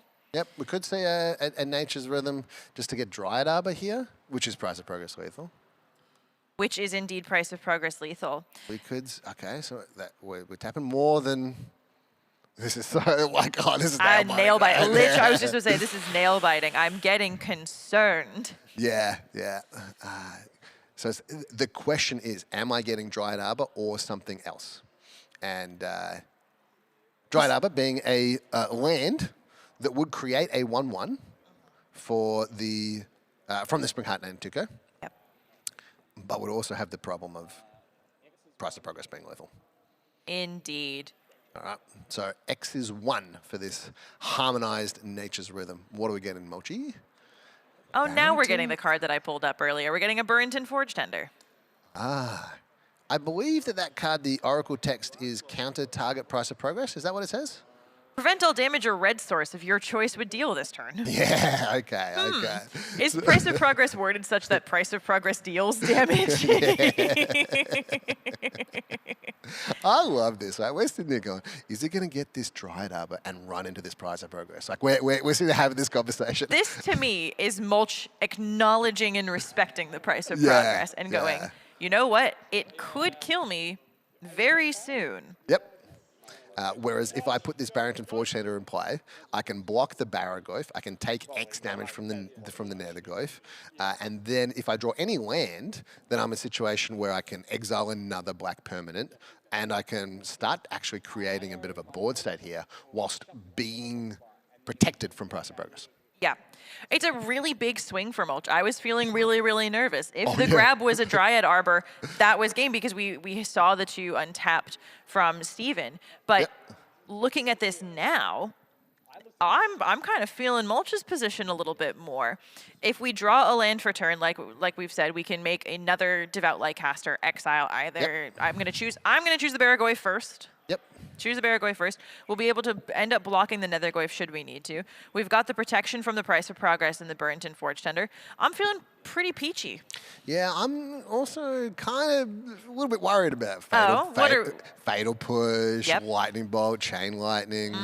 Like any of these cards that just kill a Barrington Forge Tender. Wow, it's got protection from red, so you can't do it with the red cards. But yeah, Fatal Push would definitely do it.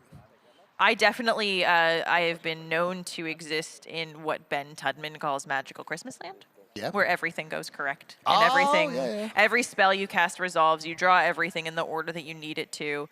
You know, you're able to land drop, make the second Devout Lightcaster, exile a Barragoyf. You're able to have the protection. Like, everything just goes perfectly. All right, so we're taking 4 damage, down to 7. Perfect. As you said, we're in magical Christmas land right now because it's totally fine. Right? The Forge Tender's still alive. Forge Tender is still Price alive. of Progress doesn't do anything. It's fine. Everything's fine. Everything's fine. But we're generally with any land off the top means that Mulch turns the corner pretty quickly. And then we might get into a situation where, let's say that it's a fetch land. We might go fetch into Surveil. Right, that's 2 more Lightcasters coming out. Exile both of your things. Put a bunch of stuff into play. And then be able to surveil something. Get more stuff in your graveyard. Get Uro out. Let's just get out of everything range. We have hit our land drop. We have made a copy of Divite Lightcaster. We have exiled the Barrow-Goyf. Yep. It's all coming up Mulch. Yeah. So now we can actually make the decision to actually attack or keep 2 blockers back plus the Birds of Paradise. Now, there could be some flash creatures that you might like. I don't want to run my my Lightcaster into a flash creature. I can't think of any right now, but Mulch might be able to think of them. I think there was a Molten Collapse as a draw. And the interesting thing here, if we lose the Forge Tender to the Molten Collapse, you could preemptively sacrifice it just in case Price of Progress is the follow-up. Yeah, this will be a tight situation because the Molten Collapse It's targeting. pro-red. It's protection from red. No, the Devout Lightcaster. Not the Divite Lightcaster. Isn't but protection from red. yeah, So yeah. you could Molten Collapse. It's protection from black. It's pro-black. Yeah. We're getting the angel from above is chirping into our ear, reminding us what the text on the cards actually says. Protection from black. And I forgot the Molten Collapse was black. We've passed back to Mulch's turn. Misty Rainforest was the land for a turn. We've made another copy of Divite Lightcaster, and we have exiled the Nethergoyf. It's all coming up Mulch. Because now as well, going forward, even if we were ignorant and incapable of reading the text on cards, we can start making more copies of the Burrington Forge Tender to protect against things like Lightning Bolt going forward. No. We can't make more copies of that one. We can only make copies of the... Oh, of the Springheart and Tuga. What am I talking about? Yeah. It's been a long day. It's been a long day. So we're in the Fatal Push waiting room. Yep. Right? So Fatal Push coming down. That's not a red card. So it can target the Barrington Forge Tender and then Price of Progress. And then Price of Progress for lethal. Yep. But that might change depending on the way that Uro operates. So we might see Crack the Fetch land make another 2/2 Devout Lightcaster. And that would tap 2 mana, and then that would put a fourth land in the bin, and then if it's a Surveil land, that can be a 5th card in the bin to then be able to replay the Uro from graveyard. So yeah, plenty of options here. But Mulch might also go, you know what? I'm going to play around Opposition Agent. And just not do that right now. But no, all right, we're cracking the fetch. Getting We're the Surveil doing land. it. All right, makes sense. I like it. Go for it. Go for it while you can. Yeah. Grab a Surveil. Slam an Uro. There we go. Yeah, good times. Great Classic Kids. And Mulch knows this deck. This deck, like this situation, we saw that Price of Progress. And we were like, oh, this is over. Oh, yeah. Yeah. Yep. All right. So just getting an insect here and finishing the Surveil. And it's a land into the bin. We are going to exile 5 cards. Do we have a counter spell for this Uro? Yeah. I don't believe we do have a counter. We're still in 1, 2, 3, 4, 5, 6, 7 non-basic lands. So Mulch is on 9. And we're still in that Fatal Push waiting room. So this is going to be a sweat. What does the waiting music sound like in the Fatal Push waiting room?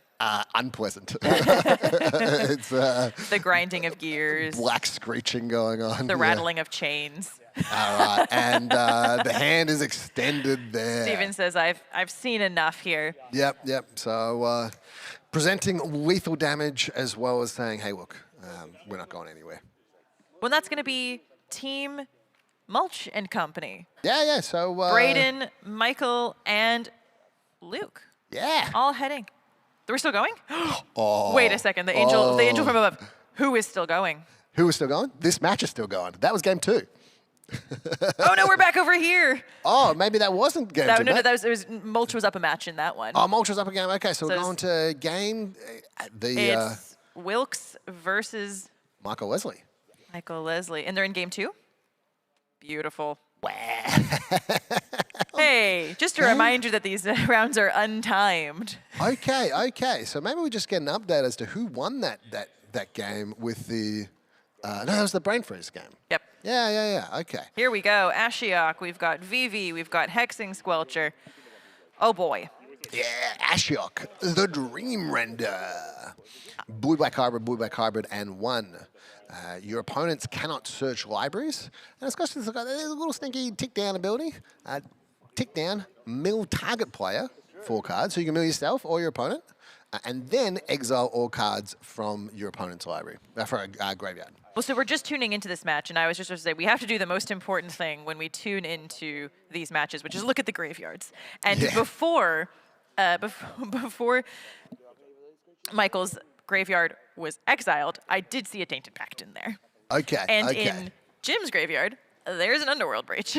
Now, face up is a Force of Negation and 2 blue cards, and yet the Ashiok resolved. Interesting. I mean, this just shows that, hang on a second, I know where this match is going. Yep. It's going to go for a hell of a long time still. I've got this Baleful Strix. That's going to stop your Vivi. And I can deal with this Ashiok later. I don't need to search my library now. And I want to have Consult the Star Charts to find more cards. And I want this Force of Negation to deal with something else that you might have, like a Sevin's Reclamation, particularly because that Underworld Breach is in the graveyard right now. And I can deal with the Ashiok. Yeah, I can just wait some time. I've got plenty of answers, plenty of options. Good night, Vivi. Yeah, Blue Blast. What a beautiful Blue Elemental Blast from the Blue Elemental Blaster, Michael Wesley. I do love that all of the blasts hit Vivi. I think it's very poetic. Yeah. Bad times for Vivi, but good times for the Blasters. And we also saw the effect of that Hexing Squelcher. Oh, hang on a second. The Vivi had ward pay 2 We've life. actually answered the question. I didn't even realize that. I'm just in here talking about how Michael was really smart for choosing not to Force of Negation a spell that I believe is uncounterable from that Hexing Squelcher. I mean, let's pull up the text from Hexing Squelcher whilst the internet yells at me. Spells you control can't be countered. Well, look, part of my statement is definitely correct. Michael Wesley is very smart for not casting Force of Negation. He's very smart. No, you were completely good. He's very smart for not casting the Force of Negation for slightly different reasons. But we did also see other creatures you control have ward pay 2 life. So Leslie did have to not only pay blue to hit the VV, also had to pay 2 life. So Leslie's down to 4. And if Jim wants to be on the beat down with creatures 4 plan, damage is not that much. 4's not that much. Yeah, even a lightning bolt just to the dome. Is this team price of progress? Do we have a price of progress on the board for Wilkes? That's an interesting question. Let's have a look here. I'd love to see one because it's my card de plume. No, we don't have this one. So we do not have to worry too much about that one. What we do have to worry about is, we don't have to worry about this game ending in a draw because it's untimed. It's untimed. There will be no more draws today, sir. Yep. Is that a lightning bolt in Jim Wilkes' hand or an expressive iteration? It's an expressive iteration, and I remember this because I remember in the previous match the lightning bolt was white bordered. Yeah. Oh, and that's actually in the graveyard right now, so we don't have to worry about lightning bolt either. Oh, it is? It feels like we're right back where we started. I feel like every time we tune in, the lightning bolt's in the bin, the underworld breach is in the bin, and then someone's graveyard gets exiled. Yeah. Take me back to the beginning. Hexing Squelcher? Hexing Squelcher. Yes. That thing's going to cause some problems here. It is. It does look like it's going to cause problems. We have an LED here as well. And what's the follow-up? Yeah. Because that Squelcher can also just start attacking if we get rid of that Baleful Strix. So, Another land. I think that's a stock-up is the other card in hand for Jim right now. Yep. Wow. Plateau, I can see. I don't know what the other ones are. Brainstorm, it looked like? Maybe. Unless no, there's already a Brainstorm in the bin. Flick. Stock up. Yeah, good eye, Kira. There we go. Card identification .exe. Now, how could we actually counter this?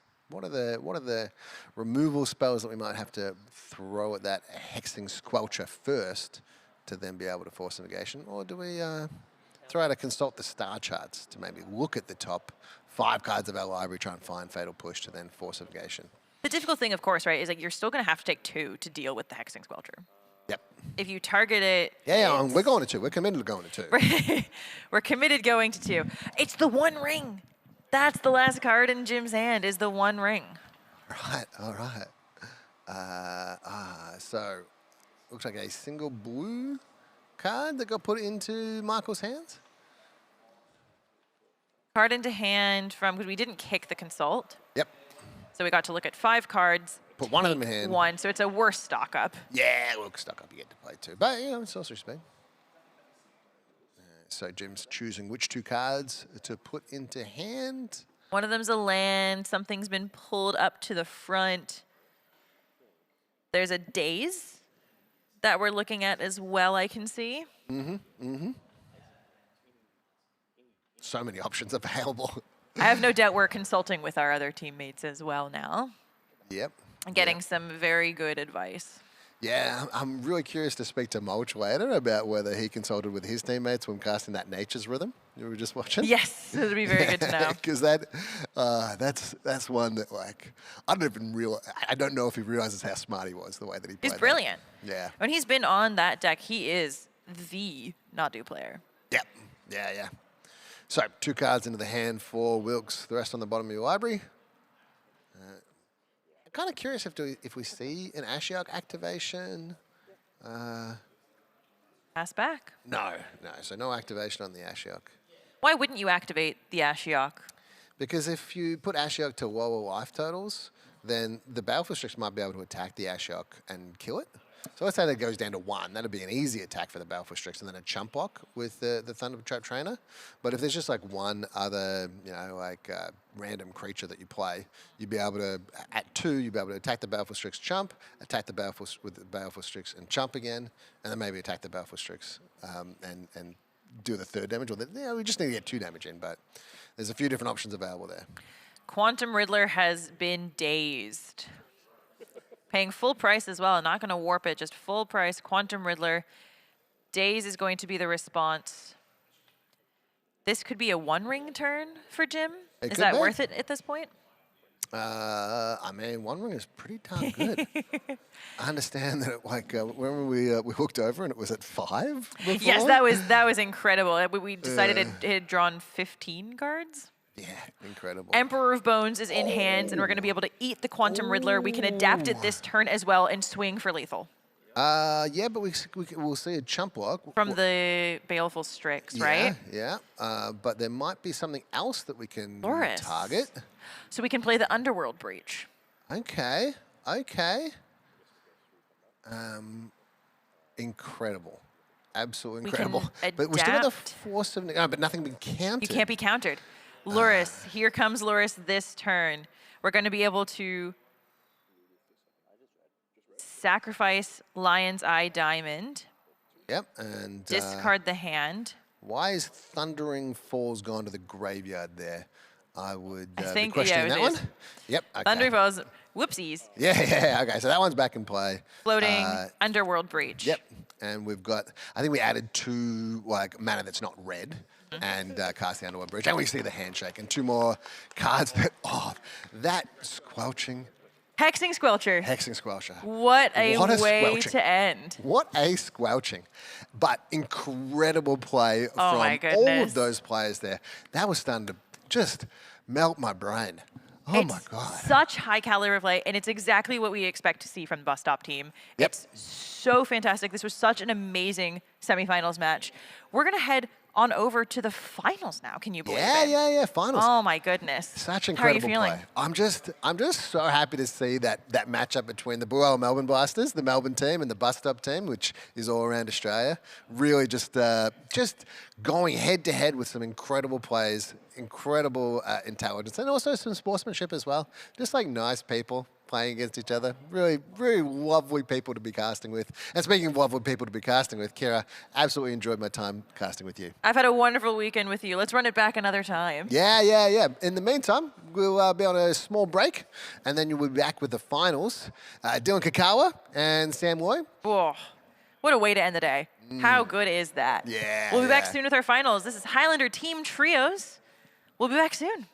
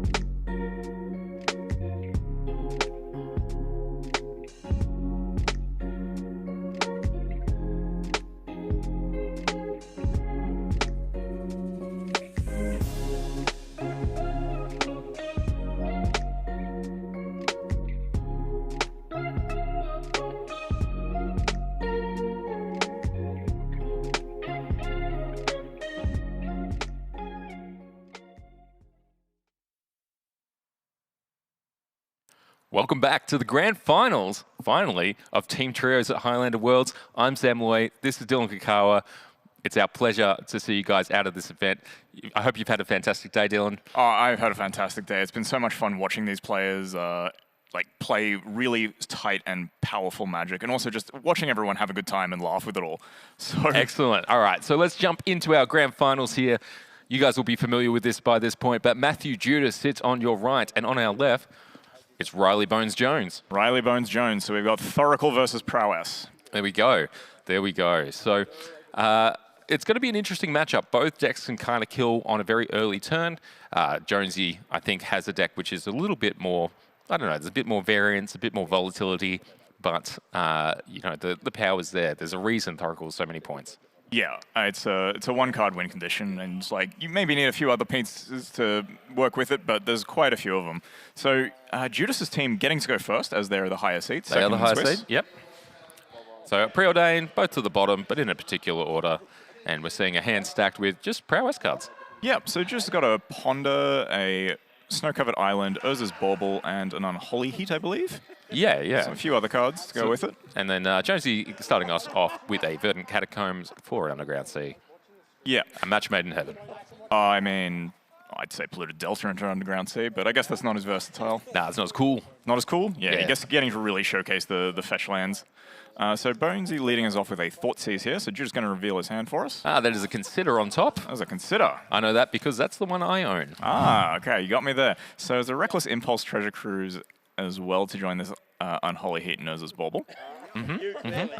Interesting take here. I think that the Treasure Cruise or the Reckless Impulse probably just getting the power of the Treasure Cruise out. Hey, when you're unsure, take the thing that's worth points. Yeah, that's generally a good heuristic. So Judas drawing the Storm Chaser's talent for the turn. That sort of completes the missing piece of the hand. So we're into the threats, and we're getting down a little otter that's going to be a big otter if it's not dealt with. Yeah, so those who've played a lot of Standard, I imagine, will be very familiar with this card. It generates a 1/1 with Prowess and then has more on the back burner. So Judas getting to see a card at random in Bonesy's hand. Yep, so we're Baublin. Not showing us, but... oh, that was mean. It's fine. I'm going to see if I can snipe it. I think this is all because I got Jonesy to pat down his head with tissues because it was too shiny. Oh, I see. Oh, he saw the forest and plays the forest. So Brainstorm, Thoughtlash, Thundertrap Trainer in the hand. Yeah, and we're about to look at the top four and pick a... Is it a non-creature? I believe it is a instant or sorcery, but I will double check this.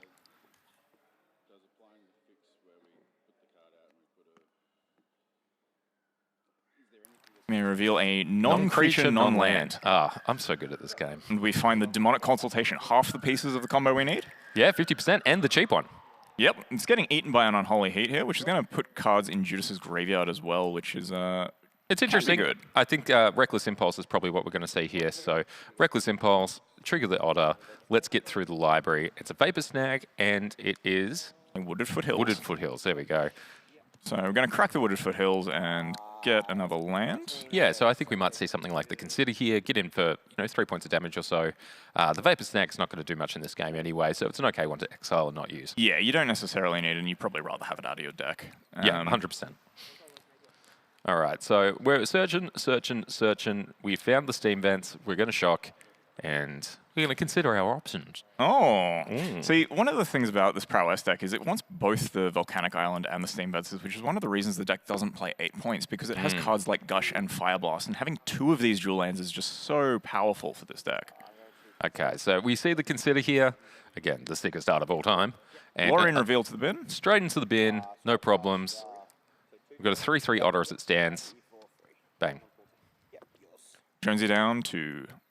Now, I think if you're in Jonesy's 14. spot, the fact that you've only taken 6 damage to this point, including the damage you dealt yourself, not too bad, actually, going into your third turn. Yeah, that's not bad. Jones as well has a Thoughtlash and a Daze. So I think he's going to try and see if he can maybe find a tight window to leverage this Daze, but Prowess is pretty mana efficient. Yeah, Force of Negation on the top. An important thing to know when you've got some card manipulation in your hand. Such as this Brainstorm? Yeah, it's like the Brainstorm, and do we keep it is an interesting question here for him to solve. I think it depends on how scared Riley is, because if he's particularly scared of something big and impactful coming down, he wants to have access to that Force of Negation. for maybe a flow state, because this... Yeah, so I think this is interesting. So flow state in both hands, we see the value of this card. It's been one of the best cards introduced with the latest set. I think it is probably the best card from Secrets of Strixhaven for this format. Yeah, 100%. I've heard good news about it going into the Pro Tour as well. Yeah. So Judas picking up a Delver and a Mental Misstep from the flow state. Yep. Getting to go in for 2 damage, putting Jones to 12, and probably choosing to deploy this Delver here. Yeah, I believe he may have already verbalized that he's going to do that. And then let's see what we're going to do. Delver of Secrets hits the battlefield. Let's see if it flips the battlefield. Hey. So we're going to see a Brainstorm, presumably in response. Okay, so one of the important things about this Brainstorm is that it is an instant and it turns on the flow state in Jonesy's hand. Yes. He did already have the Demonic Consultation, but it's still always good to have more things in the graveyard for it. Yeah, well, he's got the Consultation in hand, but he's got the Thoughtseize in bin. So I mistook those for a second. Yeah. I mean, they look very similar. They're both very cool looking cards. Both retro border as well, which is nice. Hell yeah. So putting the Spell Pierce back on top. So no shuffle effect here. So going to have to stick with these cards, but Brainstorm does actually get you a card deeper. So even if you can't shuffle, it does get you through a little faster. Jonesy taking another 2 life here, down to 10. I'm going to cast a Thought Lash. Okay, well that is a decent job, does a decent job of stopping some of this aggression at the same time as doing some other things. Because Thought Lash exiles cards from the top of your library in order to prevent the damage, it is a little risky for him to use this turn. So I think in this turn we're going to see the Thought Lash maybe not do a whole lot, but next turn you can Demonic Consultation for the Thoracle, cast Thoracle, exile the rest of your library. Yep, and that's a very powerful thing to be able to do. But Judas does have the Mental Misstep. He does, so Jonesy doesn't know. He does not. So Judas is hopefully going to be able to rely on that. But he also gets to have a Surveil out of this, meaning he also gets to possibly make his Delver flip. Oh. Which is going to put in 4 points of damage just by itself. Let's see. Thinking. Not for long. It is Judas. Corey Steel cut it to the bin. That's not instant or sorcery. That's a very interesting one as well, because there was a Chain Lightning in Judas's hand, I believe. Does not flip the Delver as he draws a Scalding Tarn for the turn. I think the other thing about Judas's line here is that he has the Dragon's Rage Channeler in hand already. So in terms of threats, he's doing about as well as he ever does in a Prowess deck. You want maybe 3 at most. And here we see the Storm Chaser's talent activated, so level 2. And a Treasure Cruise perhaps being the target. Yeah, so he buys back the Treasure Cruise and then chooses to cast it. He's just choosing what to exile now. Probably a couple of lands, things. He still wants to keep Delirium if he has access to it, and then maybe think about what cards might be relevant in his graveyard for other effects. Yeah, fantastic stuff. So Judas in an interesting spot here. He has tapped out of mana, which means that the days in Jones's... Yeah, here we go, is going to be online. Now, Jonesy could have kept that for the misstep, but... he chose not to. He still has a few different ways of killing this turn, but none as consistent as we would have thought. Yep, so he's choosing to prevent all the damage, exiling 4 cards. So this includes a Stock Up Drown and Lock, Misty Rainforest, and 1 other card that's just gone off screen. So Thought Lash, got to pay the cumulative upkeep for this cost, which is remove the top card of your library. Yeah, so exile a card. Draw. Draws a Dread Fugue. All right, so that'll give him a look into the hand and may reveal the misstep. I imagine that it's not really the priority right now. I think Flow State is the way to go, and that's what we're saying here. Yeah, Riley is trying to sculpt his hand to play around as much interaction as possible and just have a kill available to him. Trying to go off kind of like the last possible second if he needs to. So sees a Dismember, a Quantum Riddler. Which member? Dismember. So a few ways to get ahead on cards, a few ways to interact with threats. Dismember, at this point, it's a little weird. So if you're thinking about the fact that Judas has a main deck pop, that is something that you may devalue. But I think the removal is actually just very powerful, and you don't need this Quantum Riddler is what we're seeing here. Yeah, so the other card he's kept is Lorraine Revealed, which will mean that he can find another black source. If he so needs to. So we've already made our land drop this turn, though, so we're prepping for next turn. Dread Fugue enters play. He's going to have to take the Dragon's Rage Channeler here, but the important thing is that we know about the Bloodstained Mire and the Mental Misstep. He gets to take the Mental Misstep. I'm so sorry. He gets to take the Mental Misstep, which is what he wants to do because he has the Demonic Consultation. So he knows that next turn he can go off. And Judas not flipping again. Looks like he's drawn an Arid Mesa? Yeah, so Judas in a bit of trouble here. Yeah, with perfect information. Chain Lightning to the face? Chain Lightning. Bang. Jonesy thinking about how many cards can I afford to mill, and I think he can just afford to take the 3 here. Yeah, well, he has perfect information other than the card drawn this turn, so it would have to be something pretty crazy. So as long as he doesn't hit this Thoracle, Jonesy is in the clear. He will have to pay more with this Thought Lash for the cumulative upkeep. Yeah. So I think between the Thoracle and the Jace Wielder of Mysteries and the Lorien revealed, both are valid lines here, assuming that Judas didn't draw a counterspell, which you're pretty sure of because the Delver did not flip. Yeah. Judas could have chosen to not reveal it in case he really wanted to try and spike something. But that would have been a very high-level play and something I am very interested in. Have you made that play before? Yes, I have. Yeah. Did it win you the game? I cannot remember. Oh. I would remember that play if I'd made that play and won the game. I think I was so obsessed with making the play that I didn't realize the result of the play at all. Yep. So losing the... Going to the dust and into the Floodmoor. Island hits the battlefield. Another land drawn for turn. So we have the Demonic Consultation. And we're choosing to play around. Ooh, interesting. So holding off again. There's not that many resources on Judas's side of the board. So I think there is the opportunity to play around quite a lot of stuff here. After checking with the Delver, though, Judas has chosen to shuffle his library and get rid of the undesirable card, whatever it may be. Yeah, which is another secret mode of Delver that you get to check your library before, and this is why fetch lands in the upkeep are more a staple of the Legacy format in general. Yeah, it's amazing stuff. All right. So a little shuffle for our players, and then we'll get back into the action. How do you feel about Jonesy not going for it during his turn? Because you can consultation at instant speed, right? You can, and he can do this end of turn, and I think he just maybe wants to leave open this Force of Negation and Spell Pierce, and then just go for it in the next turn, where he has the ability to cast Thoracle and Force of Negation. Okay, so we see a Duress. And is Jonesy going for another one? He does. Takes no damage, just has a gut shot in hand. So cumulative upkeep 3. Choosing not to fire off Demonic Consultation end of turn, revealing Undercity Sewers, Marsh Flats, and Preordain as the mill. Draws the Bloodstained Mire for the turn, so the window should be clear for him, but he's still not sure. He doesn't know what's in Judas's hand and paying full respect to him. I'll tell you what that speaks of. It speaks of Judas's aura. The Judas aura. The Judas aura. You never know when you're going to get moved. He does play very, very tight in those regards and doesn't give a lot away. He does. I mean, having played against him enough times at high stakes events, it does feel like he's always got everything, which he definitely doesn't. But I don't know. It's something. Okay, reveals a Git Probe off the Delver because Riley has chosen to pass the turn again. And paying for the Git Probe. Yeah, so this is representing 5 damage now. Riley down to 7 life. So in a problematic spot, I would say. Okay, so it's revealing the Consultation, Flooded Strand, Force of Negation, Spell Pierce, and Dismember. Yeah, so we're pretty protected against something like a pop or a lightning bolt or something like that. But we are going to have to go for it at some point. Yep, and Judas representing a lot of damage here, and the gut shot would make it lethal as well. Oh, we love ourselves a gut shot. Oh yeah, it's a fantastic card, and we've gone Gush, floating 2 mana and casting Gush. We love to see it. We absolutely love to see it. This is looking like it's going to earn the Force of Negation back. Before we get to that, though, we're going to fetch our Bloodstained Mire. Yes. We just don't want to make sure we can play around Price of Progress or other things. Yeah, and just make sure we have swamp. that mana. Yeah, mana all the time. Yeah, exactly. Nice tight play. Just sequence that correctly before you do it.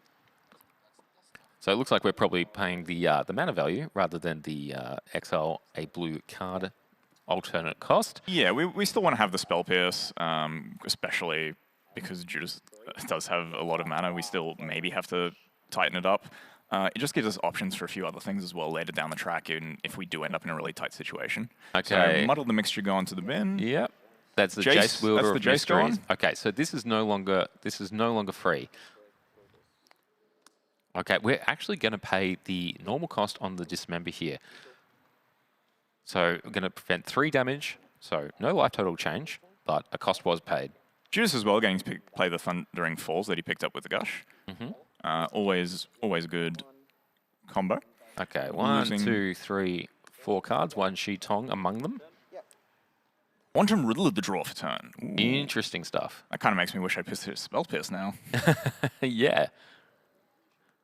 Well, you can always, go for some stuff and Riddler as backup, but it looks like it's just getting hard cast here, and we're going to draw some cards. Yep, well, this Riddler does get to just block this Delver for the rest of the game. It does invalidate it quite easily. So while the Thought Lash has gotten to a 4 cumulative upkeep, it'll be exiling 5 cards next turn. The board state has been stabilized.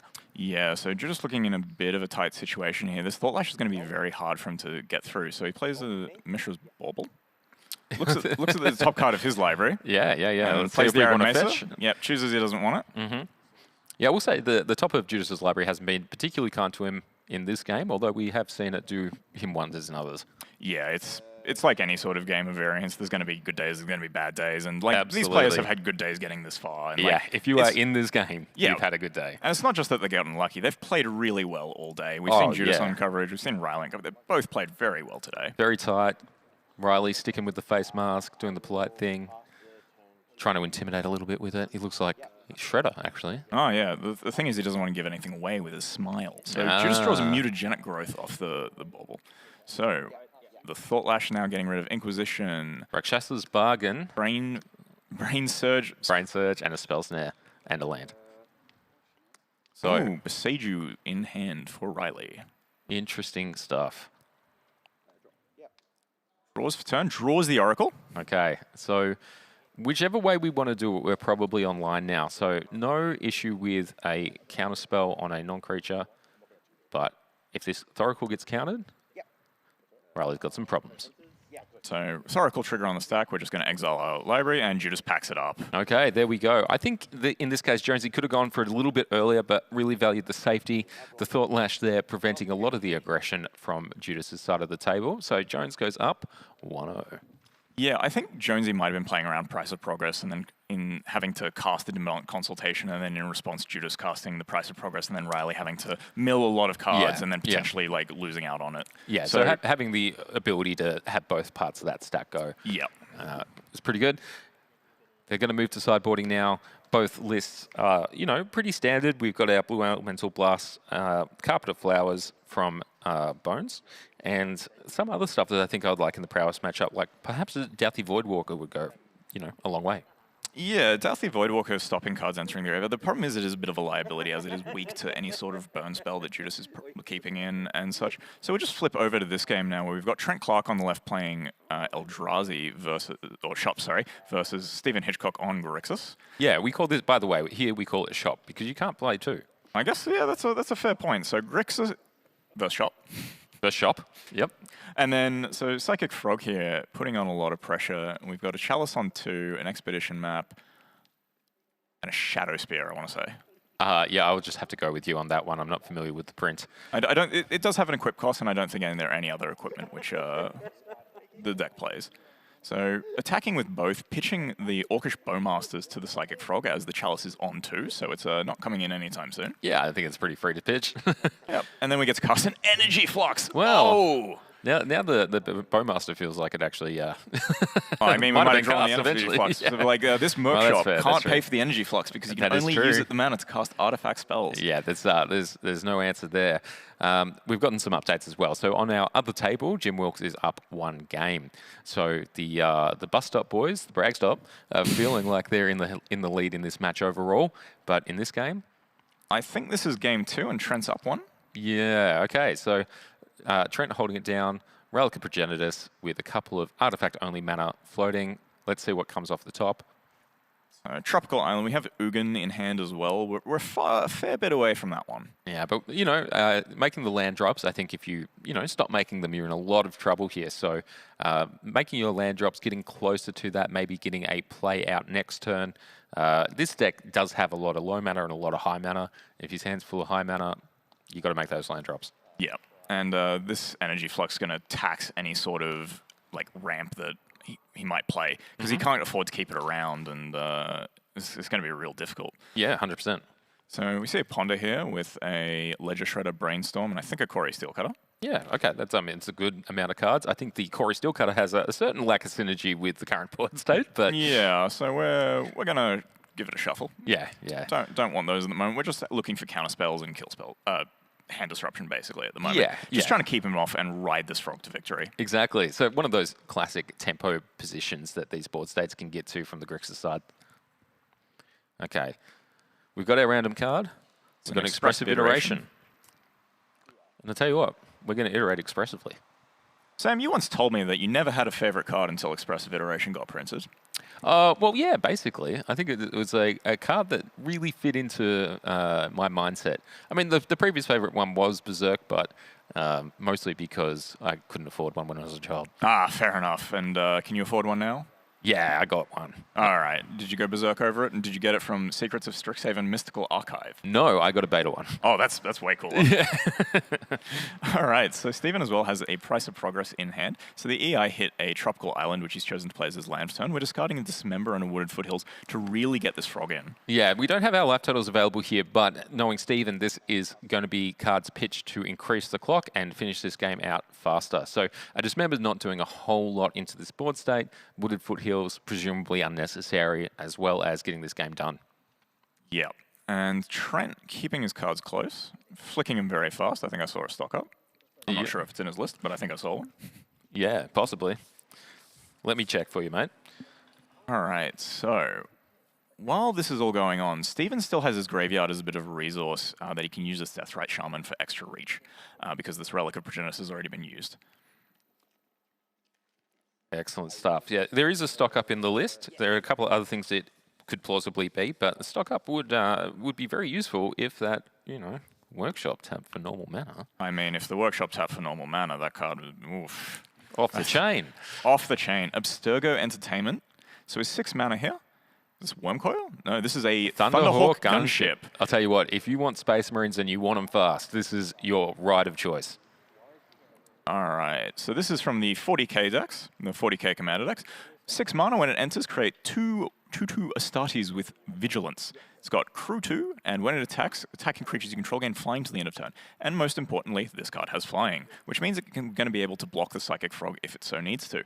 Because I don't think Trent wants to be paying the 2 mana to keep it around if he needs to. Yeah. Okay. So we're going to leave these guys to it. There's a few more interactions to go, and let's cross back to our other match. All right. So players dealing up for their opening hands. Judas being on the play again. Yeah. How lucky, being on the play twice. I think that's not lucky the second time. The first time, yeah. Okay. But actually, you think about it, the first time it was skill because they were higher seed. Yeah, 100%. All skill. No luck. All skill. So Judas sending it back. Bonesy at the moment looking at his hand. There's a Git Probe, among other things. He seems contented at least. So it looks like a Brainstorm, a couple of other blue cards that, maybe we'll get a better look at. Burning Catacombs, Wan Shi Tong. Spell Pierce. And that might be Brain Surge? Yeah, Brain Surge and probably a Polluted Delta or Marsh Flats. Yeah, hard to see completely, but hey, stocked full of blue. Stocked full of blue. I heard that's a good color. Yeah, it is. And Judas has a Red Elemental Blast and a Daze. Thundering for the lead. So the other cards he's got in hand are a Volcanic Island, a Preordain, and a Slickshot Show-Off. So he's going to try and go in with his Slickshot Show-Off. However, Riley has just drawn the Baleful Strix for turn. Ooh, tough. And consider the draw for Judas. And okay, plots the Slickshot. Being plotted. Judas, he's a known plotter. Not such a schemer, but a bit of a plotter. I mean, it's only a matter of time until we have a new thing with schemes, which aren't the Arc Enemy ones. Yeah, yeah. I mean, look, if I get to play a schemes and plots deck, I'm going to have to read the Prince. Plotting and scheming. It's just like Bolus. He's always plotting and scheming. And well, see where it got him, though. I mean, we've got a lot of Grixis. That's true. That is true. Okay, so Brainstorm here as the end step play from Bonesy. 3 cards to hand, and it's a Daze and Abrupt Decay, and it looks like Hedge Maze. Hedge Maze. So you don't really want the Hedge Maze here. That one seems to be the one that's not going to get drawn for turn. Just a tapped land in a handful of things to do. So chooses to keep the Abrupt Decay. Gets the ability here to play a fetch and give himself the most versatility because... we might lead on the Git Probe here. Leading on the Git Probe is reasonable as long as you don't care too much about drawing the Hedge Maze. If you need something else, maybe you go digging a bit more, but I think this is completely fine. Yeah, well, it's plausible that you want to make your 3rd land drop on time, right? Yeah, absolutely, especially if one of your lands is coming into play tapped, you want to possibly play it this turn. So Bones got the option here of leaving open 2 mana, or playing the Hedge Maze and leaving open 1 mana. So because he has the Spell Pierce and the Daze, he is probably feeling a little safe right now. Scalding Tarn on top chooses to keep it on top. So Bonesy looks like he's trying to play a bit of a longer game here against Judas and play a bit more control style. That's not what this Slick Shot's about, though. No, we're going to see a Preordain. And are we going to see it met with a Spell Snare? Yeah. Oh, a Spell Pierce even. Spell Pierce, sorry. Yeah, that's all right. Okay, so looks like it's going to resolve. So we have a 3-2 Slick Shot, a couple of cards to look at. If you're in Judas's position, I imagine you want to make your land drop. You want to cast a bunch of spells. It's basically always the same for this deck. It looks like he's kept the land, put the Delver on the bottom, and we have a Scalding Tarn into play. Yep, so now Judas has the ability to Brainstorm as well, and then sack it with the Scalding Tarn, getting rid of the cards, which is really useful as well because of this Wan Shi Tong in Riley's hand, which Judas doesn't necessarily know about, but I'm sure it's in the back of his mind. Oh, yeah. I mean, it's one of the cards that when you read through that deck list, it's one of those mid-rangey threats that you can, do for a couple of So we got the Spell Pierce on the Brainstorm here, and let's see if Judas fights over this with the Daze. Ooh, interesting stuff. So if he chooses to fight over it with a Daze, it gets more triggers for it, and then Riley can choose to Daze it right back and force Judas to crack the fetch land, but I think he'd rather have the protection instead for like this Red Elemental Blast and everything Fair else. enough, but a mental misstep into hand. Such a good draw. Crazy. So one of the cool things about picking up the Volcanic Island with this Brainstorm is you can put it back on top of your deck and get it out of your deck when you shuffle with the Scalding Tarn. Yeah, so this is going to depend on the makeup of Judas's deck. Does he want that Volcanic Island to go back into the deck? Does he want a basic? It looks like the basic went back in, so maybe he's after an island here. Yeah, and that Slick Shot Show-Off as well. Gets 7 power. 7 power. Yeah. Craziness. That card goes off hard. Oh, yeah. I love a good Slick Shot Show-Off. It's definitely one of my favorite cards they've printed in recent times. I think we did that set together as an open, actually. I think so. Yeah. It was a good time. Yeah, fun times. So we've got a Triton Wavecaller being bestowed onto this Slick Shot Show-Off, which is going to buff it as well as give it the prowess, which is fantastic because it means it's going to increase the amount of damage it's capable of doing. But Riley here, I think he's going to go with this Abrupt Decay and take out the Slick Shot Show-Off. It will leave behind the Triton Wavebreaker, leaving Judas with a threat still, but it means that it's way less scary than a Slick Shot, because Slick Shot effectively has double prowess at 100%. At the extent of toughness. Yeah, 2-3 gets bigger both ways. Oh, yeah. So Riley as well getting to sack the Scalding Tarn end of turn, meaning he's going to get a Surveil land here.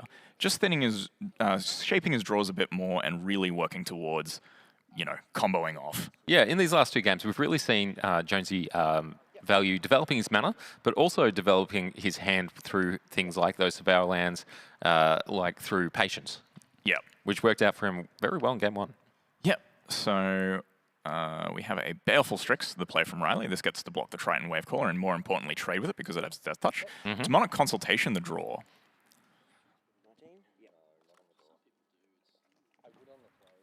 Okay, so we got news from one of our other tables. Stephen has won 2-0.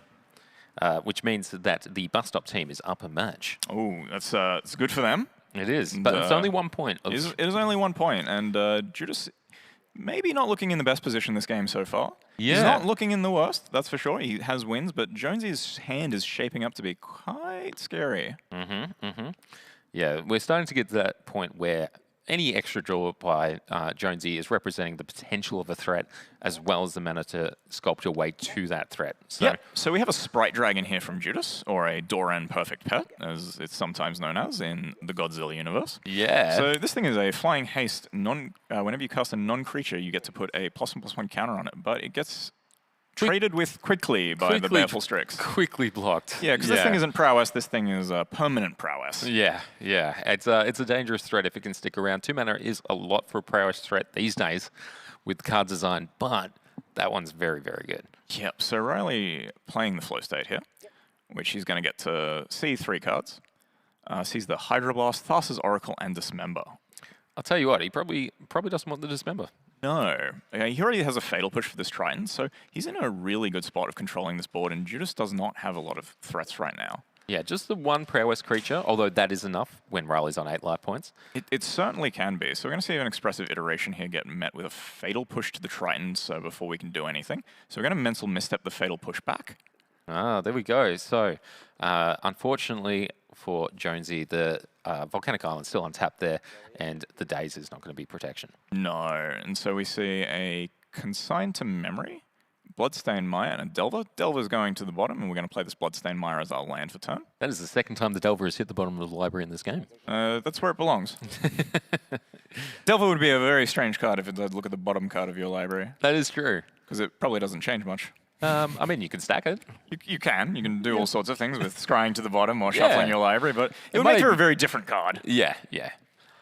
All right, so Riley in a bit of trouble here now. He's on 4 life. So this Triton is looking kind of scary, and there's always the looming threat of Price of Progress. Yeah, so Judas still keeping the Consider in hand, still got the Red Blast in hand. A lot of protection, a bit more filtering, still opting to keep the mana up, knowing that one of the avenues to his demise will be tapping out. Yes, and Riley does have the combo in hand with both Thoracle and Demonic Consultation, with both a Hydroblast to back up to hit the Red Blast and a Daze. Okay, so let's see how this goes, because we are going for it. So in response to the Thoracle, Judas cracks the Bloodstained Mire, getting a a Steam Vents, I imagine, here. Yeah, it's interesting. Thundering Falls also counts as a mountain, so a lot of choices. Snow-Covered Mountain being the one that Judas has opted for. I imagine we might be seeing the Red Blast here. So with the trigger on the stack, so Red Blast the Thoracle, Hydroblast the Thassa's Oracle, Demonic Consultation. Demonic Consultation is, I imagine, going to resolve. And then Consign the trigger, and then Daze the Consign, and that is going to be... All right, it's going to be a judge call. Let's be sure. I think Judas is looking at the quality of the sleeve of that card. He was looking at it earlier in the first game. I think he's noticed something might be up with it. So he's just getting a judge to check it and make sure everything else is there. Yeah. While this is happening, why don't we go over to Jim and Dom? Yeah, Jim and Dom is the other match that we have going here. If that one is going the way that we are going, we are tied up 1-1. So let us see what is happening on this table. Okay. So Dom here with 3 lands in play and a Mishra's Bauble. Yep. So Dom on our Grixis list. And Jim here with a Baleful Strix, 3 lands, a Plateau in hand and 1 ring, and 1 other card. And we see some cards in the graveyard here. So we've gone through a Corey Steel Cotter on Dom's side, meaning that, there has been some effective trading of resources done there. Yeah, like a Blue Elemental Blast has probably hit this Dragon's Rage Channeler. There's been a Thoughtseize, which looks like it might have hit a Stock Up, and a Duress that looks like it's hit a Lorraine Revealed against Dom. So even a Dread Fugue, which looks like it maybe hit the Steel Cutter. So a lot of exchange of resources and back and forth, trying to grind this game out over time. All right, so Mishra's Bauble. We have had a look at the top of Jim's library. Let's get that extra card. So Dom with only 2 cards in hand. Jim's going to hit his 4th land drop and have the ability to play the 1 ring if he so decides to jam it into 3 open mana. But getting in with the attack first, putting Dom down to 15. Yeah, so Baleful Strix. Hey, it's not all the damage in the world, but it is some. It is damage is the thing. So Dom's Ear's hand at the moment is a Delphi Voidwalker, which he cannot cast as he only has 1 black source, and a Lightning Bolt, which is not looking at its best right now. Yeah, so 1 ring hits the battlefield. We have protection going on, and looks like we're going to draw the card.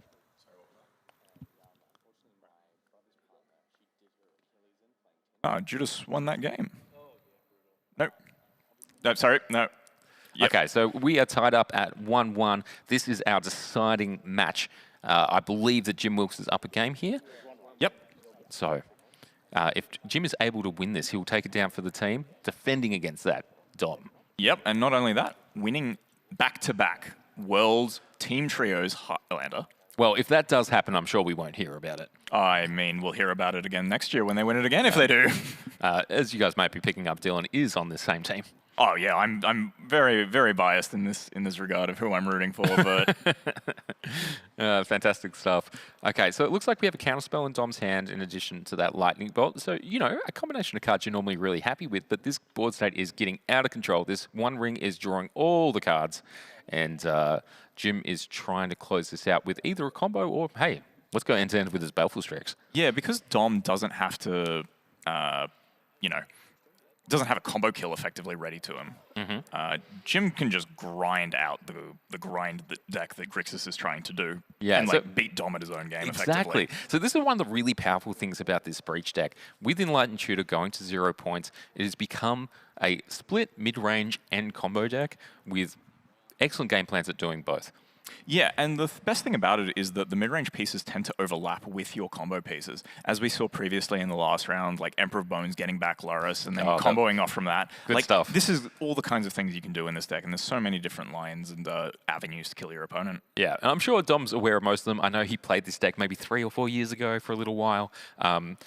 You know, he hated it, but at the same time, the deck's changed a lot. So I'm sure he's familiar with some of the internal mechanics of that and is keeping good track of things like the graveyard count and what the options may be from Jim.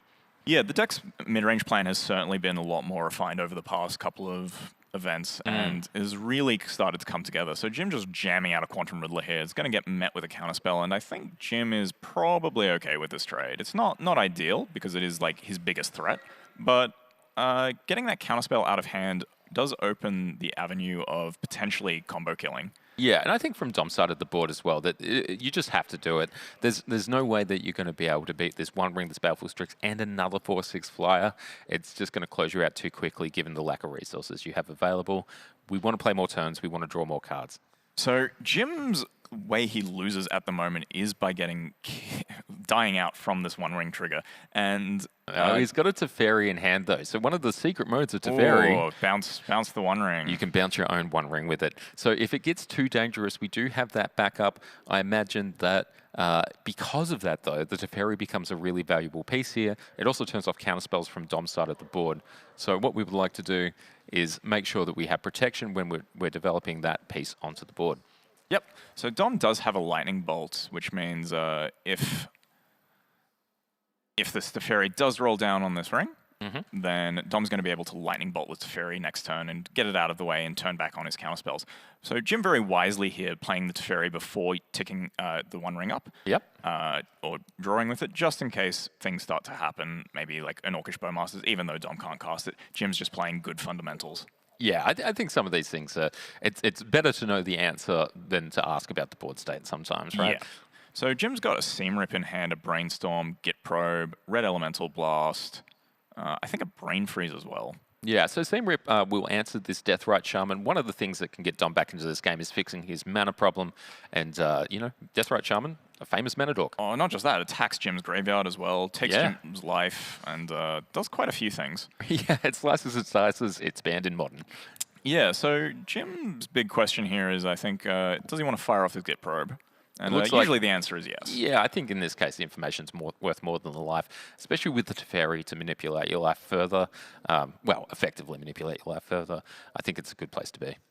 Yeah, so Jim's drawn the Corey Steelcutter off the Git Probe, which he's not going to be casting this turn, but definitely casting next, well, maybe casting next turn and putting a lot of pressure on. So Jim also has to decide if he wants to tick down this ring or decide if it's not time just yet. Because one thing Dom could do is draw another Black Source, deploy the Dalthy Voidwalker, and then bolt the Teferi, giving him a Teferi himself, which could be very relevant. Especially because Dalthy has Shadow and is a very annoying threat to deal with. 100%. Jim also getting in for 1, very important. Never miss that 1 damage. Never miss the 1 damage. Jim going to clean up as well. Too many cards in hand. Oh, I'm sorry. I have too much money. The true Jim Wilkes experience. So an Undercity Sewer is the draw. Not quite what Dom wants to see as it does come in tapped, but he's going to get to Surveil, and he's not going to be able to double spell this turn. This Dalthy is looking real awkward here. Dom being punished by the green splash of the Tropical Island. Yeah, absolutely. So the green splash for the Tropical Island, generally it's worth it, right? You do get some great stuff in response to, not in response for putting it into your deck, but, you know, there's costs as well. Yeah, so Dom looks like he's just choosing to use it for the Deathrite Shaman, which is that's usually something you want to do is you want to have a Deathrite activation land. But some people choose to play Carpet Flowers. I was going to say, I was expecting to see it in the sideboard here. So, you know, not what we found here. So, anyway, in this game, Deathrite Shaman down, Carpet Flowers nowhere to be seen. Probably not going to use that Grand Mana. Yeah, Jim going with an end-of-turn Brainstorm to just sort of sculpt his hand a bit more, because he's got so much time, he wants to be mana efficient more than anything else. And try and start to get this game over with before Dom can get back in any way, shape, or form. Okay, so what two we're going back on top? We don't have a fetch. We're going to see one of them again. So effectively, I don't know. Maybe let's find one we don't like. Maybe we want both of them, though. Yeah. It's kind of like EI almost in this situation. Very similar, yeah. Yeah, end-of-turn Brainstorm is just bad EI. Well, it costs one. Yeah, I guess it does. Yeah. It's got that going for it. Yeah, So, absolutely. Teferi ticking up. Okay, and looking like the Corey Steel Cutter coming to the front of the hand here. Yeah, Jim's also got an Intuition and a VV. I think Jim is just trying to work out if he has lethal right now. I imagine that the team is having a little chat about it.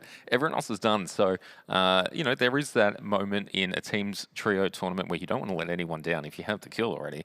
And, hey, you can ask them. Yeah, and Jim's been practicing this deck a fair bit as well, and Judas is also very good at coaching and very good at giving advice, as we saw in the previous game. Yeah, absolutely. Just sometimes tells Jim, hey, Jim, you've got lethal. Just do it. Yeah, just push the button. Yeah, sit there and work it out. All right, so Jim's also got a Thought Scour in hand. He's deep in the tank. Just making sure he's got everything correct. Okay. So Teferi's already been ticked up. We've got 5 mana. Do we go for the mid-range plan, or are we casting an Intuition this turn? So Intuition, the traditional, is Savine's Reclamation, Underworld Breach, and Lion's Eye Diamond. So if we go for the Intuition, we might just be given the Savine's Reclamation, which we could cast if we have another land drop. Ah, so perhaps a mana away. I think so. Jim's got a hand full of spells, which is not a bad place to be. It's not a bad place to be. I don't feel very sorry for him at all, to be honest with you. Yeah, Jim maybe wants land, so I think he's choosing what he wants to do, if he's deploying the One Ring or deploying the Corey Steel Cutter. Because, like, one thing that could be really devastating is if Dom deploys a Douthie next turn and draws another counterspell and counters that ring on the way down. Well, I mean, but you've got a lot of lines here, right? Because of the Corey Steel Cutter, we're only attacking for one with the Baleful Strix. I don't think we're going with the cutter now. Okay, so I think Jim is going for the Intuition plays. Pitches the One Ring. There you go. So there you go. Doesn't want that Thought Seized out of his hand when there's a Douthie in play. Baleful Strix is partly tapped. I don't know what's going on there. I think it just got tapped. Oh, well, anyway, we'll find out. All right. And so Jim also has like a VV. So the Douthie in response to it being Leyline Binding. Okay, So sure. we've got Leyline Binding, but I mean, here's the other thing as well. So we have the Intuition, we have all those other options, but he could Ponder. He could. Because he's got the Teferi. And that's the And Intuition, that's the lethal. That's the match. That is the There we go. That is the winners decided of this tournament. After 7 rounds of Swiss, after 2 rounds of top 4, we have our winners, and they are the same winners as last year. Yes, guys, tune in next year for no extra result. No, that was fantastic. So well played by that team. Judas particularly held us down in that middle seat, showed you guys a lot of really high quality Magic, and really showed off the format of 7-point, and allowed us to see just how deep you can go on some of these decisions. Yeah, there's so many micro fundamentals that go into this game and into this format that it's like really hard to showcase some of them sometimes. Yeah. But like good players, they really showcase all these tiny micro edges you get and just perfect sequencing. Yeah, yeah. So the seasons change, the amount of players in a game change, but everything stays the same and Judas wins. Thank you so much, guys, for joining us. We've had an excellent weekend here. I hope you've enjoyed watching it. I've been Sam Loy. I've been Dylan Kakawa. There we go. We'll see you guys next time on NTU Bizarre. See you guys later.